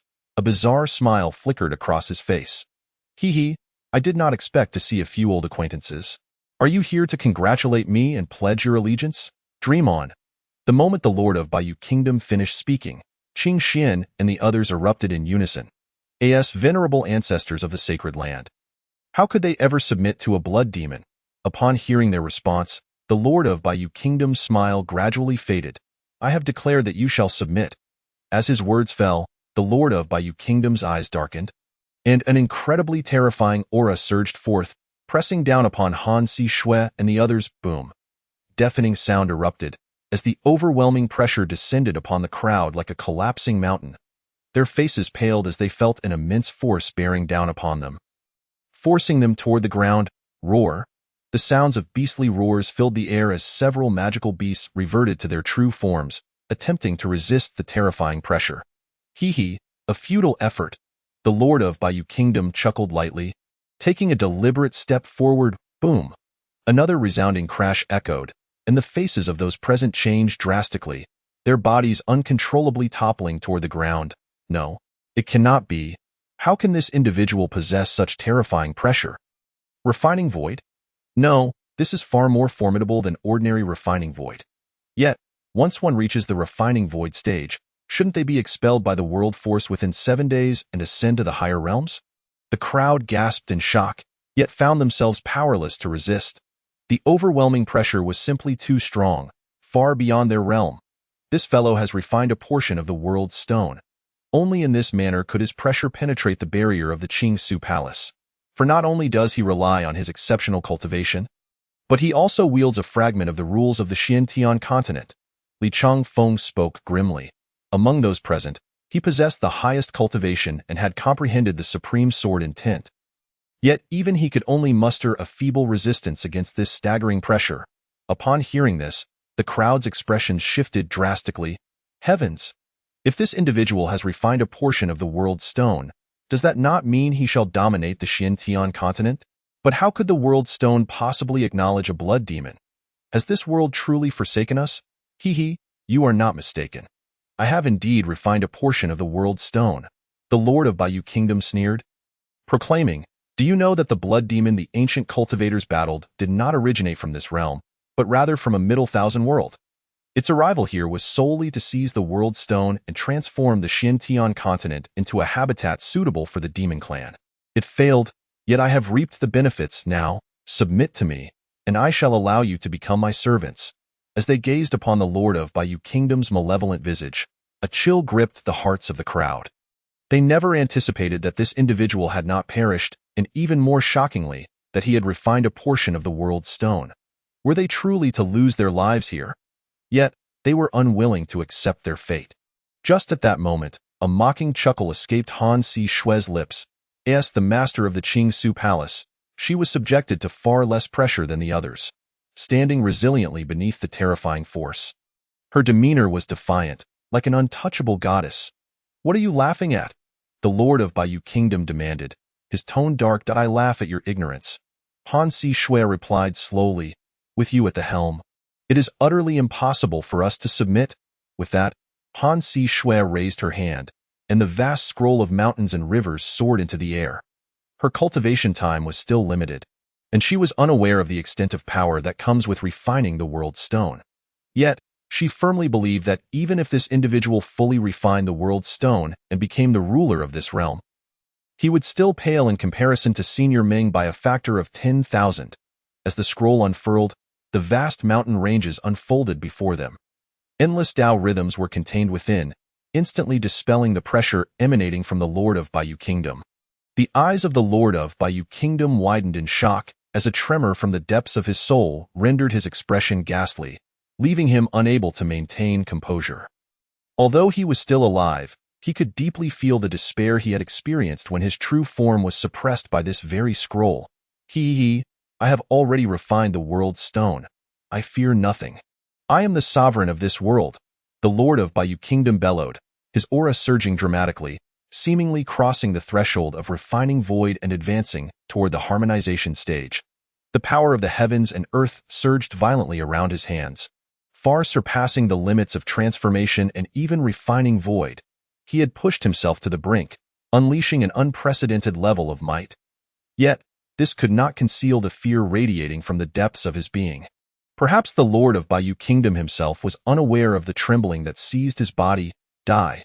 he shouted, raising his hands as terrifying spiritual and earthly forces erupted forth. The energy surged like a raging inferno, as frigid ice pierced to the bone and golden weapons clashed, manifesting the fundamental 5 elemental forces of the world in a display of overwhelming might. This fellow has indeed refined a portion of the world's stone. Qing Xian and the others spoke grimly. Though they had already suspected as much, their hearts still quaked with trepidation. "Futile." Li Changfeng shook his head. "The Lord of Bayou Kingdom has already set his heart on this.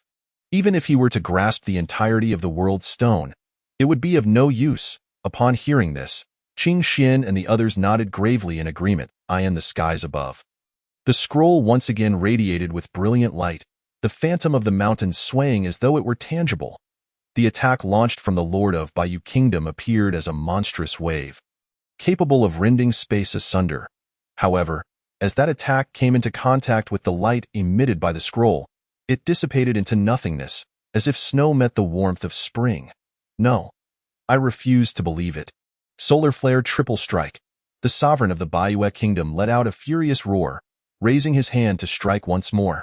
The rules shifted, and 3 beams of light shot forth, each more powerful than the last. The void trembled, unleashing a terrifying spatial storm. Yet, the mountains above remained steadfast, utterly unaffected. In the end, they suddenly descended. A single word of authority resonated from the void, and soon after, the vast mountain range once again fell. Reminiscent of the scenes that transpired in the imperial capital, the 3 beams of light dissipated in an instant, transforming into scattered motes of light, while the spatial storm became intangible and the rifts in the void were filled. The fate of the Bayou sovereign was sealed, Li Changfeng whispered softly, closing his eyes. The outcome for the Bayou sovereign was predetermined, devoid of any glimmer of hope. No, the sovereign's wretched cries could not withstand the oppressive force of the great mountains above. Bang! His body exploded in an instant, dissolving into a mist of blood, ultimately vanishing without a trace. How terrifying! Is this truly the extent of Senior Ming's prowess? Observing the Bayou sovereign, who left not even a trace of ash, Han Tianying couldn't help but murmur to himself, "No, perhaps this is not even 1% of Senior Ming's true capabilities." Li Changfeng spoke slowly, feeling as if a towering mountain appeared before him. He was but a mere mortal at the foot of this mountain, where only Meng Jun remained at the summit. Upon hearing this, both humans and beasts nodded in agreement, their hearts swelling with emotion. However, what shall become of the world's stone? Han Sishues suddenly interjected, revealing a hint of concern in her eyes. While the death of the Bayou sovereign was indeed a fact, the world's stone still lay dim and lifeless, its unfathomable cracks instilling dread. Unless this issue is resolved, the entire Xintian continent may continue to weaken, ultimately reducing all cultivators to mere mortals. Let us venture forth and test it, Qing Xin spoke in a grave tone. Stepping toward the light barrier, bang! In the next moment, he faltered, crashing to the ground. Had it not been for the swift intervention of Ziming Zuanzhang behind him, pulling him back into the protective light of the Qingshu Palace, Qing Xin might have exhausted his spiritual energy, turning to mere bones. Qing Xuan's complexion turned pale as he hurriedly stuffed a dozen pills into his mouth to refine, finally letting out a sigh of relief. It is futile. If we step beyond the barrier, we may not even survive a single breath. What then shall we do? One beast solemnly inquired. Are we to wait for the cracks to heal on their own, allowing the world's stone to gradually recover? That seems implausible, Qing Xin replied, still shaken. The damage to the world's stone is far too severe. It cannot possibly recover without several hundred years. Moreover, by that time, the spiritual energy of the Xintian continent may be entirely depleted. Upon hearing this, the expressions of those around him darkened. The disappearance of the spiritual energy across the Xintian continent, would that not herald the impending doom of this small thousand worlds? And would they be left with no choice but to abandon the Xintian continent and flee to the upper realms? Damn it, could it be that the decisions of those cowardly souls were indeed correct? Qing Xin spoke with indignation. He did not need to specify who he referred to as cowards. Everyone understood. Must we truly shrink back into a corner, allowing our homeland to perish? Ziming's expression was equally grim, his fists clenched tightly. They were not only born and raised in this world, but they also possessed a lineage within it they could depart. But what of those who lacked the strength to ascend? Would they allow those individuals to perish? Boom! A deafening roar echoed as the earth trembled violently. This is bad. The pulling force has intensified. Qing Xin and the others exclaimed, quickly retreating. Before them, the unfathomable rift expanded once more. Waves of terrifying suction emanated from it, devouring spiritual energy and forming visible whirlwinds. The light barrier trembled, sending ripples of anxiety through the hearts of all present. Quickly, channel your magic into the spiritual treasure, Li Changfeng commanded in a deep voice, raising his hand to cast spells, stabilizing the light emanating from the Qingshu Palace.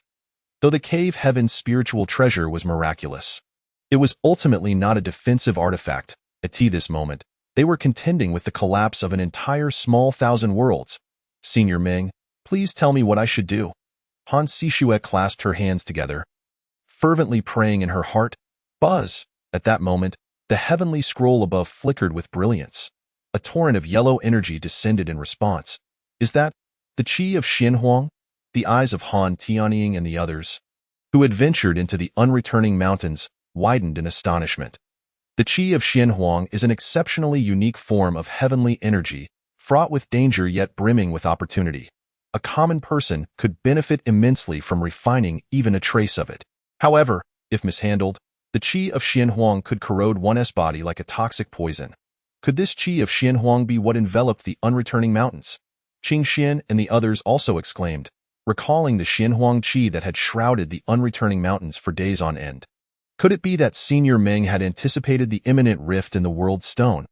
At this moment, even Li Changfeng, who was solely focused on the sword path, was momentarily taken aback. After all, even the world stone of a small thousand worlds is enveloped by immense rules of power. It is not easy to comprehend, even for those in the tribulation phase. It seems so. Qing Xian reminisced about the moment Senior Ming bestowed upon him the map of mountains and rivers. Unable to suppress a sigh of relief, in an instant, the crowd found themselves at a loss for words, merely staring blankly at the unfolding events. The Qi of Xinhuang descended rapidly, mending the rifts in the world stone. Fiery red, icy blue, earthy yellow, and brilliant gold. An unceasing array of colors transformed, evolving countless profound rules. The scene of a world being repaired was an extraordinary opportunity. In that fleeting moment, everyone became entranced, intoxicated, lost within the marvel. Boom, boom, boom. A series of thunderous sounds resonated from within each individual. Soon after, their auras surged uncontrollably. I have broken through in my cultivation, one person exclaimed, joy illuminating their face. They had surpassed their limits, advancing from the transformation stage to the refinement stage. Moreover, not only that, they progressed through the early, mid, and even late stages of refinement without pause. So have I, another cried out, their aura surging even higher. It seemed as though everyone's cultivation had experienced a breakthrough. Was this mere coincidence? The crowd exchanged glances, confusion evident in their eyes. At this moment, they remained unaware that the surge in their cultivation was not an isolated phenomenon. Spiritual energy was simultaneously flooding into every corner of the Xintian continent, even more bountiful and rich than before. Cultivators, previously stuck at their bottlenecks, regardless of their level, broke through in unison. Even those ordinary folk who could not cultivate felt a sense of ease, as if boundless strength was brewing within them. In an instant, the Xintian continent was ablaze with ascension. Chapter 0060. The transformation of Xintian. A few days later, within the Grand Hall of the Qingshu sect, Han Sishue and Han Tianying sat at the head, flanked by Li Changfeng, Qing Xian, Ziming, and others who had returned from various regions of the continent. The anxious expressions that once adorned their faces had vanished, replaced by smiles of joy. After a few days apart, the spirits of the group had noticeably improved. Han Tianying chuckled lightly. So, what news have we gathered from other regions? Allow me to begin, Qing Xian replied with a smile. In the west of the continent, several new seas have emerged, especially the desolate Wujue Sea, which has transformed into a veritable paradise. To be honest, I am tempted to relocate the sect there. The situation in the south of the continent is similarly promising. Ziming added. The chain of volcanoes has fallen silent, and numerous ecological environments have emerged. Grasslands, wilderness, marshes, forests. It won't be long before the southern continent becomes a land of abundance. As for the situation in the east of the continent, it goes without saying, an accompanying beast continued. The transformations in the far north are astonishing. The habitat of ice attribute beasts has been restored, and even deeper areas have undergone remarkable changes, warranting careful observation in the future. Upon hearing this, all once again filled the eyes of those present. So, it seems the entire continent has undergone a transformation. Han Tianying pondered deeply. But that is not all, Li Changfeng interjected solemnly. You should have noticed that we have successfully transcended the transformation stage, becoming refinement stage cultivators, even reaching the integration stage. However, several days have passed. Have any of you felt the repulsive force of the interface? Qingxian and the others were momentarily taken aback, shaking their heads in unison. It appears our suspicions may indeed be true. Li Changfeng exhaled slowly, stating, the Xintian continent is evolving towards the Middle Thousand Worlds. What? The Middle Thousand Worlds? The crowd gasped in unison, many rising abruptly from their seats. The Middle Thousand Worlds, vast and abundant, represented the next realm for these cultivators. However, to ascend to the Middle Thousand Worlds, there were only two paths available. First, to become refinement stage cultivators, repelled by the forces of the interface, thus allowing them to ascend. Second, to open spatial nodes and forcibly breach into the Middle Thousand Worlds. Yet, on the Xintian continent, among the billions of living beings, those who had cultivated to the apex of the small thousand worlds, including beasts, numbered merely in the dozens as for the second method, it was even more arduous. Indeed, there exists such a possibility, a solitary cultivator remarked, as I returned. I traversed several cities and discovered that not only the cultivators but even the physiques of ordinary mortals have undergone astonishing transformations. Particularly remarkable are the newborns delivered in these recent days, their bodies pulsating with spiritual light and their innate talents significantly enhanced. Upon hearing this, the hall fell into an instant silence, the air thick with unspoken thoughts as they realized that while they anticipated remarkable changes in the Xintian continent, the extent of these transformations far exceeded their expectations. The upheaval in the Xintian continent was far from over, and it seemed their conjectures were likely to hold true. Han Sishue whispered, suddenly rising to her feet, declaring, this matter must be reported to Senior Ming. Indeed, it should be. The others quickly nodded in agreement. There is no time to lose. I shall set off at once. Everyone, you may disperse for today, and I, Qingshu sect, will always welcome your return. Without hesitation, Han Tianying issued the order for departure. The others were momentarily taken aback, intending to propose a joint visit to Senior Ming, but upon seeing Han Tianying's expression, the words caught in their throats. Meanwhile, in the Linghuan realm, an elder holding a star array plate murmured to himself, strange. It seems there have been remarkable changes in the lower realm. Unable to resist, he raised his hand to point. Buzz. Suddenly, the array plate flickered with light, transforming into a dazzling star map that appeared before the elder. Within that star map, nearly 100 brilliant stars shone exceptionally bright. Yet one star flickered rapidly, growing dimmer as if it were on the verge of vanishing. Could this be a mature small thousand world? The elder mused, murmuring, given its peculiar flickering, could it be that something significant has transpired in the lower realm?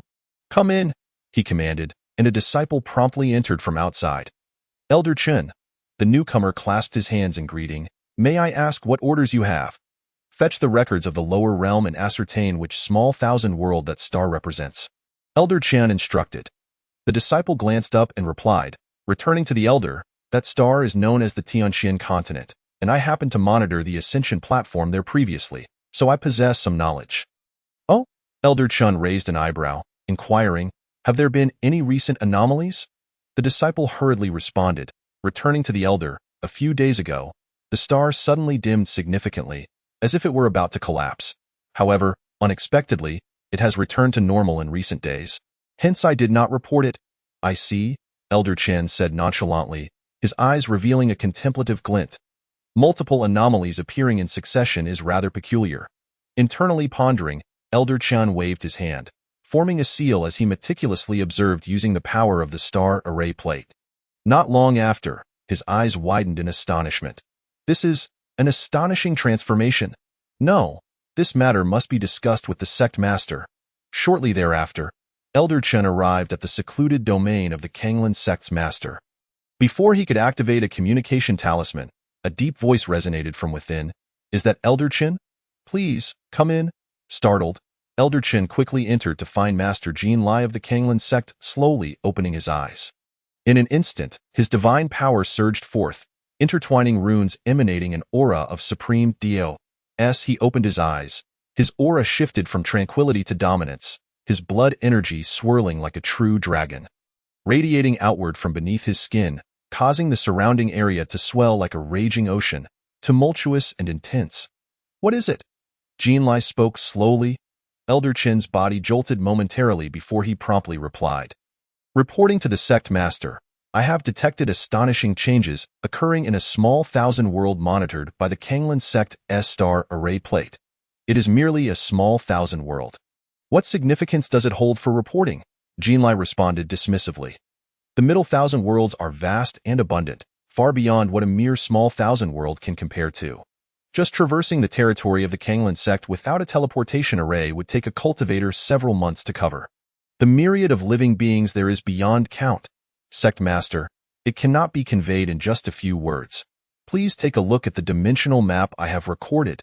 As he spoke, Elder Chen waved his hand, and a stream of spiritual light transformed into a projection. Within that projection, starlight shifted, the essence of the Tao swirling, the radiance expanding as if countless substances were being birthed within. Is this a middle thousand world in the process of formation?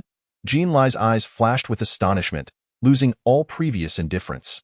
There are numerous reasons for the formation of a middle thousand world. Some evolve slowly over millions of years, while others are born from shattered fragments of the upper realm. Moreover, some are formed by the attraction and merging of several, or even dozens, of small thousand worlds. Regardless of the reason, a newly formed middle thousand world signifies the presence of countless new resources and vast, unclaimed spiritual lands. Especially during the formation of such a world, the surge of spiritual energy will utterly transform the beings within, giving rise to numerous prodigies. Indeed, this matter is of great significance, and I cannot afford to delay. Hence I hurried here, Elder Chen remarked urgently. Well done. It should be so. Jinlai's breathing quickened significantly as he could not help but pace back and forth in the room. After a brief moment, he halted abruptly, turning sharply. No, we cannot delay. Immediately summon all the elders of the war hall to embark for that world. We must seize it before any other sects or races discover the anomaly. Remember, Jinlai declared coldly, at all costs. Chapter 0061. Does the senior wish to accept disciples? Days passed, and Meng Jun finally enjoyed a restful slumber. Although his small courtyard remained unaffected by the external weather, the pervasive darkness outside left his heart feeling chaotic. Young master, the tea is ready, Shi Huang announced as she set down the teacup and took a step back, standing quietly behind Meng Jun. Her expression serene, fully acclimated to her new identity. Meng Jun nodded, then inquired, have you all memorized the poetry and prose I taught you these past few days? Well enough. Shi Huang smiled gently, replying, is the young master planning to test us? You need not worry. It is merely for the sake of understanding and cultivating one's character, Meng Jun reassured. You are all young ladies of noble families, well educated. Whether or not you memorize those verses is inconsequential. It is merely a means to pass the time. That's wonderful, Yu Zhu exclaimed joyfully, her large eyes curving into crescent moons, radiating delight. Meng Jun chuckled softly and gently shook his head, finding the girl's personality quite endearing. Senior Meng, Si Shui has come to pay her respects. At that moment, the voice of Han Si Shui echoed from outside. Come in, Meng Jun called. Han Si Shui, Li Changfeng, and others entered, bowing respectfully. We pay our respects to Senior Meng. No need for such formalities, Meng Jun smiled. How have things been recently? Have matters been resolved? Upon hearing this, Han Si Shui and the others exchanged glances, their hearts tightening. Senior Meng had indeed foreseen everything. Returning to the senior, everything has been resolved, but due to the natural disasters occurring across various regions, resulting in countless casualties, we took the liberty of forming an alliance without prior consultation. Upon hearing this, Meng Jun's eyes narrowed sharply. It seemed his previous suspicions were confirmed. Indeed, calamities had befallen the outside world. No need to elaborate. Meng Jun shook his head. You have all done well. If there is anything requiring my assistance, I shall certainly not hesitate. Though trapped in these deep mountains, he understood the principle that when the nest is overturned, no egg remains unbroken. Moreover, he had been practicing the mysterious mantra. He was, after all, a cultivator. Even if he had yet to reach the foundation building stage, he should possess the strength of the third or fourth layer of qi refinement, right? Upon hearing Meng Jun's words, Han Si Shui and the others let out a sigh of relief. The suddenness of the events had led them to act on impulse, forming an alliance, and even leaving behind a teleportation array within their respective sects for ease of communication. This decision had been made on a whim, and now it seemed rather reckless. They could only wonder if it might disrupt Senior Meng's plans, and thus, on their way up the mountain, Han Sishue's heart had been filled with trepidation. As long as the senior did not express discontent, she felt a wave of relief wash over her, a smile gracing her lips, her lively eyes sparkling with joy. By the way, she suddenly recalled something. Raising her hand to produce an item, saying, "Senior, this is a gift from Qing Xian and the others, specifically intended for you." As she spoke, Han Sishue respectfully extended the item towards him. "A special gift for me?" Meng Jun was taken aback as he accepted the item, his brow furrowing slightly. It was a multicolored stone, roughly the size of 2 palms, cool to the touch and rather pleasant. However, what use does this thing serve? Although the system had confined him to these mountains, it had provided everything he needed. Otherwise, how could he have constructed such a small courtyard here? Nevertheless, since it was a special gift from others, it might be a rare treasure. He couldn't afford to appear overly dismissive. Then please convey my gratitude to Mr. Qing Xian and the others." Meng Jun offered a faint smile as he casually placed the stone on the windowsill. The multicolored stone, once illuminated by the sunlight, appeared rather exquisite. Observing Meng Jun's nonchalant demeanor, the expressions of Li Changfeng and the others suddenly grew extraordinarily complex. That was the remnant of the world stone, a precious artifact that materializes only when a small world evolves into a medium world. It embodies the supreme rules governing the birth and growth of a realm, whether for enlightenment or for the forging of spiritual treasures, or even crafting celestial artifacts. It is the finest of materials. One could say that, not only in the current Xintian continent, but even in the upper realms, the existence of such remnants is uncertain. If Qing Xian and Ziming's superior sects were to learn that they had gifted a remnant of the world stone to another, they would likely be immediately captured and subjected to severe punishment.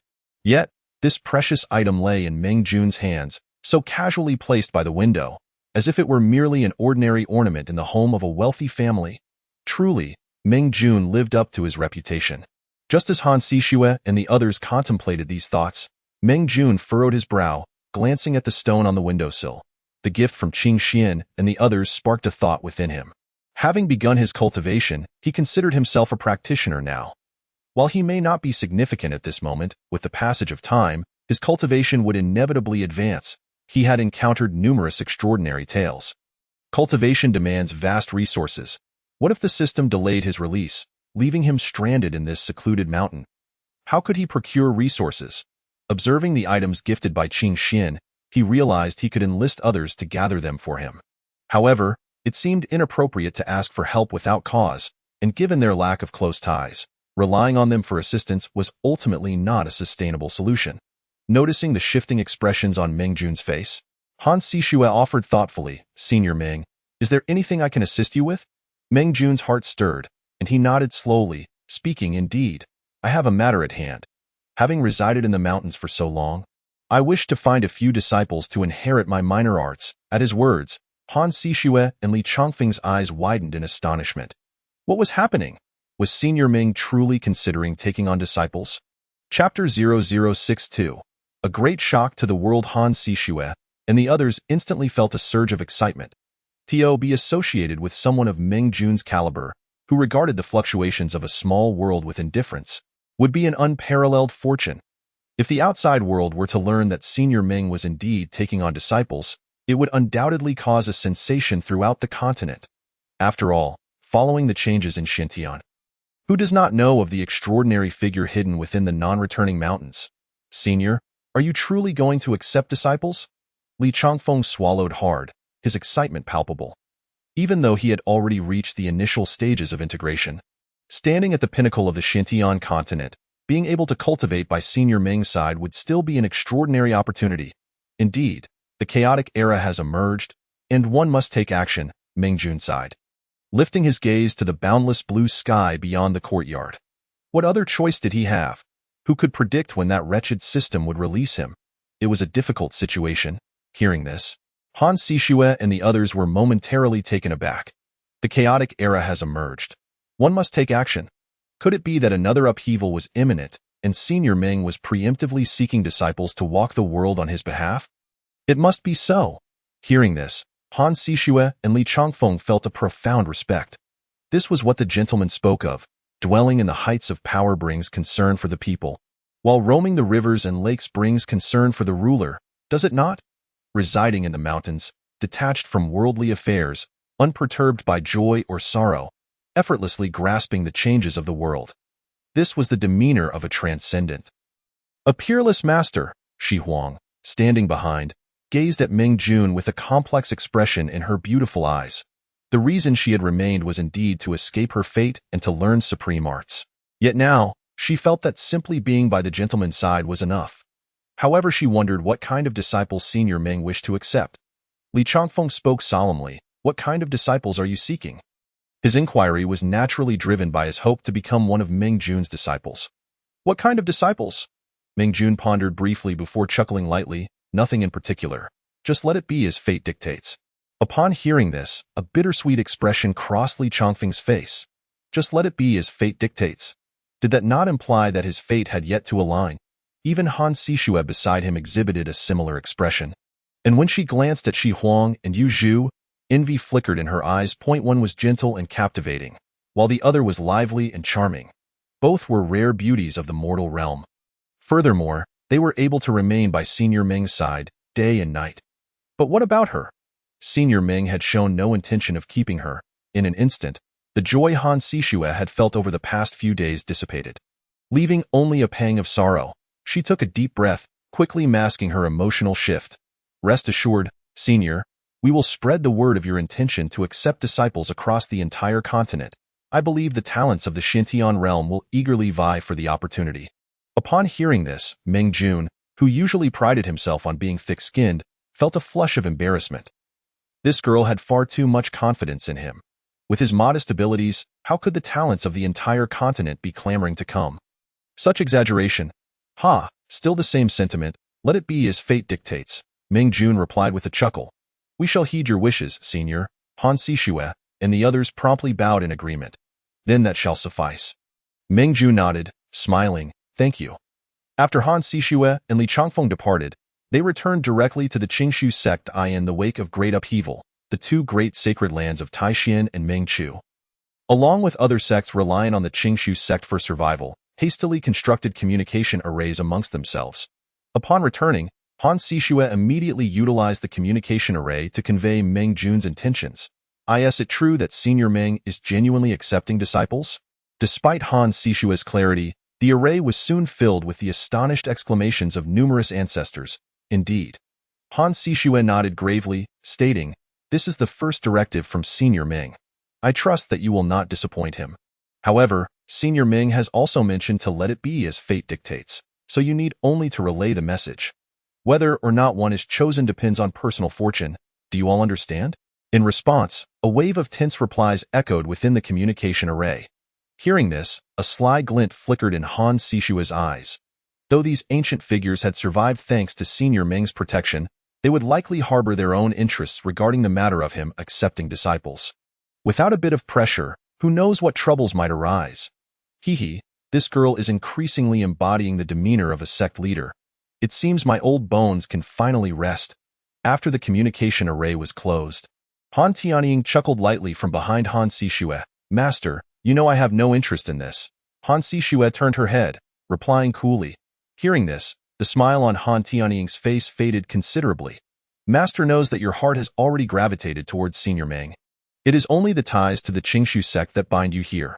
Rest assured, once the Qingshu sect stabilizes, I will ensure you can go to Senior Meng, Master. Han Sixue's frosty expression suddenly flushed with color. Unable to help but call out in a tone of affection, meanwhile, after the Qingshu sect closed the communication array, the others did not disperse. It seems everyone is equally perplexed. Qing Xian chuckled, a thoughtful look in his eyes. He had never anticipated that upon returning to the sect, Han Sixue would bring such astonishing news. Had he known, he would have gladly sacrificed his pride to plead for a chance. But now? It seemed it was a bit too late. Perplexed is an understatement. This news is simply too astonishing. Ziming rubbed his temples, feeling as if his heart was about to cease beating. Moreover, Han Xinzi had already made it clear that everything was to be left to fate. That means we cannot use any underhanded tactics, one elder from the sect lamented. Do you dare to employ any tricks in front of Senior Meng? Seeking death, are you? Another elder rebuked without hesitation. Upon hearing this, the first elder's expression froze, sweat cascading down his spine. Damn it! How could I even think such thoughts? He rubbed his chest and promptly fell silent. There is another matter, Ziming suddenly interjected. What about the other 5 sacred lands? Ever since the upheaval, they have all sealed their mountains, and there has been no news from them. Hearing this, the expressions of the others darkened. This was indeed a concern, especially since it was Senior Ming who was accepting disciples. However, Qing Xian merely scoffed. What is there to be concerned about? We need only to relay the message. Whether or not they receive it is their own affair. As soon as these words were uttered, the others were momentarily taken aback, and then they nodded in agreement, acknowledging that it should indeed be so in this time of great upheaval. The 5 sacred lands exhibited no leadership whatsoever. Retreating like turtles into their shells, thus one cannot blame them for not disseminating information. After all, if they cannot endure hardship together, why would one expect them to share in prosperity? Days later, news of an unparalleled master in the not-returning mountains seeking disciples spread like wildfire. Upon hearing this revelation, the world was shaken. In an instant, those who had just returned to their homeland to re-establish their sects turned their attention once more to the eastern continent. Chapter 0063. The Discourse of the World on a Serene Morning at the Little Immortal Island. Despite its name, this island spanned less than 100 miles and was home to a mere few hundred mortals. It was dubbed the Little Immortal Island because a practitioner of the 8th layer of Qi refining once hailed from here. The 8th layer of Qi refining, for a moderately sized sect, would not even qualify for entry. Yet, for this desolate little island, it was indeed a being of immortal stature. At that moment, within a modest tavern, a rugged man cautiously spoke. Brother Zhao, have you heard? In the far eastern region of the continent lies a place called the Not-Returning Mountains, where it is said an immortal is seeking disciples. Spare me, replied a young scholar seated across from him, shaking his head. An unparalleled master? It's likely just a fabrication. Ha, true enough. After all, if this were genuine news, how would us mere mortals come to know of it? The rugged man laughed heartily, a glint of envy shining in his eyes. An immortal. Such a formidable figure. After they finished their meal, the two engaged in casual banter, discussing matters from all corners of the world. For them, any practitioner capable of Qi refining was considered an immortal. They had never encountered anything beyond their limited experience. Notably, this rumor was not confined to just the two of them. Unbeknownst to them, just above in the floor above, a young man with stubble narrowed his eyes in surprise. I can't believe even this remote little island is spreading such news. Could it be that this rumor holds some truth? But this information originated from within those sects. If it were true, why have they not sealed off the news and sent their own disciples? The young man stroked his chin, lost in thought. After a while, his eyes narrowed, and he muttered to himself, No, several cities are spreading this tale. Perhaps it is true. Even if it is false, it is worth the gamble. With determination, he waved his hand, and the window was suddenly thrown open by a gust of sea wind. In a flash, he vanished into the wind, causing those who witnessed this spectacle to kneel in awe, exclaiming, An immortal! At the great Qian sacred land, several transformation stage cultivators anxiously gathered at the entrance of a grand hall. Their faces etched with worried "So, has the message been relayed? It has been sent, but the ancestor has yet to respond." They murmured, as if they were facing some insurmountable challenge. At that moment, the massive doors of the hall creaked open, and the figure of the wind-old monster emerged before them. Ancestor. They hastily bowed in respect, while wind-old monster waved his hand dismissively. Enough. I am already aware of your purpose for coming. I must inform you that the rumor is true, but the immediate priority is to establish contact with the upper realm sections, select some of the most gifted disciples from within our ranks to send forth. But do not offer any covert assistance. If you provoke that individual, even I will be unable to protect you. After issuing this warning, Wind-Old Monster dismissed them with a side eye. In truth, the great Qian sacred land could have already dispelled the barrier. The calamity had passed, and there was no longer a reason to keep the mountains sealed. However, he was horrified to discover that the altar connecting them to the upper realm had become inoperative. Initially, he thought it was due to the calamity, but now that it had ended, the altar remained dysfunctional, causing him great concern. It was essential for these sacred lands to maintain their dominance. not only through their own prowess but also by sustaining connections with the upper realm to receive blessings. Without this, as time flowed and the world changed, which sect could endure unscathed? To have the esteemed Ming accept disciples. What a splendid opportunity! Alas, it seems it is beyond my reach. With a heavy heart, Old Monster turned back into the hall, leaving only a long sigh in his wake. The Kanglan Sacred Land. Much like the other sacred lands, communication with the upper realm sects had ceased since the upheaval in the Xintian continent. Compounding their troubles, during the battle in the imperial capital of the Baiwei Kingdom, the Tsangming Old Monster lost his physical form, returning only with his nascent soul. Ancestor, you must have heard the news. What shall we do now? Should we send our elite disciples? An elder from the Tsangming Sacred Land inquired, his eyes gleaming with excitement. The tales of that venerable figure had spread like wildfire among the top-tier cultivators. Indeed, Tsangming replied solemnly, such an opportunity must be contested. Furthermore, send word that whoever becomes that great being's disciple shall be the next sect leader of the Kanglan Sacred Land. Upon hearing this, many elders of the Kanglan Sacred Land were taken aback. What? The next sect leader? Is the ancestor being too ambitious, indeed? Just as they were about to nod in agreement, the entire hall suddenly shook. Soon after, a beam of red light emanated from the altar of the Tsangming Sacred Land. What is that? A message from the upper realm? Tsangming was momentarily stunned, joy flooding his eyes. Since the calamity, the Kanglan Sacred Land had lost contact with the upper realm, and he had thought they had been abandoned. Quickly, let us welcome the envoy from the upper realm, Tsangming exclaimed, rushing towards the altar. Upon arrival, he beheld the altar glowing with spiritual light. Within the white column of light, several ethereal figures began to materialize. Salutations, envoy! Tsangming promptly knelt in reverence. Despite being the ancestor of a sacred land and having reached the stage of refining the void due to the Xintian upheaval, he still held deep respect for those from the upper realm. Ah, the ethereal figures flickered and spoke softly. You are aware that we lost contact with the Kanglan sect. Do you know the reason? Yes, Tsangming nodded vigorously, recounting the events surrounding the changes in the Xintian continent. Ha ha, indeed. One of the ethereal figures chuckled. What an opportunity this is! Before he could finish, another voice interjected, Elder Imo, be cautious with your words. Startled, the previously speaking ethereal figure quickly composed himself, suppressing his mirth and stating solemnly, we are about to cross realms, be prepared. What?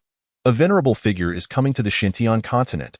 Tsangming's eyes widened in disbelief. It is known that while ascending from a small thousand worlds to a middle thousand world is relatively easy, descending from a middle thousand world to a small thousand world is incredibly challenging. Not only must their cultivation be suppressed, but the journey itself could lead to demise amidst spatial storms. Indeed, this is merely a notification. Prepare yourselves well, the ethereal figure affirmed. Understood. Tsangming nodded respectfully, yet cautiously mentioned the matter of Meng Jun accepting disciples. A great being. The ethereal figure chuckled. A person from a small thousand world dares to call themselves a great being? Upon hearing this, the ethereal figure burst into laughter. However, Tsangming attempted to elaborate, only to be coldly interrupted. Enough. I know what you wish to convey. But do you understand the concept of the world? The ethereal figure continued without waiting for Tsangming's response. The world is like a tree. The great thousand worlds are the trunk, the middle thousand worlds the leaves, and your small thousand world is merely a speck of dust on the leaf. To us, the great beings you revere are but ants. Chapter 0064. Not as good as a little child. Several days later, outside the not-returning mountains, ever since the news of Meng Jun accepting disciples spread, people from distant lands began to flock to the area. Camps sprang up intermittently, merging together like bustling worldly cities. In the distance, a majestic flying vessel approached, adorned with the banner of the snowy deer of Liangzhou. Is that the flag of the Snowy Sun family from Liangzhou? One person exclaimed in surprise. What? The Snowy Sun family from Liangzhou? They are among the few capable of challenging the sacred lands. It is said that during the recent upheaval, they were one of the few families that did not relocate. It is astonishing that even they have come, many remarked in awe as they gazed at the flying vessel above. Ha ha, what is the Snowy Sun family from Liangzhou compared to others? One individual scoffed. The Zhou family from the northern desert has long since arrived. They are truly a family that can stand shoulder to shoulder with the sacred lands. Moreover, the renowned Zhou Qinhua, hailed as the greatest talent of the northern desert, has already been to test his luck. Can you guess what happened? At this juncture, the individual suddenly paused, tantalizing the curiosity of those around before continuing. As a result, not even 100 meters into the unreturning mountains could be traversed. Upon hearing this, gasps of astonishment erupted from the crowd, many shaking their heads in disbelief, expressing their fascination. For these unanchored wanderers, the Sun and Zhou families were already legendary entities. Yet, it was unexpected that even the prodigy of the Zhou family could not breach 100 meters into the unreturning mountains. Alas, I wonder if we, the scattered cultivators, will ever have a chance. One person sighed. Ha! What are you planning to give up? Another teased. Give up? How could that be? This is the fastest path to ascend for those of us without any backing. In response, a chorus of nods echoed among the crowd. The reason they remained here was precisely this hope. As they spoke, dozens of flying boats appeared in the distance, majestic and obscuring the sky. Is that the Mo family from the Demon City? The crowd exclaimed, recognizing yet another formidable clan. Is that not the sword master Li Buwen, descending from the west? And further, that resplendent aura, draped in a purple golden cassock. Could it be the wise monk from Leiwen Temple? The assembly grew increasingly thronged, one powerful figure after another emerging, inciting waves of astonishment. Many had attempted to venture into the unreturning mountains, but without exception. They were repelled after barely advancing 100 meters. The tranquil unreturning mountains seemed like a dragon's lair, rendering many faces pale with trepidation. Closest to the unreturning mountains, within the encampment of the Qingshu sect, a little girl of 5 or 6 tilted her head, gazing at Han Sishue beside her. Sister Han, are there truly unparalleled masters within? Upon hearing this, Han Sishue smiled gently, unable to resist playfully pinching the girl's small nose. Of course, this girl was none other than Xian Rumming, who had clashed with the demonic cultivator Chu Qiu over a divine herb, the Tianyang ginseng. After the cataclysm that struck the Xintian continent, she had fled to the Qingshu sect with an elder. This time, as Meng Jun took disciples, Qingshu sect naturally dispatched several elite students. Unfortunately, they, like the others, found their limit at 100 meters. Yet, this little girl appeared immensely intrigued, clamoring to seek a master. With her adorable looks and sweet demeanor, she got along well with Han Sishue, who took it upon herself to bring her along. That is wonderful, Xian Rumming murmured, lowering her head. Falling silent at that moment, a commotion erupted outside the camp. Han Sishue led Xian Rumming out, only to see an individual standing atop 200 steps, turning to provocatively eye the others climbing the mountain. Heh heh heh, a bunch of useless fools dare to compete with me, he scoffed. You should hurry and scram. With that, he strode swiftly toward the summit. Damn it, how arrogant. I'll make him pay, the frustrated climbers fumed. The audacity of that man, having successfully traversed beyond 100 meters, and yet still ridiculing them. Sure, do you want to die? Another quickly covered the mouth of the irate man, whispering in his ear. That's the mad cultivator Zhang Ming. What? The very Zhang Ming who single-handedly annihilated the 3 major families of the prison Dragon Sea. The man gasped, instantly falling silent. That person is beyond our reach. Who else could it be? Another added. Only he could breach the 100 meters in the unreturning mountains. As the few conversed in hushed tones, shadows darted past them. Upon witnessing someone breach the 100-meter mark, the self-proclaimed geniuses could no longer contain themselves, so it is, disregarding the suppression of cultivation, placing everyone on equal footing. In that case, it might actually give me an advantage.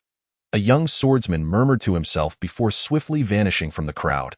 Unbeknownst to him, every individual who had dared to step into the unreturning mountains had discovered this fact.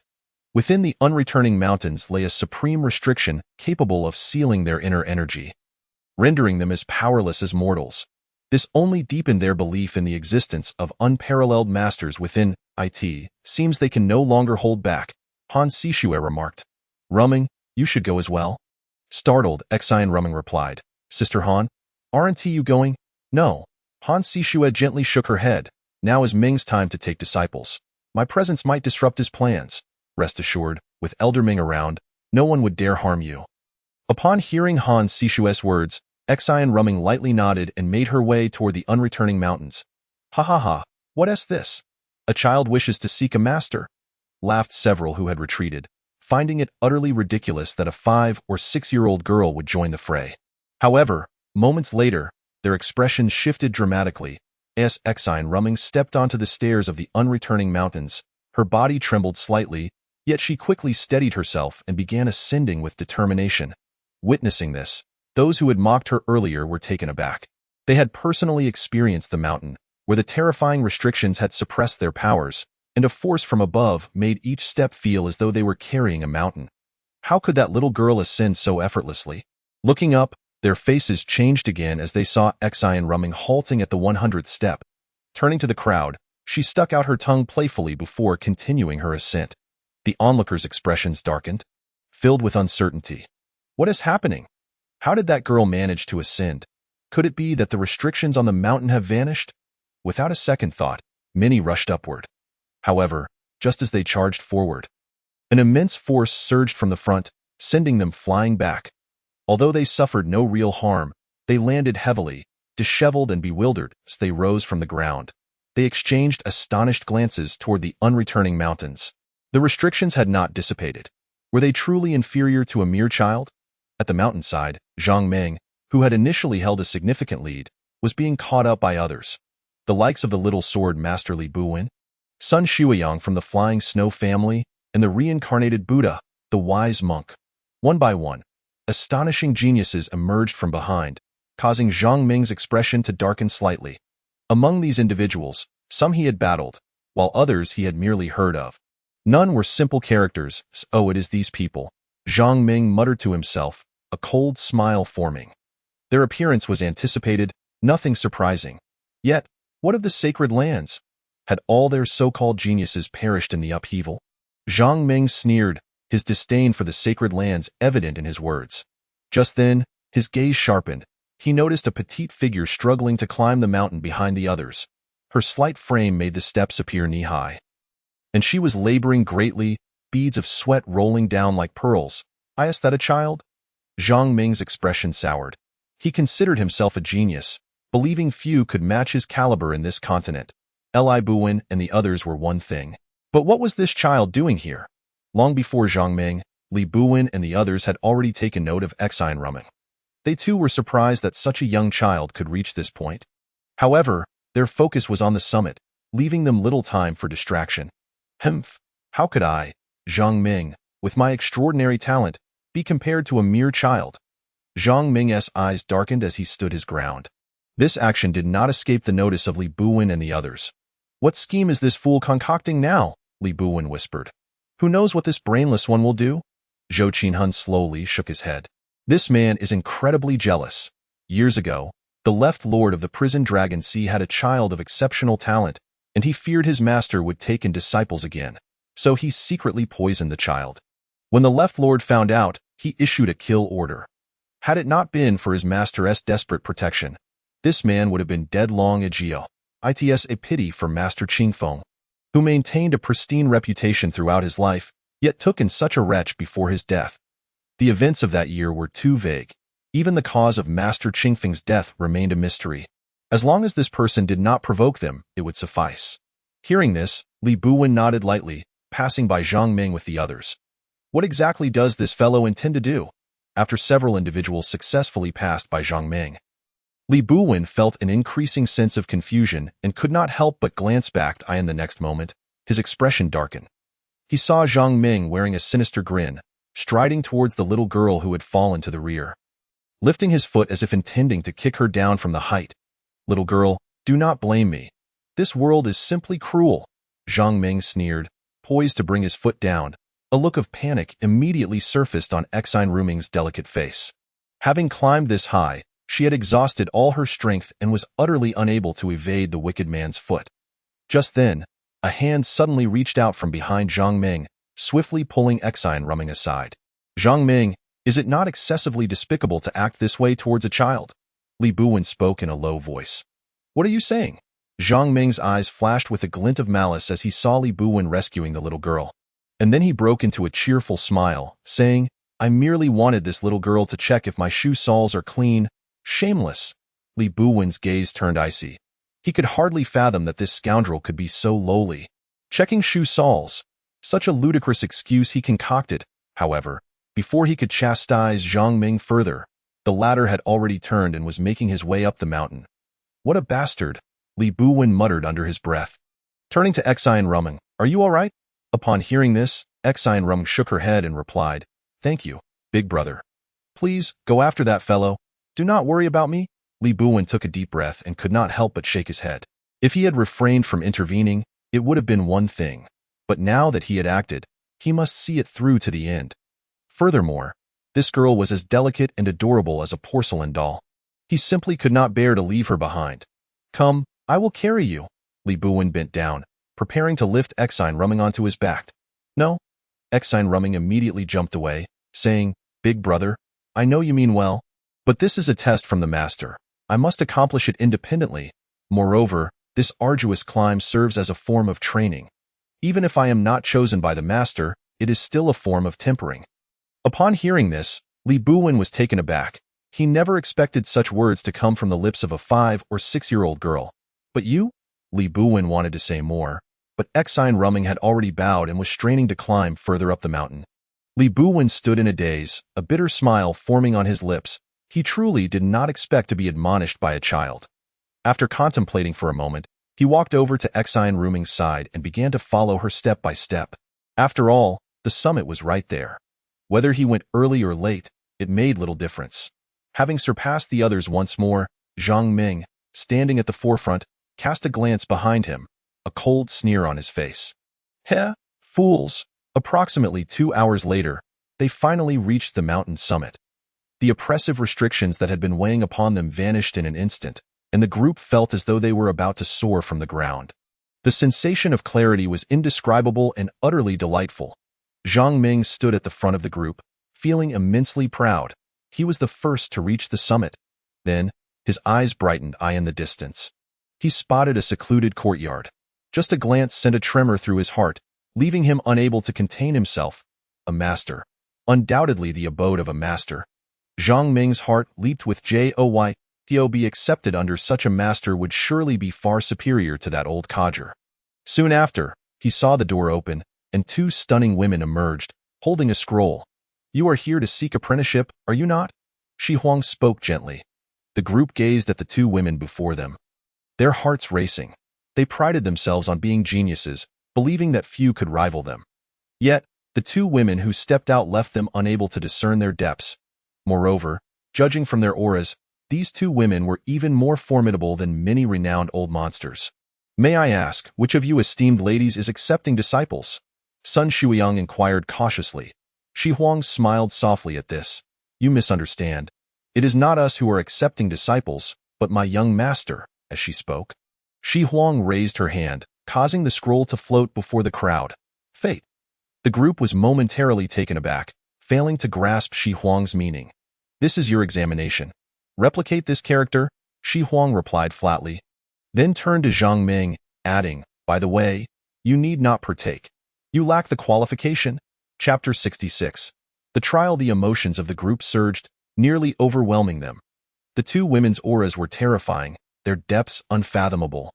Their figures graceful, akin to celestial beings that were beyond reproach. They had believed that these 2 women were the master's accepting disciples, only to discover that they were merely servants. I must secure a position under that esteemed master. Zhang Ming had already silently vowed, but soon his expression froze. What do you mean, esteemed lady? You say I lack qualification. Zhang Ming spoke in disbelief, questioning whether he had misheard. How? Did I not make myself clear?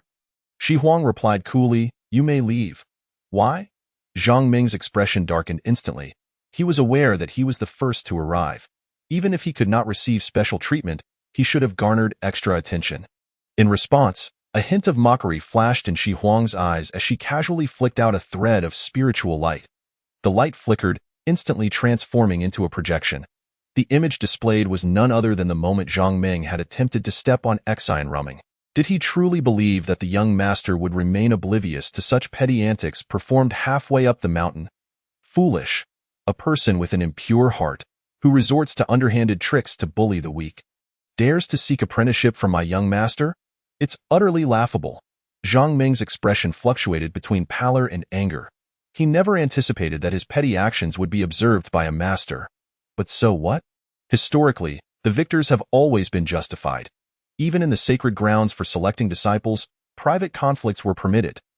Zhang Ming was about to defend himself when Shi Huang's gaze hardened. I intended to let you off the hook.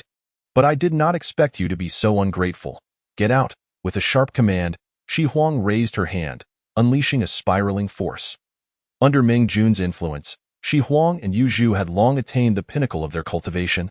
Far beyond Zhang Ming's capabilities, the spiraling force enveloped Zhang Ming, swiftly pulling him down the mountain. The expressions of the group stiffened, their demeanor growing even more respectful. They understood that their strength was comparable to Zhang Ming's. Yet he could not withstand a single move from this goddess. They feared they would fare no better. Shi Huang then calmly withdrew her hand, her expression unchanged, and turned to the others, saying, "You may proceed." Upon hearing this, the group paused, finally directing their attention to the examination before them. Replicate a character for fate? What does that mean?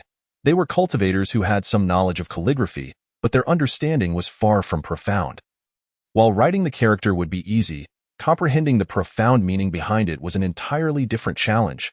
Meanwhile, within the room, Ming Jun slowly opened his eyes and gazed outside, and of course, in this secluded courtyard, all he could see were the walls and the door. Damn it, had I known, I wouldn't have pretended to be some esteemed master. I should have gone out to take a look myself. I wonder how many have made it up. Damn it, the more I think about it, the more curious I become. However, in order to lower the difficulty, I simply asked them to replicate a character. That should be manageable, right? Ming Jun murmured to himself, growing excited about the disciples he was about to meet. At that moment, outside the courtyard, the group stared at the character fate floating before them, sweat falling like beads onto the ground. The character was overwhelmingly intimidating. At first glance, it seemed manageable, yet upon closer inspection, it felt as though an irresistible force was rapidly draining their mental energy. Moreover, when they exerted all their effort to divert their gazes, the character had already imprinted itself deeply in their minds, impossible to erase. The profound essence, undoubtedly the essence of the Tao. However, mishandling this essence would inevitably shake their foundations. The group was shaken to their core, hurriedly sitting down to meditate and focus. They knew that the master's trial was anything but ordinary, yet they never expected to be challenged by a single character. Shi Huang and Yu Zhu exchanged knowing smiles. The master's trial is hardly a simple matter. Even if you are the scion of a cultivation family or the direct descendant of a sacred sect. Here, those identities are utterly meaningless. Upon this realization, the hearts of the two women swelled with a sense of pride. Fortunately, they had made the acquaintance of the young master ahead of others. Otherwise, they would likely find themselves inferior to these individuals. For in the realm of Longyuan, they could hardly be considered significant figures. Shi Huang did not hasten them. Instead, her gaze fell upon Exine Rumming, the youngest among them, whose porcelain-like features were impossible to overlook. At that moment, Exine Rumming, like the others, fixated on the character Yuan. Suddenly, she withdrew a jade plate and, with a flick of her wrist, sent it forth. In an instant, a surge of spiritual energy descended from the heavens, converging perfectly upon the jade plate in her hand. With a hum, the jade plate quivered, revealing a myriad of stars that shifted and transformed, their patterns unfathomable. Was this a formation? Shi Huang, being of a holy lineage, recognized the nature of the girl's display.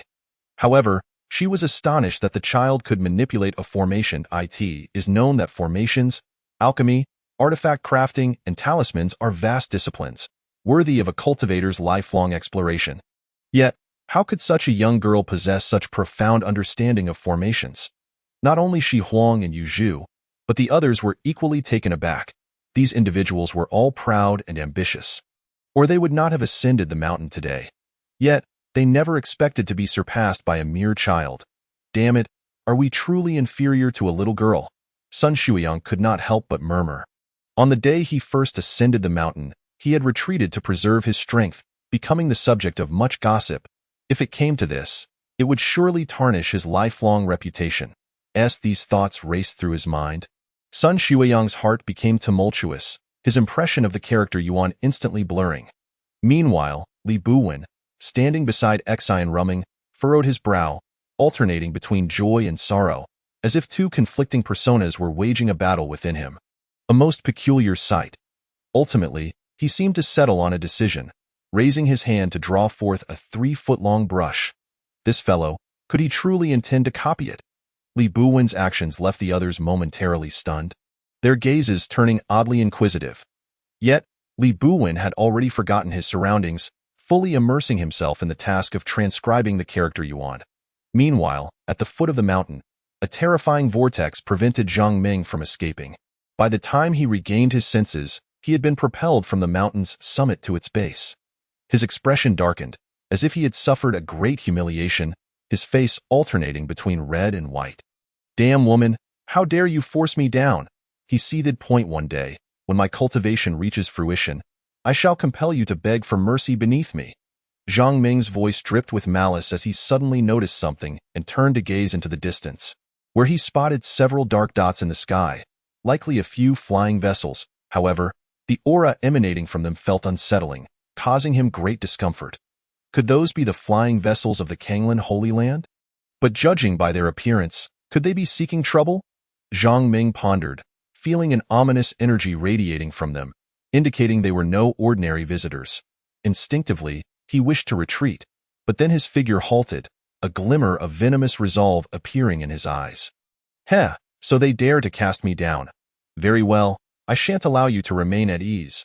With a cold snort, Zhang Ming's figure flickered as he shot towards the distant dark dots. Chapter 0067. Two Fools. Unbeknownst to Zhang Ming, despite being cast down and failing to secure a master, his spiritual awareness had expanded significantly, allowing him to perceive the Kanglin Holy Land's vessels even before the elders at the base camp. However, consumed by thoughts of vengeance, he paid no heed to this development. In no time, he reached the vessels of the Kanglin Holy Land. "Who goes there?" came a cold voice from the vessel. Zhang Ming was startled, feeling as if his very soul had been pierced by that query. "Junior Zhang Ming, paying respects to the esteemed elders of the Kanglin Holy Land." "Zhang Ming? Heh, somewhat familiar. What brings you here?" responded a faint voice from the vessel. Zhang Ming's expression darkened. The Kanglin Holy Land was being overly presumptuous. He was already before the vessel, yet no one emerged to greet him.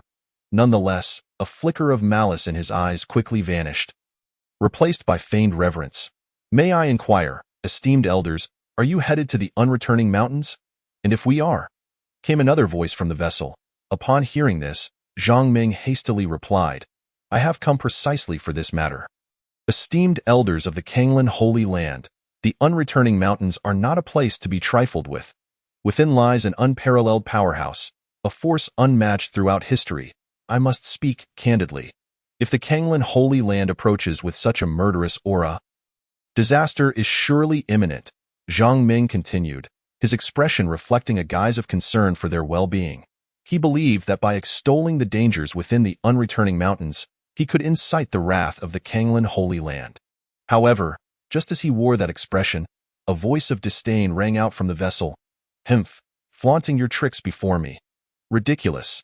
As the words fell, a strand of spiritual energy transformed into a rope, swiftly coiling around Zhang Ming. He was taken aback, having no time to react, and in an instant, he was yanked onto the vessel. His scalp tingled as he realized the Kanglin Holy Land had acted without warning, without any prior indication. When he finally discerned the strength of those surrounding him, his legs turned to jelly. The individuals aboard the vessel were all at the void refinement level, numbering in the hundreds, while those seated above exuded a powerful aura akin to an ocean. Evidently the ancestors at the integration stage. But how could this be? Even after the changes brought forth by the Xintian shift, cultivators had not experienced such dramatic improvements. The top-ranking Holy Lands barely possessed a handful of integration stage cultivators, let alone the low-tier Kanglin Holy Land. Yet, the more outrageous the situation seemed, the greater the potential for revenge. Zhang Ming chuckled coldly, preparing to stir discord. Before, however, his words remained unspoken as Ma Yan, seated above, raised a hand, firmly grasping Zhang Ming's crown, effectively sealing his spiritual center. "You need not speak. I will discern everything," Ma Yan said coolly, a glint of brilliance flashing in his eyes as a strand of spiritual awareness penetrated Zhang Ming's mind. No, Zhang Ming's wail echoed, but how could he withstand the invasion of Ma Yin's consciousness? In mere moments, he ceased to resist, rolling his eyes back, drool trickling from the corners of his mouth. Clearly, his spiritual awareness had shattered, rendering him a mindless fool. Discard him, Ma Yin instructed indifferently, prompting one individual to nod and unceremoniously cast Zhang Ming from the lofty heights. Master Ma, what are your thoughts? Zhang Ming inquired cautiously. What, do you doubt us?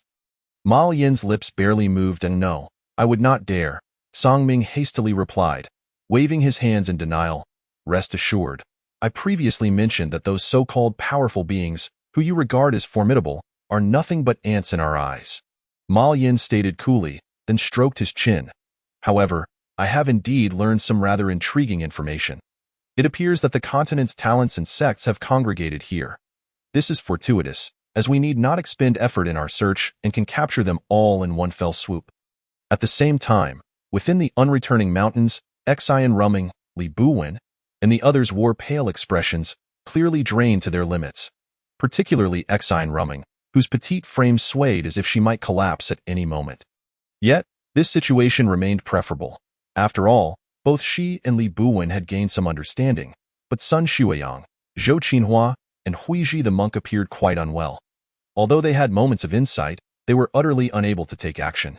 They felt that should they attempt to articulate the character, their foundations would surely shatter, leading to a complete loss of cultivation. How do you fare, my three friends? Shi Huang inquired nonchalantly, having discerned that the trio would likely be unable to pass. Upon hearing this, the three exchanged bitter smiles. Ba, this humble monk's cultivation is insufficient. It seems I have no fortune in this matter.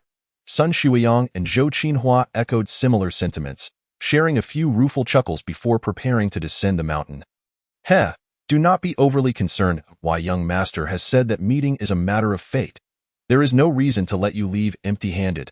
As she spoke, Shi Huang produced 3 magical artifacts. Previously, those wandering cultivators had bestowed numerous items upon them, which Meng Jun had utilized to craft various trinkets during their leisure. Such a heavy aura of icy coldness surpasses even the heavenly spring cold vein of my family's land. Sun Shuiyang exclaimed as he accepted a carved stone, marveling at its essence. Is this a scripture? Zhou Qinhua was taken aback, gazing at the small characters inscribed on the jade-like pages in his hand. He felt a tempest arise within his consciousness, mending the trembling foundation he had just experienced. Most astonishing of all was the little monk Huizhi, who fixated on the golden cicada in his grasp. His gaze growing increasingly gentle. Subtly, a radiant aura emanated from him, as if he were on the verge of entering a meditative state. Remarkably, this was merely a casual gift from that esteemed elder. The three of them felt a complex mixture of emotions as they looked towards Xian Rumming and Li Buwen, who were panting and had just sketched the character for fate using their array plates and brushes. An indescribable envy welled within them. However, they also understood the wisdom of knowing when to withdraw and promptly bowed, turning to descend the mountain.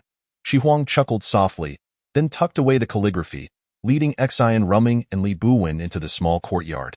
This is a symbol of the supreme Tao's evolution. Li Buwen was taken aback, feeling as if the brush in his hand was being drawn away, as if it wished to escape his grasp. It was worth noting that the brush he held was a spiritual treasure, one so extraordinary that even a formidable being in the integration stage would be tempted by it. Beside him, the petite Xian Rumming displayed an expression of astonishment as she stared at the jade plate in her hands, utterly bewildered. Before her lay a world of shifting starlight, as if an entire realm were evolving within. In the courtyard, spiritual energy suffused the air, and a fragrant aroma wafted towards them. Merely inhaling it rejuvenated all their fatigue. Was that a top-tier holy medicine? A supreme spiritual spring? A Bodhi divine tree? Both of them were horrified, feeling an overwhelming complexity in their hearts. Xian Rumming had once faced near annihilation from Chuqiu due to a single holy medicine. Yet here, holy medicines lay about as casually as cabbages on the street. Li Buwen was equally apprehensive. The reason he hesitated to reveal his brush was that it contained the supreme symbols left by an ascended being. However, compared to the evolving Tao symbols within this courtyard, it seemed utterly insignificant. At that moment, the door creaked open, and Meng Jun stepped out slowly. Xian Rumming and Li Buwen felt their consciousnesses shatter in an instant, since the arrival of that young man. The holy medicines, spiritual springs, and divine trees within the courtyard had all become exceedingly mundane, as if this person rendered the world devoid of color. As Meng Jun emerged, a smile graced his face. But just as he was about to greet them, he noticed the two aspiring disciples standing frozen like statues, their expressions oddly peculiar. Oh no, have two fools come to visit? Chapter 0068. Trouble arises. Oh no. Have two fools come to visit? Meng Jun felt somewhat speechless. At that moment, Li Buwen and Xian Rumming finally regained their senses and, with a thud, knelt on the ground, prostrating themselves. Master, they exclaimed, filled with excitement. Ah, so they do remember they came to be disciples, Meng Jun thought to himself, suppressing a chuckle. He did not evade their reverence and, after receiving their homage, spoke. All things arise from fate. Today, I shall accept you as disciples. And thus, you need not bow again in the future. Rise. As his words fell, a wondrous force surged towards Xian Rumming and Li Buwen, compelling them to stand. This was neither spiritual energy nor conscious power. Could it be the legendary phenomenon of words manifesting reality? Li Buwen was profoundly shaken, lifting his gaze to the ethereal young man standing before him, surrounded by a boundless aura of spiritual light that rendered him almost unreal. Is this what a master truly is? Just as the legends depict, imperceptible and inaudible. Meanwhile, Meng Jun pondered deeply. Accepting disciples had been a spur-of-the-moment decision. Though he had considered how to proceed, being a teacher for the first time left him somewhat at a loss. Since these two had already acknowledged him as their master, he could not possibly let them down. Unfortunately, he had only barely mastered the mysterious techniques he possessed. Otherwise, he could have imparted them to the two. Perhaps it would be wise to inquire what they wished to learn. But what if they truly desired to study postnatal care for sows? Would he really need to fetch a sow for that? Meng Jun's thoughts were in disarray until suddenly, an idea struck him. Of course, this could work. With a smile, Meng Jun began to rummage through his belongings, pulling out a myriad of items. Li Buwen, noticing this, focused intently and was soon taken aback again. These are instruments of music, chess, calligraphy, painting, poetry, wine, tea. Once the various tools were laid out, Meng Jun casually remarked, "Here are some minor instruments for your use." He intended to stabilize their cultivation with these items, planning to gradually guide them once his own skills were refined. However, before he could finish his sentence, he noticed the porcelain doll-like girl staring dazedly at the chessboard among the tools. Master, may I learn this? Xian Rumming asked cautiously, cradling the chessboard in her arms, her eyes gleaming with wonder. Within that chessboard, she perceived the supreme Tao of formations, intricate lines interweaving, concealing the ultimate layout of magical arrays. The interaction of black and white pieces signified the overturning of clouds and rain, with each placement embodying boundless transformations. Though young, her comprehension of formations was remarkably high. She realized this was the pinnacle of formations her family had pursued throughout their lives. You wish to learn chess? Meng Jun was taken aback, looking at the girl with astonishment. Among the tools he had presented, many could have captivated her, such as painting, music, and flowers. Yet, she chose chess, which caught Meng Jun off guard. Very well, he replied with a smile, then turned to Li Buwen. And you? Li Buwen lowered his gaze, contemplating the long brush in his hand. Although he had earned a reputation as a small sword master, his true expertise lay in talisman crafting. Previously, he had deliberately concealed the secrets of the brush, using talismans to simulate sword energy. However, amongst these tools, none seemed to align with the path he wished to pursue. Noticing Li Buwen's indecision, Meng Jun chuckled and said, "Since you cannot decide, shall I choose for you?" Upon hearing this, Li Buwen's heart leaped with joy. He had feared making a hasty decision and incurring the ire of a master. "Come with me," Meng Jun smiled, leading them towards the back of the small courtyard. "I see you wield a large brush, so you must excel in the art of writing. Thus, I shall teach you the craft of papermaking." "How does that sound?" As he spoke, Meng Jun approached the paper pulp pool, gently swaying the papermaking screen within the mixture, drawing up the pulp.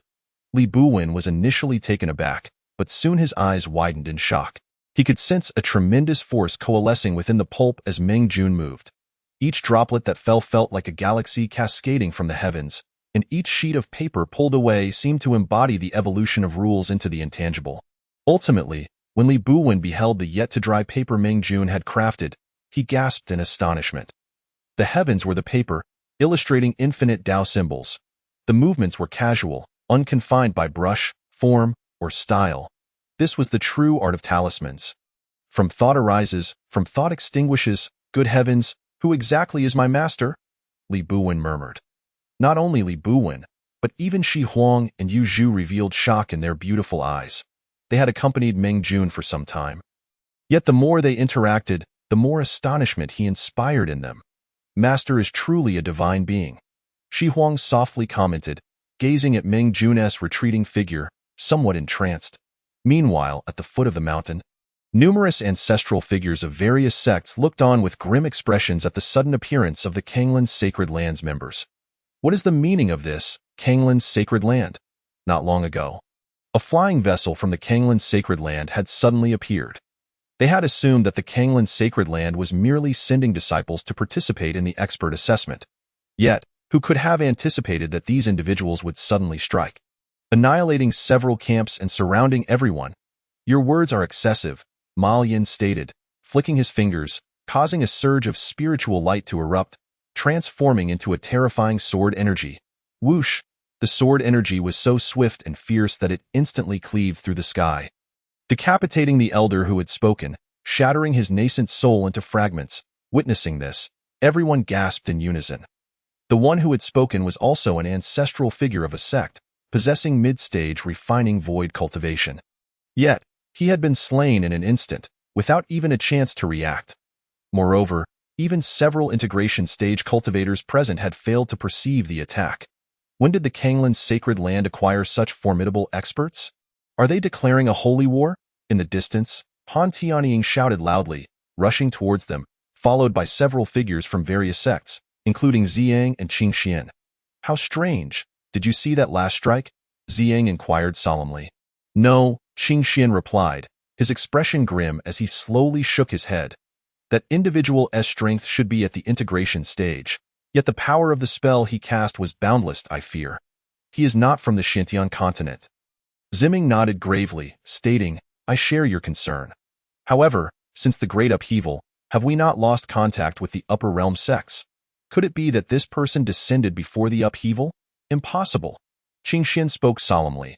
If someone from the Kanglin sect has descended to the lower realms, it is inconceivable that our respective superior sects would not have transmitted this information. The appearance of this individual at this moment may very well be linked to the changes occurring in the Tianxian continent. Upon hearing this, Ziming's expression shifted repeatedly. If that is indeed the case, things could become quite troublesome. Chapter 0069. The assault of Kanglin. Despite the myriad fears swirling within, both Qingxian and Ziming hastened to the side of Han Tianying.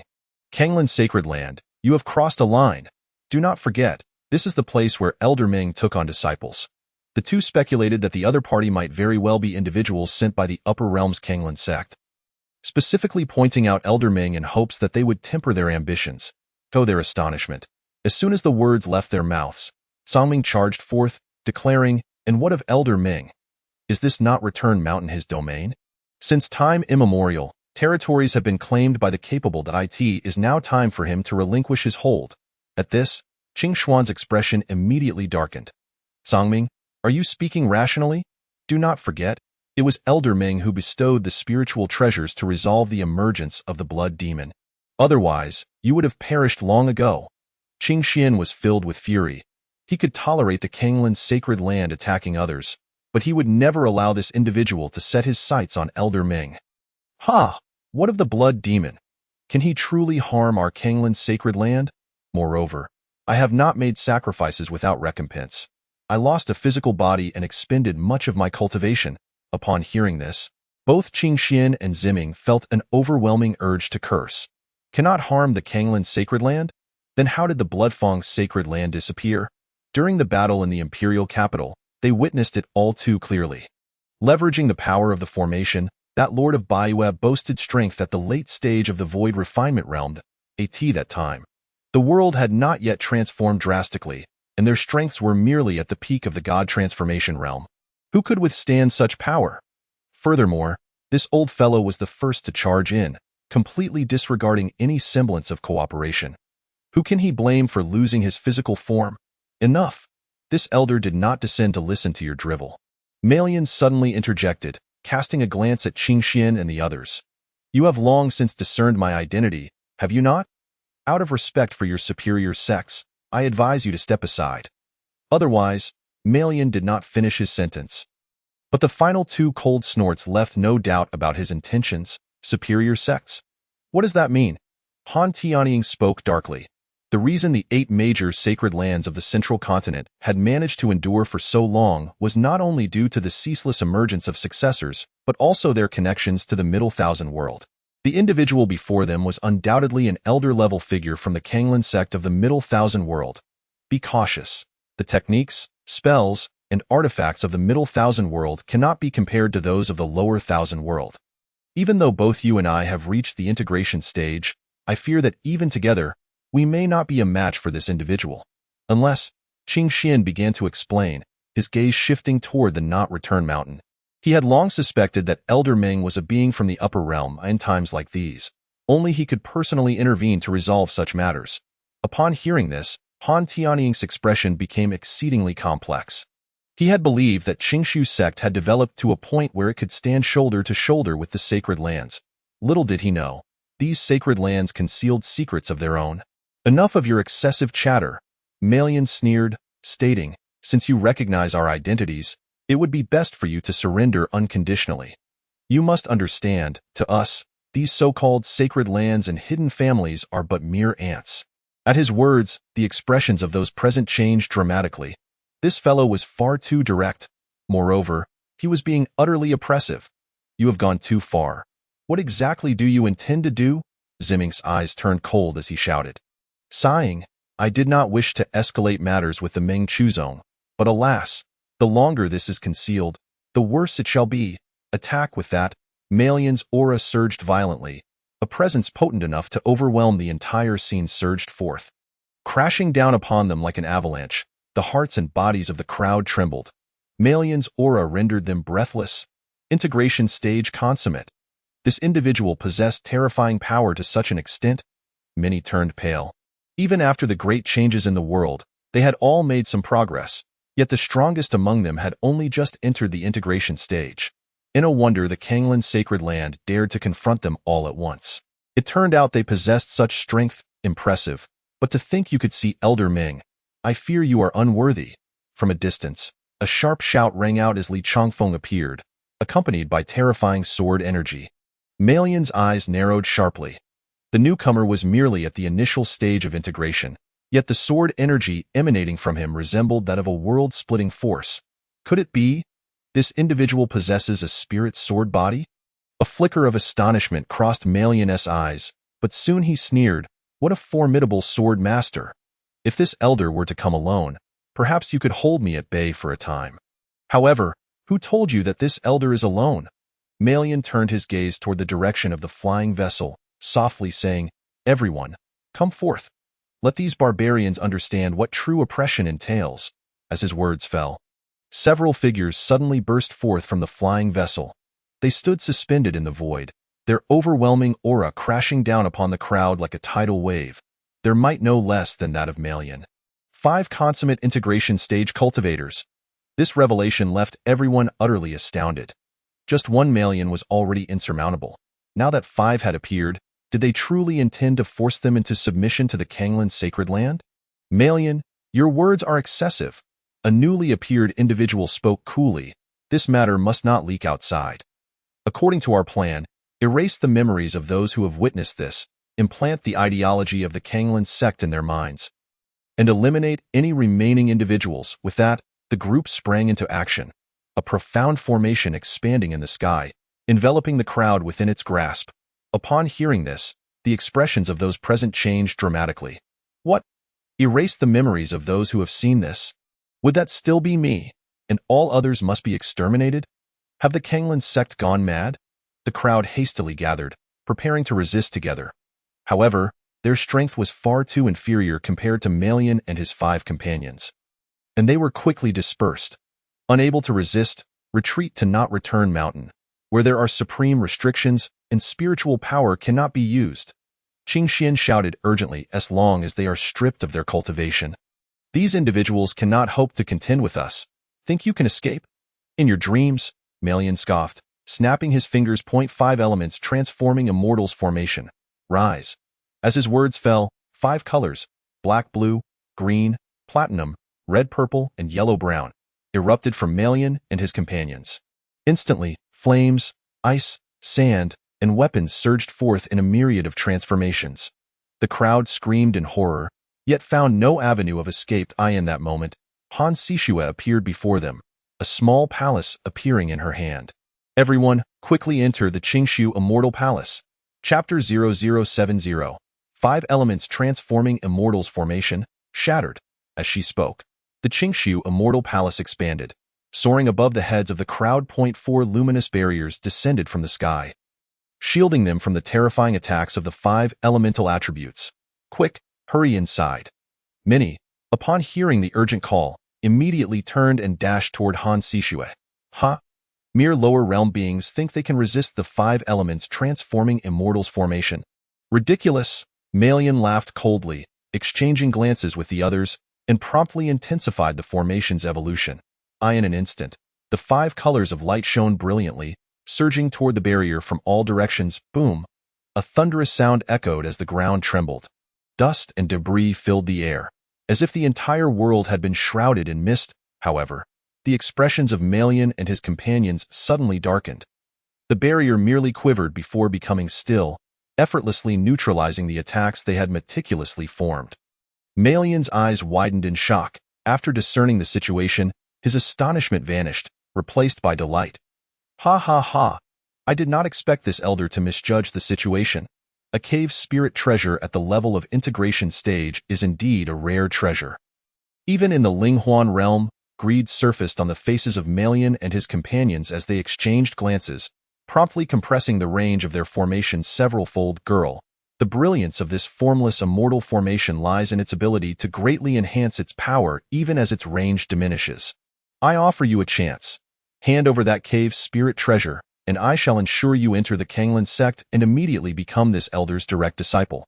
Upon hearing this, the eyes of many disciples from the Kanglan sacred land widened in envy. What have we worked so hard for? Is it not to ascend to the upper realms, to obtain superior resources and the path to longevity?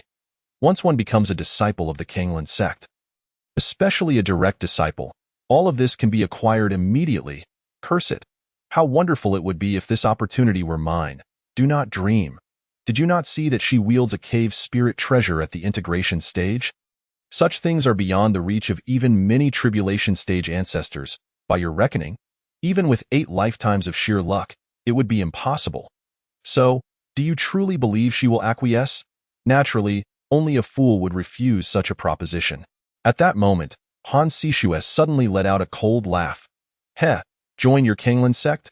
You shameless scoundrels who prey on the weak? You dare to claim such a right? The mask of civility had already been torn away, and there was no need to grant her opponent any quarter. Moreover, even without the presence of Senior Ming, how could Han Sishue betray the Qingshu sect for her own survival? Very well, very well. I have spoken kindly, yet you, wretched creature, respond with venomous words. Do not think that because you possess a celestial treasure, I am powerless against you. I, too, have my own treasures. Accompanied by Mal Yin's cold shout, a large black flag in his hand began to expand ominously. Waves of ghostly energy swirled around it, revealing it to be a soul-refining banner. Furthermore, it was an offensive treasure. Now, you stand no chance. With a fierce command, Mal Yin urged the soul-refining banner to unfurl, obscuring the sky and enveloping everyone within its shadow. Oh, Yin, have you lost your mind? Do not forget that many among us are promising talents. The companions accompanying Mal Yin shouted urgently. Their words implied that once the soul-refining banner was unleashed, the people below would be reduced to mere bones. Regardless, there are still many exceptional individuals elsewhere on this continent. We can select anew later, Mal Yin muttered, recklessly channeling the power of the black banner. The next moment, a cacophony of wails echoed from above. Unseen, the crowd perceived a blinding flash, as if countless malevolent spirits were descending upon them to feast. "Steady yourselves, it is an illusion." Qing Xian, well versed in such matters, recognized immediately that the ghostly figures were mere phantoms conjured within the minds of the crowd. However, fear is not something easily dispelled. Many people's expressions shifted dramatically, their terrified screams echoing as they fled toward the periphery. Yet, the instant they breached the light barrier, real malevolent spirits manifested, seizing them and dragging them toward the soul-refining banner above. Before long, skeletal remains began to rain down. Judging by their attire, they were undoubtedly the individuals who had been captured earlier. "Steady yourselves, do not venture out," Zimming shouted as he recited calming incantations. At that moment, Ma Yin's expression turned grim. He had pushed the soul-refining banner to its limits, yet it still failed to breach the peculiar light barrier. This situation could only mean one thing. The level of the offensive treasure he wielded was inferior to that of the enigmatic celestial treasure. But how could this be? This small world had only recently begun its transformation. By all accounts, it should require millennia to fully complete the process. Prior to this, it was impossible for any cultivator above the integration stage to exist here. How could such a formidable treasure appear in this place? Ma Yin was baffled, while Han Sishue merely smirked coldly. The treasure that Ma Yin wielded was indeed formidable, likely of integration stage caliber. However, it was a gift from Senior Ming, having withstood the ravages of the small world's impending destruction. How could his treasure possibly compete? "What are you laughing at?" Ma Yin sneered. "Do not think that just because you have blocked my attack, you will continue to have your way. Do not forget, beyond this, there exists the 5 elements transformation array. I tell you, this formation can still be reinforced 3 times. I do not believe your treasure can withstand the combined might of our 5 integration stage masters." With that, Ma Yin narrowed his eyes and took several deep breaths. The others hastily cooperated. In an instant, the entire space trembled violently from the tumultuous changes of the formation. Had the Xintian continent not upgraded to a small world, a spatial black hole might have already formed. Han Sishua's complexion shifted dramatically. It was not that the Qingshu Immortal Palace was in peril, but rather that her internal spiritual energy was being rapidly depleted. At this rate, she would only be able to sustain herself for the duration of a single incense stick. Just then, 3 figures descended from the Buzishan Mountains, the officially eliminated Zhou Qin and his companions. The 3 were overjoyed as they clutched the gifts bestowed by Meng Jun. These 3 items had been tailored precisely for them, perfectly complementing their cultivation methods. Could it be that the esteemed one is already aware of our circumstances? Zhou Qin could not help but speak, his delight unmistakable. "I do not know." The little monk Huizhi gently shook his head, saying, "What a pity it is, if we could cultivate the Buddhist teachings under that esteemed one. We would surely accumulate boundless merit." That was no different from saying nothing at all. Sun Shuiyang shrugged helplessly, but then froze in surprise. He observed that the items in their hands suddenly glimmered and took flight. Moreover, a radiant light from outside the mountain echoed in response. Before the 3 could comprehend the situation, a series of cracking noises erupted from outside.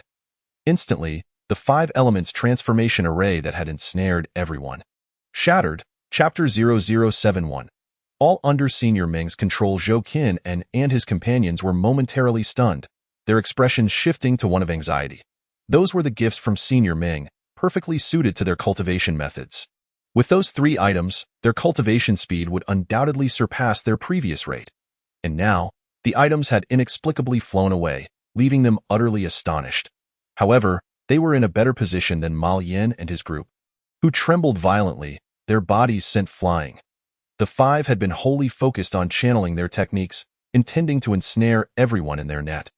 Who would have thought that 3 remarkable treasures would suddenly approach from afar, joining forces with the celestial treasure to dismantle their formation? The backlash from the formation was no trivial matter. It surged back toward them with terrifying force. Fortunately, their robust physiques and formidable strength allowed them to withstand it. "Who?"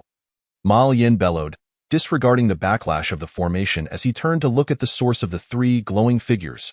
An overwhelming aura bore down upon Zhou Qin and his companions. Akin to the collapse of heaven and earth, the expressions of the 3 shifted erratically.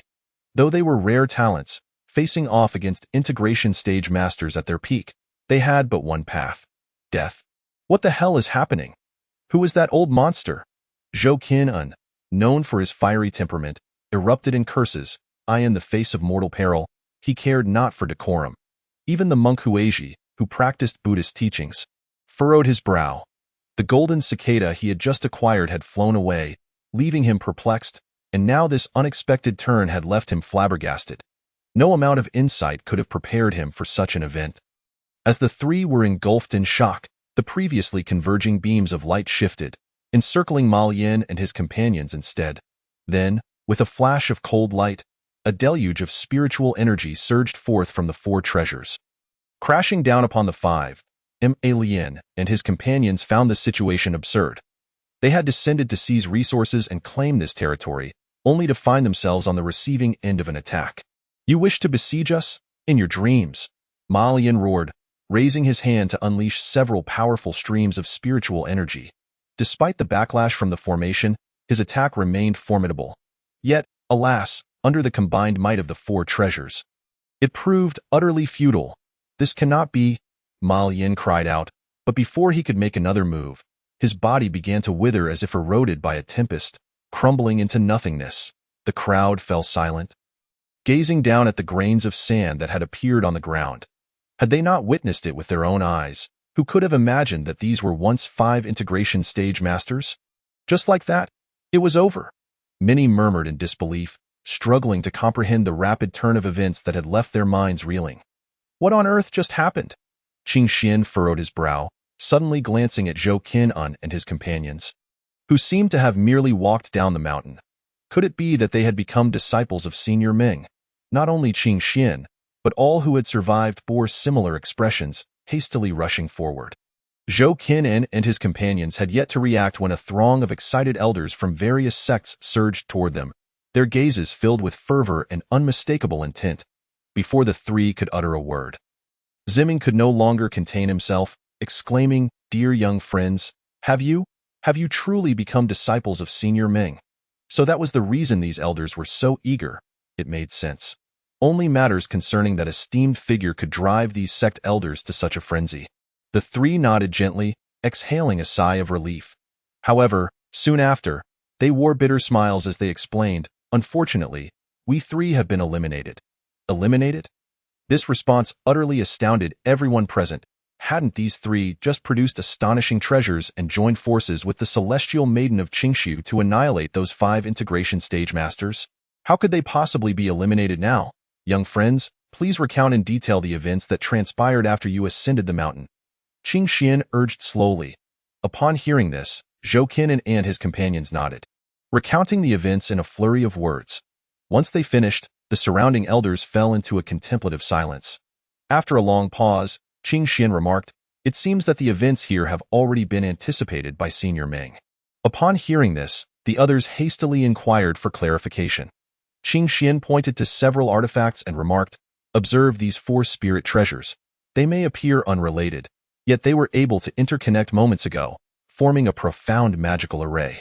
The strength of their combined power was such that it could decisively breach the opposing array, resulting in the annihilation of 5 advanced cultivators in the integration stage. This clearly indicates that Senior Ming had anticipated the covert maneuvers of the Azure Blue sect long ago, and these young friends here are but pawns in his grand scheme."